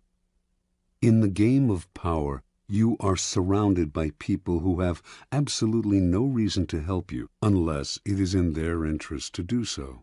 And if you have nothing to offer their self-interest, you are likely to make them hostile, for they will see in you just one more competitor, one more waster of their time.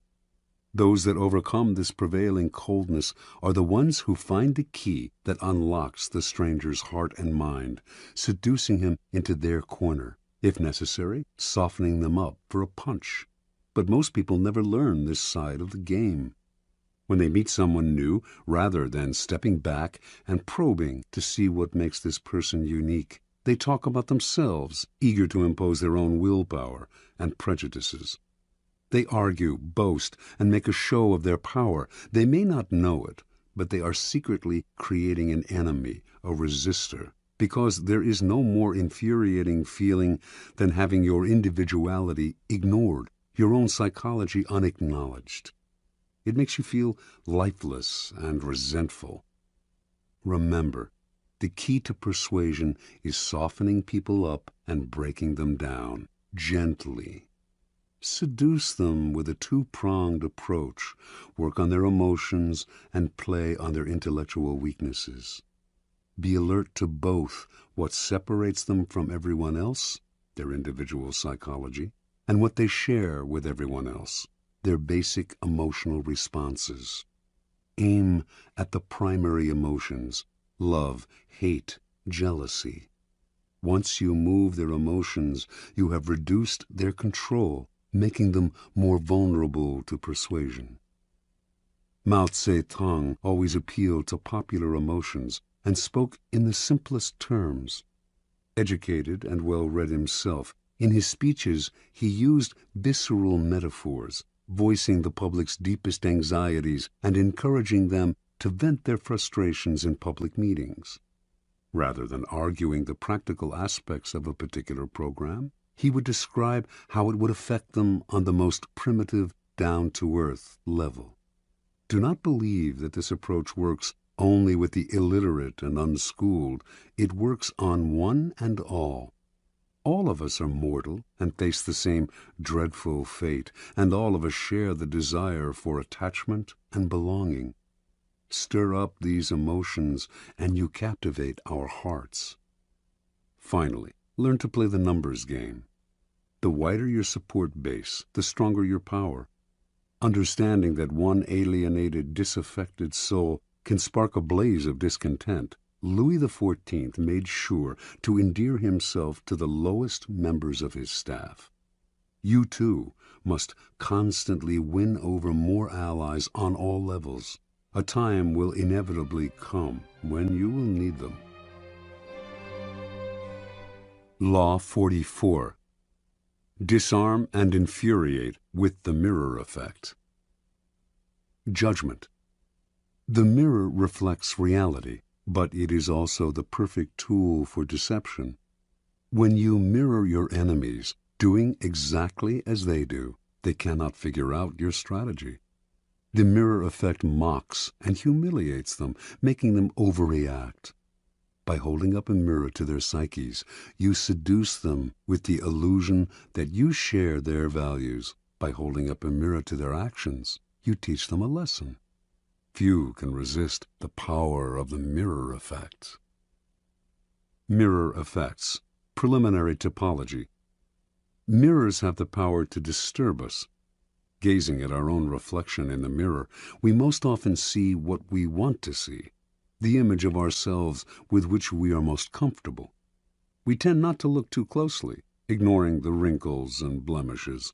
But if we do look hard at the reflected image, we sometimes feel that we are seeing ourselves as others see us, as a person among other people, an object rather than a subject.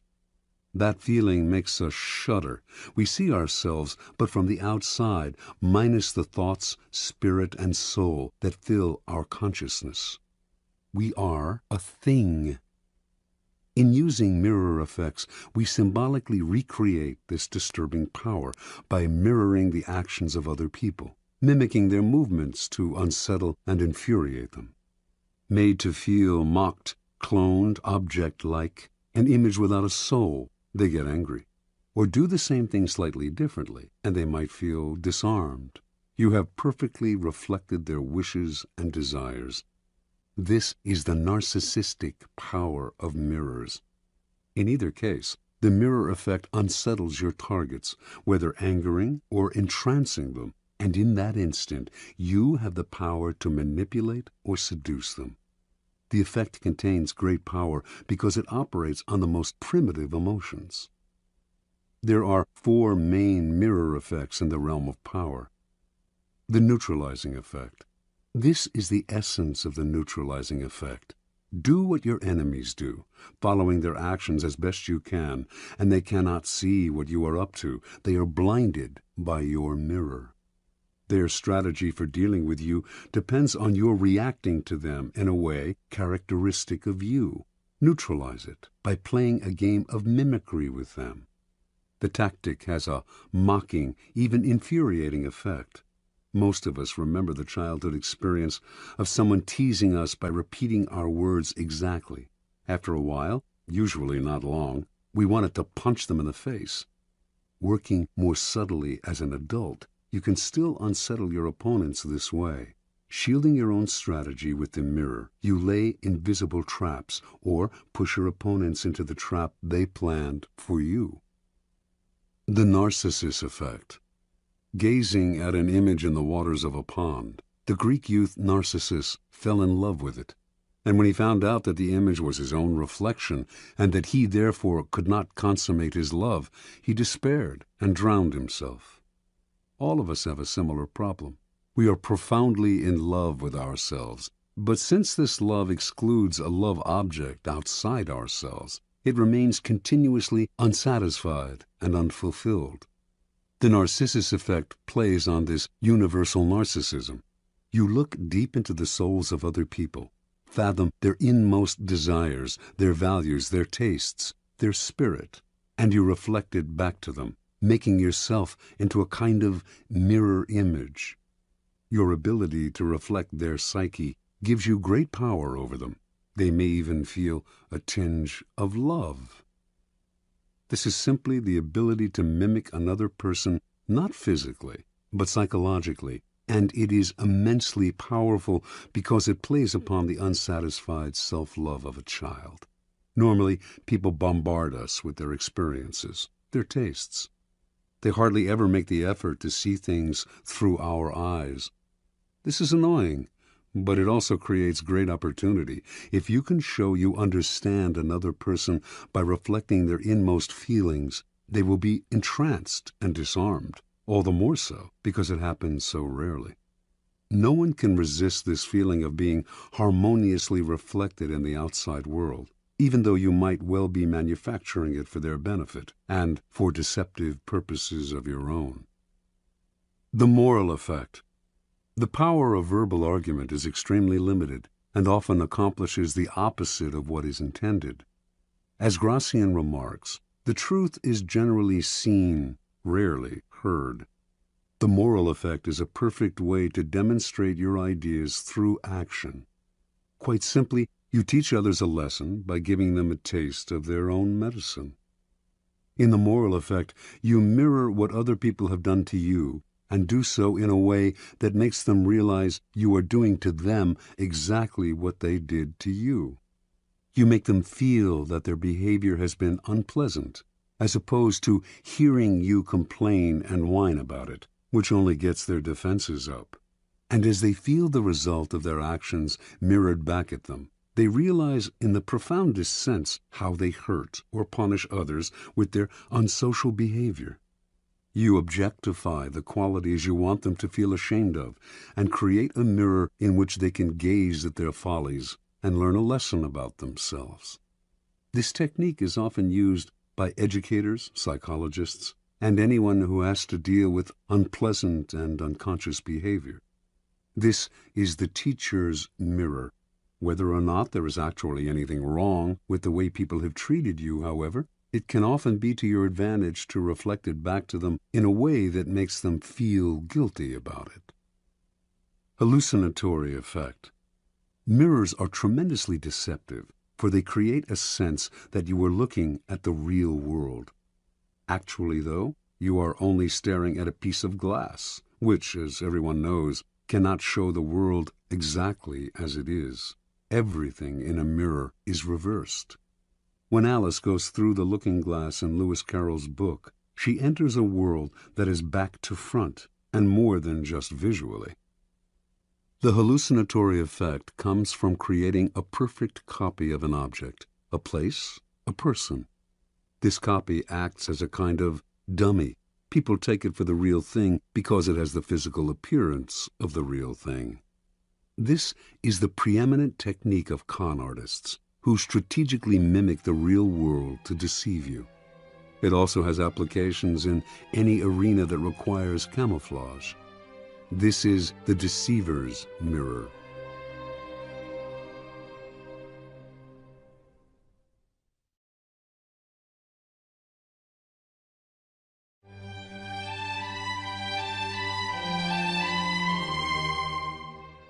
Observance of the mirror effect. Early on in his career, the ambitious statesman and general Alcibiades of Athens, 450 to 404 BC, fashioned a formidable weapon that became the source of his power. In every encounter with others, he would sense their moods and tastes, then carefully tailor his words and actions to mirror their inmost desires. He would seduce them with the idea that their values were superior to everyone else's, and that his goal was to model himself on them or help them realize their dreams. Few could resist his charms. The first man to fall under his spell was the philosopher Socrates. Alcibiades represented the opposite of the Socratic ideal of simplicity and uprightness. He lived lavishly and was completely unprincipled. Whenever he met Socrates, however, he mirrored the older man's sobriety, eating simply, accompanying Socrates on long walks, and talking only of philosophy and virtue. Socrates was not completely fooled. He was not unaware of Alcibiades' other life, but that only made him vulnerable to a logic that flattered him. Only in my presence, he felt, does this man submit to a virtuous influence. Only I have such power over him. This feeling intoxicated Socrates, who became Alcibiades' fervent admirer and supporter, one day even risking his own life to rescue the young man in battle. The Athenians considered Alcibiades their greatest orator, for he had an uncanny ability to tune into his audience's aspirations and mirror their desires. He made his greatest speeches in support of the invasion of Sicily, which he thought would bring great wealth to Athens and limitless glory to himself. The speeches gave expression to young Athenians' thirst to conquer lands for themselves, rather than living off the victories of their ancestors. But he also tailored his words to reflect older men's nostalgia for the glory years, when Athens led the Greeks against Persia, and then went on to create an empire. All Athens now dreamed of conquering Sicily. Alcibiades' plan was approved, and he was made the expedition's commander. While Alcibiades was leading the invasion of Sicily, however, certain Athenians fabricated charges against him of profaning sacred statues.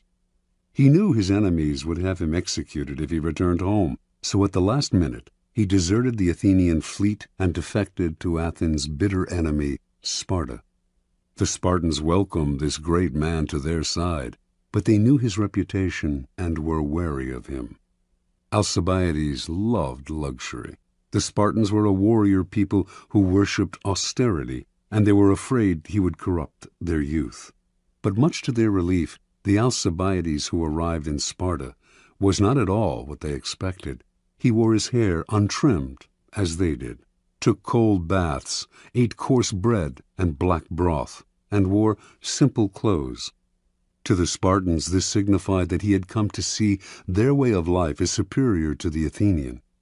He had chosen to be a Spartan rather than being born one, and should thus be honored above all others. They fell under his spell and gave him great powers. Unfortunately, Alcibiades rarely knew how to rein in his charm. He managed to seduce the king of Sparta's wife and make her pregnant. When this became public, he once more had to flee for his life. This time Alcibiades defected to Persia, where he suddenly went from Spartan simplicity to embracing the lavish Persian lifestyle down to the last detail. It was, of course, immensely flattering to the Persians to see a Greek of Alcibiades' stature prefer their culture over his own, and they showered him with honors, land, and power.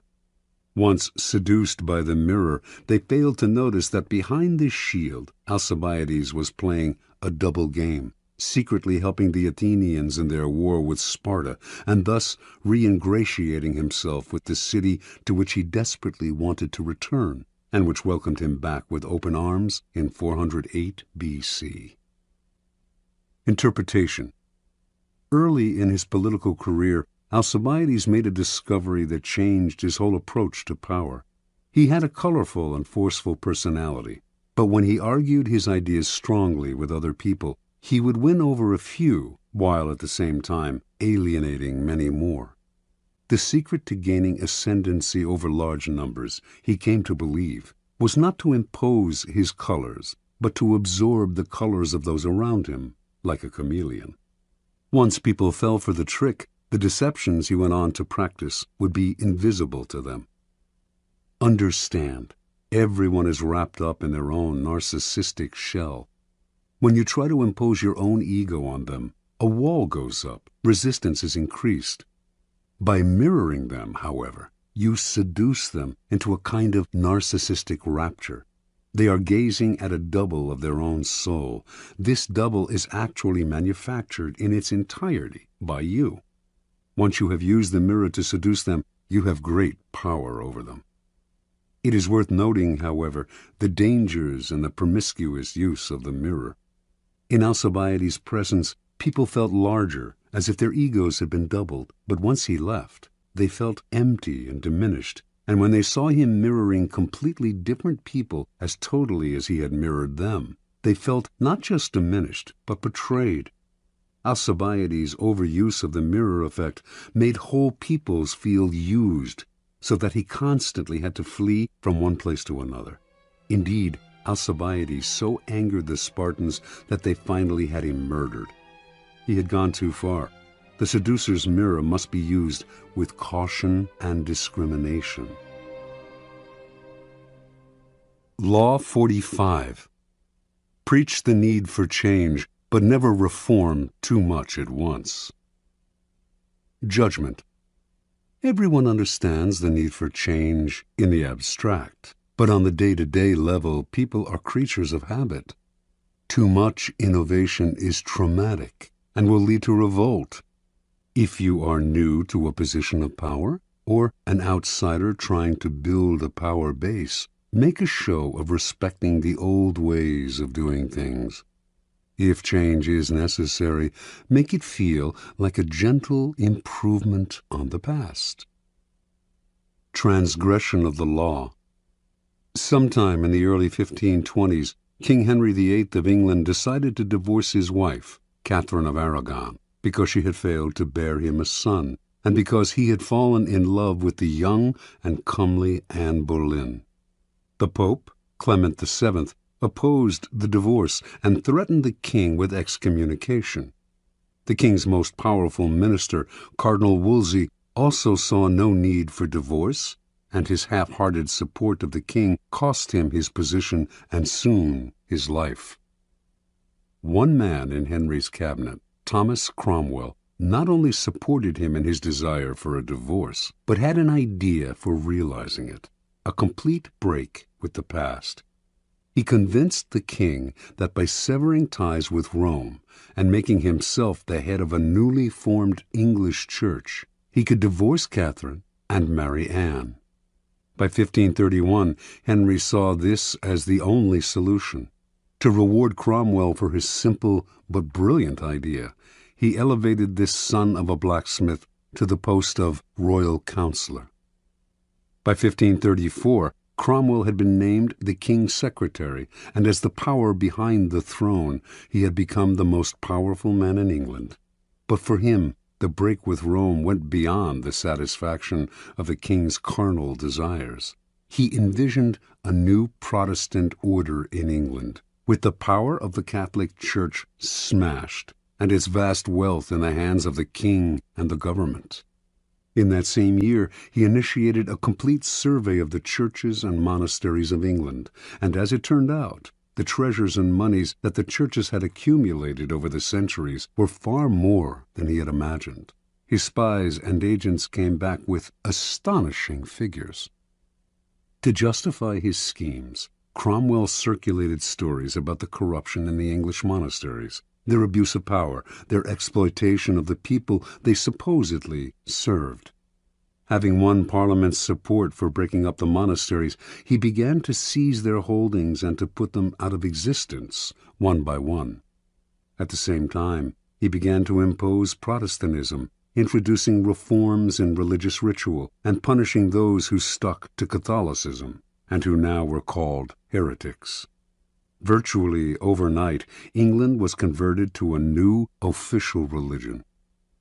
A terror fell on the country. Some people had suffered under the Catholic Church, which, before the reforms, had been immensely powerful, but most Britons had strong ties to Catholicism and to its comforting rituals. They watched in horror as churches were demolished, images of the Madonna and saints were broken in pieces, stained glass windows were smashed, and the church's treasures were confiscated. With monasteries that had succored the poor suddenly gone, the poor now flooded the streets. The growing ranks of the beggar class were further swelled by former monks. On top of all this, Cromwell levied high taxes to pay for his ecclesiastical reforms.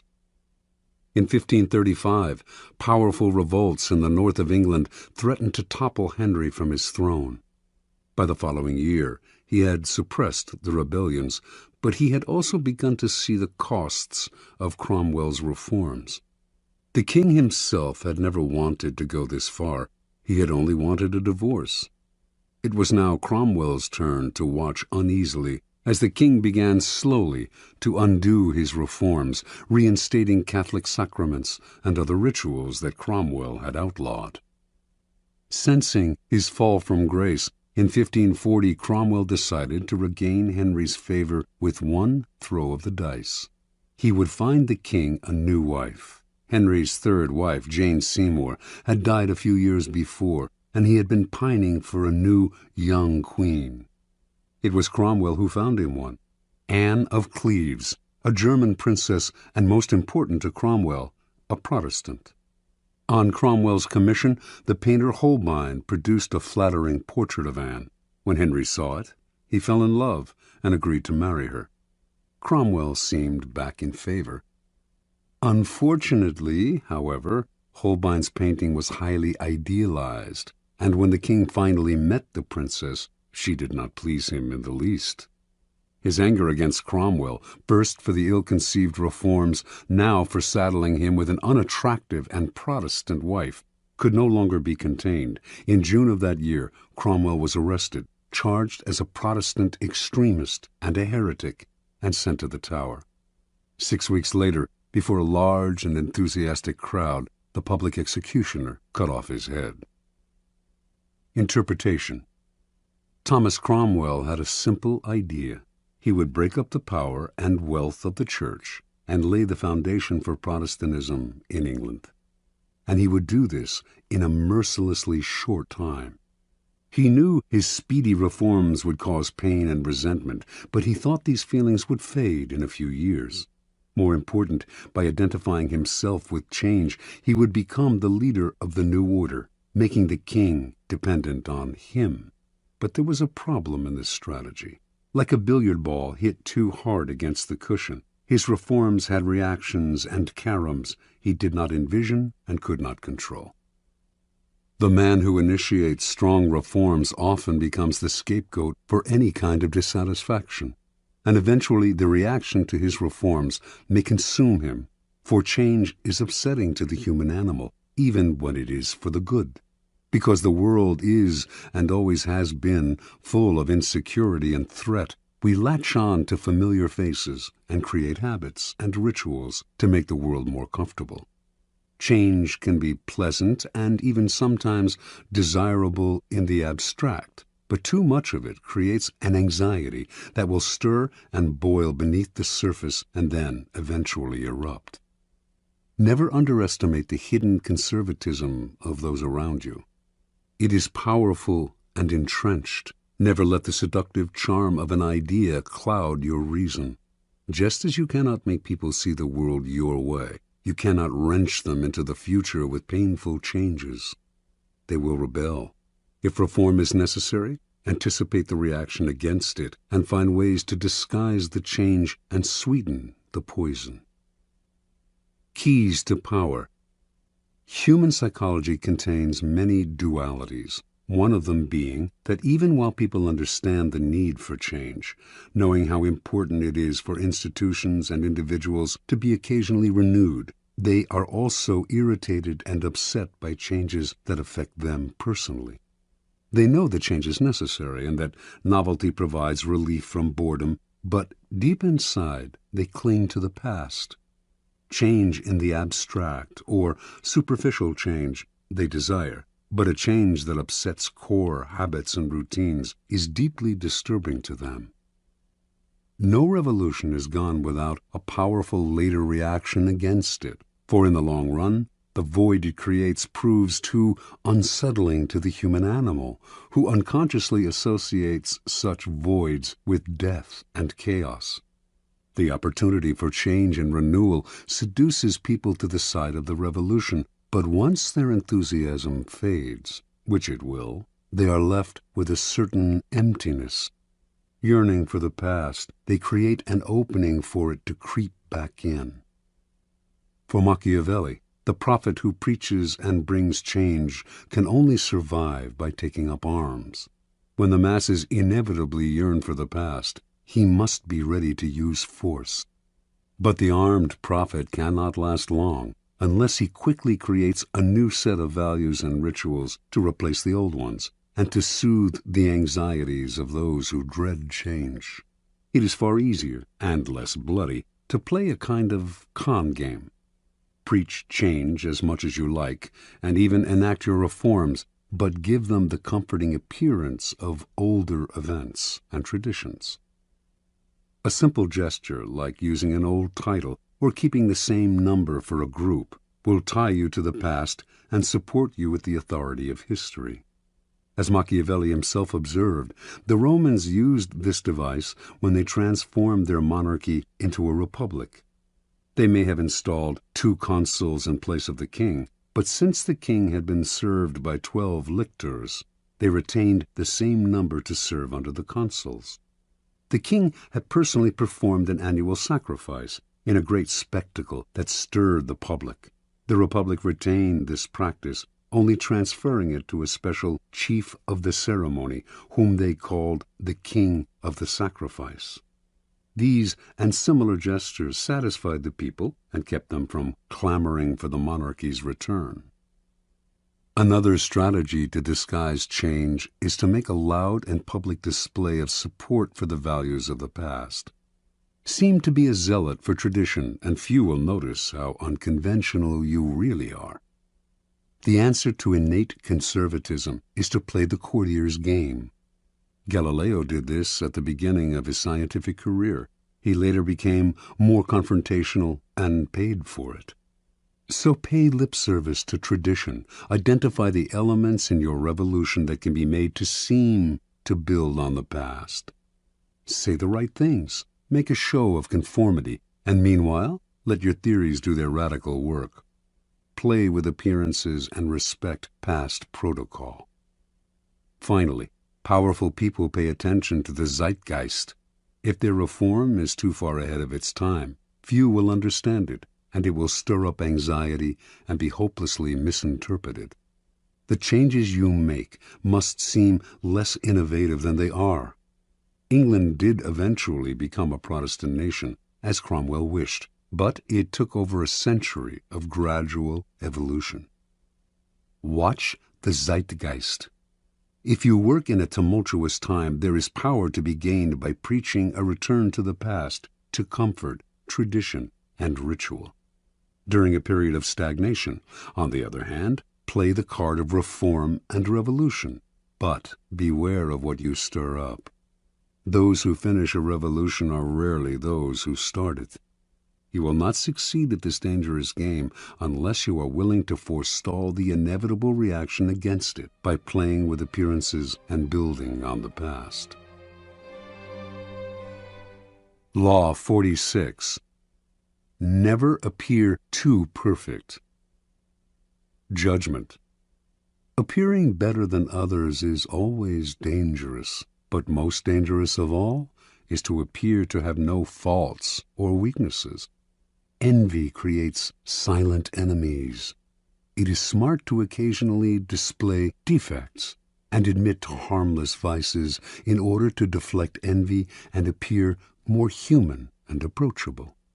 Only gods and the dead can seem perfect with impunity. Transgression of the law.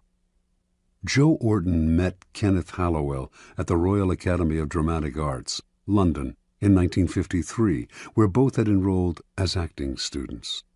They soon became lovers and moved in together.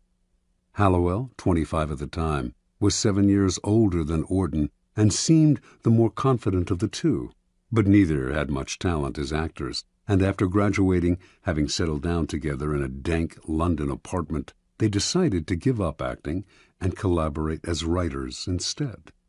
Halliwell's inheritance was enough to keep them from having to find work for a few years, and in the beginning he was also the driving force behind the stories and novels they wrote. He would dictate to Orton, who would type the manuscripts, occasionally interjecting his own lines and ideas. Their first efforts attracted some interest from literary agents, but it sputtered. The promise they had shown was leading nowhere. Eventually, the inheritance money ran out, and the pair had to look for work. Their collaborations were less enthusiastic and less frequent. The future looked bleak. In 1957, Auden began to write on his own.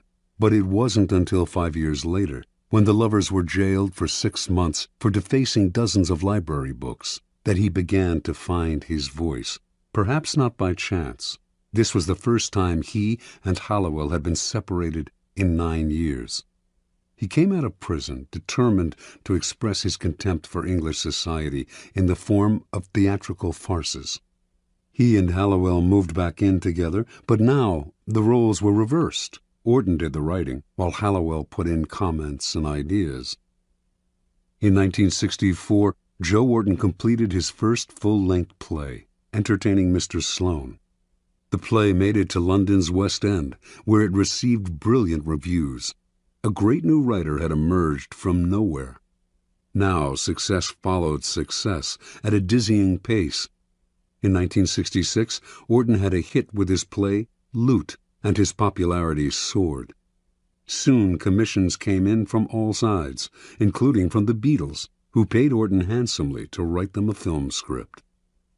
Everything was pointing upwards, everything except Auden's relationship with Kenneth Hallowell. The pair still lived together, but as Auden grew successful, Hallowell began to deteriorate. Watching his lover become the center of attention, he suffered the humiliation of becoming a kind of personal assistant to the playwright, his role in what had once been a collaboration growing smaller and smaller. In the 1950s, he had supported Auden with his inheritance. Now Auden supported him. At a party or among friends, people would naturally gravitate towards Auden. He was charming, and his mood was almost always buoyant. Unlike the handsome Auden, Hallowell was bald and awkward. His defensiveness made people want to avoid him. With Auden's success, the couple's problems only worsened. Hallowell's moods made their life together impossible. Auden claimed to want to leave him and had numerous affairs, but would always end up returning to his old friend and lover. He tried to help Hallowell launch a career as an artist, even arranging for a gallery to show his work, but the show was a flop, and this only heightened Hallowell's sense of inferiority. In May of 1967, the pair went on a brief holiday together in Tangiers, Morocco. During the trip, Auden wrote in his diary, "We sat talking of how happy we felt, and how it couldn't surely last. We'd have to pay for it, or we'd be struck down from afar by disaster because we were, perhaps, too happy. To be young, good-looking, healthy, famous, comparatively rich and happy is surely going against nature." Hallowell outwardly seemed as happy as Auden. Inwardly, though, he was seething. And 2 months later, in the early morning of August 10, 1967, just days after helping Auden put the finishing touches to the wicked farce, What the Butler Saw, undoubtedly his masterpiece, Kenneth Hallowell bludgeoned Joe Auden to death with repeated blows of a hammer to the head. He then took 21 sleeping pills and died himself, leaving behind a note that read, "If you read Auden's diary, all will be explained." Interpretation. Kenneth Hallowell had tried to cast his deterioration as mental illness, but what Joe Auden's diaries revealed to him was the truth. It was envy, pure and simple, that lay at the heart of his sickness. The diaries which Hallowell read on the sly recounted the couple's days as equals and their struggle for recognition. After Auden found success, the diaries began to describe Hallowell's brooding, his rude comments at parties, his growing sense of inferiority. All of this Auden narrated with a distance that bordered on contempt. The diaries made clear Hallowell's bitterness over Auden's success. Eventually, the only thing that would have satisfied him would have been for Auden to have a failure of his own, an unsuccessful play perhaps, so that they could have commiserated in their failure as they had done years before. When the opposite happened, as Auden grew only more successful and popular, Hallowell did the only thing that would make them equals again. He made them equals in death. With Auden's murder, he became almost as famous as his friend, posthumously. Joe Auden only partly understood his lover's deterioration. His attempt to help Hallowell launch a career in art registered for what it was: charity and guilt. Orton basically had two possible solutions to the problem. He could have downplayed his own success, displaying some faults, deflecting Hallowell's envy, or, once he realized the nature of the problem, he could have fled as if Hallowell were a viper, as in fact he was, a viper of envy. Once envy eats away at someone, everything you do only makes it grow, and day by day it festers inside them. Eventually they will attack. Only a minority can succeed at the game of life, and that minority inevitably arouses the envy of those around them. Once success happens your way, however, the people to fear the most are those in your own circle, the friends and acquaintances you have left behind. Feelings of inferiority gnaw at them. The thought of your success only heightens their feelings of stagnation. Envy, which the philosopher Kierkegaard calls unhappy admiration, takes hold. You may not see it, but you will feel it some day, unless, that is, you learn strategies of deflection, little sacrifices to the gods of success. Either dampen your brilliance occasionally, purposefully revealing a defect, weakness, or anxiety, or attributing your success to luck, or simply find yourself new friends. Never underestimate the power of envy. Keys to power. There are several strategies for dealing with the insidious, destructive emotion of envy. First, accept the fact that there will be people who will surpass you in some way, and also the fact that you may envy them. But make that feeling a way of pushing yourself to equal or surpass them someday. Let envy turn inward, and it poisons the soul. Expel it outward, and it can move you to greater heights. Second, understand that as you gain power, those below you will feel envious of you. They may not show it, but it is inevitable. Do not naively accept the facade they show you. Read between the lines of their criticisms, their little sarcastic remarks, the signs of backstabbing, the excessive praise that is preparing you for a fall, the resentful look in the eye. Half the problem with envy comes when we do not recognize it until it is too late. Finally, expect that when people envy you, they will work against you insidiously. They will put obstacles in your path that you will not foresee, or that you cannot trace to their source. It is hard to defend yourself against this kind of attack, and by the time you realize that envy is at the root of a person's feelings about you, it is often too late. Your excuses, your false humility, your defensive actions only exacerbate the problem. Since it is far easier to avoid creating envy in the first place than to get rid of it once it is there, you should strategize to forestall it before it grows. It is often your own actions that stir up envy, your own unawareness. By becoming conscious of those actions and qualities that create envy, you can take the teeth out of it before it nibbles you to death.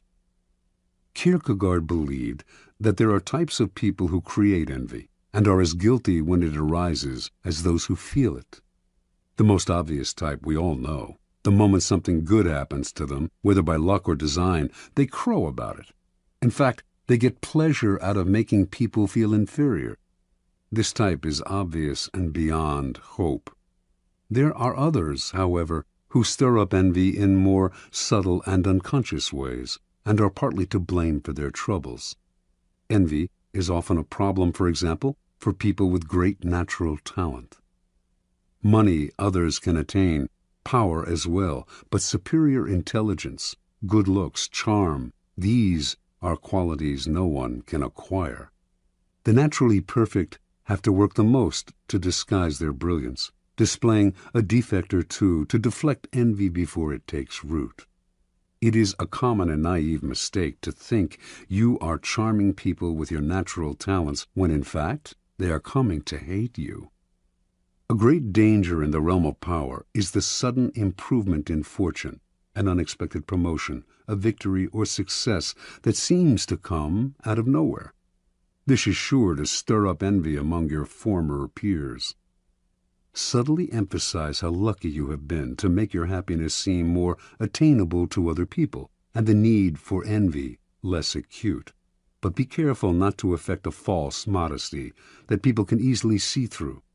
This will only make them more envious. The act has to be good. Your humility and your openness to those you have left behind have to seem genuine. Any hint of insincerity will only make your new status more oppressive.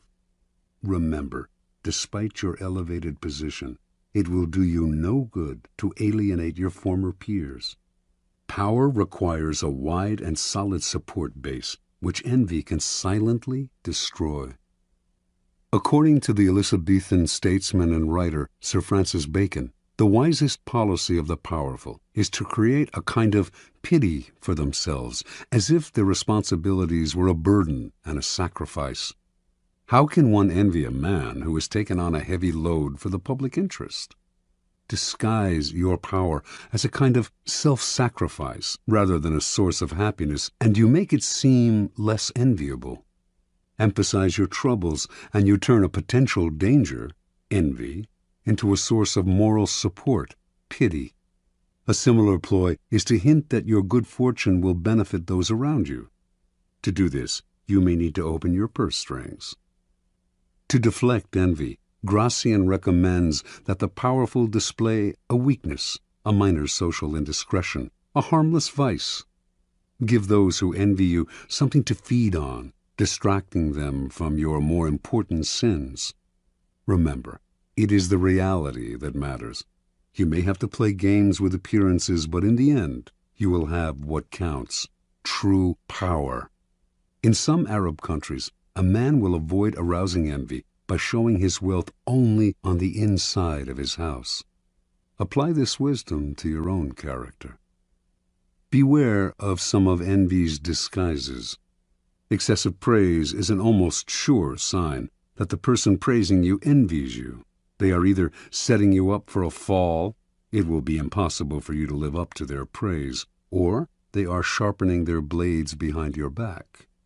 At the same time, those who are hypercritical of you, or who slander you publicly, probably envy you as well. Recognize their behavior as disguised envy, and you keep out of the trap of mutual mudslinging, or of taking their criticisms to heart. Win your revenge by ignoring their measly presence. Do not try to help or do favors for those who envy you. They will think you are condescending to them. Joe Orton's attempt to help Hallowell find a gallery for his work only intensified his lover's feelings of inferiority and envy. Once envy reveals itself for what it is, the only solution is often to flee the presence of the enviers, leaving them to stew in a hell of their own creation. Law 47. Do not go past the mark you aimed for. In victory, learn when to stop. Judgment. The moment of victory is often the moment of greatest peril. In the heat of victory, arrogance and overconfidence can push you past the goal you had aimed for, and by going too far, you make more enemies than you defeat. Do not allow success to go to your head. There is no substitute for strategy and careful planning. Set a goal, and when you reach it, stop. Transgression of the law.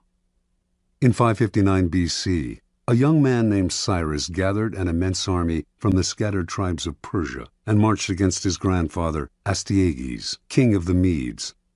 He defeated Astyages with ease, had himself crowned king of Media and Persia, and began to forge the Persian Empire.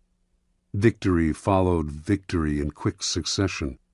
Cyrus defeated Croesus, ruler of Lydia, then conquered the Ionian islands and other smaller kingdoms. He marched on Babylon and crushed it. Now he was known as Cyrus the Great, king of the world. After capturing the riches of Babylon, Cyrus set his sights on the east, on the half-barbaric tribes of the Massigetai, a vast realm on the Caspian Sea. A fierce warrior race led by Queen Tomyris, the Massigetai lacked the riches of Babylon, but Cyrus attacked them anyway. believing himself superhuman and incapable of defeat. The Machiavelli would fall easily to his vast armies, making his empire immense. In 529 BC, then, Cyrus marched to the wide river Araxes, gateway to the kingdom of the Machiavelli. As he set up camp on the western bank, he received a message from Queen Tamiris, king of the Medes. She told him, "I advise you to abandon this enterprise, for you cannot know if in the end it will do you any good.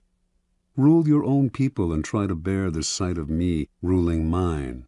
But of course you will refuse my advice, as the last thing you wish for is to live in peace."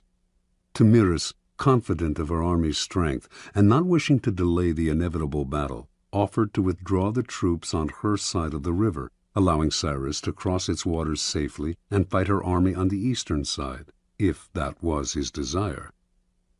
Cyrus agreed, but instead of engaging the enemy directly, he decided to play a trick. The Machiavelli knew few luxuries. Once Cyrus had crossed the river and made his camp on the eastern side, he set the table for an elaborate banquet full of meat, delicacies, and strong wine. Then he left his weakest troops in the camp and withdrew the rest of the army to the river. A large Machiavelli detachment soon attacked the camp and killed all of the Persian soldiers in a fierce battle. Then, overwhelmed by the fabulous feast that had been left behind, they ate and drank to their heart's content. Later, inevitably, they fell asleep. The Persian army returned to the camp that night, killing many of the sleeping soldiers and capturing the rest. Among the prisoners was their general, a youth named Spargapices, son of Queen Tamiris. When the queen learned what had happened, she sent a message to Cyrus, chiding him for using tricks to defeat her army. "Now listen to me," she wrote, "and I will advise you for your own good. Give me back my son, and leave my country with your forces intact, and be content with your triumph over a third part of the Machiavelli. If you refuse, I swear by the sun, our master, to give you more blood than you can drink, for all your gluttony." Cyrus scoffed at her. He would not release her son. He would crush these barbarians. The queen's son, seeing he would not be released, could not stand the humiliation, and so he killed himself. The news of her son's death overwhelmed Tamiris. She gathered all the forces that she could muster in her kingdom, and whipping them into a vengeful frenzy, engaged Cyrus's troops in a violent and bloody battle. Finally, the Machiavelli prevailed. In their anger, they decimated the Persian army, killing Cyrus himself. After the battle, Tamiris and her soldiers searched the battlefield for Cyrus's corpse. When she found it, she cut off his head and shoved it into a wineskin full of human blood, crying out, "Though I have conquered you and live, yet you have ruined me by treacherously taking my son. See now, I fulfill my threat. You have your fill of blood." After Cyrus's death, the Persian Empire quickly unraveled. One act of arrogance undid all of Cyrus's good work. Interpretation. There is nothing more intoxicating than victory, and nothing more dangerous. Cyrus had built his great empire on the ruins of a previous one. 100 years earlier, the powerful Assyrian Empire had been totally destroyed, its once splendid capital of Nineveh but ruins in the sand.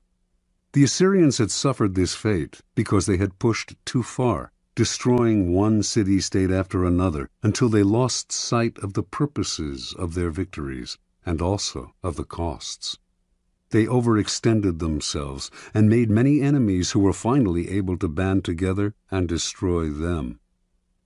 Cyrus ignored the lesson of Assyria. He paid no heed to the warnings of oracles and advisers. He did not worry about offending a queen. His many victories had gone to his head, clouding his reason. Instead of consolidating his already vast empire, he pushed forward. Instead of recognizing each situation as different, he thought each new war would bring the same result as the one before, as long as he used the methods he knew: ruthless force and cunning. Understand, in the realm of power, You must be guided by reason. To let a momentary thrill or an emotional victory influence or guide your moves will prove fatal. When you attain success, step back. Be cautious. When you gain victory, understand the part played by the particular circumstances of a situation, and never simply repeat the same actions again and again. History is littered with the ruins of victorious empires and the corpses of leaders who could not learn to stop and consolidate their gains. Keys to power. Power has its own rhythms and patterns. Those who succeed at the game are the ones who control the patterns and vary them at will, keeping people off balance while they set the tempo.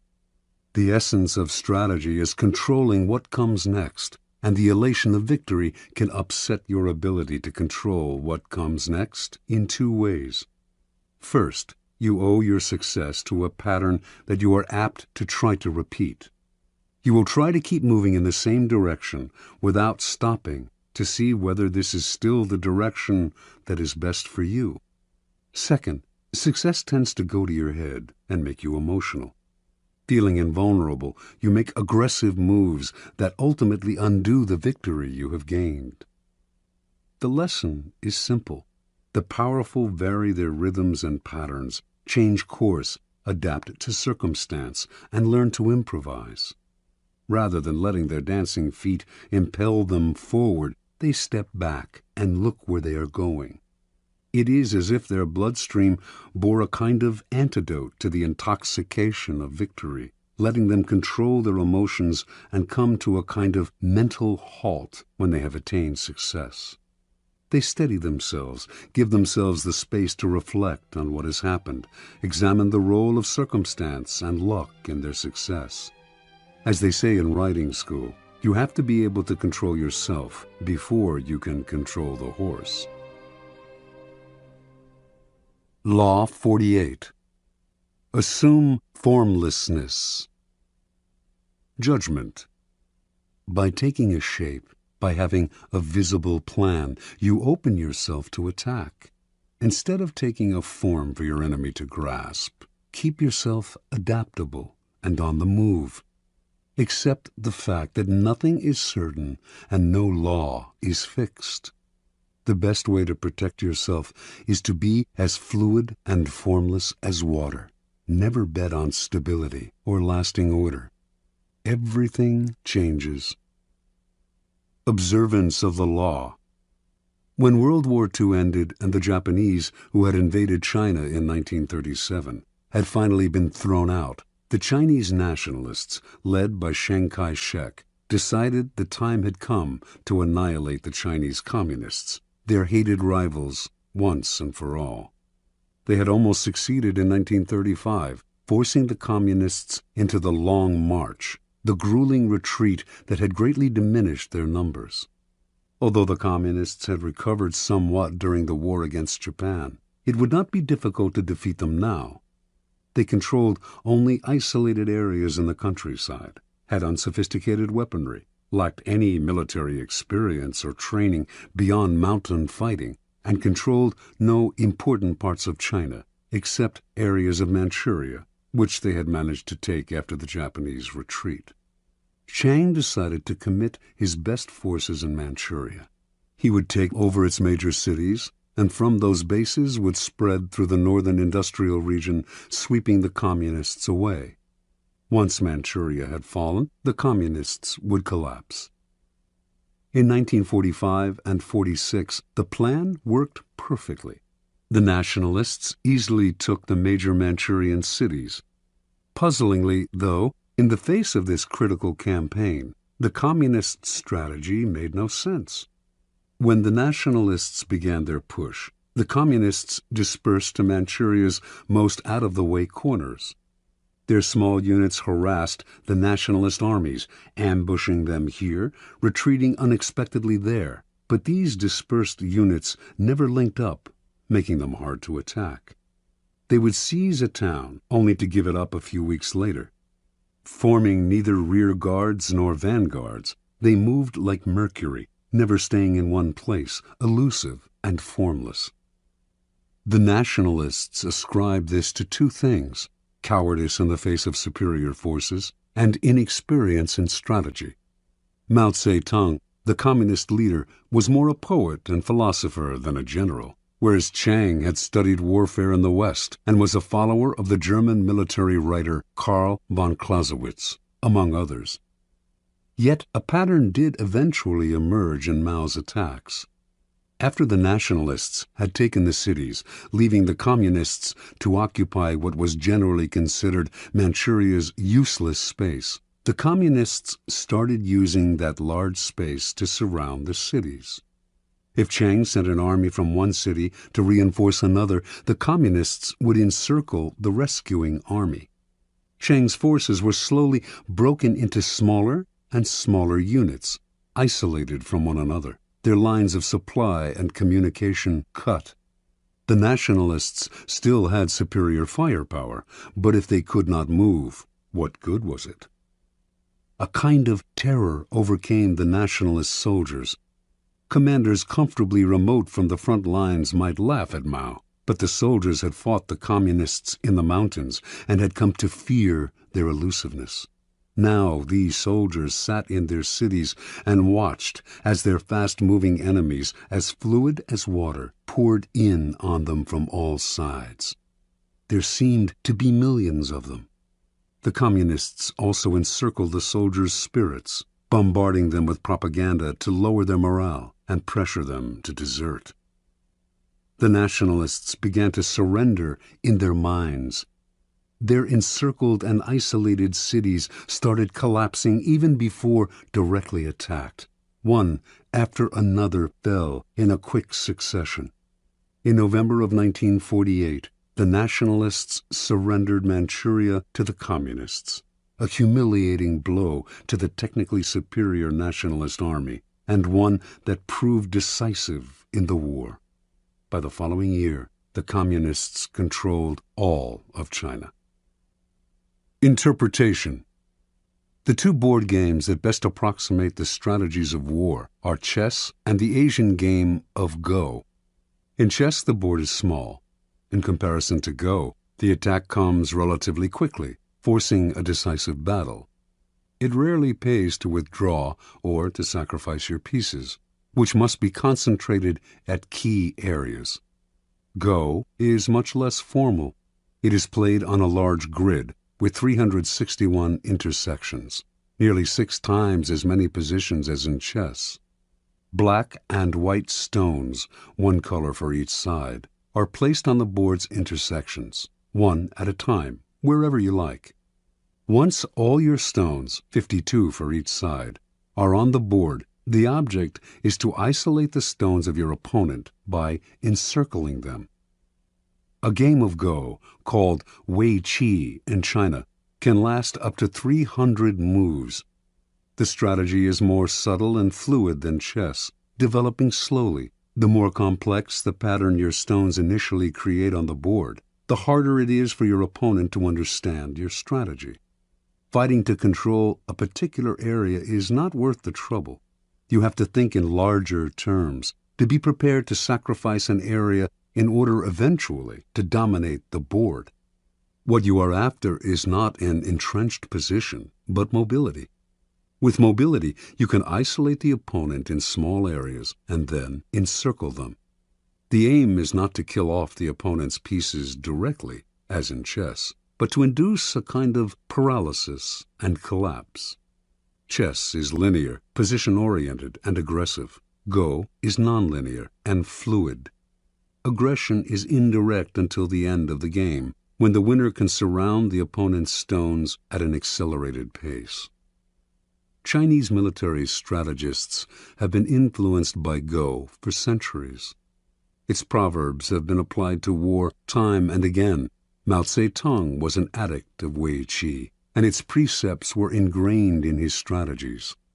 A key Wei Qi concept, for example, is to use the size of the board to your advantage, spreading out in every direction so that your opponent cannot fathom your movements in a simple, linear way. Every Chinese, Mao once wrote, should consciously throw himself into this war of a jigsaw pattern against the nationalists. Place your men in a jigsaw pattern in Go, and your opponent loses himself trying to figure out what you are up to. Either he wastes time pursuing you, or, like Chiang Kai-shek, he assumes you are incompetent and fails to protect himself.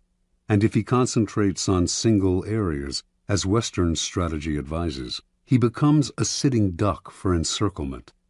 In the Wei Chi way of war, you encircle the enemy's brain, using mind games, propaganda, and irritation tactics to confuse and dishearten. This was the strategy of the communists, an apparent formlessness that disoriented and terrified their enemy. Where chess is linear and direct, the ancient game of Go is closer to the kind of strategy that will prove relevant in a world where battles are fought indirectly, in vast, loosely connected areas. Its strategies are abstract and multidimensional, inhabiting a plane beyond time and space, the strategist's mind. In this fluid form of warfare, you value movement over position. Your speed and mobility make it impossible to predict your moves. Unable to understand you, your enemy can form no strategy to defeat you. Instead of fixing on particular spots, this indirect form of warfare spreads out, just as you can use the large and disconnected nature of the real world to your advantage. Be like a vapor. Do not give your opponents anything solid to attack. Watch as they exhaust themselves pursuing you, trying to cope with your elusiveness. Only formlessness allows you to truly surprise your enemies. By the time they figure out where you are and what you are up to, it is too late. Keys to power. The human animal is distinguished by its constant creation of forms. Rarely expressing its emotions directly, it gives them form through language or through socially acceptable rituals. We cannot communicate our emotions without a form. The forms that we create, however, change constantly, in fashion, in style, in all those human phenomena representing the mood of the moment. We are constantly altering the forms we have inherited from previous generations, and these changes are signs of life and vitality. Indeed, the things that don't change, the forms that rigidify, come to look to us like death, and we destroy them. The young show this most clearly.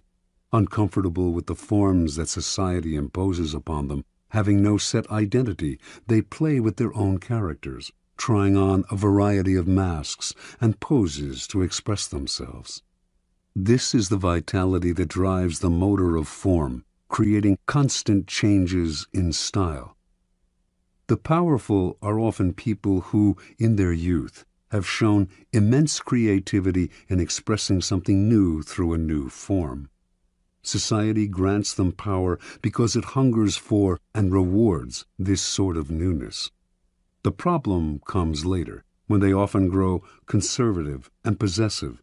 They no longer dream of creating new forms. Their identities are set, their habits congeal, and their rigidity makes them easy targets.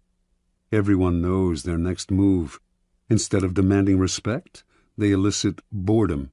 "Get off the stage," we say. "Let someone else, someone younger, entertain us." When locked in the past, the powerful look comical. They are overripe fruit, waiting to fall from the tree. Power can only thrive if it is flexible in its forms. To be formless is not to be amorphous. Everything has a form. It is impossible to avoid. The formlessness of power is more like that of water or mercury, taking the form of whatever is around it. Changing constantly, it is never predictable. The powerful are constantly creating form, and their power comes from the rapidity with which they can change. Their formlessness is in the eye of the enemy, who cannot see what they are up to, and so has nothing solid to attack. This is the premier pose of power, ungraspable, as elusive and swift as the god Mercury. who could take any form he pleased and used his ability to wreak havoc on Mount Olympus. Human creations evolved toward abstraction, toward being more mental and less material.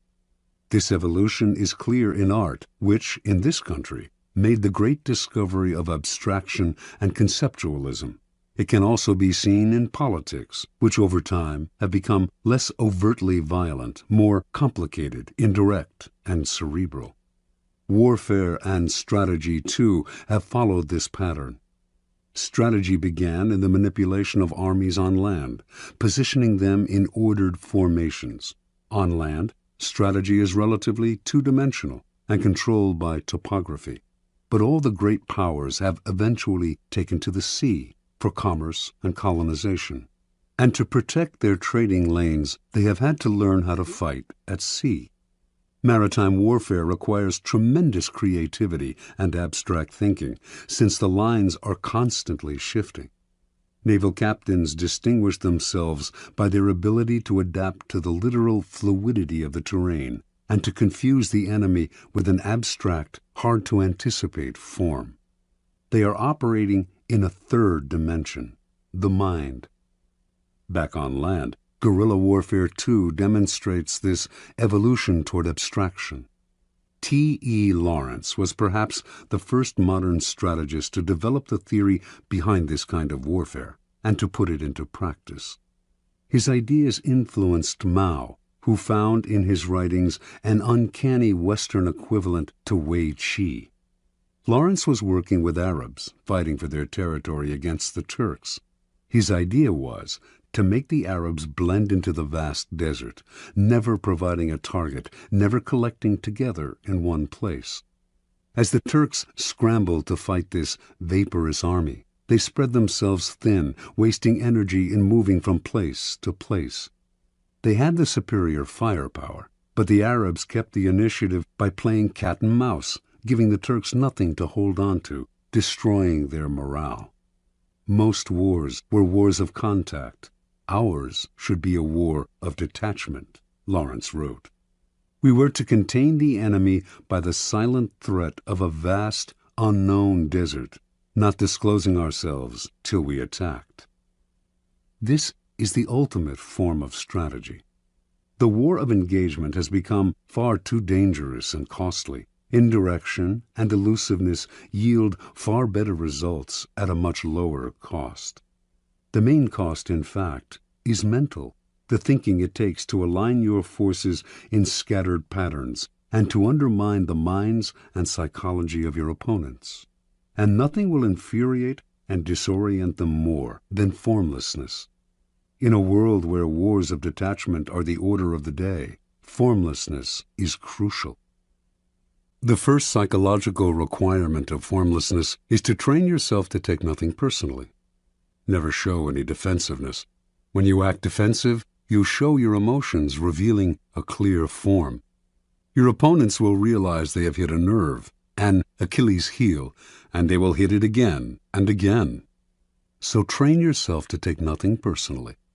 Never let anyone get your back up. Be like a slippery ball that cannot be held. Let no one know what gets you or where your weaknesses lie. Make your face a formless mask, and you will infuriate and disorient your scheming colleagues and opponents. One man who used this technique was Baron James Rothschild. A German Jew in Paris, in a culture decidedly unfriendly to foreigners, Rothschild never took any attack on him personally or showed he had been hurt in any way. He furthermore adapted himself to the political climate, whatever it was. The stiffly formal Restoration monarchy of Louis XVIII, the bourgeois reign of Louis Philippe, the Democratic Revolution of 1848, the upstart Louis Napoleon crowned emperor in 1852. Rothschild accepted them one and all and blended in. He could afford to appear hypocritical or opportunistic because he was valued for his money, not his politics. His money was the currency of power. While he adapted and thrived, never showing a form, all the other great families that had begun the century immensely wealthy were ruined in the period's complicated shifts and turns of fortune.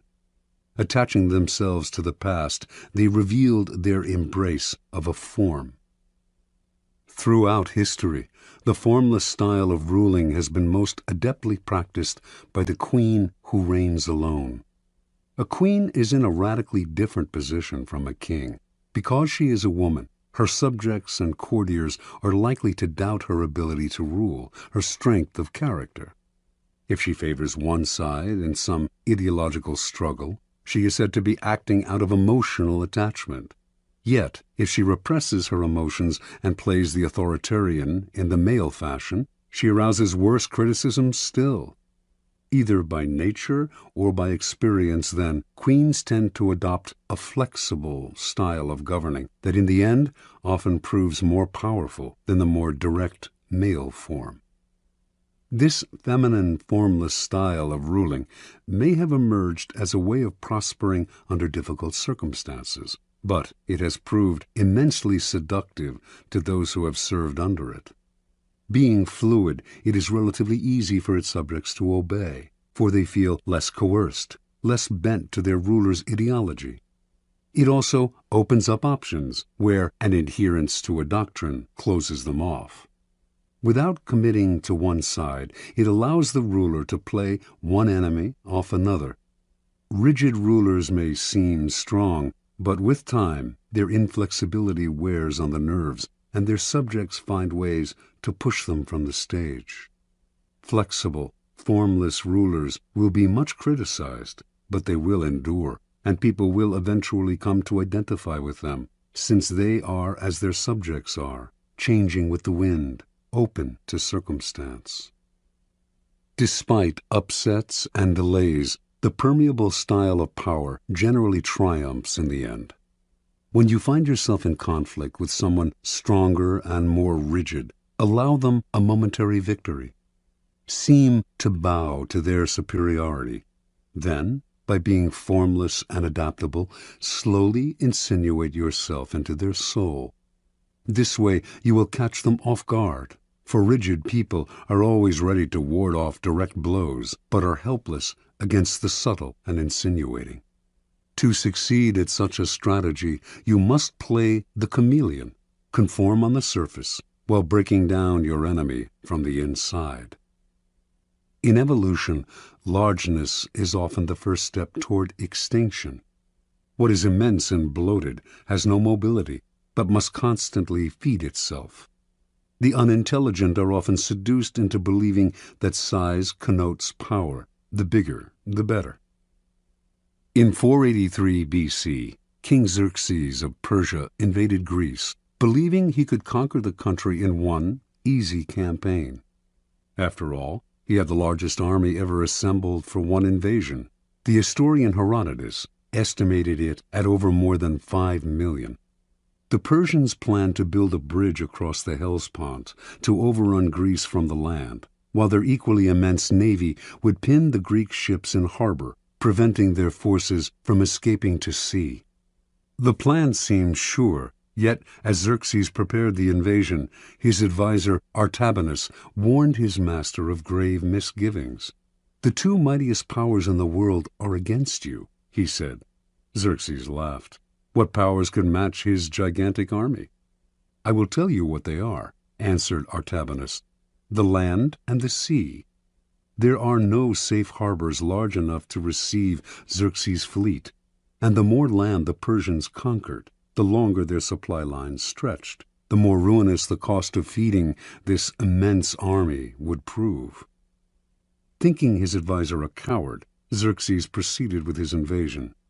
Yet, as Artabanus predicted, bad weather at sea decimated the Persian fleet, which was too large to take shelter in any harbor.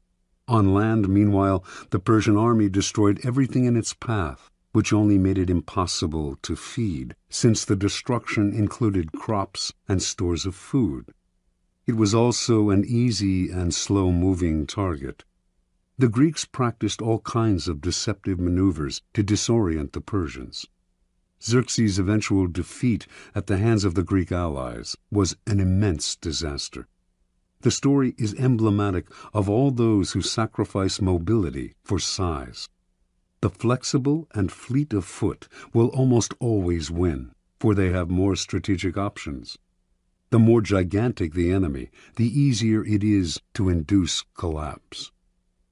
The need for formlessness becomes greater the older we get, as we grow more likely to become set in our ways and assume too rigid a form.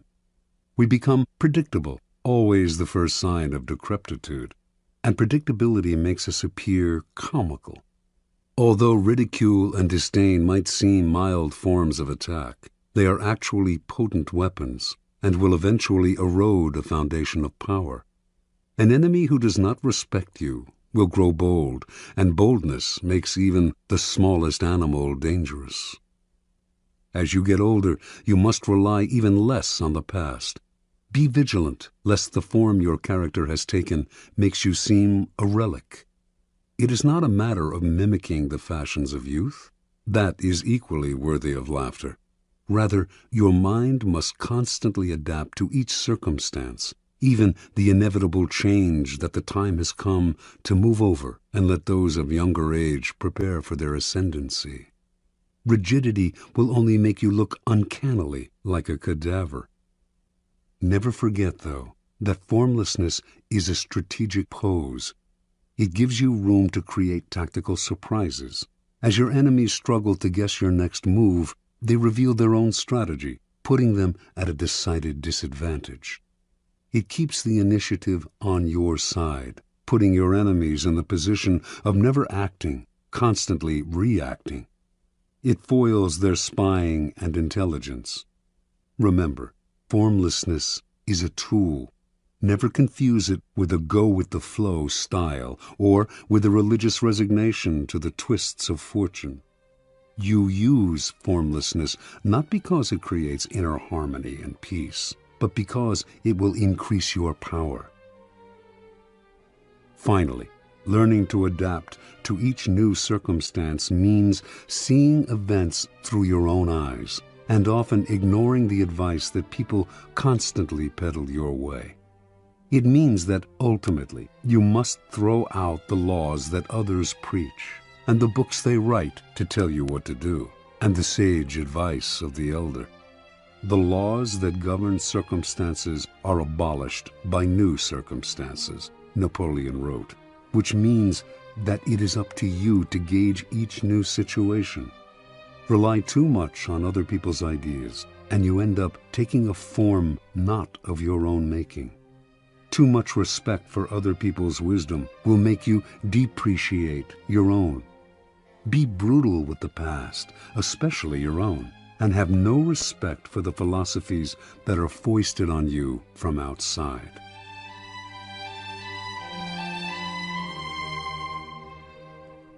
This has been a Highbridge audio production.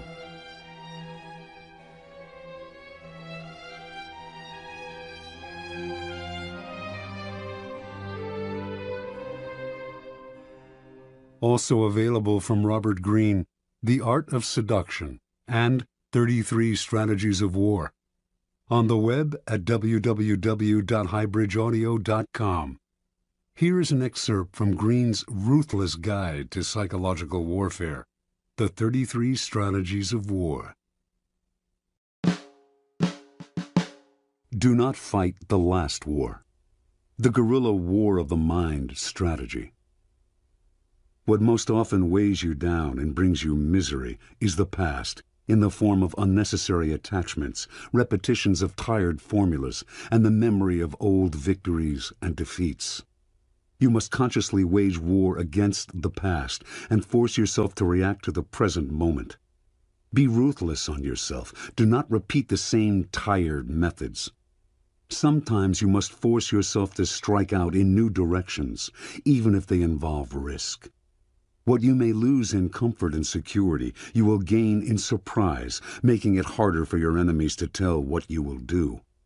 Wage guerrilla war on your mind, allowing no static lines of defense, no exposed citadels. Make everything fluid and mobile.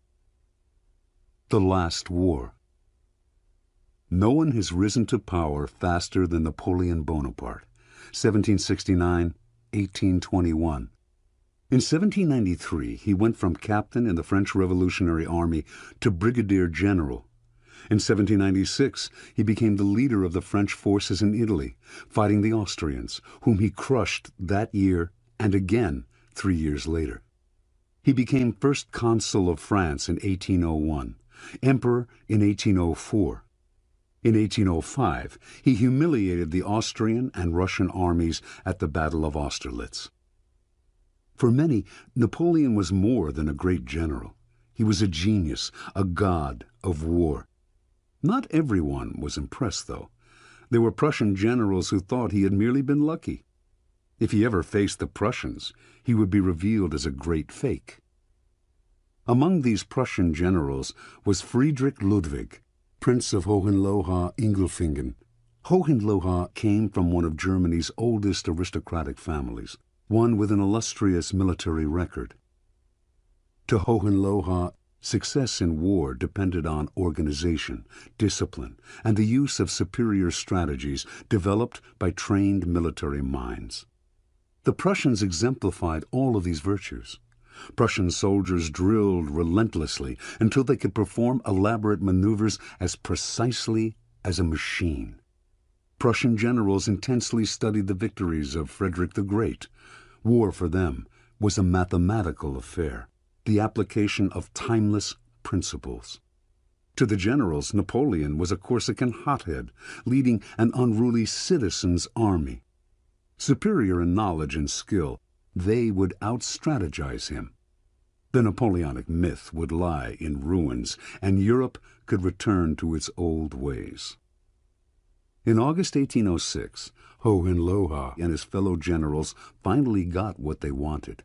King Friedrich Wilhelm III of Prussia, tired of Napoleon's broken promises, decided to declare war on him in 6 weeks.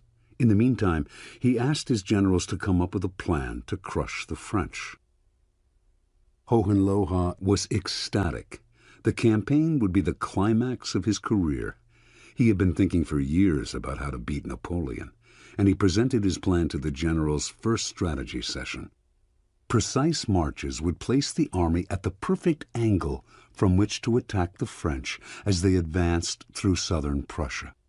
An attack in oblique formation, Frederick the Great's favorite tactic, would deliver a devastating blow. The other generals, all in their 60s and 70s, presented their own plans, but these too were merely variants on the tactics of Frederick the Great. Discussion turned into argument. Several weeks went by. Finally, the king had to step in and create a compromise strategy that would satisfy all of his generals. A feeling of exuberance swept the country, which would soon relive the glory years of Frederick the Great. On October 5th, a few days before the king was to declare war, disturbing news reached the generals. A reconnaissance mission revealed that divisions of Napoleon's army, which they had believed was dispersed, had marched east, merged, and was massing deep in southern Prussia. The captain who had led the scouting mission reported that the French soldiers were marching with packs on their backs. Where the Prussians used slow-moving wagons to provision their troops, the French carried their own supplies and moved with astonishing speed and mobility. Before the generals had time to adjust their plans, Napoleon's army suddenly wheeled north, heading straight for Berlin, the heart of Prussia. The generals argued and dithered, moving their troops here and there, trying to decide where to attack. A mood of panic set in. Finally, the king ordered a retreat. The troops would reassemble to the north and attack Napoleon's flank as he advanced toward Berlin. Hohenlohe was in charge of the rear guard, protecting the Prussians' retreat. On October 14th, near the town of Jena, Napoleon caught up with Hohenlohe, who finally faced the battle he had wanted so desperately. The numbers on both sides were equal, but while the French were an unruly force, fighting pell-mell and on the run, Hohenlohe kept his troops in tight order, orchestrating them like a corps de ballet. The fighting went back and forth until finally the French captured the village of Vierzehnheiligen. Hohenlohe ordered his troops to retake the village. In a ritual dating back to Frederick the Great, a drum major beat out a cadence, and the Prussian soldiers, their colors flying, reformed their positions in perfect parade order, preparing to advance. They were in an open plain, though, and Napoleon's men were behind garden walls and on the house roofs. The Prussians fell like ninepins to the French marksmen. Confused, Hohenlohe ordered his soldiers to halt and change formation. The drums beat again. The Prussians marched with magnificent precision, always a sight to behold, but the French kept shooting, decimating the Prussian line.